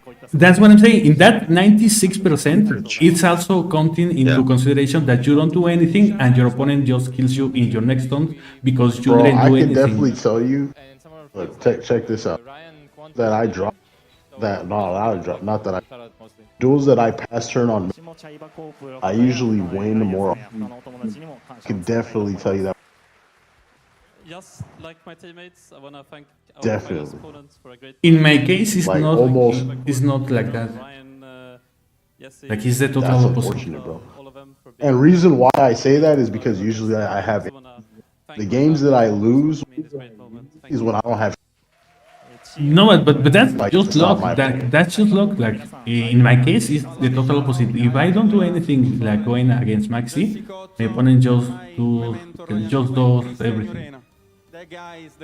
He OTKs me and that's it. I mean, look, if you think about it in statistic sense, not like I'm scared of what my opponent can do sense. Passing when they play Maxi is usually think about it. Because if the card has 90, I didn't hear that. That's when you said. I didn't hear that. I was saying, like, if you think about it, it makes sense to just not. I still cannot hear that, but I think that you said that it makes sense to not do anything, and we are just going in circles, man. Because you said it makes sense, I said it doesn't make sense because of this, and you say it makes sense, and I say it doesn't make sense. So Well, I'm saying in a. That's what I mean. in what? Statistics. And I'm telling you, in your statistics maybe, but in like everyone has different experiences. I mean, In bro, my it's just case, because the card has a. that That's what I mean. That's the statistics on the card.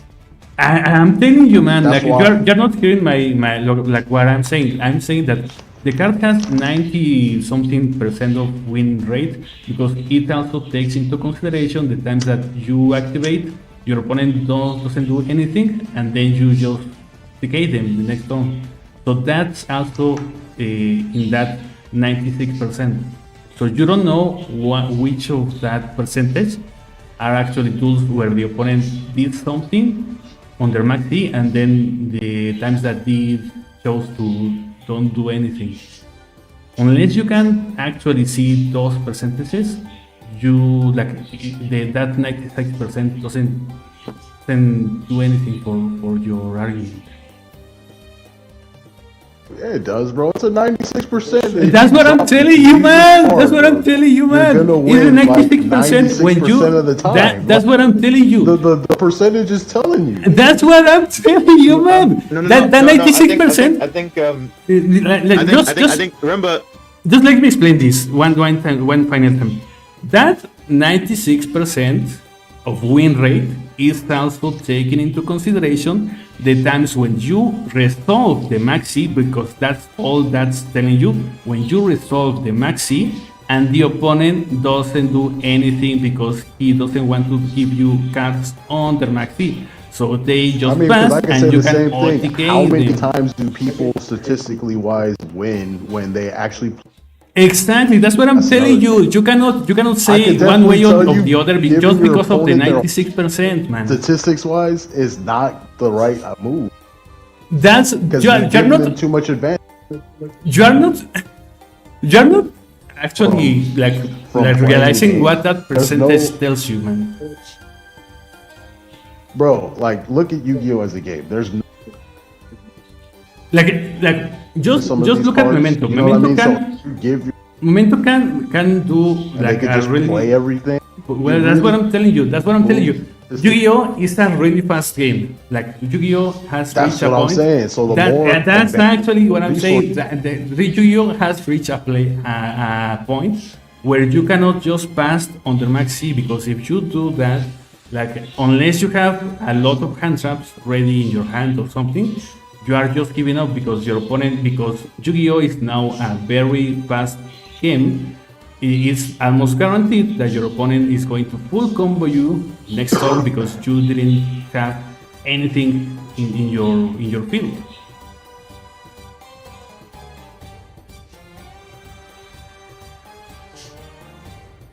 But then giving them their whole. That's what I'm saying, bro. In a game like there's like nothing holding you back from. There's no cost. I don't hear what you are saying, man. Like it's going up a lot. Like I'm saying, bro. There's nothing from playing your cards. There's what? There's like nothing holding you back from playing your cards. Right. So like giving them. Statistically, a smart move, right? I didn't hear that. Even if you don't have, like, I didn't hear anything after statistically. So I'm saying, like, statistically wise, let's. Can you hear me now? I can hear you like one word, and then it cuts out, and then it comes again, and then it cuts out. All right. What about now? Okay, I'm hearing you right now, but you say like maybe 2 words and then it cuts out. All right, can you hear me now? Yeah. Because I think because I was streaming stuff, I stopped my. But like I said, statistically, why? Because you said like, oh well, they have one where opponent. I'm not hearing you, man. Like, I don't even know what you are saying because I'm not hearing you. Like, how many games has a person when they did give your opponent do you think you might like write that in the chat? In the Discord chat? So I can actually know what you are saying? Yeah. Let me try. It's the thing is, it's a tricky one because obviously those, for me, I don't look at those percentages as anything like realistic, because like you're saying, Crow, like if I use the card 90% of the time, it doesn't mean that there's something actually like the opponent does nothing or whatever. It's just you resolving the card. Same thing with Drawn Lockbird and Lancia. Those cards are used more, they're activated, but it doesn't mean that you win the game per se, because there's like usage and win rate is different. So they have those stats for the two different things, usage and win rate. But the fact that the game has said there's a 96% win rate when Maxi resolves, it just goes to show how bad the game is. Because when it resolves, okay, chances are you probably are not doing like a half board or nothing at all. Versus usage rate is like, okay, the card's being used a lot, but it can also mean that, okay, even if it gets negated, it's still being, you are activating the card. So that also counts towards those things. That's why you see cards like Lancia or like skyrocketing in usage, but not necessarily equaling win rate.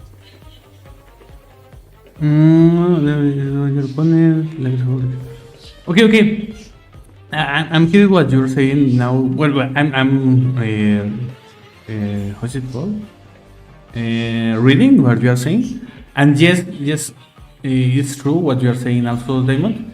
Like, what I'm saying is, like, imagine that you are walking through a path, and then you reach a point when the path becomes two, right? So there's a 95% that when whatever you do there, you are going to die. So it doesn't matter if you go left or right, because you don't know, like, what option the people before you took. So maybe people took left and they died, and or people took right and they died. You don't know that because the percentage of that 95 doesn't tell you that. Doesn't tell you if the people went left or right. So the only thing that you know is that from here on, people died. So you cannot say, like, realistically, oh, they died because they went left, or they died because they went right. You don't know that. You only know the result, that they died. But you don't know what path did they choose. That's what I'm saying. That 96% is not telling you what they did after that maxi. The only thing that you know is that the maxi won that duel. So you don't know if they actually played on their maxi or if they did nothing. That's what I'm saying. So I hope that we understand that now. It's the same thing when a monster is summoned. They have a stat where they say this is the win rate when that monster specifically is summoned, like 80% of the time or 90% of the time. When this card is summoned, that person is winning the game when summoned. But they could have lost that game afterwards, because it just says when the card is summoned, they have a high chance of winning. That's what the game is telling us. But they could have still lost that game, because I remember times where the opponent drops maxi on me. Sometimes I make that choice of, okay, cool. Am I comfortable with my hand, or do I do nothing, or do I just go up? Because I remember back then during the snake eye format, I'm like, look, the worst thing that can happen is they're gonna have Nibiru, so I'm gonna just go all out. And sometimes that was enough. You know, despite having 20 cards in hand, they can't even deal with the unaffected monster sometimes, and that's it. But obviously, we won't know what they're playing, you know, unless you commit to it. So it's just a decision that you have to make. I remember Zero, when I was in the when I was playing against, I think, Snake Eye Fire King, and I remember the guy resolved maxi on me, and I was like, okay, should I commit to plays or not?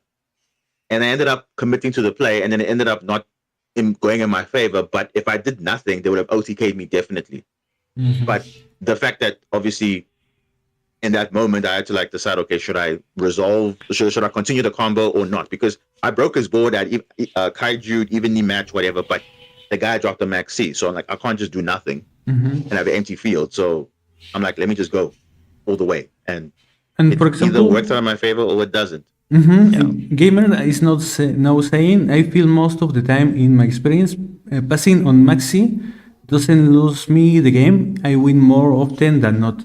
Like, that's fine, that's your experience. The problem there is that it's only your experience. Everyone is going to have a different experience. And in my case, like, talking about my personal case, I tend to lose more if I don't do anything on their maxi, because I remember many times I'm sure that like maybe recently even, if I just do nothing. I remember a duel that this past month, when I was going to rank up into master.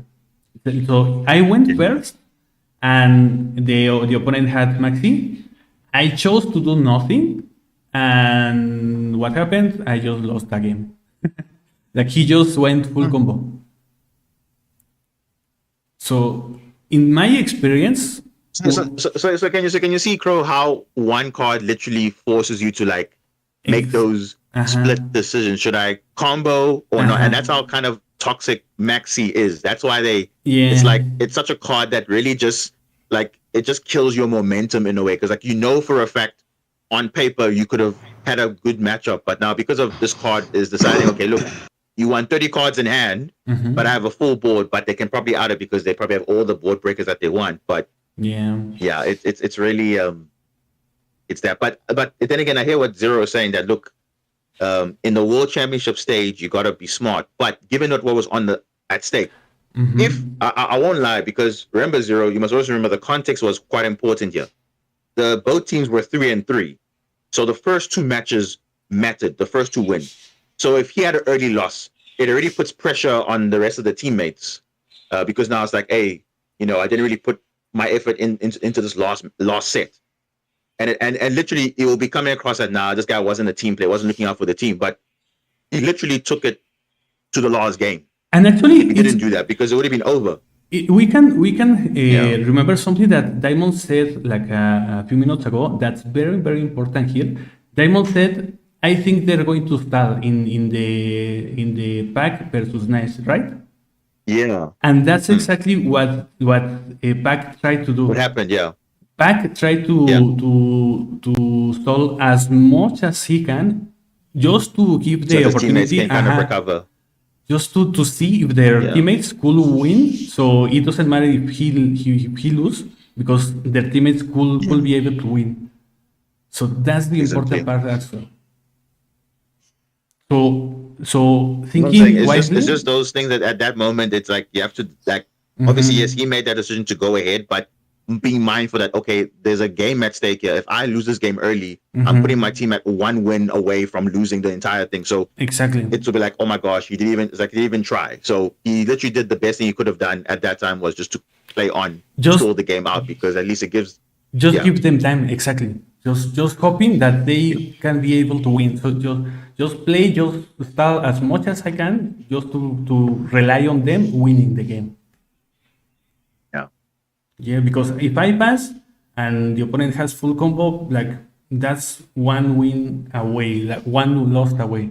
Yeah, the pressure is going to be more now. It's like, hey, you can see, hey, this guy's clearly now just lost the game on the early go, knowing that now it's just a matter of one win. So if the situation was maybe they were 3-0 up or like 3-1 or whatever, then yeah, you could say, okay, cool. Then it's kind of open.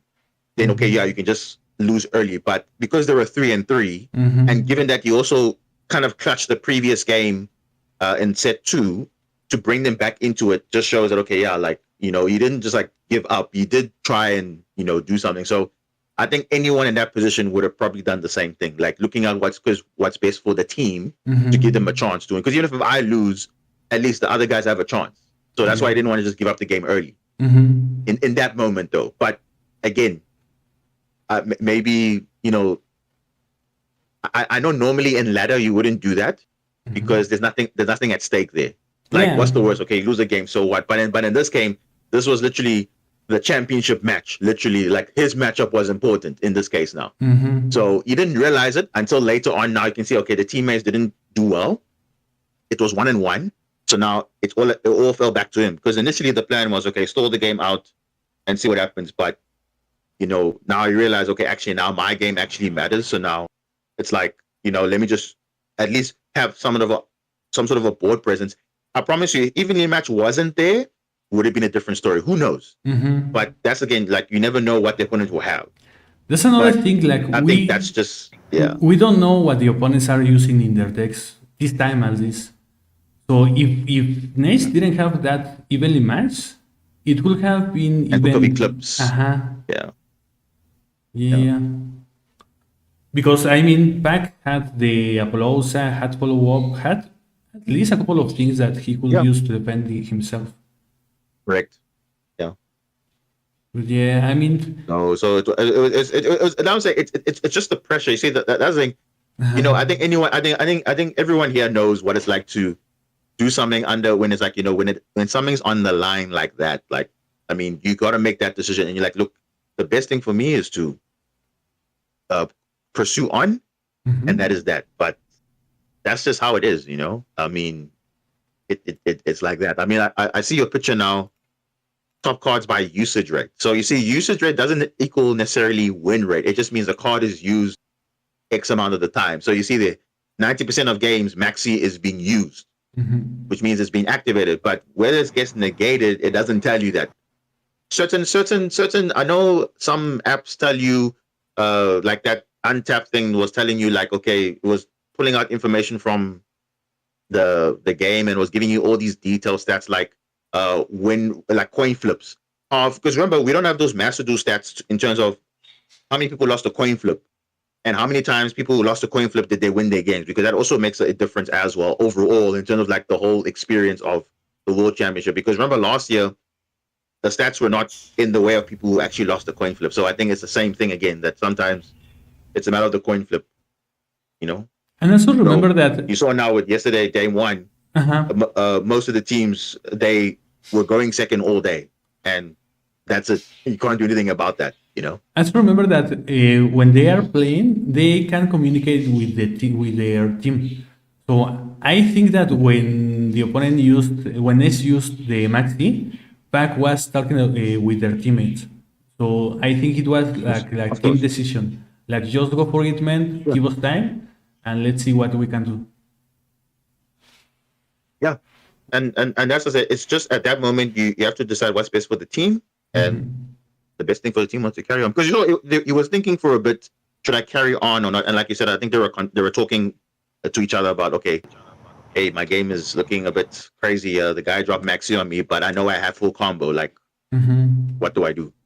Yeah. And it seemed like, and it was clearly right, because you didn't really have any other answers after that. He was just accumulating all his hand traps and whatever. But yeah, it would have been a different situation if Maxi wasn't there. But who knows? But yeah, I think that's just the beauty of it. I mean, you don't really know what you are going up against. So the best thing for you is to just do that.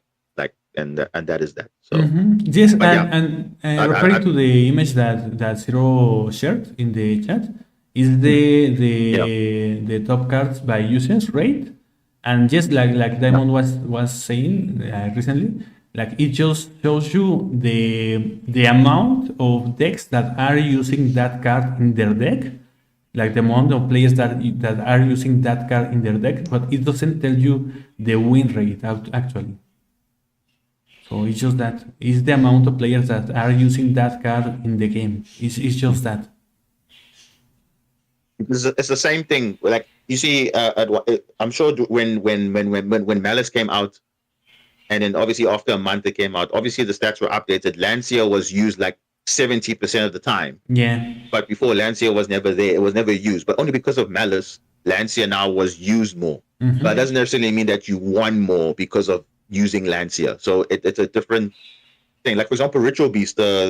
Ritual Beast had a very high win rate for such a long time, because this is at the highest rank in Master Duel or whatever. They took those stats and people were playing Ritual Beast because it gives them high wins at that level. But doesn't mean necessarily that every time you saw a specific card that, okay, no, but I was playing Ritual Beast, doesn't mean necessarily I was winning all the time. That's why the win rate was like, I think 56% or something like that. And it's that's a very good myth. Is that 50-50 win rate? That's the one that you are selling out, Zero. That's that one, yeah. So that's very interesting, because that's actually telling you that it doesn't matter if you play or not. That's just a count flip, that's a 50-50. So it actually doesn't tell you if you are going to win or lose. It's just a 50-50. Still, I mean, the fact that Maxi can literally change your mindset at that moment in time to say, okay, should I do nothing or combo? We all have that same situation when we play ladder or whatever. I literally think about that all the time. If Maxi resolves like, okay, do I have a option here? Nah. Do I do a minimal play? And that's it. If I don't have a play, then that's that. I have to pass, because I know the impact of Maxi for certain decks is very beneficial, that they can be playing on your own turn. Yeah. So, but yeah, like you're saying, Zero, pretty much half the time you win or you lose when Maxi is resolved against you. But at the same time, you can also drop Maxi, but you can also still lose. I mean, he's saying that it's 50.5. That, I mean, that's 50%, man. Like 1% is not that much. It's not. That just shows how impactful Maxi is on Master Duel. Because Like, and the fact that that's based on almost 3,000 duels, that says a lot, because basically half the time people are winning when Maxi is in play, and 50% of the time people are losing. And we can but again, we can see we can it doesn't also show you what decks were playing at that point, like and what cards they had in their hand, because sometimes even though you're under Maxi, right, you might pass turn, but what if the opponent bricks? You don't know. And this is showing also something very interesting, because you can see the difference between the usage rate and 90% and then the win rate at 50%. Like, it's not the same thing. And Diamond just mentioned the Ritual Beast deck. That's a very interesting case, because I was playing Ritual Beast when Tempai came out. And I remember that whenever I used the monsters, even if you use them now, they have like 1% uses in the game. Like, nobody plays that 1% usage. Like, nobody plays that deck in the full context of the game, but only the highest rank use that deck, and they have like I don't know, like maybe 70% or 80% win rate. So even if there is 1% of usage of those cards, you can have like 80% win rate using those cards. Like, it doesn't matter. It's not correlated. Because even for me, I'm playing a deck that probably 0.0005% is being used. Those cards that I'm playing, the Marinces cards or whatever. But obviously Mermail slightly higher, but Marinces specifically, I know it's like below 1% usage. But yet, most of the time, the games are in between. I win some. It's like it's not correlating to, okay, I'm using a card that not everyone is playing, but the win rate might be a different story. Yes. So yeah, I would say that's why I don't really pay attention to the stats, because the stats obviously are saying yes, the highest rank in Master Duel, but like you see now, we have the Maxi looking at 3,000 duels almost. We don't know what the matchups were like, what the hands were. So it just says, okay, you won. It will only say maybe you won the coin flip, and then this happened. And it's literally or you lost the coin flip, and this happened. Yeah. It's literally a coin flip, because it's 50.5% of the time you can win if you use Maxi. Like, it's just like a toss in that case. So it's not, if it was like maybe 90% win rate, that will be maybe different. But this is 50. That's a different story. Like, geez, that would be crazy. Yeah. But I mean, they tried, and it wasn't enough. But at least it wasn't like, and I like that the fact that this wasn't also like a case of it was one-sided, because we all thought, no, but in the first set people are winning, and then the next set they come back. Yeah. So I like it that they took it to the third set, so we got to see like the actual, full final, not like, oh my gosh, these guys got dominated 5-0 or whatever. Like, at least it was a back and forth. But it's just unfortunate that yes, the fact that the matchup that mattered the most was tainted by the fact that Maxi resolved. Yeah. Was the winning difference there. Yeah. So that's all you can do. If you have the right cards, you play them. So I always say I don't blame the player, I blame the game, because if the game allows Maxi to be existing, then that's just how it is, right? So, well, who are we to say that no, but now the player was lucky or whatever? Hey, it's just how the draws are, right? Like, look at Josh, for example. He literally didn't do well at all in this tournament. You cannot say he performed well. He didn't do well. And not because of his skill, it's because of how the game decided on what his hand was going to be. Yeah. And that's it. It is what it is. I mean, obviously, it's a decision that they made as a team. Okay, you're going to play this deck and that deck, because, of course, you have to look at the strengths and weaknesses of, your team, and what deck you're more comfortable with and what you're more, familiar with. Like, you can see, Pac was clearly fine with Memento. Clearly. If I was him, I would have probably used Memento throughout. But he does understand probably, like, look, as a mind game, like, look, I can also use Crystron at some point, but I think Memento was a deck that was actually comfortable and stronger, because even for me, you can throw me any deck, but if you would give me like Marinces, for example, I'll probably pick that because that's the deck I'm more comfortable with. I know how to deal with, playing through disruptions or whatever.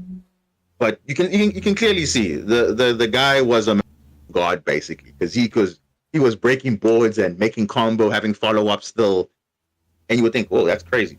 But then again, the opponent has everything.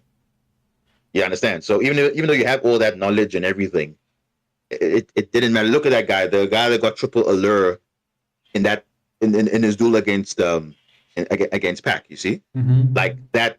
Or was it against? Yeah, what was against? It was Nesh. Both of the times that they used was it Nesh. Is it? Because but that one was a prime example of, you see how that is luck of the draw. Like, you see that he could have drawn literally nothing. Remember that first guy whipped a lure, nothing happened, and then he got a second one. He managed to draw a dark monster. But you see, it's just a luck of the draw thing, and that's heavily RNG. And you can see that the first time that Ness used Allure, he had to. So first, I remember that he said 2 cards, use Allure. Then he had nothing. He used the second Allure, and he got an March Hair Dark Monster. But then it's literally but remember, it's a gamble, because remember, you're drawing 2 cards. But at that point it was a 50-50 chance. Even then, you see, he was not able to do anything, because he just got the March Hair, put 2 cards face down, and that was it. Like, he didn't do anything. And then the second time that he used the Allure of Darkness, it was the time where he just went on and on and on. So it just gambling, and that he was drawing like all the board breakers and all that. I was just like, wow, insane. Yeah. Like drawing 6 cards, nuts. But yeah, you see, that's Yu-Gi-Oh for you, and I think that's what, in a way, it's kind of, you see, no one really thought, what was going to happen in this tournament. We thought, the favorites were going to win, have a good, like a repeat of last year. Back to back to back, but I guess not, because the formats have changed. So what were the winning decks? It was Raziel, Malice, and Memento. Yeah, it was a mirror. That's also very interesting. I think Miss was on. He was on Mermel, I think. Yeah, Mermel and Raziel. But the last duels, Malice, the final, the last duels were mirrors between Malice and Malice, and then Raziel, and then Memento and Memento. Yeah. So obviously, I remember that. Yeah. So but in terms of like the tournament now, we're talking about the tournament deck list, because obviously, remember now, when you say, okay, you're the world champion, these are the deck lists that you use. Obviously, they had Raziel, Memento, and Malice, but the other decks they also were using. So like I think Mermel was one of them. Crystron, I think Mermel was one of them. Crystron, I think, But still, I mean, it's a good showing that the fact that Memento kind of won the whole thing. It wasn't Malice, it wasn't Raziel, it was Memento. I like that. I said something related to that with Joss, if you remember, like I don't remember if it was yesterday or today, but I talked about how Joss was like saying a lot of stuff around about Malice, but in the end he didn't lose to Malice. He lost to other things, like, for example, just breaking. Other things, yeah. So and in this case, so that's the thing. You in your prep, you decide what's in the format right now, and you're like, okay, based on the format, I'm gonna play this, and it didn't work out. And in this case, I think it's also very interesting and very fun, actually, to have like all mirrors, because you can also see that it was not like an unfair match, because it was Raziel versus Raziel. You cannot say that, it was Malice and Raziel, and that's why Malice exactly won. So I think it just played out perfectly in the sense of, okay, cool. It wasn't like, okay, clearly Malice is out dominating Memento. No, it was mirror versus mirror. Exactly. So there was no like, once you're in the mirror, you can't say now, okay, this deck is more dominant on paper. It's literally the same deck, but maybe you have different techs. But I think that was kind of like an interesting way to close out the finals. Then I think all in all, like you said in the beginning of the day, it was a very weird tournament, and I think it's still the same thing. Like everything that you would think would go wrong for some of these guys, it literally went wrong. Like you saw the semifinal, the guy timed out what? Yeah. What even? Like, literally, that happens to everybody. Like, and I promise you, it's not like he was misplaying. It's because the timer is going so low. Remember, you don't get seconds, enough seconds back in your previous from your previous turn. So it's like, I think it's 60 seconds or whatever, but that's very little. Because if you were, imagine now, if I'm going second, right? And I'm trying to break your board, I'm using most of my time thinking, how do I break your board? That all my time is going. Now I do like, okay, I kind of break your board. You get back at it only to find out that I don't even have time left to finish the game because they didn't give me back all my time that I was taking to break your board, and that's kind of like unfair. I've lost games because of that, because it's not like because I was outplayed. I literally broke the opponent's board, but yet I didn't have time to even complete my follow-up as well as my play, because you have to do that, because this is Yu-Gi-Oh! You can't just break a board and then do nothing. You have to have at least a follow-up play, further interruptions if you can make it. That's literally what you're doing. But now you have to put all your energy in breaking a board, and it feels like impossible, and that's what you have to do. But you see, it takes a lot of time. Before you know it, you have like 100 seconds left. You're like, really? And you got 300 seconds. It doesn't feel like that. And also, you have to click everything. Yeah. It doesn't automatically, like, you have to select a card. You have to confirm your card. Like, that all takes a few seconds. You don't have that luxury, like, and it's like, I don't know. I think definitely they have to, going forward, hopefully address that, because all these quality of life changes that they're doing to the game, like those small updates, I think they really need to look at that. You see how because remember, they reduced the time from 480 seconds to 300 because people said that the turns were too long. Remember in the beginning of the game, the duels were 480 seconds, like in casual match, but now they made it 300 seconds for competitive events and ladder, which is like, okay, but now that extra 180 minutes makes it, 180 seconds makes a difference. So I don't know.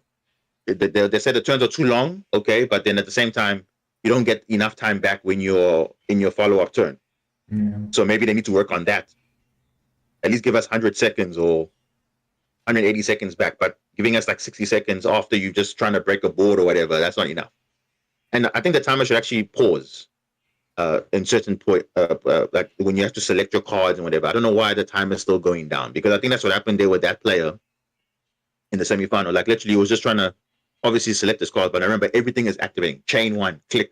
Chain 2, click. Chain 3, everything's resolving. The timer is still going. Like, why can't you just pause on that? I don't know. But yeah, that said, the whole event was, despite all of that, I think it overall was an actually good showcase of, okay, it wasn't just a dominant thing of, okay, these guys were getting washed out completely 5-0. I think everybody had their fair share of matchups, especially in the semifinal and the final. I think it all went to the game the final set. And yeah, I mean, did the better team win? I don't know. But it looks like the better team won, yeah. But who knows? Maybe some would say otherwise, like, Pac should have won. But that's Yu-Gi-Oh! I mean, all in all, Can you guys hear me? Yes. All in all, yeah. I think Am I it still was like breaking a up? very, very fun you're still good. event, and like we saw all kinds of things. Like we saw recoveries like that were very exciting. We saw like interesting plays. We saw unexpected plays also. So I had more fun this time than the last years. Now, I think in terms of interactions, I think we got to see a lot of unique interactions versus like the previous tournaments. I think it was like, okay, clearly there's this one deck that, maybe like 3 decks that were just going to dominate, and then whoever went first, cool. But you actually got to see a bit of, interesting, like you said, interesting plays and all that. So I think that's something that they can at least take back and say, look, we got at least new world champions. So fresh out the gate, the whole top 4 was pretty much new, which is a good thing. In terms of like, saying, okay, look, the best of the best, they kind of surprised people because everyone was expecting all the regulars to be there still. But again, it's an event. Anything can happen. And so, just to close the stream, like I was going to say like that it was very fun, the event itself, and to be able to share this time with you guys. It was like also very fun just to goof around, to play around with the deck, the Ritual Beast deck. and everything like that. So, do you want? I think I really need to have a follow up because Zero was like half asleep probably in those combos. So you need to like maybe next time when he's like awake, then you'll probably like look at it again because he needs to study that deck properly. Yeah, I can see it's very complicated. Yeah. And that fucking deck, man. if you guys want to say anything like about your channels and stuff, please do. Yeah, you go ahead, Diamond. You go first. Okay, cool. Yeah. So thanks, Pro, for inviting us to have this, pretty much a watch party of sorts. I think it was really fun. We managed to do the whole day, which is really nice. And yeah, you can definitely check me out, on my channel where I also showcase, being the underdog also. At Diamond Boss, also on Twitch as well, not just on YouTube. So you can also follow me there too. That's Diamond Boss ZA on Twitch, but Diamond Boss on YouTube. And yeah, you can stay tuned when I participate in Meta Weekly tomorrow. It will be the first official event after World. So hopefully I can do something there. But otherwise, yeah. Thanks so much for hosting us, bro. Thank you. I appreciate that. Okay. Zero? Oh yeah, man. Thanks for the invite, man. Appreciate the world's. I had some talking about all the guys. But yeah, I'm on Game Zero ZX. That's my YouTube tag. You can check me out. I'll be playing. I play Master Duel sometimes because I try to grind gems for the decks. But I play it sometimes. Right now I'm. Yeah, come by whenever I'm out.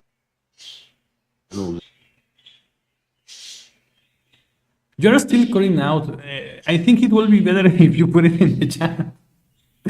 Just that. Oh, damn. It's my internet, bro. There's nothing I. just so that people can find you.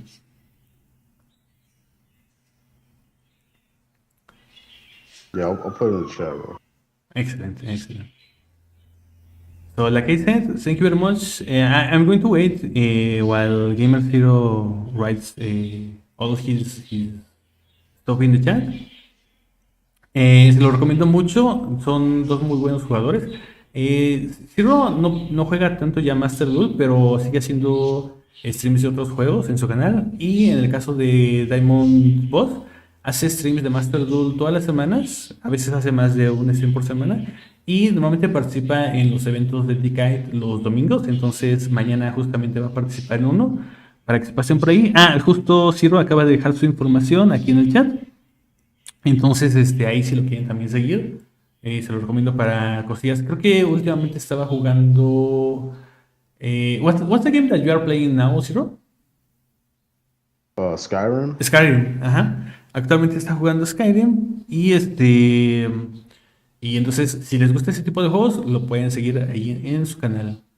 So, thank you very much, guys. It was really cool, really nice. And I hope we can do this next year or something like that.